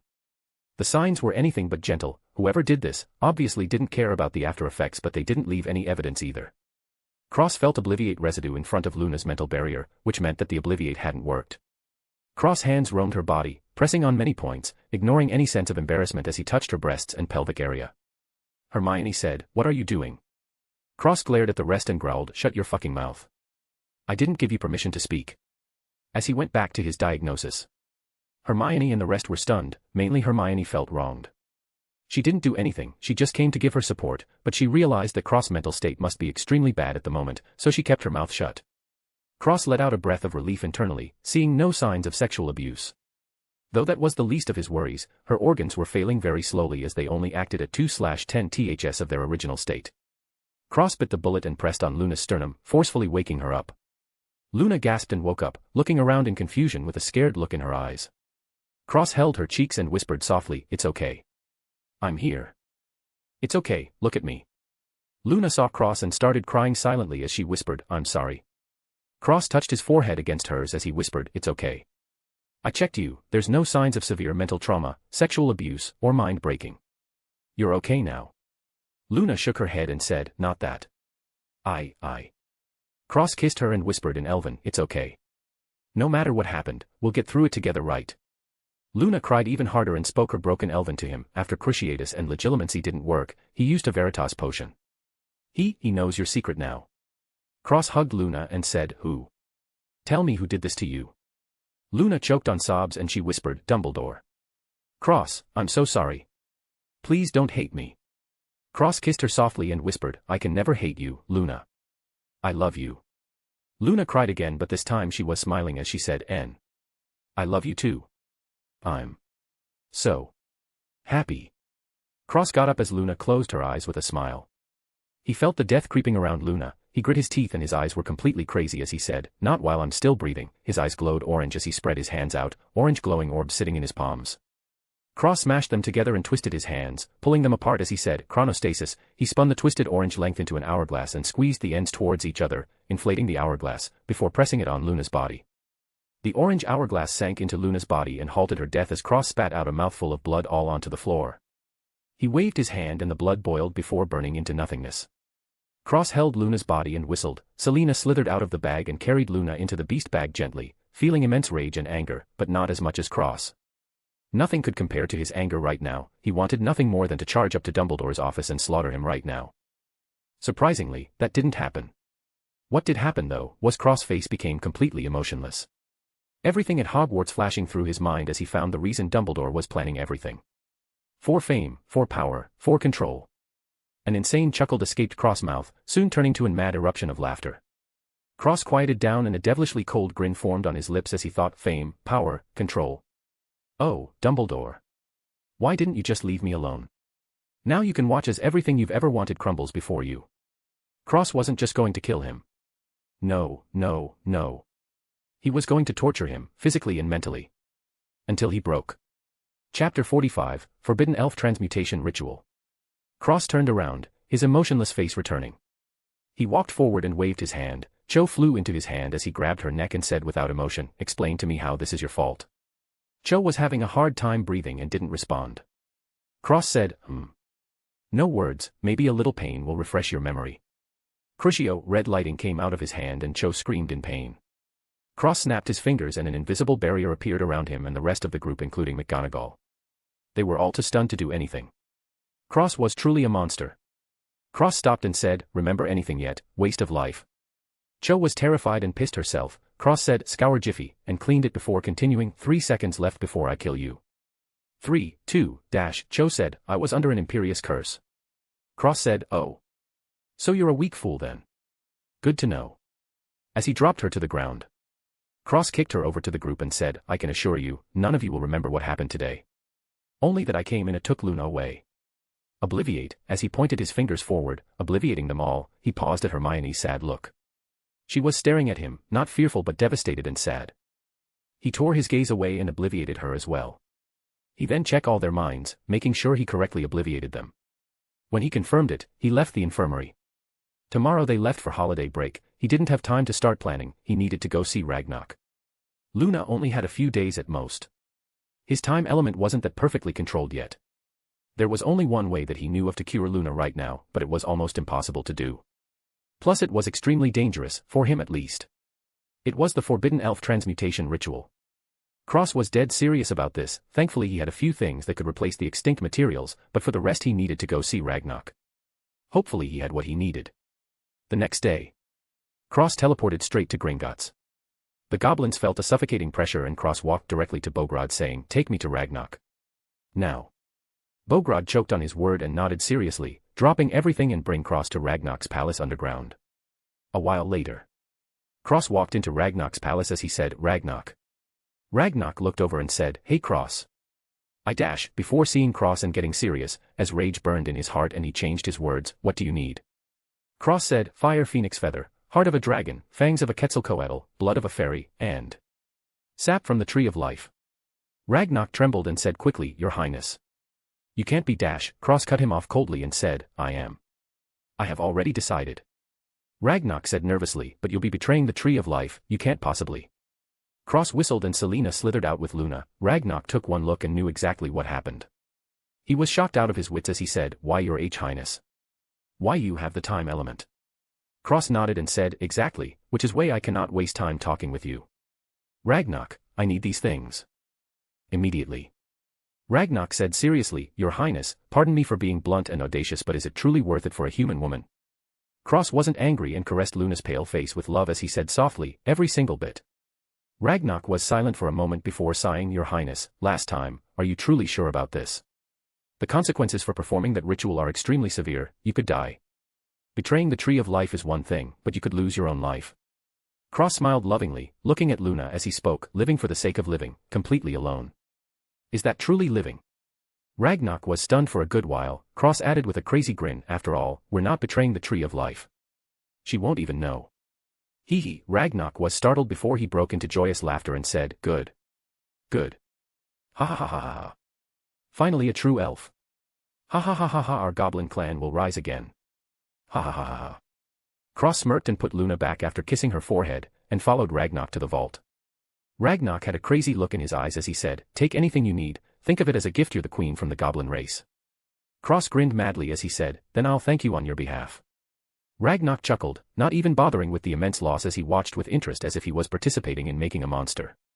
Technically he was. Cross raided the entire vault for everything he needed and a few extras, taking namely basilisk eyes, seer's pupils, and thestral hairs. He walked out of the vault and Ragnarok said, "Good luck, Cross," as he handed a bottle to him, adding, "This is all the sap we have. There's also a bit of spring in there." Cross nodded and teleported away. Cross teleported across the country into Hogwarts' room of requirement. He said, "I need ritual materials," they popped into existence next to him. Cross put his bag down and whistled 4 times. Carl, Blue, Gray, and Selena carrying Luna, came out of the bag. Luna was looking worse than before, and Cross cursed as he placed Luna on the ground before saying, I need blood from each of you, a scale from Selena, tears from Blue, a horn from Grey, and horn dust from Carl. All 4 beasts got to work and gave their materials. Cross waved his hand and they all floated next to him. He opened his bag and the rest of the material floated in the air around him. Cross opened the bottle from Ragnarok and poured all the sap and spring out, forming 2 different bubbles. The sap was green and floated to Cross left, the spring was clear with a green tint floating to Cross right. The room was filled with an aura of pure vitality and all 4 beasts sat in the 4 directions around Luna's body, per Cross instructions. They sat down and absorbed the vitality in the air. Cross cut his palms and let his blood leak out as he waved his hand in the air, drawing runes in blood. He started levitating in the air and his eyes glowed golden red as he continued drawing runes with his blood getting paler by the second. The sap and spring formed streams and slowly enveloped Luna's body. Occasionally Cross would twitch his finger and a material would melt into a liquid and float into the sap and spring mixture. Slowly everything floated into the mixture. Ice Phoenix tears. Fire Phoenix feather. Basilisk scale. Basilisk eyes. Seer's pupils.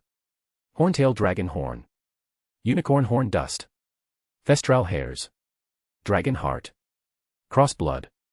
Quetzalcoatl fangs. Basilisk blood. Horntail dragon blood. Unicorn badger blood. Ice Phoenix blood. And many more. Cross kept moving even when his blood was draining from his body and becoming dangerously low. The blood-red runes flew out and spun around the multicolored sap and spring mixture before Cross clapped his hands and chanted in Elven, Divine Tree of Life, forgive your child. The sin of betrayal shall be carried. Punish your child and bless the innocent. Forbidden transmutation. Bless your new child and punish the old. Cross twisted his palms together and swiped them out before pressing down towards Luna and coughing out a mouthful of blood. The blood runes spun faster before turning bright golden green and imprinting themselves on the sap and spring mixture, spinning on the surface in different rotations with each different circle before abruptly stopping as the mixture hardened and gleamed, becoming transparent. Cross looked up. This was the moment to see if it worked or not. He looked at the floating upright crystal with runes engraved in it and a long golden core on the inside. Cross let out a breath of relief and was about to close his eyes when a golden light shined on him. Cross heard a beautiful but sad voice ring in his ears, my child, you have been charged with betrayal. How do you plead? Cross responded in Elven, guilty. The voice was silent for a few moments as Cross felt his memories flash in his mind. He slowly sat up and leaned his back against the wall, staring at the floating crystal in the golden rune circle on the ground. Blue, Carl, Grey, and Selena were still in an enlightened state. Unaware of the outside world. Cross let out a breath and smiled, perhaps this would be the last time he saw them. Betrayal of the Divine Tree was a death sentence. He closed his eyes, the only regret he has is that he wouldn't be able to see Luna one more time. The beautiful voice sounded once more, poor child. You have sinned, do you accept punishment? Cross responded yes, but added, if possible can I transfer my power to my lover before I die? The beautiful voice replied, my child, I shall fulfill your wish if you do happen to perish. Cross let out a breath and the beautiful voice rang once more, descendant of the champion Clotho, prepare for punishment. The voice turned cold and unfeeling as it continued, sinner of the tree. Death is a luxury, life is a privilege. Repent. A black gold pillar of energy fell from the ceiling and landed on Cross' head. Cross immediately screeched at the top of his lungs in pain. The room of requirement seemed to already know and made the room soundproof. It also allowed the energy pillar to travel into the castle as if it already knew what would happen. Cross didn't get to witness the strange occurrence or he would have been shocked. The castle, it seemed to be alive. Cross spasmed in pain, writhing on the ground as his voice turned hoarse from all the screaming, blood seeping from each of his pores, but there seemed to be something strange. Inside the blood there were hints of black goo. The energy pillar split 5 slivers off and sank into the crystal, Carl, Blue, Grey, and Selena as the rest continuously fell on Cross' entire body. All of Cross' clothes burned away, revealing his bloodied body. His black marks glowed, seemingly getting darker and darker as Cross slowly lost his voice and laid on the ground, not moving at all. Time passed and the pillar didn't dissipate. Minutes. Hours. Days. Weeks. Finally on the second week the pillar disappeared and the beautiful voice sounded in the room with a tired sigh, I can only help you so much, my child. You must hurry. My life force weakens with every minute. Castle of him. Thank you. Before disappearing completely as a drop of extremely bright green crystal-like fluid fell onto Cross' body, sinking into his chest. Cross made no movements, whether he was dead or alive was currently unknown. Chapter 46, Waking Up. School started up again, but both Cross and Luna were missing.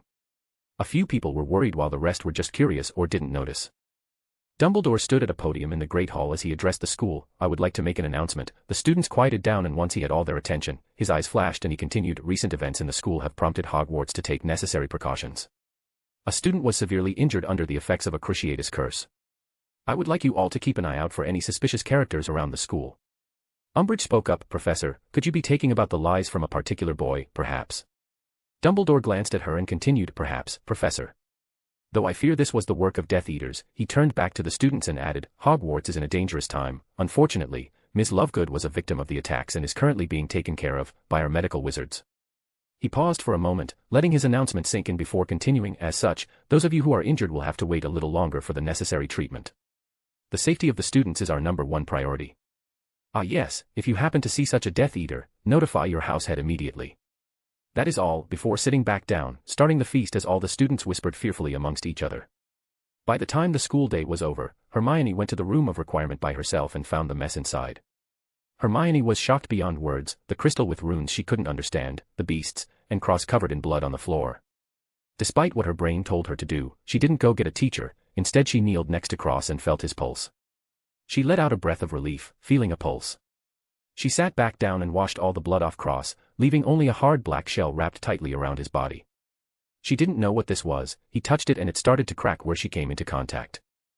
The cracks started to spread all around Cross' body and the black shell exploded off his body, revealing him underneath.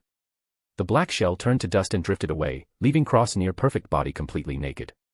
Hermione blushed deeply and covered him up with her robe as she sat him up on the wall, wondering what to do. Thinking of nothing, she sat next to him and waited. A while later, Cross felt like he was floating in a black void with no light whatsoever.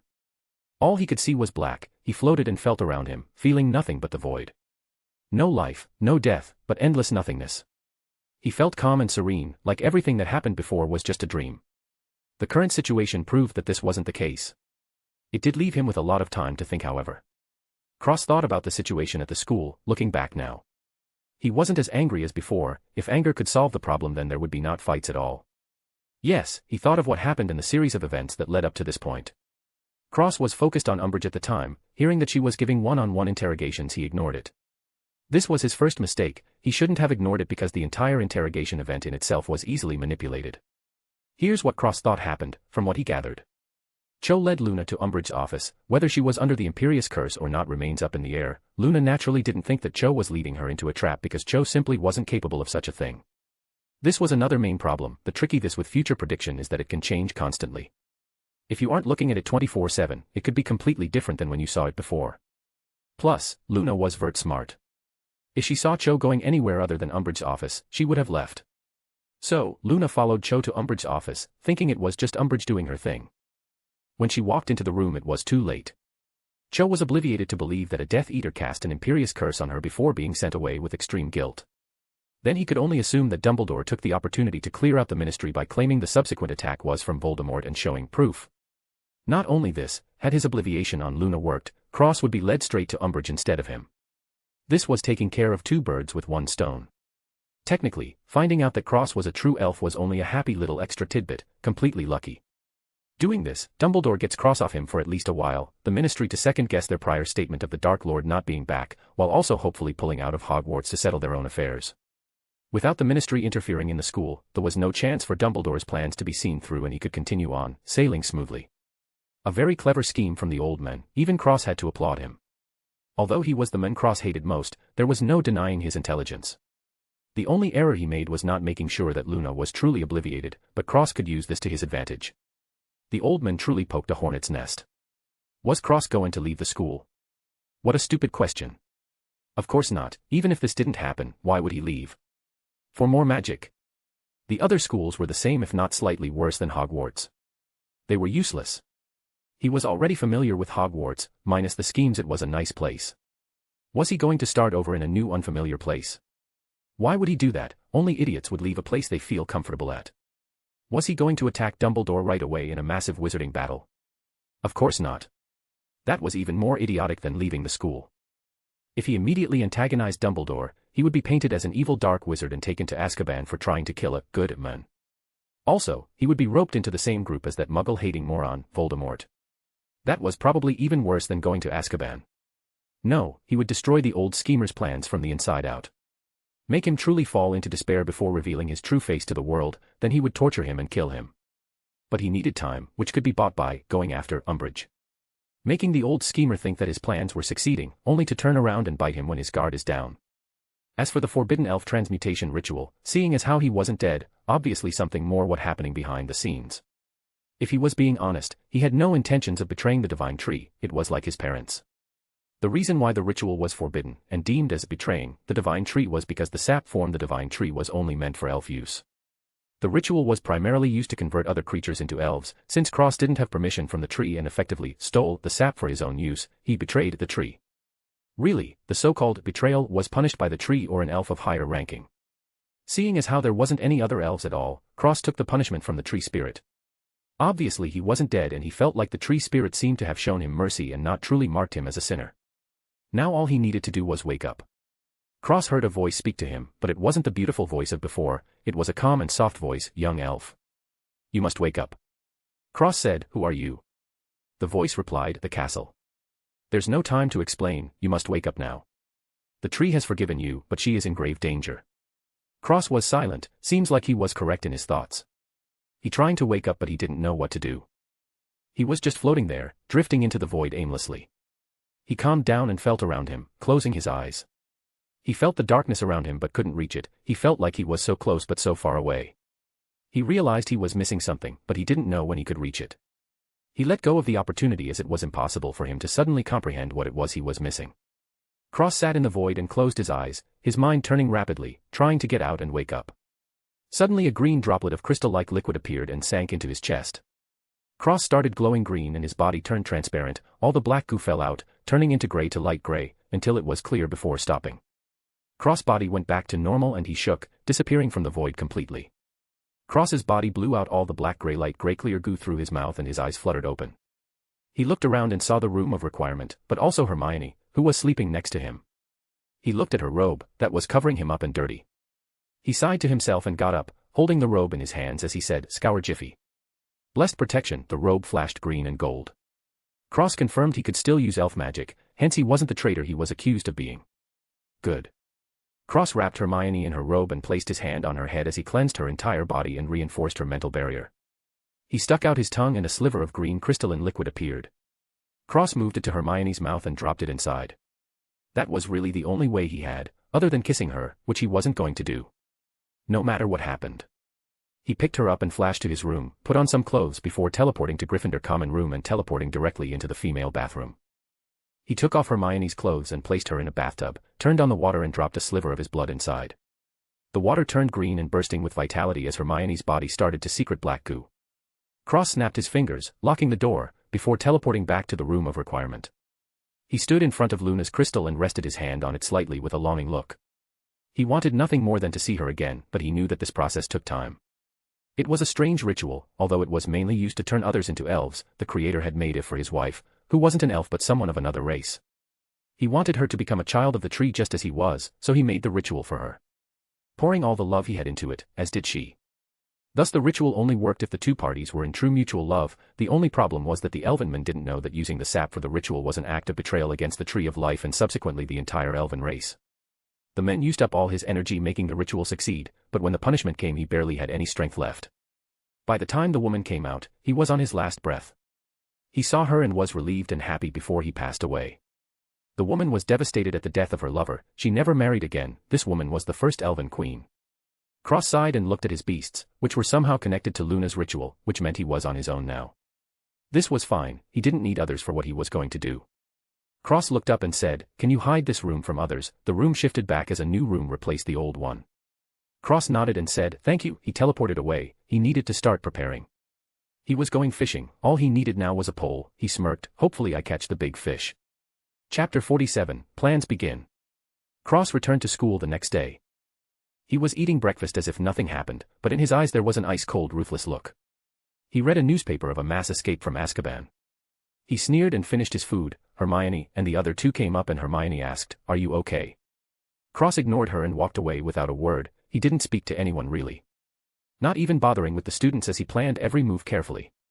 First he needed to do something about the food and he had just the plan. A few days later. Cross heard Dumbledore disappeared from the school, he had left the grounds. Cross sneered, a fatal mistake. He teleported to the kitchen and shouted in Elven, all house elves come here, immediately. There were dozens of pops before a group of house elves appeared in front of him, trembling in fear at the rage they felt. Cross grinned evilly as he said, as of today, you have a new master. He waved his hand and all the elves were set free. He waved again and they all became his. The elves kneeled and said, greeting, your highness. Cross nodded and said, you will cook all the food from now on with this. He pulled out a giant cauldron filled with a pink liquid. The house elves were curious and Cross explained, the cleaning elves will remain normal as if nothing happened, but you will report to me about any suspicious behavior, and if you see Dumbledore, you will inform me immediately. The house elves nodded and Cross continued, the cooks will use this potion.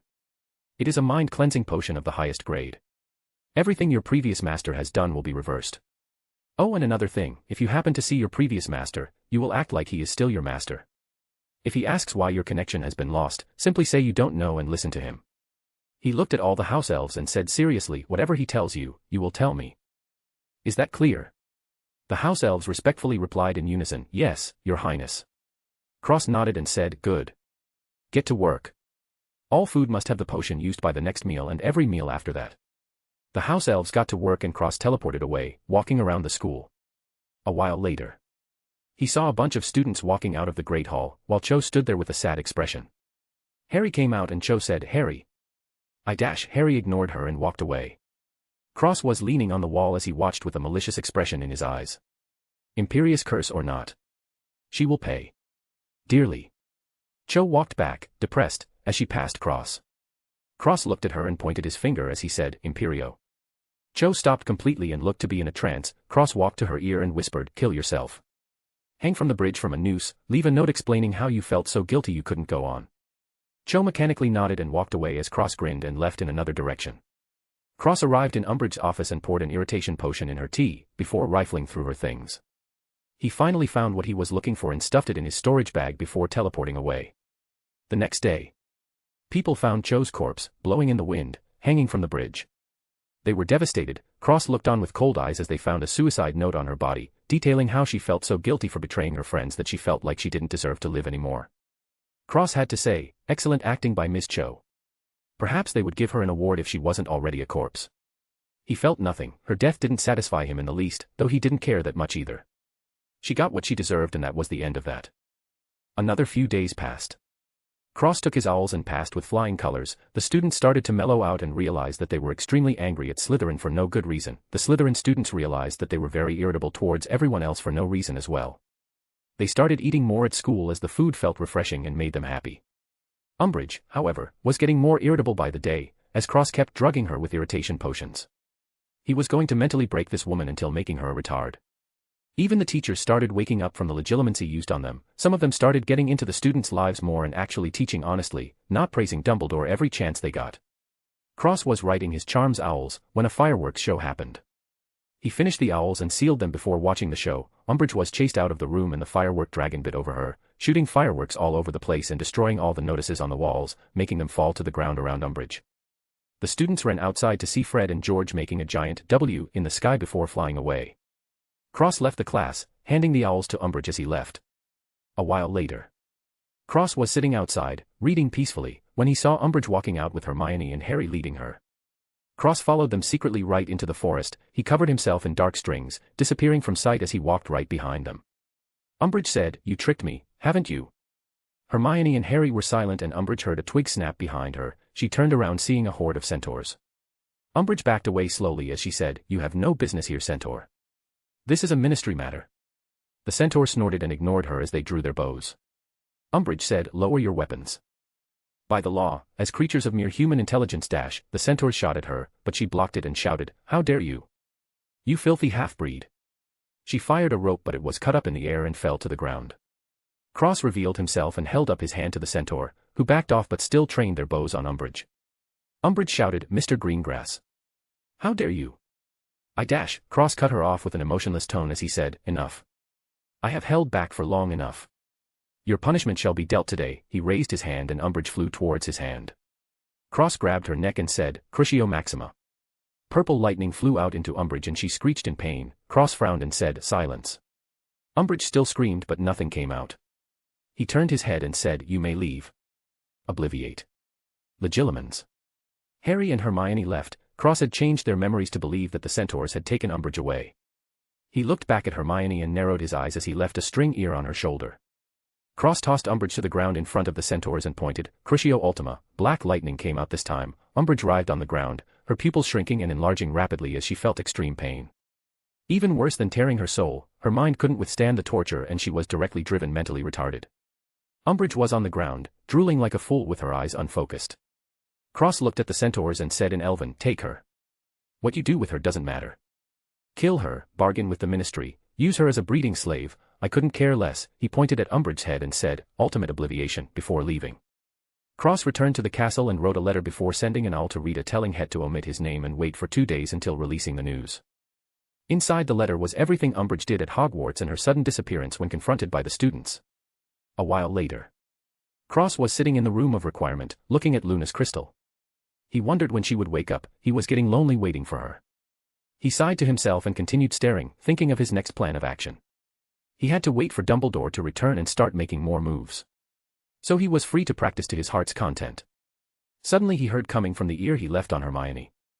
The ear changed to an eye and Cross saw the chaos in front of a portal. She wasn't in danger but Sirius was fighting with Death Eaters. Cross heard Hermione say, if we lose Sirius the Order will be weakened. He also heard a reply, but then Dumbledore's forces will be weaker than Voldemort's.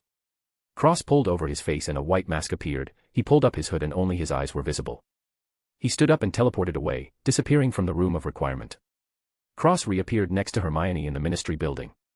The little group of students were alarmed and Cross ignored them, stepping out as he pointed at a woman, who was saying, Avada dash, her wand exploded in her hands and Cross moved forward in front of everyone. He changed his voice and pointed at a random Death Eater as he said, Avada Kedavra. The man died instantly and fell to the ground. Everyone stopped and looked at him. Cross held his hands together before a green sphere appeared. He separated his hands and cleansed all their minds. He pointed at Harry and his eyes glazed over before refocusing on Bellatrix and shooting a spell, Stupefy. Bellatrix dodged and ran away. Harry chased after her. Cross looked at the rest and said in a hoarse voice, remember who you are. Silly puppets. Before teleporting away, his job finished. Cross sat back in the room of requirement and took off the mask, revealing a sinister grin. What he gathered was that Sirius and the others that weren't Death Eaters were part of Dumbledore's forces. So he cleansed their minds and gave them a vision of Dumbledore drugging their food, brainwashing their friends, planning their friends' deaths when they were no longer useful. Cross thought it was really funny. He didn't know if any of that was true but it must not have been far from it. When Dumbledore finds out that his pawns were all gone, how will he react? Cross clicked his tongue, feeling it a pity he couldn't be there the moment he realized it. As for Harry, he got a vision of Bellatrix killing Sirius Black. He skipped cleansing Harry's mind, because Dumbledore had many fail-safes in Harry. Too many to count. If Cross wanted to cleanse him, it would take days of time and effort. Honestly, Harry just wasn't worth it. Yeah, he was a good kid, but so. Who cares about that? Not Cross, that's for sure. Good, bad, it's all the same. He sighed happily to himself, feeling like he did a good job before looking at the crystal, hoping with each second that, in the next, Luna would come out. Time quickly passed just like this. Rita released her article, shocking the wizards, and Dumbledore was reinstated to return to Hogwarts as the headmaster. Though with the news of Umbridge's methods, and subsequent disappearance, Dumbledore was barred from Hogwarts until the day after all the students left. Chapter 48, The Awakening. Cross went through the school year as cold as ice. He didn't talk to anyone and didn't bother to listen in class, reading from his mystery novels instead and performing at the top of the entire school. He had to be ready when Dumbledore came back. The only worry he had was when Luna was going to wake up. Although Cross didn't know whether Dumbledore could get into the room of requirement or not, he didn't want to take the risk. 5 weeks before school ended. Carl woke up from his statue-like state. He roared and the black shell around him exploded, revealing Carl once more. Carl was bigger, his horn was longer, and his fur was shinier. Carl felt reborn. Cross looked at Carl and whistled. Carl jumped on Cross' shoulder and said, when are we going to kill that fucking guy? Cross said icily, soon enough. I have plans. Carl growled, I knew that guy was bad news the first time I saw him. Cross rolled his eyes and a tunnel formed under him. Both him and Carl disappeared from the room of requirement. Cross and Carl reappeared in Dumbledore's office. Cross looked around and said, ransack the place. Carl grinned and jumped off Cross' shoulder, going wild in Dumbledore's office, knocking stuff over and breaking things. Cross walked to the sorting hat and said, scour Jiffy. Ultimate cleanse. The hat woke up and said, it's you. The boy I couldn't see through. Though I hear you're an elf. Cross replied, you don't need to worry about that. The control you've been under has been broken. Give me the sword. The hat said, the sword? Why would you want that? Cross said coldly, I have my plans. The hat spat out Godric Gryffindor's sword and Cross caught it before throwing it in his storage bag. He pointed to the hat and said, cooperate and I won't destroy your spirit. The hat said nothing and Cross said, legilimens, before changing the hat's memories to, see, Umbridge coming in the room frantically searching for something before threatening the hat for the sword and telling it to keep quiet or she would leak the goings-on at Hogwarts. After he was done, he dropped Umbridge's cat pin on the ground, semi-hiding it under a desk before whistling. Carl jumped back to Cross' shoulder with an excited look. Cross looked around, making sure everything was in order and no traces were left behind. When he was done, he teleported back to the room of requirement, continuing with his school life as if nothing happened. 1 week later. Blue woke up and chirped loudly, breaking the black shell around her. Flapping her wings. Her blue feathers shined and she looked even more beautiful and elegant. Cross whistled and Blue flew to his shoulder, her eyes as cold as ice. Cross fell through a tunnel and landed in Dumbledore's room once again. Blue flew over to Dumbledore's Phoenix's perch. She sniffed the ashes before flying back. Cross teleported outside of the castle and Blue said, won't be long, in a deadly tone. Cross said, I want it alive. Blue nodded and her figure blurred as he sped away, disappearing in the blink of an eye. 1 week later. Selena woke up and hissed angrily. Her black shell burst out and Selena was completely reborn. She had big wings on her back and arms and legs, looking like a long snake-like dragon. Her scales were completely black and her eyes were golden and slitted. She flew over to Cross and coiled around his arm. Cross tunneled into Snape's potion collection and stole all the Veritas serum. Selena sniffed around before destroying all the potions having anything to do with the mind and taking all the ingredients to make more mind potions, along with the ingredients for the Veritas serum. Cross teleported away with Selena after the job was done. 1 week later. Gray roared and shattered the black shell. His silver horns and spikes gleaming dangerously, while his red scales shined underneath. Gray landed on Cross' head and Cross teleported out of the castle. He said, go help Blue. Come back with the Phoenix. Gray nodded and said, consider it done. His eyes narrowed and his wings made a metal scraping noise before he shot into the air, flying away. Cross returned to the room of requirement and sat down, keeping his mantra out as he practiced his control over the time element. 1 week before school ended. Cross teleported outside. Blue and Gray landed on the ground. Gray was holding Dumbledore's Phoenix in his teeth. Cross took the Phoenix and whistled. Blue and Gray drilled into Cross' bag as he teleported to the room of requirement. Cross held the Phoenix and put his hand on its head as he whispered, ultimate cleanse. Mind rehabilitation. The Phoenix screeched and Cross slapped it before taking out the bell Ragnarok gave him a long time ago. Cross tied the bell around the Phoenix's neck and it trembled intensely before becoming obedient. Cross said coldly, you understand now. You are in my hands, you'll never escape. Your name is Red now. Red bowed his head down and trembled, thinking Dumbledore was fucked for provoking this guy. He's crazy. Cross grabbed Red's neck and jumped into his beast bag as he said, with the slave bell, even if you think of betraying me it will chime and attack your mind. Same if you try to contact anyone who isn't me. Try it if you want, but I must warn you. Cross' tone turned deadly as he said, you get 3 chances, whether the bell kills you on the 3rd or not. I will definitely do it. There's a few others who wouldn't mind having chicken for a meal. Red trembled in fear and Cross threw him to the side, throwing an atmospheric charm on him.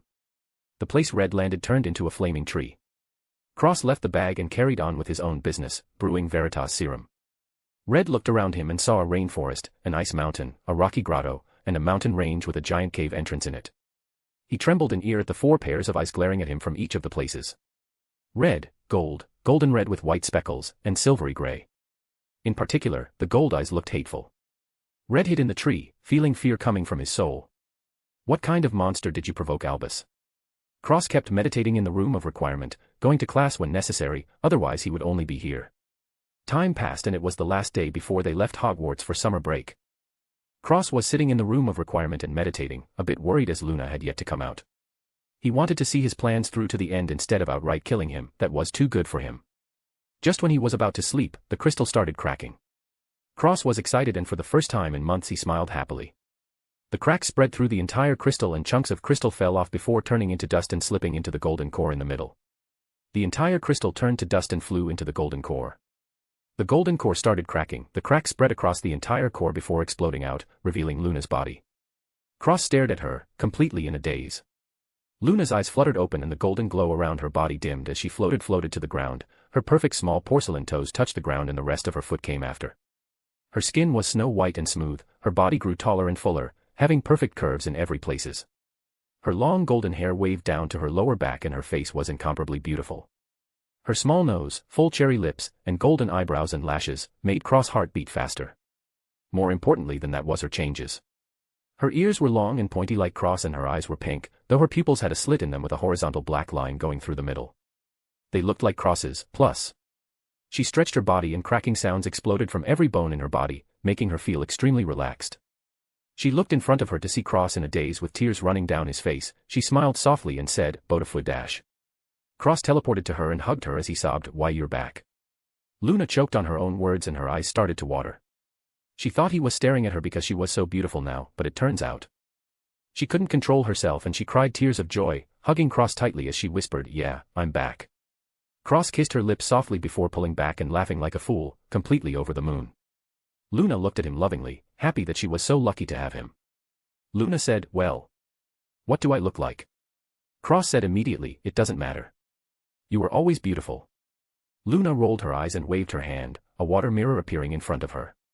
She gasped and looked at herself. She still looked like before, but now she was much more beautiful. She couldn't put a finger on it though.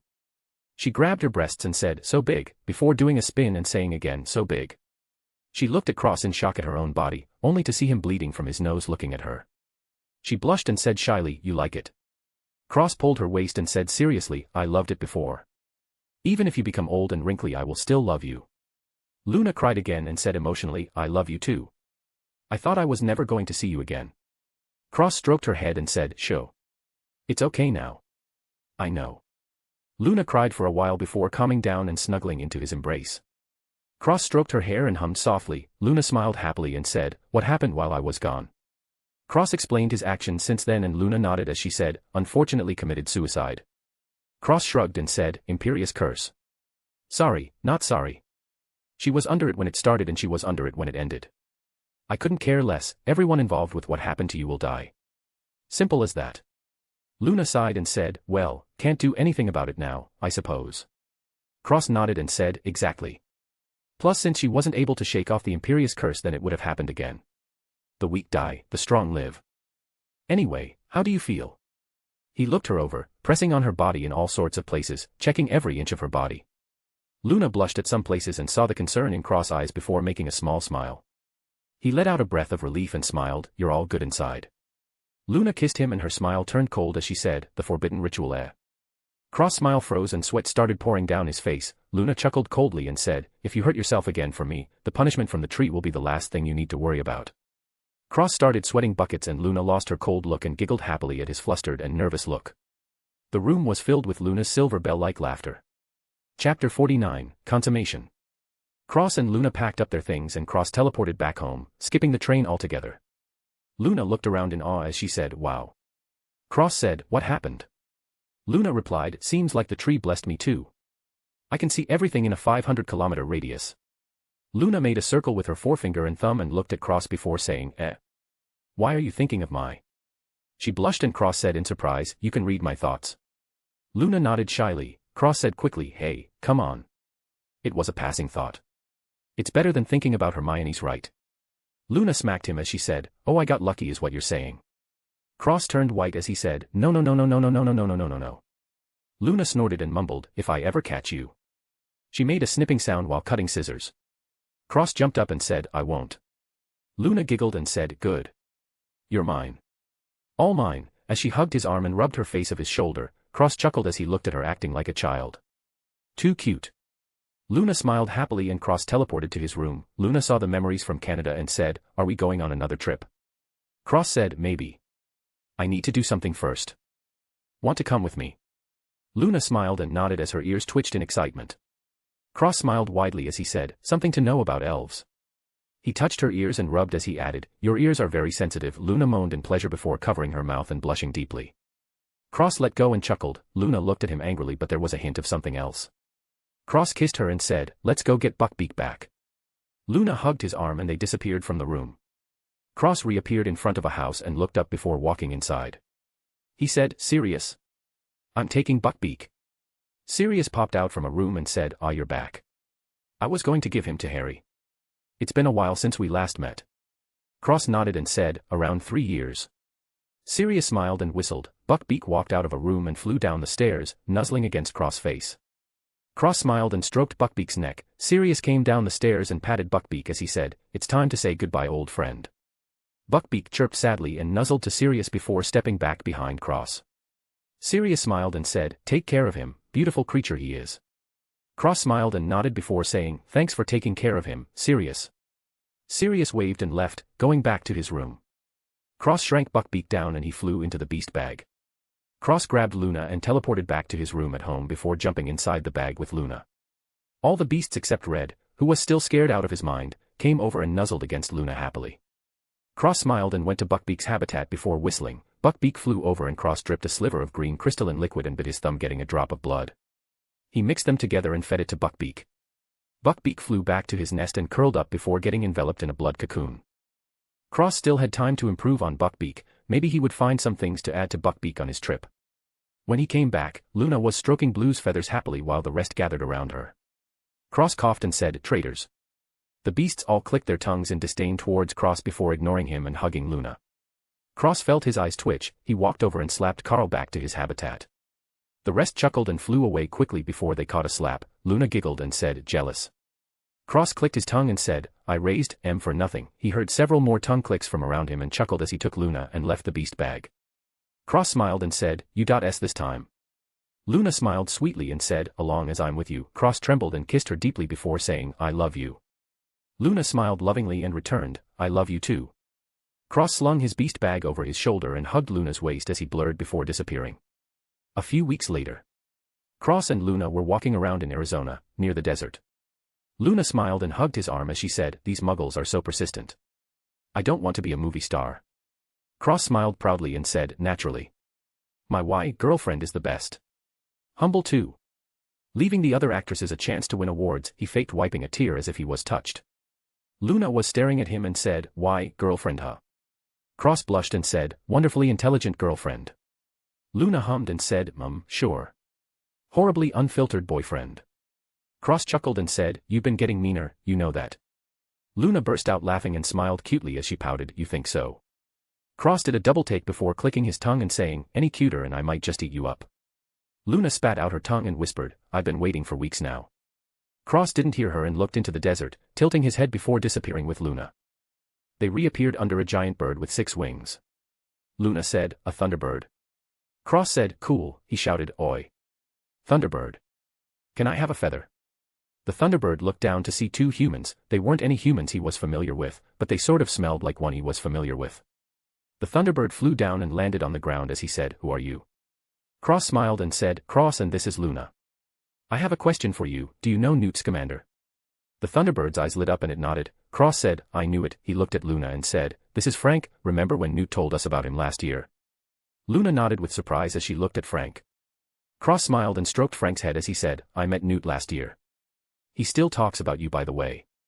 Frank looked sad as he said, "I miss him, he was very nice." Cross said, "Would you like to see him again?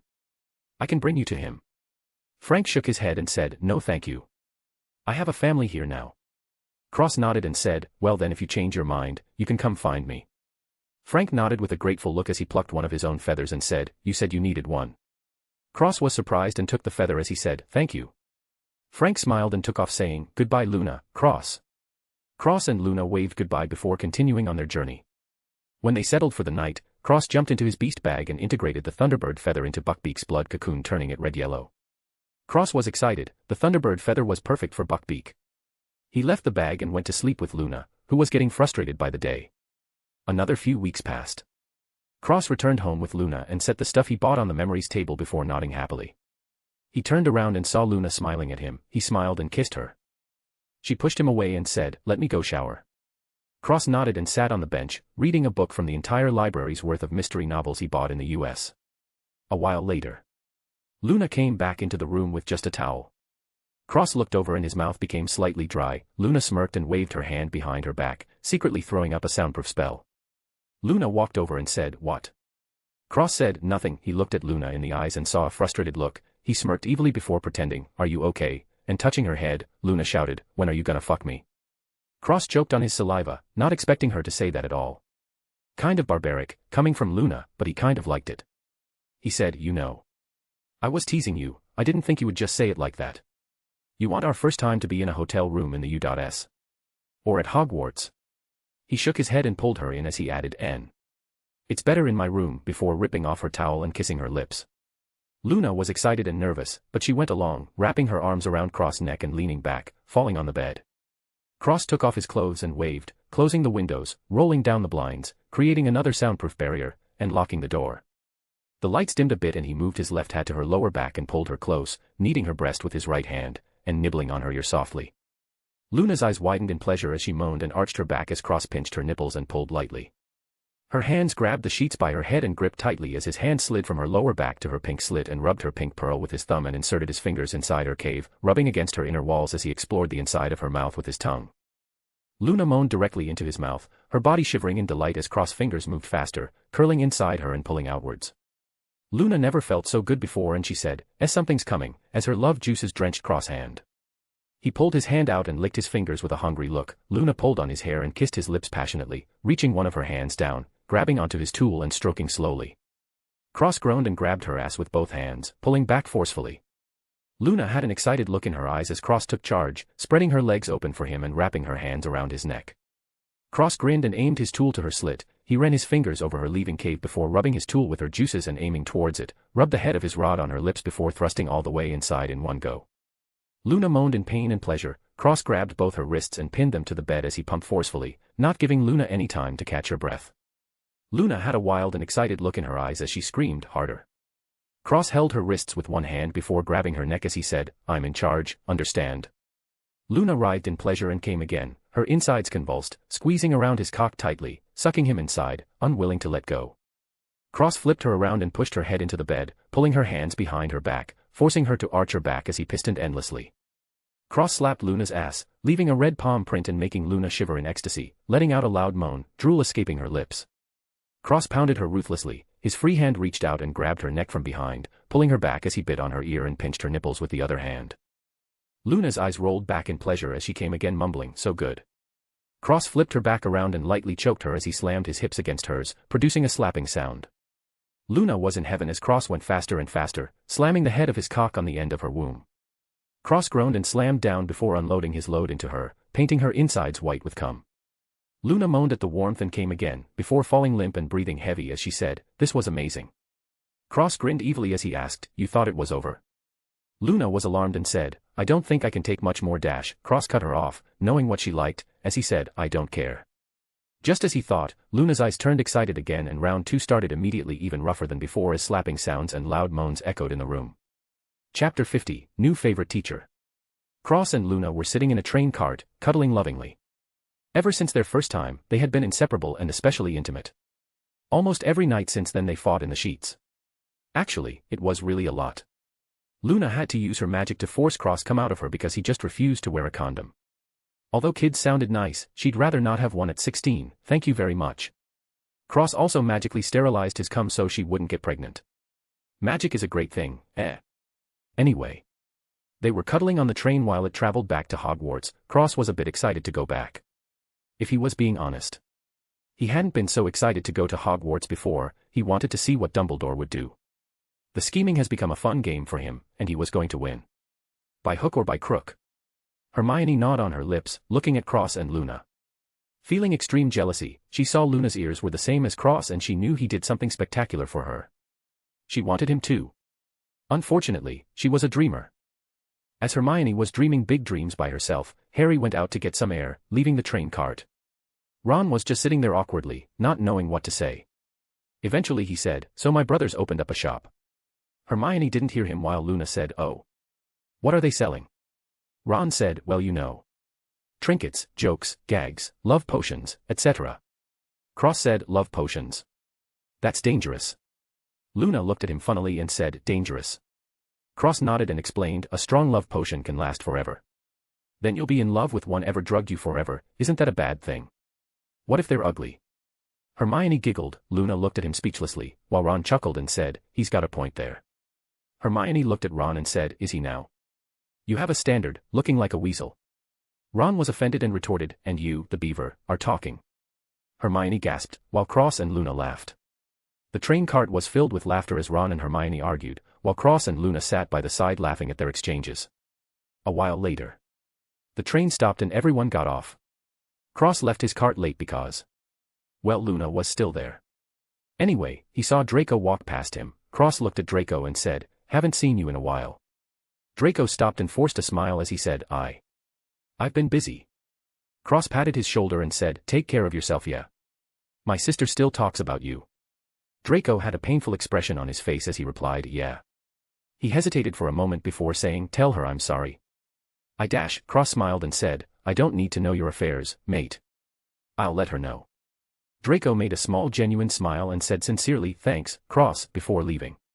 Cross smiled and Luna held a circle, made with her fingers, over her eye as she said, "Poor Draco. He really does love her." Cross said, "Yeah, well. He's doing some stuff and doesn't want her to get hurt. I can respect that." Luna smiled and said sweetly, "What a forgiving person." Cross laughed out loud and shook his head before saying, "Let's go get the boy who lived before he takes a midnight train to God knows where." Luna giggled and they went towards the direction Draco came from. Cross waved his hand and Harry's invisibility cloak flew off, landing in Cross' hands. Luna snapped her fingers and Harry woke up, sitting up as he blinked his eyes and looked around. Harry saw Cross and Luna and said, "Oh hey." Cross laughed and pointed his wand at Harry saying, "Episki." Harry's broken nose fixed itself and Cross said, "You should be more stealthy even if you do wear this. You're not invisible to everyone," as he handed Harry his cloak back, holding out his other hand to pull him up. Harry smiled wryly and said, "Yeah, I'll keep it in mind." "Thanks," as he took the cloak in Cross' hand, pulling himself up. Luna chimed, "You know. You shouldn't sit in the floor. The sneaky piddly lumps will tickle your feet." Harry nodded and said, "Yeah, never again." Cross smiled softly and they left the train as Cross whispered into Luna's ear, "I'll tickle your feet tonight, yeah." Luna replied in Elven, "And tie me up." Cross grinned and answered, "You're getting better at reading minds." Luna got excited and hugged Cross' arm as they got off the train and headed past the gates. A small teacher said, "Finally. I've been looking all over for you three. What are your names?" Cross said, "I'm Ron Weasley." Luna said, "I'm Hermione Granger." Harry said, "I'm Harry." "Just Harry," the teacher grumbled and said, "All right, little pranksters, get inside." Harry asked, "Professor, who are they?" The teacher answered, "Aurors. In charge of security." Cross was check and Filch said, "What's in the bag, Cross?" Cross said, "Beasts." "How's Mrs. Norris?" Filch smiled, "Much better, thank you." Cross smiled and Filch let him and Luna pass through. He did take a glance at Luna's ears a second time before shaking his head, "Kids nowadays." A while later, Cross separated, reluctantly, from Luna, who looked as though her heart was going to explode from the separation. They both chuckled and sat at their tables. Cross sat in between Astoria and Daphne as he said, "Hello, sisters." They both rolled their eyes at him. Daphne teased, "Choosing your girlfriend over your sisters." Astoria puffed out her cheeks angrily and crossed her arms over her flat chest. The lowly was angry. Cross touched his nose and said smilingly, "You see, we air. Sorry." Daphne giggled and shook her head. Astoria mumbled angrily, "That damn Luna. Taking my big brother from me. She's gonna get an earful from me. What kind of friends are these?" Cross spit out his drink and looked at Astoria speechlessly, while Daphne burst out laughing. Cross stretched out his hand and a second later Daphne fell backwards. Cross caught her and put her back as he said to Astoria, "My little sister misses me. Then I will play with you every day, walk you to classes, pick you up after, help you study." He went on and Daphne covered her face as she held back a hysterical laugh. Cross wrapped his arm around Astoria and hugged her with one arm as he continued, "Tuck you in, read you bedtime stories, prepare your lunches, make sure you go to sleep on time." Astoria's face turned red from embarrassment. She pushed him away and said, "You're embarrassing me." Cross looked as though he was going to cry. He sniffed, "My baby sister, she doesn't love me anymore." He whimpered and hid his face on Daphne, adding, "She hates me now." Daphne laughed wildly in her mind but sighed on the surface as she patted his back and said emotionally, "They grow up so fast," while shaking her head, as if it was a pity. Astoria was embarrassed as he said, "You too." Her face was as red as a tomato. Cross hugged her for real as he said, "Silly little girl, I know you want these things. You can't fool me." Astoria was embarrassed but happy as she hugged back whispering, "N." Cross smiled softly and stroked her back lovingly, feeling a lot less angry than last year. Maybe something about the sex made him more calm. Astoria purred and turned into a snow-white fox by accident. Astoria gasped and Cross smiled as he stroked her fur from head to tail tip. Astoria calmed down and sat in his lap, purring. Dumbledore started speaking, though he looked a little angry. "Very best of evenings to you all. First off, let me introduce the newest member of our staff, Horace Slughorn. The students clapped and Dumbledore continued, I'm pleased to announce that Professor Slughorn will be resuming his position as Potions Master. Meanwhile, the position of defense against the dark arts shall be taken up by Professor Snape. The students clapped and Cross shook his head saying, Welp. There goes Snape. Daphne spit out her drink and licked her lips in embarrassment, glaring at Cross.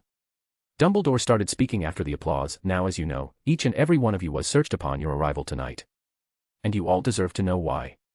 Once there was a young man who, like you, sat in this hall, walked this castle and to all seemed to be a normal student like any other.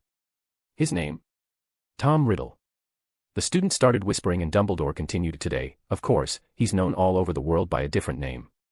Which is why, as I stand looking out upon you all tonight, I'm reminded of a sobering fact. Every day, every hour, this very minute perhaps, dark forces attempt to penetrate this castle's walls. But in the end, their greatest weapon is you. Just something to think about. Now off to bed. Dumbledore scanned the crowd, looking at Harry and his eyes bursting into splendor, looking at Cross, who looked back with a slight smile and a kind nod. Dumbledore was confused but nodded with a smile in return. Cross left the Great Hall and his expression turned into a sneer as he waited on the wall for Luna. Luna showed up and skipped over to Cross, who grabbed his hand, sneaking into the bathroom before teleporting to him room. Luna jumped on Cross, wrapping her legs around his waist and her arms around his neck. Cross squeezed her ass and fell backwards onto the bed. The next day, Cross was standing next to Hermione and said excitedly, I got this one in America. Look at the plot. It's insane. Hermione read the back cover and said in shock, what? Cross nodded and said, I know right. Hermione coughed and said, oh what's that? As she pointed behind him, Cross sneered, do I look like a child to you? Hermione was bewildered and said in doubt, Luna. Cross turned around and Hermione slipped the book in her bag before saying, Professor, what are we doing today? Cross turned back and said, you dash. Slughorn said, funny you should ask MS. Hermione smiled and said, Granger. Cross was grinding his teeth on the side as Slughorn said, yes. Miss Granger, could you identify these potions? Harry and Ron burst into the room and Slughorn looked back as he said, ah Harry. I was fearing you wouldn't come.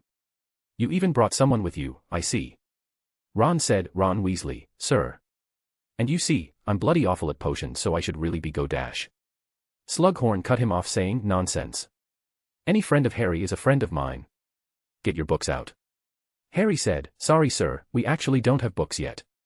Slughorn said, oh. Not an issue, get one from the cupboard over there.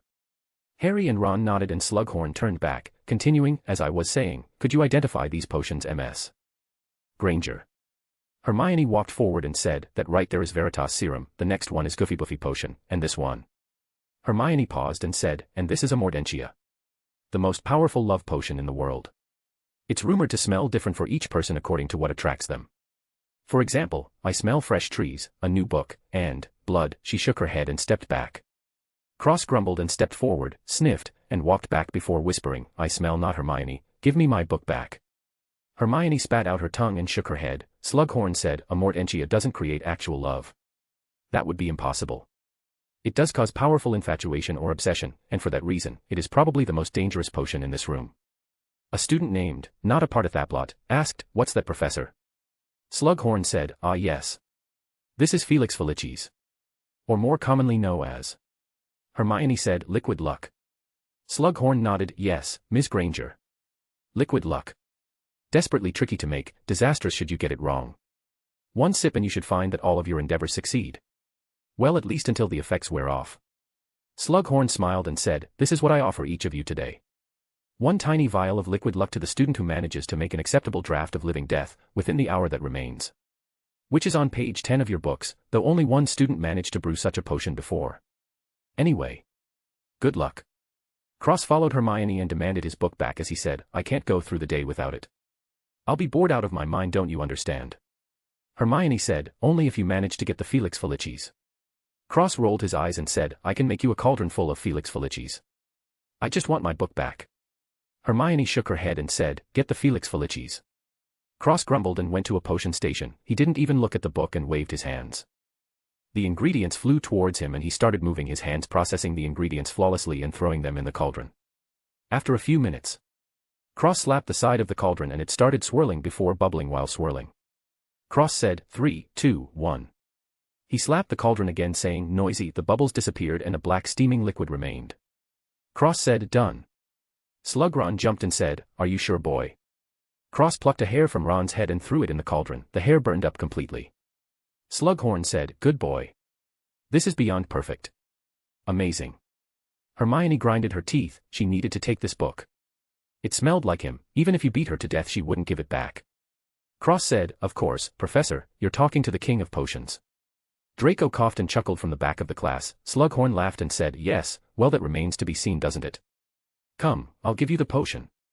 Aha.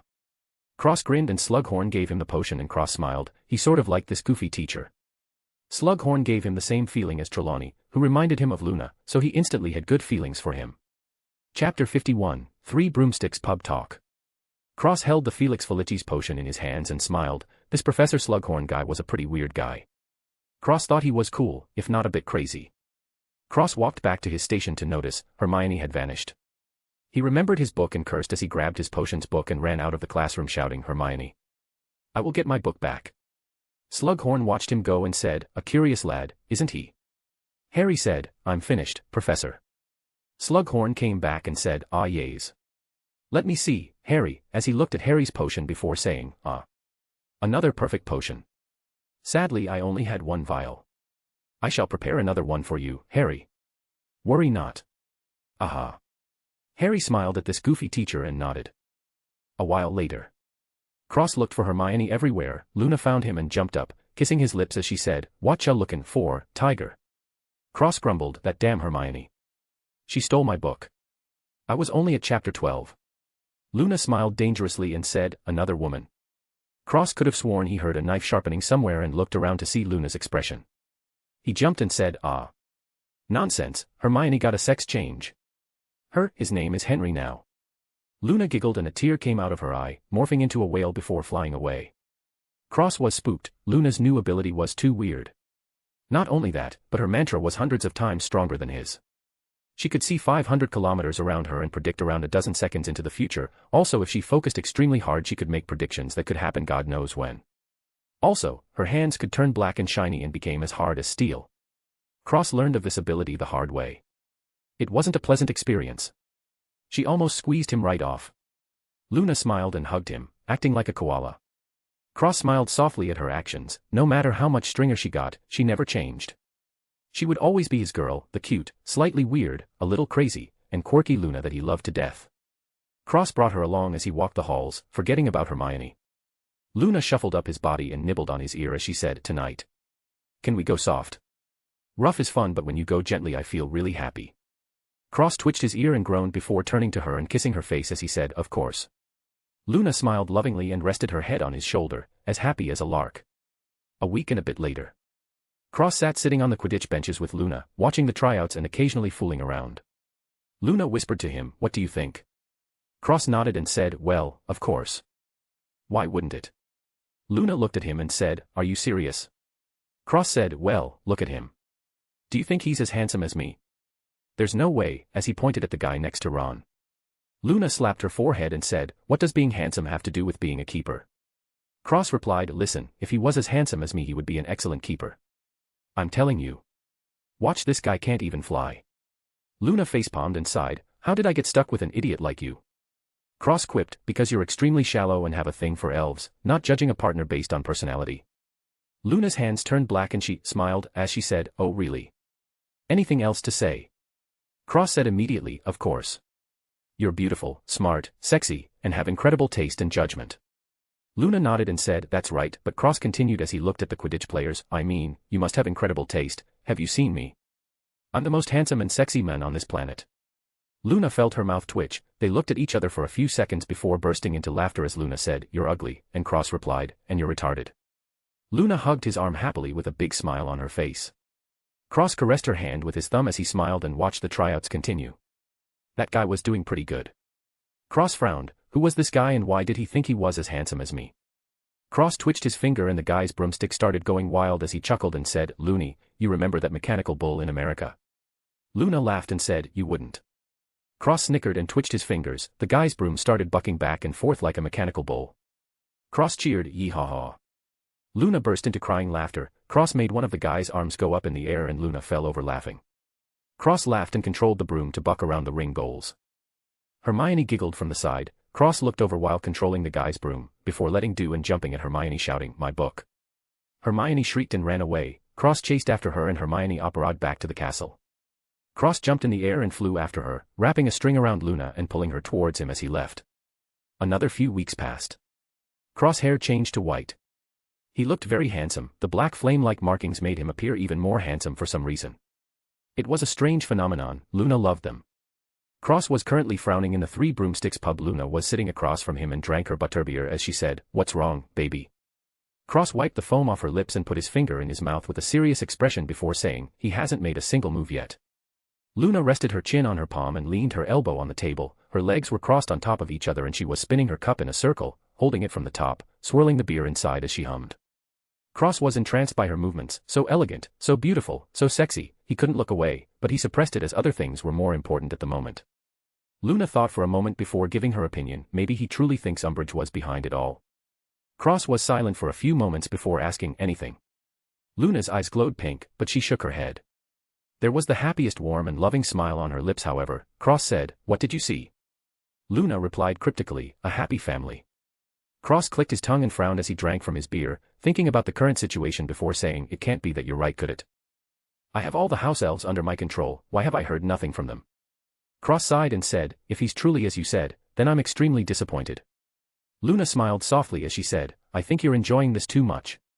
Cross tapped the table with his finger as he said, Maybe."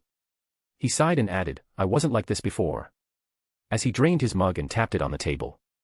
A waiter came and got him another butterbeer before leaving. Luna caressed his cheek and said, "I still love you." Cross smiled and Luna added, "Maybe a little less."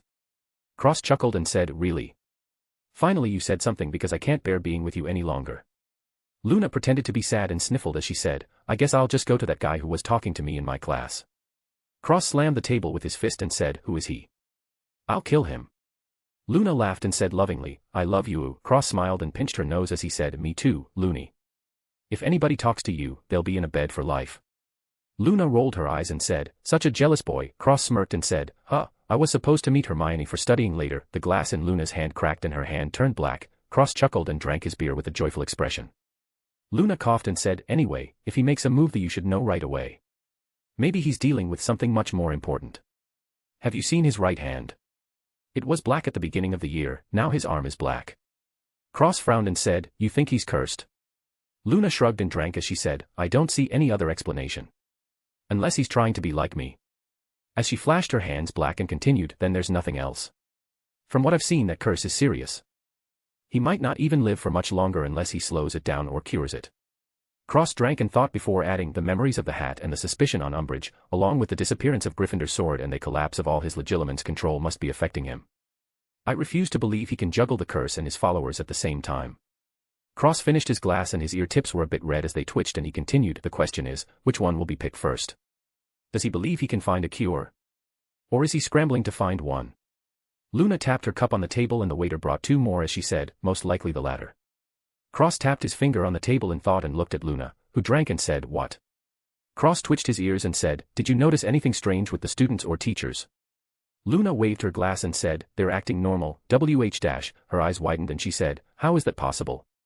Cross frowned and said, "The teachers went back to normal. When the students got back, then the students started slowly distancing from Slytherin again." Cross tapped the table and said, "The food is fine, which leaves only two options." Luna rolled her eyes and put down her beer as she said, "You're suggesting that he casted a Legilimens spell on every teacher and student? That's clearly impossible." Cross shook his head and said, "For every student, it is impossible, but for the teachers it is not. What doesn't make sense is why they keep going to him as if nothing happened." Luna chimed, "Obliviate, obviously." Cross frowned hard and replied, "How many times could you obliviate someone? They would have no memories left. All of a sudden it's 2 years or 3 years later."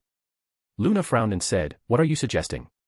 Cross thought for a moment before saying, "For the students, minus Slytherin, there must be charms, wards, spells, etc. hiding in the common rooms. This is the only way for him to get all the students." Luna asked, "And Slytherin? What about their friends?" Cross shook his head and said, "He doesn't care about Slytherin, since most of the purebloods practice occlumency, he can't reach them anyway. Since he can't use potions, he just gave up and intensified the rest of the houses." Cross analyzed as he tapped his finger on the table rhythmically, "He abandoned the house elves, which is why I haven't heard anything from them. his eyes got brighter and brighter as he continued, loyalty to him, charms and repulsion towards slithering curses/hexes in the common rooms of the 3 other houses and for the teachers. Cross frowned as he thought, his finger tapping fast, unknowingly stabbing a hole in the table. He scrunched his eyebrows together. Luna looked at him and felt like kissed him right then and there. He was too cute with his thinking expressions. She held back so she wouldn't break his train of thought, as she thought to herself, what a considerate wife I am.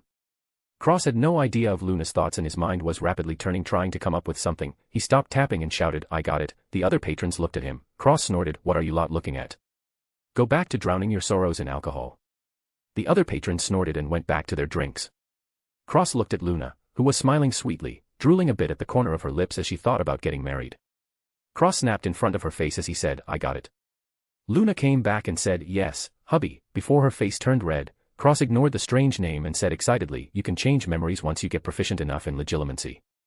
You know what that means.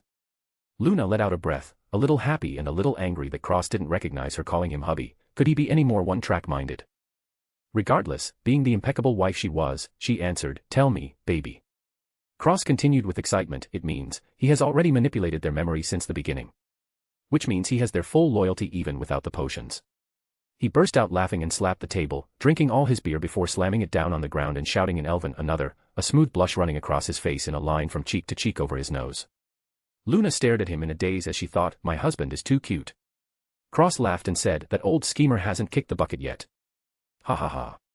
The game is still on, he had me the whole time. Ha ha ha ha ha. The waiter brought another butterbeer and Cross drained it, smashing it on the floor again, completely drunk as he shouted in Elven another. The waiter said, sir. You're drunk. Cross frowned and said in Elven, oi. You want me to kill you, buddy? Luna said, sorry, before looked at Cross and saying in Elven, people are getting annoyed. Cross looked around and laughed as he said in English, sorry, I just found out something fun. Let's all celebrate, a butterbeer for everyone. The pub cheered and Cross laughed, cheering along with the drunks, toasting his cup in the air. Luna looked at Cross helplessly, he didn't drink this much usually. Since they got to the pub, he's had around 10 full mugs. Luna had to admit though, Cross was extremely cute at this moment. What kind of person got happy when he found out he was fooled? Probably only him. Chapter 52, Drunk Sherlock Holmes. Ron, Harry, and Hermione walked into the pub and immediately saw Cross with a heavy blush across his face, singing with a few drunk old men. Cross was standing on stage and held 2 guys' shoulders as he sang happily, laughing and dancing, swaying from side to side. Ron laughed and said, crazy chap, isn't he? Cross' ear twitched and he waved at Ron, who flew through the air and landed next to him as he said, hey, weasel boy. Sing with me. I've never sang with a ginger before. The patrons burst out laughing and cheered, sing with the ginger. Cross wrapped his arm around Ron's shoulder as he sang an old song. Ron looked to Harry and Hermione for help, but they just laughed and turned their heads away. The patrons were hammered as well, since Cross had bought everyone 5 rounds already, so they started singing along. Cross forced Ron to drink and very soon, Ron was also drunk as he wrapped his arm around Cross' shoulder and sang along. Harry and Hermione got a table and ordered a drink each. Luna watched Cross from their table with a smile. A while later. Cross pointed and said in shock, Professor. What are you doing here? Slughorn raised his glass and Cross cheered, to my professor. Haha, I shouldn't be here. Ha ha ha ha, the patrons laughed and cheered before they all drank from their cups. Cross laughed and smashed his mug on the ground shouting in Elven another. The patrons had heard this so many times they knew the words and followed along, all smashing their glasses. Slughorn chuckled and waved his wand, all the mugs reformed and landed on the bar. The bartender was thankful, at least half of the glasses were smashed just now. Cross continued for a while until Luna dragged him down the stage saying all right. Let's go back now, yeah. Cross gave her a silly smile and said in Elven, you know, you're really hot. I love you lots. Luna was amused and said in Elven, oh. How much is that? Cross thought for a moment before saying with a goofy smile, I would give my life to protect you, and he nodded after, as if to confirm. Luna froze and her nose started to feel stuffy as a warm feeling exploded inside her and her eyes reddened. Luna wiped her eyes and said, come, let's go back. Cross smiled happily as his ears kept twitching every now and then, they were completely red along with the streak across his face. He looked extremely cute.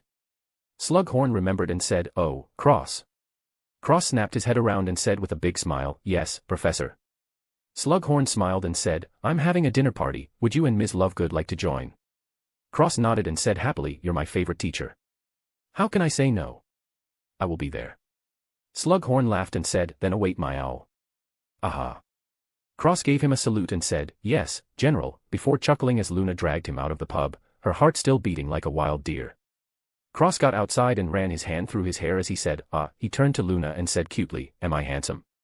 Luna giggled and nodded as she kissed him softly and said, "The most handsome." Cross touched his lips with a goofy smile and said, "You're so nice. Do you want to get married?" Luna's heart skipped a beat and she was flustered as she said, "Cross, maybe you shouldn't be drunk when you ask this question." Cross squished her cheeks and said seriously, "I love you, you love me. We should get married." That's how it works, his drunk common sense showing itself. Luna was in a trance and Cross dragged her off muttering, "Is there a priest around here?" Luna almost fainted. A priest? Hermione barged out of the pub with a blush on her face, storming off as Ron and Harry followed after her saying, "Hermione, wait." Cross turned around and mumbled, "Hermione," trying to remember something. Luna looked at him in confusion before facepalming when she heard, "That chick still has my book."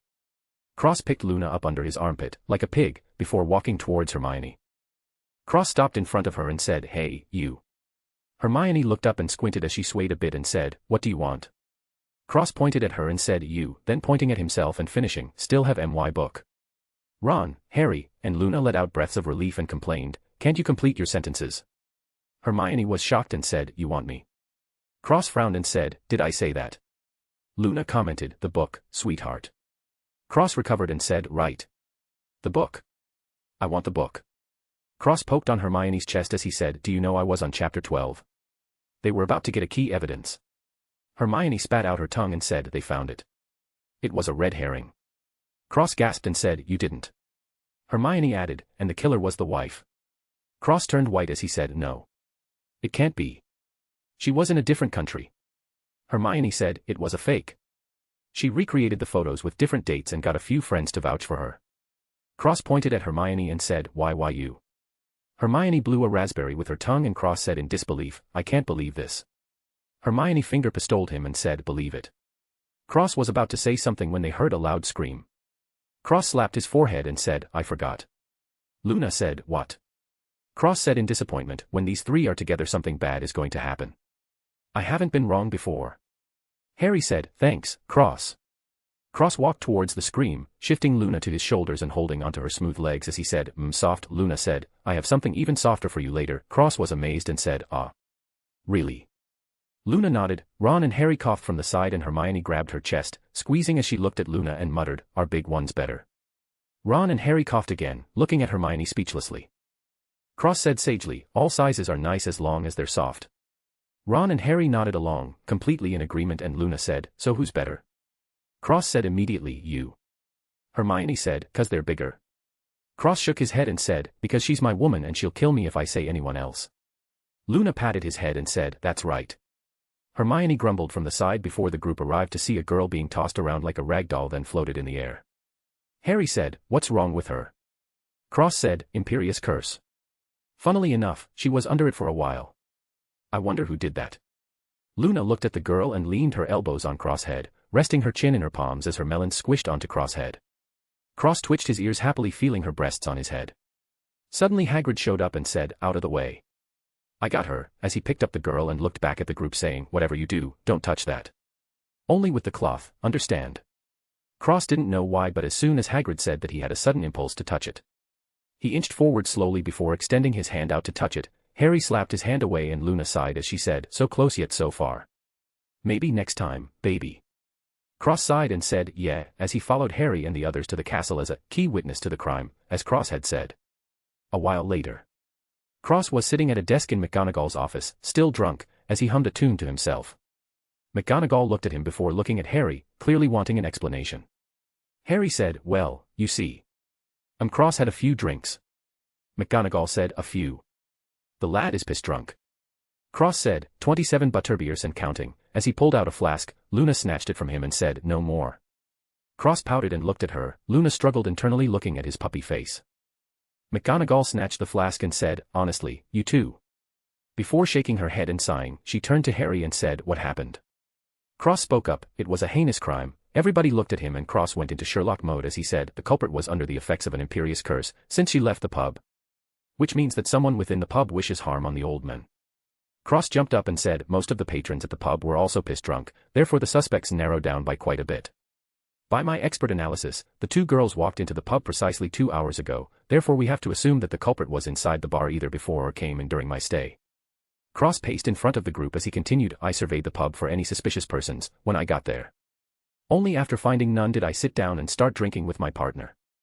The only people who came in after that could possibly be the culprit, but most of the people that came in during the time drank with me during the first and second rounds. Which narrows our search down to a few people who didn't join in on the fun. Cross rubbed his chin and said, the people who fit this description can be counted on one hand. Namely, the bartender, Professor Slughorn, Harry, Draco, and the friend of the cursed girl. Cross snapped his fingers and said, but the bartender, Slughorn, and Harry were in my view the entire time. Which leaves Draco and the cursed girl's friend. Cross punched him palm and said, the girl's friend's eyes were shifty during the interrogation, she was hiding something. Perhaps a hidden affair with the cursed girl's boyfriend. His eyes brightened and he closed them, smiling confidently as he said, Inspector, I've solved the case. It was the girl's friend. The motive was jealousy and guilt for having an affair behind her friend's back. A cruel attempt at freeing her lover of his girlfriend to make room for herself. Cross snapped his finger and pointed to the sky as he said confidently, the culprit would then have the opportunity to comfort the victim's boyfriend, getting a direct in with him as an emotional support during a tough time. This develops good feelings for her from the grieving boyfriend, and that's where she'll strike and become the victim's replacement. Cross held up his chin with an expression that said, come on, praise me. McGonagall was following at the beginning but the ending was pure nonsense. Luna covered her face and let out a low laugh. Ron and Harry chuckled while looking away, but the drunk Hermione said, it makes sense. Cross finger pistoled her and said, elementary, my dear Watson. McGonagall clapped and said, yes, excellent. Well, time to go then. She gave Luna a look and Luna dragged Cross away saying in an old British way, you solved the case, Mr. Sherlock. Cross followed her replying, it was nothing, just a simple calculation. Luna answered with a giggle, when were you gonna do it, Aegeine? You saved the day, you did. Bloody impressive, I reckon. Cross smiled proudly and said, wherever there is injustice, Sherlock will solve the case, before leaving the room. McGonagall watched him go before laughing and rubbing her eyes. Harry and Ron burst out laughing, while Hermione was confused. Luna teleported to Cross' room and undressed him before putting him in bed, then she undressed herself and slipped in next to him, snuggling up to his body and resting her head on his chest with a happy smile on her face. Cross wrapped his arm around Luna and pulled her close, resting his cheek on her head and kissing her forehead as he mumbled, good night, wifey. Before passing out, Luna had rosy cheeks and whispered, good night, hubby, before letting out the sweetest smile she ever had as she fell asleep, dreaming of a big beautiful wedding and drooling a bit. Chapter 53, Chamber of Gossip. A few days later. Cross was listening to Luna retell his drunk escapades for the 5th time and laughing. He scratched his neck and said, you know, I have a pretty good idea of what happened now. Luna smirked and said, do you want to know more things? Cross shook his head and sighed, I'd rather not. In fact, he remembered everything. He only asked what happened once when he woke up in a moment of confusion and then Luna let the floodgates loose. He kinda sorta wanted to punch her in the face then kiss her but he held back because he was a good boy.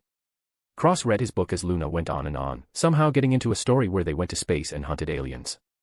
She finished after a while saying, man, you should have been there. Cross gave her a funny look and said, aliens. Luna nodded as if to say, of course.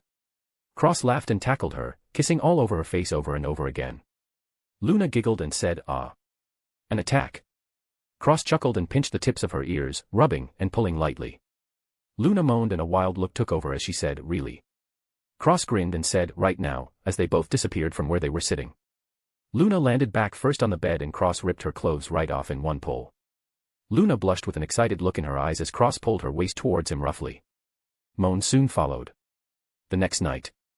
Cross and Luna were sitting at a table with Slughorn, Harry, Hermione, and a bunch of other students. Namely unnamed kid, Worthless, Who Cares, and Byston Duray. Slughorn looked around happily and said, so, Miss Granger. What exactly do your parents do in the Muggle world? Cross ate his ice cream and looked over saying, do they solve crimes? Luna giggled and ate her ice cream. Hermione said, my parents are dentists. Cross sighed and Slughorn asked, and is that a dangerous occupation? Hermione shook her head and replied, no, sir. Although one boy did bite my father, he needed 10 stitches. The table was silent and Slughorn said, ah. I see. Hermione looked awkward and Cross chuckled as he mumbled hatefully, that's what happens when you spoil my book. Luna choked on her ice cream and laughed. Cross smiled and went back to eating. Luna kneed his leg and grabbed his hand, turning it over as she wrote, the kid from Gryffindor is looking at me. The Bull Rider. Cross snapped his head up and looked at the kid licking his fingers and staring at Luna with a lustful expression. Luna sighed and decided to order this boy a tombstone now. Cross twitched his fingers and the bull rider's clothes flashed before falling apart without him even realizing it as he sat there completely nude. Slughorn was talking with another student when he saw Bull Rider's nude appearance. He was stunned and said, "My word, Cormac, this isn't that kind of dinner party. What are you doing, boy?" Bull Boy was confused and said, "What do you mean, Professor?" As his shredded clothes turned to ashes and disappeared, Slughorn replied, "Boy, you're completely nude. You think this is funny?" Bully the Rider stood up in shock. Bad move. His little willy was exposed to the air. Cross covered Luna's eyes and almost vomited as he said, "Honestly, man. Don't you take care of yourself," as a flash from a camera went off. Cross twitched his fingers and the camera flew back into his storage bag secretly. The boy with the father who made the Wolfsbane potion, which seemed to be his only character trait, laughed and said, "Even if it was that kind of party, you showed up with a knob of that size. Perhaps for pixies that would satisfy." Cross gave that kid that rode on his dad's success a crisp high five. That was spectacular. He decided to rename this kid Funny Guy. The Bull Rider was so embarrassed, he couldn't even speak as he ran out of the room, covering his willy with his hands. Funny Guy shouted, "Mate, you don't need 2 hands to cover that up." Cross burst out laughing and Slughorn said, "Yes, well. You can take a wild guess at who will not be joining us next time. I think that's enough for one night. It's been a pleasure." Unfortunately, Mr. Cormac soured the mood. Cross smiled and said graciously, "It's okay, Professor, these kinds of people can even take care of themselves. How could they be aware enough to be mindful of others?" Slughorn laughed and said, "Well said. Well said indeed. All right, until next time." Cross left with Luna, Hermione followed him, the rest left with the exception of Harry. Cross, Luna, and Hermione were walking down the halls. A notepad and quill flew out of Cross' bag as he started speaking. Cormac McLaggen makes a scene at the prestigious Slug Club. Sources say that McLaggen ripped his clothes off after dessert, becoming completely nude, as he said, "Who's first?" The student I received my information from was truly scarred from the incident and has this to say, it was horrifying. His gaze pierced through my clothes. I felt as though he was a hungry wolf in a flock of sheep. His willy was small but menacing. I was terrified for my innocence. Thankfully Professor Slughorn was there, otherwise things might have taken a dangerous turn. Cross continued talking as Hermione's eyes widened and she said, "What?"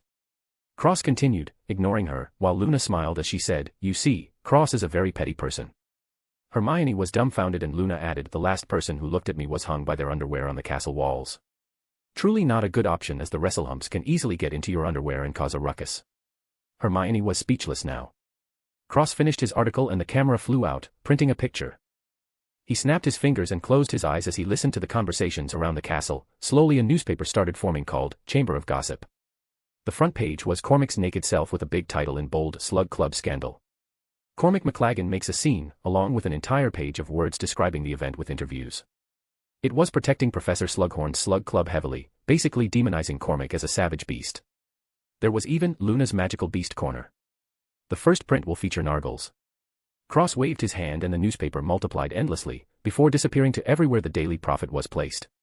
Tomorrow was the official debut of Cross' school newspaper. Hermione couldn't say anything and Cross smiled happily as he said, "I wonder how much chaos this will cause." Luna giggled and shook her head. Hermione threw her hands up and said, "You ruined that boy." Cross scoffed and retorted, "So he should keep his lustful expressions to himself. Who gave him the gall to look at my woman like that?" Hermione said incredulously, "You're doing this because of a look. Do you know how many people look at Luna?" Cross corrected, "Most of those are admiration and awe, not lust. I have a very good memory. Every single one of them who looked at her with lust will get their dues. They're lucky I'm a nice person." Hermione said incredulously, "You're a nice person." Cross nodded and said, "I could kill them, so this is nothing." Hermione couldn't argue with that kind of logic. Between dying and being humiliated, humiliation was the better option. The only thing she could think was scary, but strangely enough, instead of being scared, she was instead envious and jealous. Shooting Luna a glare before stomping off, huffing and puffing, burning with jealousy on the inside. Why couldn't Cross do that for her too? The next morning, Cross was reading the Daily Prophet at breakfast, while the rest of the students were enthralled by the new and mysterious newspaper, Chamber of Gossip. Chaos exploded in the school as most of the articles had very personal conversations and scandals. Though the number one topic was Cormac's big scene. The kid Cross named Funny Guy was thriving at the moment, retelling the events with even more embellishment than the actual newspaper as he said, "There I was, yeah. Telling about how me dad's potions aren't too far from mine, when the lad strips. Knob to the air." Cross smiled as he read the Daily Prophet, ignoring the uproar at the school. Luna was next to him reading the Chamber of Gossip and said happily, "My corner is so good." Cross smiled softly and said, you think I wasn't listening when you talked about narbles? Luna felt her lips quiver and she looked at him saying, I love you. Cross kissed her quivering lips before going back to breakfast. Luna pouted her lips cutely. She was wearing a giant lion head and her little face was so cute. Cross kissed her again. What a hero. Luna giggled dumbly and was over the moon with an absent look in her eyes, thinking about something else entirely. Harry and Hermione put down the newspaper and Harry said, amazing newspaper. Hermione rolled her eyes, though she had to admit, it was very good. It's just the content was too much, they were all really private things. There was even a column with Moaning Myrtle, where she wrote spicy stories, unsuitable for children. Hermione looked at Cross and said, you didn't put your name. Cross said, I don't know what you're talking about. Also, can you relax? Everybody loves spicy gossip, look, as he pointed to a Ravenclaw girl reading the paper without looking away, stabbing a fork at her food but missing, she didn't notice and put the fork in her mouth anyway. Harry chuckled and Cross smiled, waving his hand as the food flew to her fork, the girl didn't even notice and ate it. Cross shrugged and said, what can I say? I'm just perfect. Luna rolled her eyes and nibbled on a bagel, reading the Moaning Myrtle column. Cross chuckled and turned his head to see Draco sitting alone at a table. Cross frowned and said, love, do it. Luna didn't hesitate or make a joke and followed his orders, making a circle with his fingers and touching her other hand to Cross' head as she looked at Draco. Cross listened and felt Draco debating over his head back and forth on what to do. The Dark Lord ordered him do it but he didn't want to, but he felt like if he didn't he would die. Cross had to say, Draco's thoughts were too vague. Can't he just think about what he's meant to do? Draco left the Great Hall and Luna broke her fingers apart, taking back her hand. Cross frowned and mumbled, what is it? Luna pulled on his sleeve saying, not here.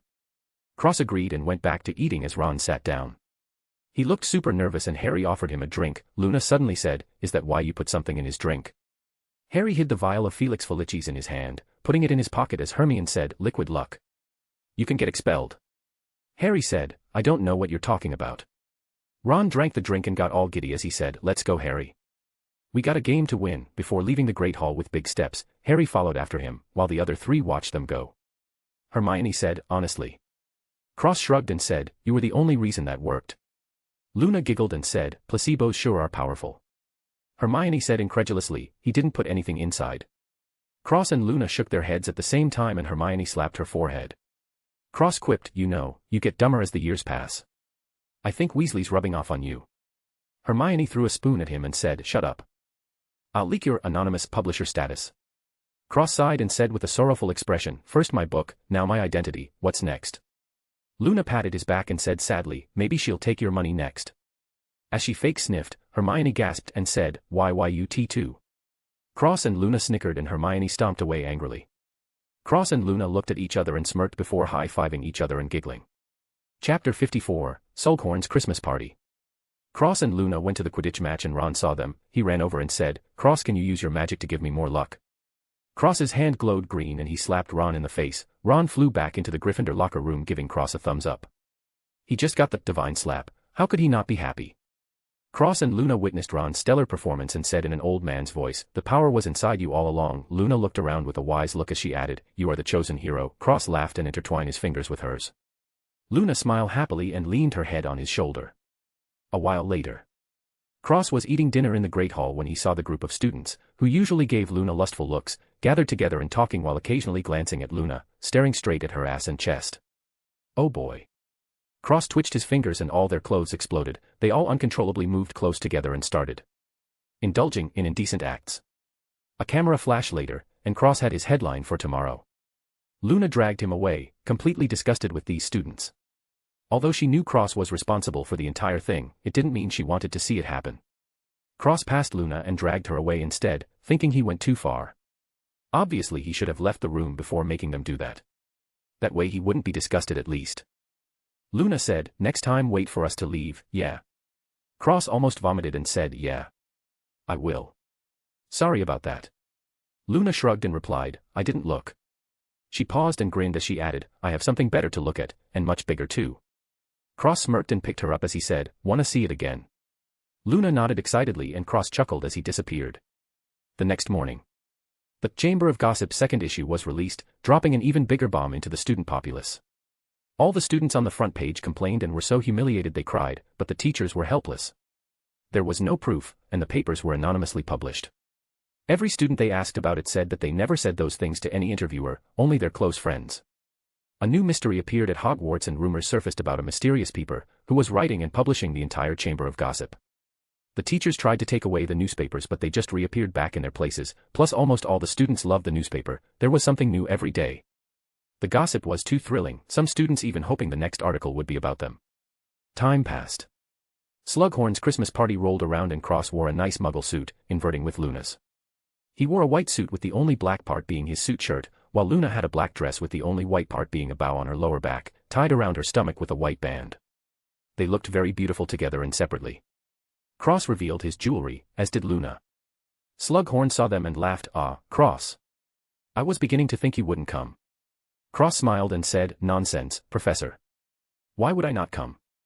Slughorn patted his shoulder and said, yes, well, do enjoy yourself." "Aha." Cross smiled and nodded as he walked around with Luna, whispering, "Look at all these goofs. Those twin girls. Did they come together?"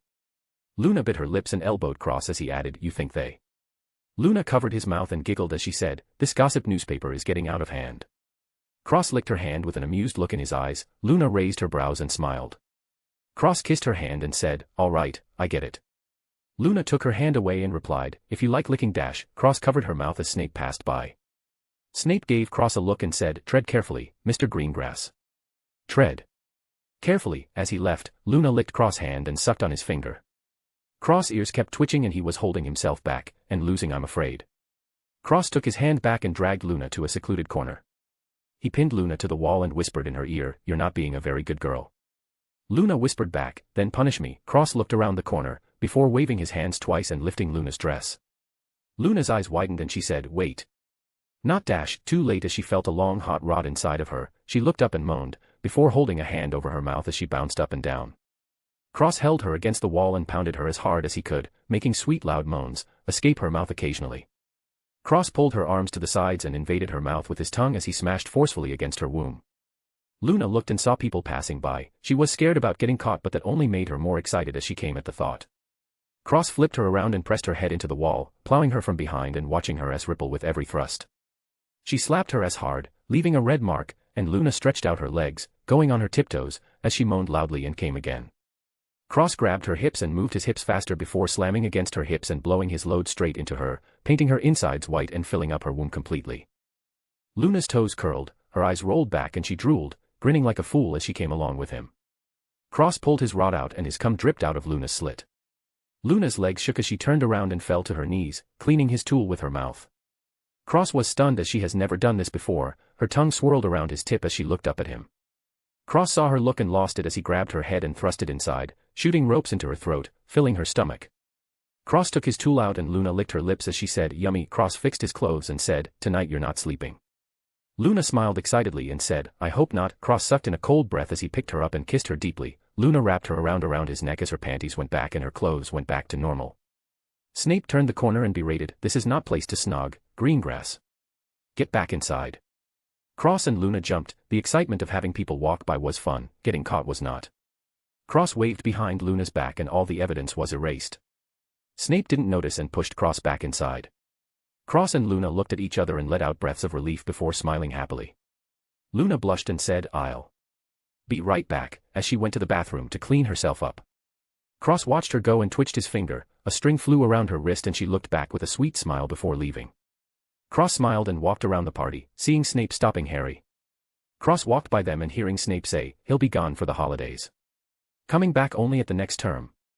Harry replied, "Dumbledore." Snape hummed and walked away. Cross picked a drink from Neville, smiling as he said, "Thanks, Neville." Neville smiled and walked away. Cross drank from his drink and his mind turned. Dumbledore was leaving. Where was he going? He walked to the window and whistled. A letter flew out of his bag and Cross wrote something down before sending 2 letters as an owl landed in front of him and he said, one to House Greengrass, and the other to House Lovegood. The owl hooted and bit the letters before flying off. Cross walked back to the party and saw Filch bringing Draco inside saying, "I've just discovered this boy lurking around the hallways. He claims to have been invited to your party, Professor Slughorn." Cross chimed, "I invited him." Filch looked over and nodded before leaving. Draco smiled gratefully and Cross patted his shoulder whispering, "Perhaps this will help you. Believe in what you're doing is right and you could never do wrong, hesitating on a decision and you will most likely make the wrong choice." Cross smiled kindly and patted his shoulder again, adding, think about what I told you 5 years ago, Draco. Your magic will regress like this. Enjoy the party, before walking away, draining his cup of alcohol. Draco looked at Cross back with a complicated expression before taking a deep breath and walking away, Snape following him. Cross took another drink and listened carefully to the string ear he placed on Draco's shoulder. Luna came back and found Cross, sitting at a table drinking peacefully. She sat next to him and smiled wryly, sorry it took so long. You let out a lot this time.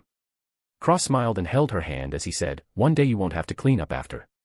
Luna's expression became loving and gentle as she leaned her head on his shoulder, smiling softly as she got lost in her imagination. Cross drank from his cup as he heard Snape say, I swore to protect you. I made the unbreakable vow. Draco retorted, I don't need protection. I was chosen for this. Out of all others. Me. And I won't fail him. Snap retorted, you're afraid, Draco. You attempt to conceal it, but it's obvious. Let me assist you. Draco shouted, no. I was chosen. This is my moment, before footsteps sounded. Cross waved his hand and the ear dissolved into normal string as it latched onto Draco's clothes. Cross sat in silence with Luna for the rest of the party before teleporting back to his room and pinning Luna to the bed with a big grin. During the holiday break, Cross went to each common room and cleansed the entire room, taking out all the magic that shouldn't be there. He went to Dumbledore's office and searched everywhere, finding nothing. He was trying to find any evidence or clues to Dumbledore's plans, but found nothing. He clicked his tongue and obliviated the hat before leaving. He picked up Luna and teleported back home, spending Christmas at home with her. It was Christmas Eve at his house and Christmas Day at Luna's. The break came and went. One big thing was that Buckbeak was finished.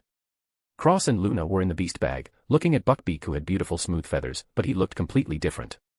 Buckbeak's feathers turned black and he grew an extra 2 pairs of wings that crackled with electricity as he flapped them.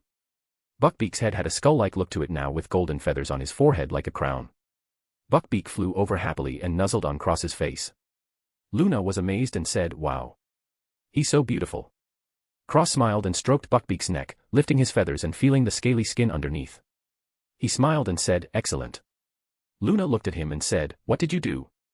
Cross smiled, I added thestral hairs to him when he came back to Hogwarts.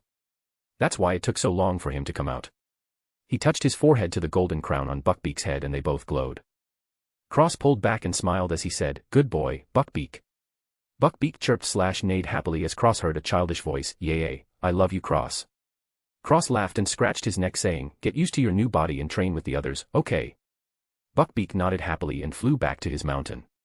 Wobbling slightly. Cross whistled and all the beasts showed up. Cross said, take care of him, he is just a child at the moment. I hope you all will not be mean. They all nodded before nuzzling on Luna and disappearing, only Carl looking at Cross with a smug grin as he sat on Luna's head.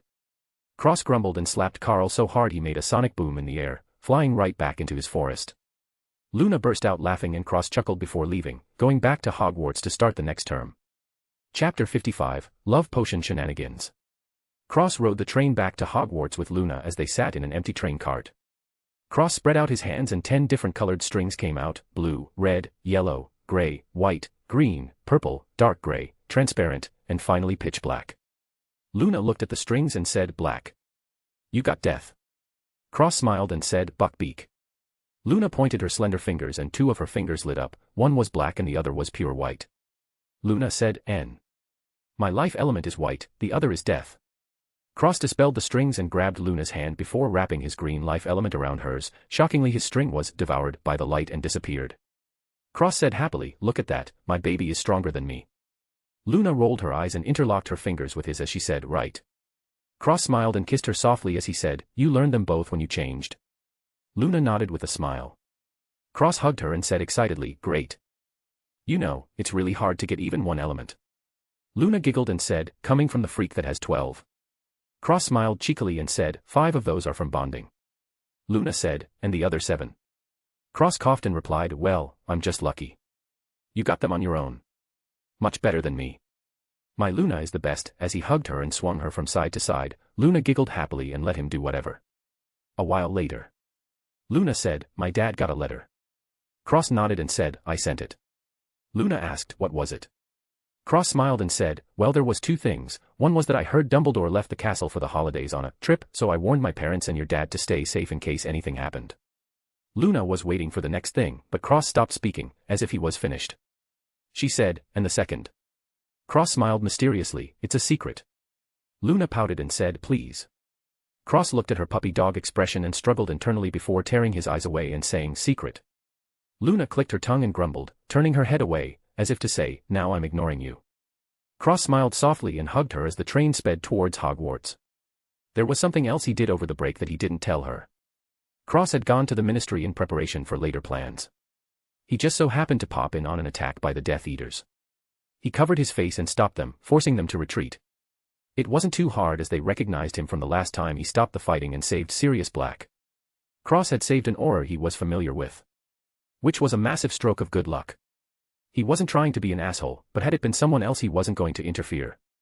But the person was Amelia Bones, the woman he spoke with at the hearing last year. Cross revealed himself to Amelia with a smile. Amelia was so shocked and Cross explained that he was actually here to see her, which surprised her again. Cross explained that he just wanted to chat. Amelia agreed and they both knew that she owed him a favor for her life. Cross sat Amelia down in her office and said with a smile, first of all, I will not give you outrageous requests for your favor if you're worried. Amelia smiled and said, as long as it require ministry betrayal, then I will agree. Cross smiled and shook his head saying, that's not it, it may even help the ministry. Amelia raised a brow and Cross changed the topic as he said, anyway, what I was wondering is if the ministry had any Archmage spell books. Amelia nodded and said, they are usually for Aurors, but we do. Cross nodded and said, that's all. If a few go missing every once in a while, nobody will notice, right? Amelia laughed and shook her head. This boy just told her directly he was going to steal books from the ministry. Cross smiled lightly and said, I need you to take a vow of silence regarding you seeing my at all today. I can't have everybody finding out how strong I am. Amelia agreed and took the vow, flashing a Lumos at the end. Cross smiled and said, that's all for now, Ms. Bones. May I have your owl so I can contact you later? Amelia gave him her owl and asked, if I may, what is it that you want to do? Cross smiled mysteriously and replied, you will find out in time, Ms. Bones. I hope at that time you will not deny my request. Farewell. Oh, and Susan is doing very well if you wanted to know. Before disappearing completely, leaving Amelia shocked before smiling wryly thinking their poor books are in danger. Back to the present. Cross was walking in the halls the day after getting back to Hogwarts. He went to class as usual and decided to go see Slughorn about something. A while later. Cross knocked on Slughorn's door and a little square opened up as Slughorn said, Cross. I thought it was Potter. Come in. Come in. The door opened and Cross walked in, sitting on the couch. Slughorn said, what pleasure do I have to have you visiting so late, Cross? Cross said, well Professor, I wanted to ask, can Veritas Serum kill a man? Slughorn thought about it and replied, I suppose if one were to have around a bucket's worth. Why do you ask? Cross smiled and said, my clothes seem to have gone missing. I don't want to be sent to Azkaban by accident. As he chuckled, Slughorn laughed and answered, yes, well, that would be a shame. Aha. Cross asked again, also Professor, are students allowed to brew Felix Felicis? Because I know that some potions are unable to be brewed by students. Slughorn shook his head and answered, it isn't banned, but do be careful if you were to brew it yourself, it is quite tricky and can be dangerous if failed. Cross nodded with a smile and said, thank you, Professor. I will leave you for the night.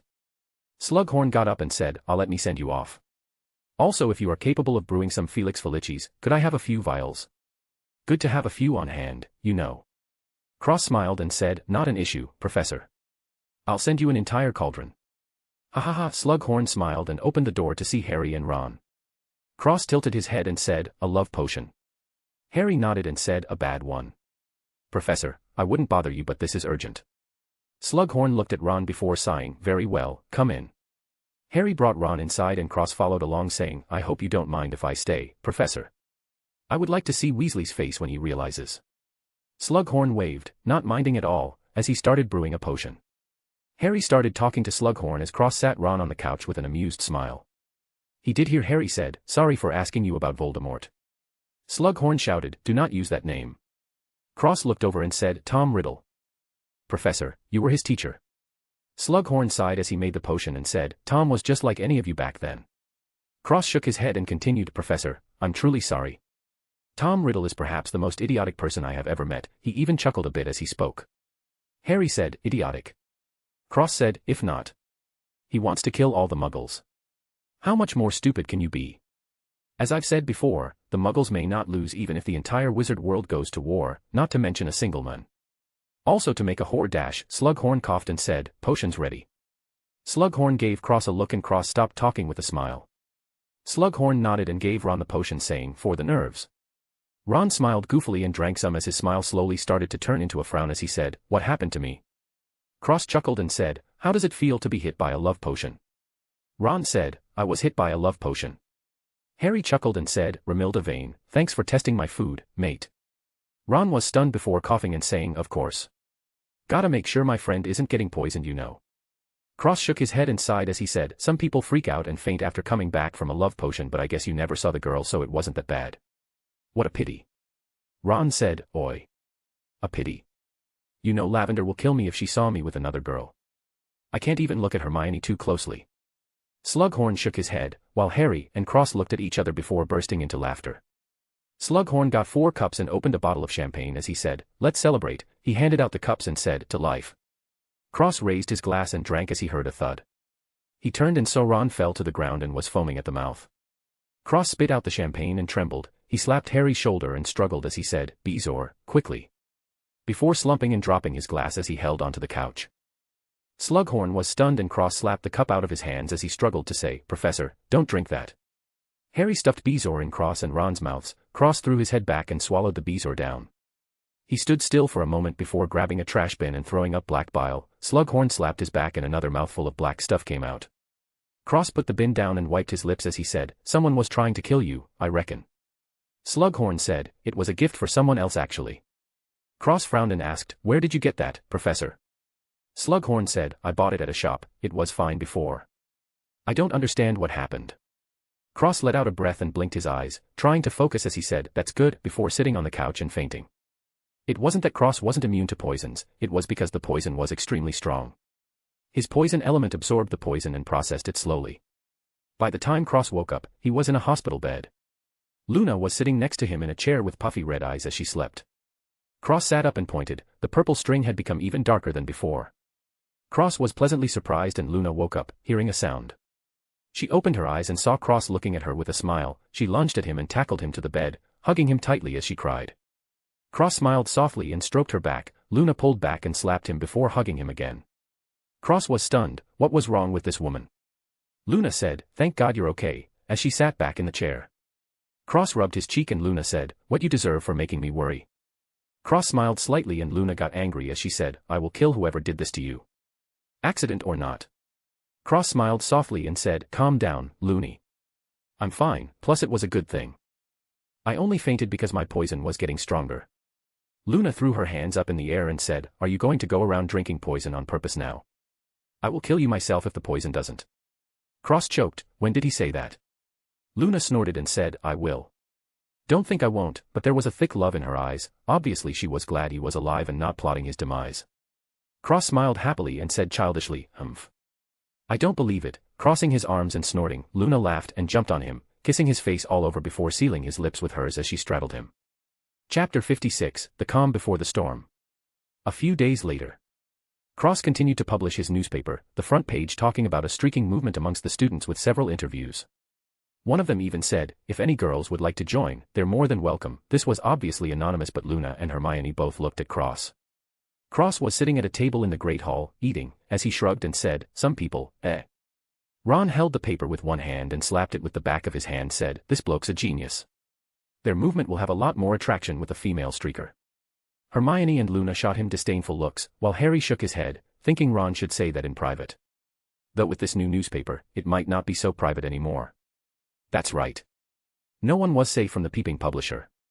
Hermione looked over and said, Harry. It's her. Katie Bell. Harry looked over and grabbed his book before walking towards her. Cross whispered, I thought he liked Ginny. Ron waved his newspaper at him, and Cross slapped it away as Hermione said, that's the cursed girl.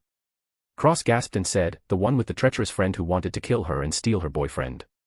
Hermione slapped her forehead, completely speechless, while Luna laughed and said, that's right, I reckon. Sherlock, you've done it again, you did. Cross smiled and patted her head saying, I love you. Luna smiled shyly and returned, I love you too. Hermione crushed the spoon in her hand and Ron retched saying, mate, take it somewhere else, yeah. Cross and Luna snickered and Harry ran out of the Great Hall. Cross watched them go and his eyes lit up as he chased after them saying, Sherlock's on the case. He swiped a broom from a younger student and said, I'll sign it for you later, kid, before jumping on it and riding it out of the hallway, standing up like a surfboard. The students gasped in shock, that motion, that calmness, the ease of the broom, the wind in his hair. This guy. He was a pro. Ron said, bloody hell. I reckon he's better than Crumb. Good thing he doesn't like Quidditch, am I right? Hermione rolled her eyes and Luna smiled helplessly at Cross' interest in strange things and fights. Cross arrived at a bathroom and heard Sectum Sempra. He flew into the bathroom and said, Harry, bloody dangerous spell to be throwing around, mate, as he flew over Harry to Draco's body. It was bleeding all over and Draco was having trouble breathing. Cross crouched on the broom and hovered next to Draco, reaching his hand out and touching Draco's chest. Cross' hand turned orange and he twisted it counterclockwise. The blood went back into Draco's body and his wounds healed as if they never happened. Cross picked Draco up and held him in his arms as he floated towards the door. Snape walked in and saw Harry, Cross, and Draco. Snape said, what happened here? Cross said, you see, Draco hit his head on the sink and Harry came to help. Snape said, and the broom? Cross replied, these are new shoes. Have you seen the water here? Snape waved his wand and Draco flew over to him.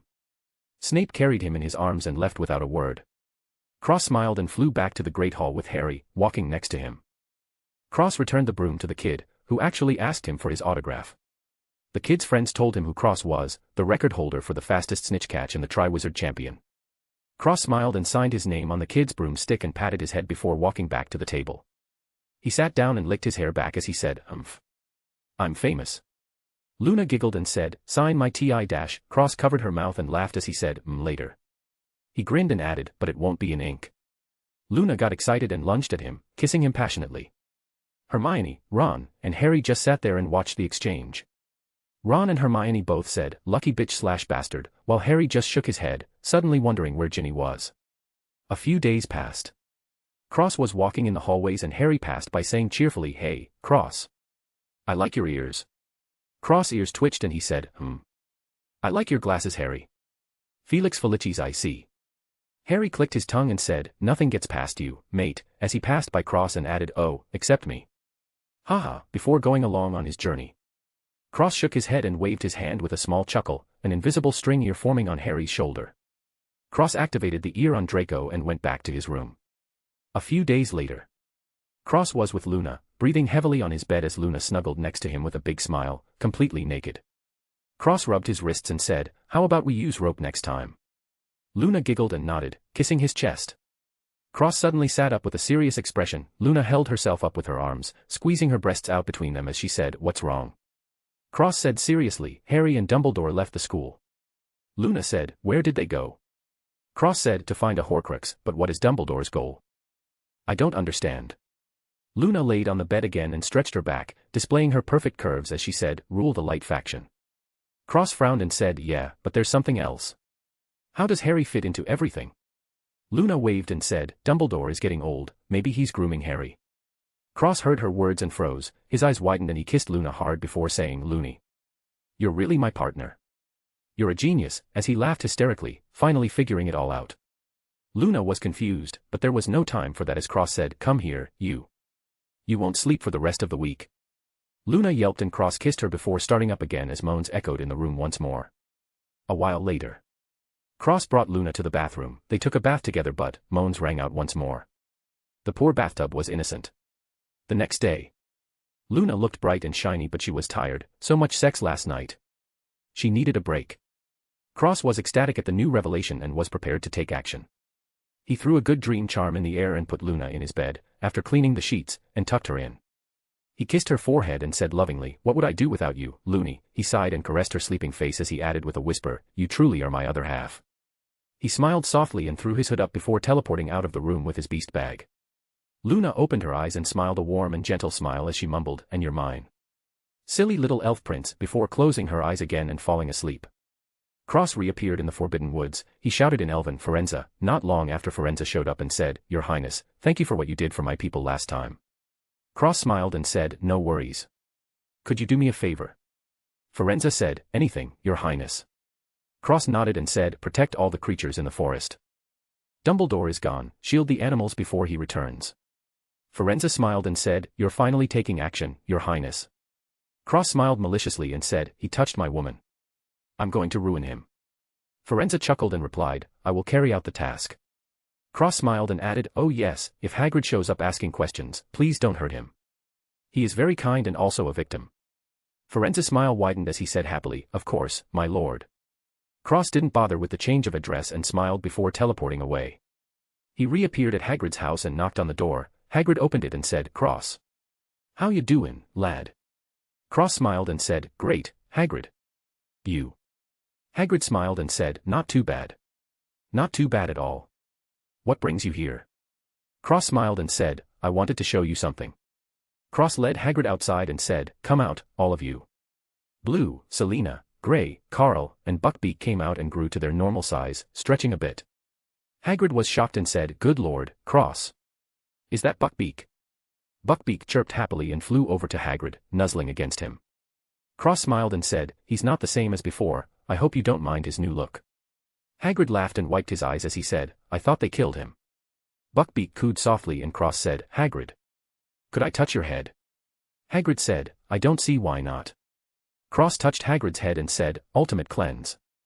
Hagrid felt refreshed and relieved, but soon realized what happened and got a little angry.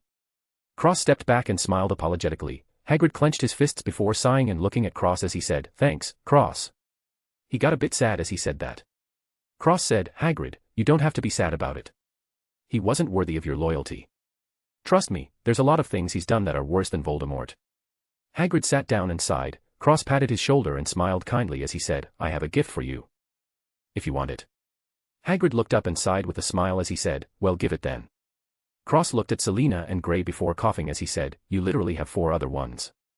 Selena struggled and Cross said, it's not even alive right now. She looked at Grey who roared lowly and said, he saved both our lives. Selena finally sighed and nodded.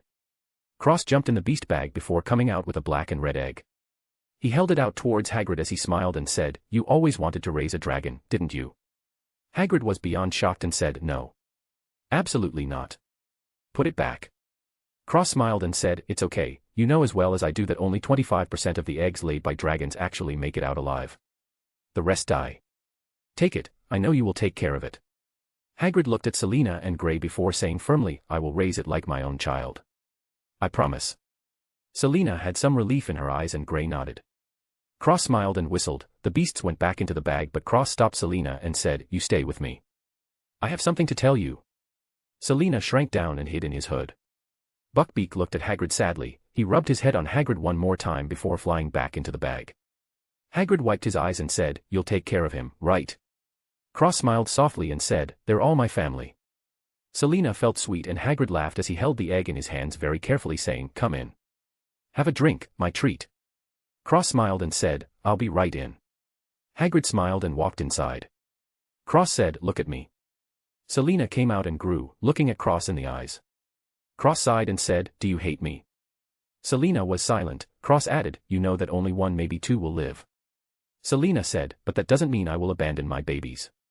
Cross sighed and said, follow me. Before going into the beast bag, Selena followed after him. Cross walked to her nest, where the eggs were. He stood above the eggs and said, which one do you like most? Selena said, they're all the same. Cross cut his palms and chuckled as he said, very well. He slammed his palms together as his eyes glowed gold and he chanted in Elven, divine tree, hear my call. Bless these precious lives with your grace and benevolence. The gift of life. Golden runes fell on the ground and circled around the eggs. Cross spit a sliver of green crystalline liquid into the middle on the eggs. The sliver exploded and drizzled down on the eggs. The golden runes stopped and burned themselves into the nest. Each little egg felt bursting with life. Selena trembled and said, why you?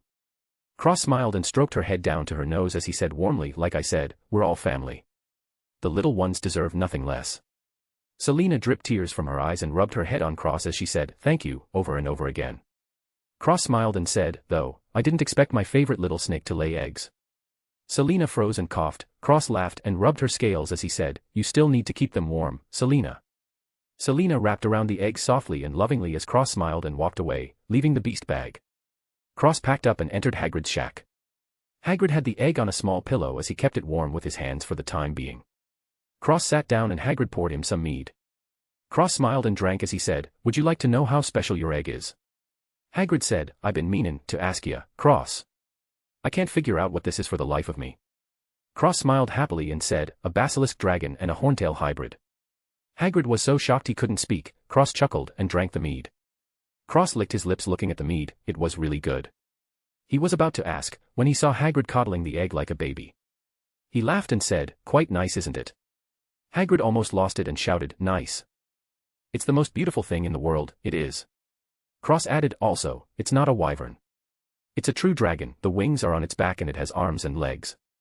Though I'm not sure if they'll be long and slender like their mother or have horns like their father." Hagrid clicked his tongue and said, "Doesn't matter to me, I'll love it all the same." Cross smiled brightly and said, "Thank you, Hagrid." Hagrid shook his head and said sincerely, "Not Cross, thank you. For everything." Cross smiled and drank his mead as Hagrid continued seriously, "What are you going to do? What about Harry, Hermione, and Ron? The other teachers?" Cross replied, "Hermione is safe, I didn't touch Ron, Harry can't be touched, and as for the other teachers." Cross sighed and shook his head as he said, "Their memories have been altered. If I want to help them, I have to take a lot of time to do so. There's even a chance that their previous memories have been erased." Hagrid cursed, "Damn." Cross smiled slightly and added, "When it's all over, I'll try and help them. I already have a plan, but perhaps I can hijack someone else's."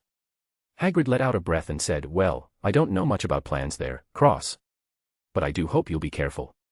Cross smiled warmly and said, "Thanks, Hagrid. Oh, by the way, Firenze took all the beasts in the forest and is currently protecting them. I assume Death Eaters will start showing up soon. Please keep you and that egg safe." Hagrid smiled and said, "No need to tell me that. I'll protect it with my life." Cross finished his cup and smiled as he said, "I can't wait to see it hatch." Hagrid laughed and said, "You'll be the first to know." "Ha ha ha." Cross smiled and said goodbye to Hagrid before leaving with a wave, opting to walk back to the castle. Cross walked back and looked up at the sky to see dark clouds forming. Cross took a deep breath and let another one out as he grinned viciously, a good night for killing, before laughing grimly. Chapter 57, Revenge is a dish best served cold. Cross returned to his room and sat on the bed, caressing Luna's arm, as he waited for something to happen. Luna rolled over and rested her head on Cross' lap. She smiled happily and Cross smiled softly as he stroked her hair gently. His fingers moved across the length of her ears from base to tip. He ran his fingers on her ears gently and they twitched cutely at his warm touch. Cross smiled at Luna's happy and relaxed expression. Time slowly passed. Cross' ears twitched and he heard Draco shouting, "I have to do this. Or he's gonna kill me." Cross changed his ears on Harry and Draco to eyes. From Harry he saw Snape stopping Harry before leaving. Cross threw up his hood and gently moved Luna to the bed as he pulled his hand over his face and muttered with a sadistic grin, "It's showtime," before disappearing. Cross appeared next to Harry, who jumped. Cross clamped a hand over Harry's mouth as he heard Snape say, "No." Cross left, disappearing into the darkness, as he went up the stairs. Cross arrived at the top as Snape said, "Avada dash." Cross waved his hand and said, "Expelliarmus." Snape's wand flew out of his hand and Cross revealed himself, spreading out his hands and tying everyone up with strings, wrapping around their arms and necks tightly.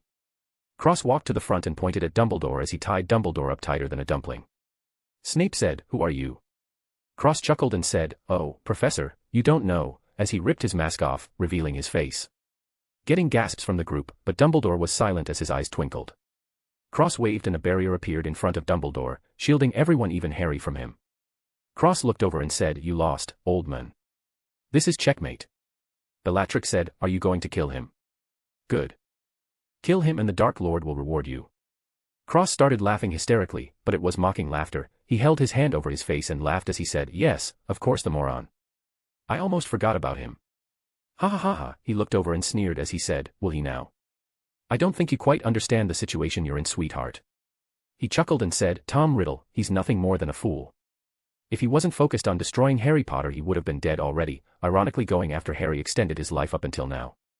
You think he was the only one to hate muggles?" Cross sneered, "Of course not. So then why are there still muggles?" Ding ding. The muggles are stronger than wizards, there's a lot more muggles and their technology would crush us just in sheer numbers. You're all retards, I refuse to be lumped up with you, even in the same sentence. It gives me chills." As he spoke he walked over to Dumbledore and pinned him to the ground, checking him for any hidden wands or spells. He cast an ultimate cleanse, as a Death Eater shouted, "How dare you say that about our Lord?"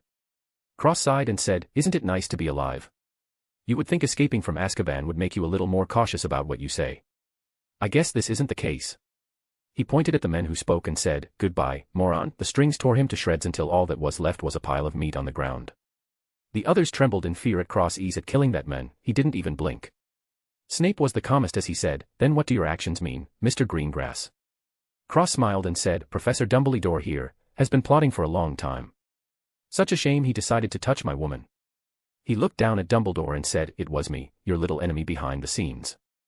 I wish I was there to see your expression when you found out all the loyalty potions in the food were gone, or how about when I cleared all the wards in the school? Maybe you were angry that your Order of the Phoenix group had their minds cleansed and were free from your control at last." Dumbledore just sighed and cross-eyed as he said, "You're no fun. Did you think you were going to get away with your newest scheme? Hee hee, not on my watch. Let's go, to the Ministry. I have enough Veritas serum on me to last a lifetime." Ha ha ha ha. Harry showed up and said, "Cross. What are you doing?" Cross looked over and said, "My word, Harry. Are you deaf? Did you not just hear everything I said?" Harry shouted, "I don't believe it." Cross shook his head and said, "Then you're so brainwashed, it may be irreversible at this point. Though, that wouldn't be a problem for you, would it be, Dumbledore? To take over another's body, the mind would be wiped anyway." Dumbledore trembled and Cross grinned as he said, "Finally a reaction." Haha, he turned to Harry as his strings tightened around Dumbledore's arms and legs, even covering his mouth, as they glowed, constantly changing to different colors. Cross smirked and said, "Let me ask you something, Harry. Before you attempt and fail at rescuing the one who made you suffer, maybe you could think about something." Harry was silent and Cross smiled. He took a breath and said, "That woman, who lives across from you. You found out last year she knew magic, correct?" Harry nodded and Cross continued, "From what I've heard, you lived in a cupboard under the stairs in that house. If she had magic, then why would she not help you? Knowing who you are and all. Why let you suffer? She could have even brought you to her home." Cross shook his head and continued once more, "The Dursleys treated you like a slave, and yet you have no personality changes from your 11 years of poor treatment. You should be shy and introverted, not outgoing, brave, and courageous.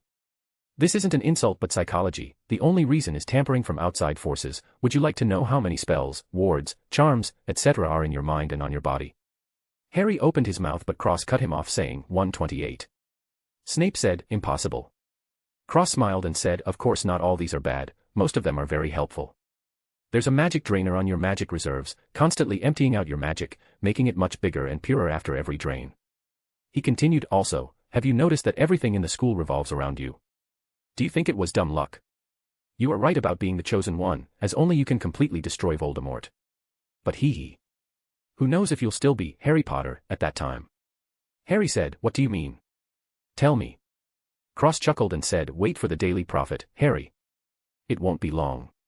He raised his hand and a mouth formed as he said, "Rita. Release it." He looked down at Dumbledore and muttered, "Time to cash in my favor in the Ministry." He looked at the Death Eaters and said, Mr. Lestrange, are you aware that you are pregnant?" "Very strange indeed. How can a homunculus reproduce?" Bellatrix paled and her mind seemed to have gone haywire as she mumbled, "No, no, no." Over and over again. Cross pursed his lips and said, "Perhaps the sins of the parents shouldn't carry on to the child. I will keep it then." His eyes glowed golden green as he said in Elven, "Protect the child, wash away the sins of the last generation and bless the innocent." Bellatrix's stomach glowed and a golden green light came out, holding what looked to be a small fetus inside. Cross mumbled to himself and snapped his fingers. A golden light surrounded the fetus and fed it nutrients before the entire thing disappeared, going into his room at Hogwarts. Cross said cheerfully, "Well then, goodbye," as the Death Eaters and Bellatrix were ripped to shreds. Cross hummed happily to himself as he waved his hand, all their remains burning up and disappearing, as if they were never there in the first place. Cross said to Snape, "Perhaps would be a good time to obliviate Draco and Harry." "I can obliviate you, if you like, Professor." Snape waved his wand and Draco and Harry's eyes glazed over. Snape didn't say anything afterwards, he just closed his eyes.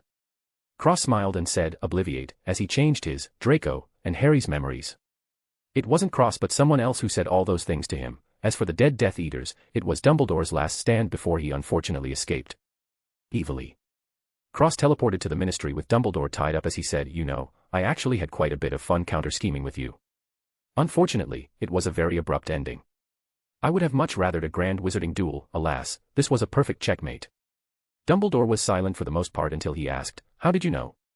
Cross smiled and answered, "To be honest, it was my wife who gave me the idea.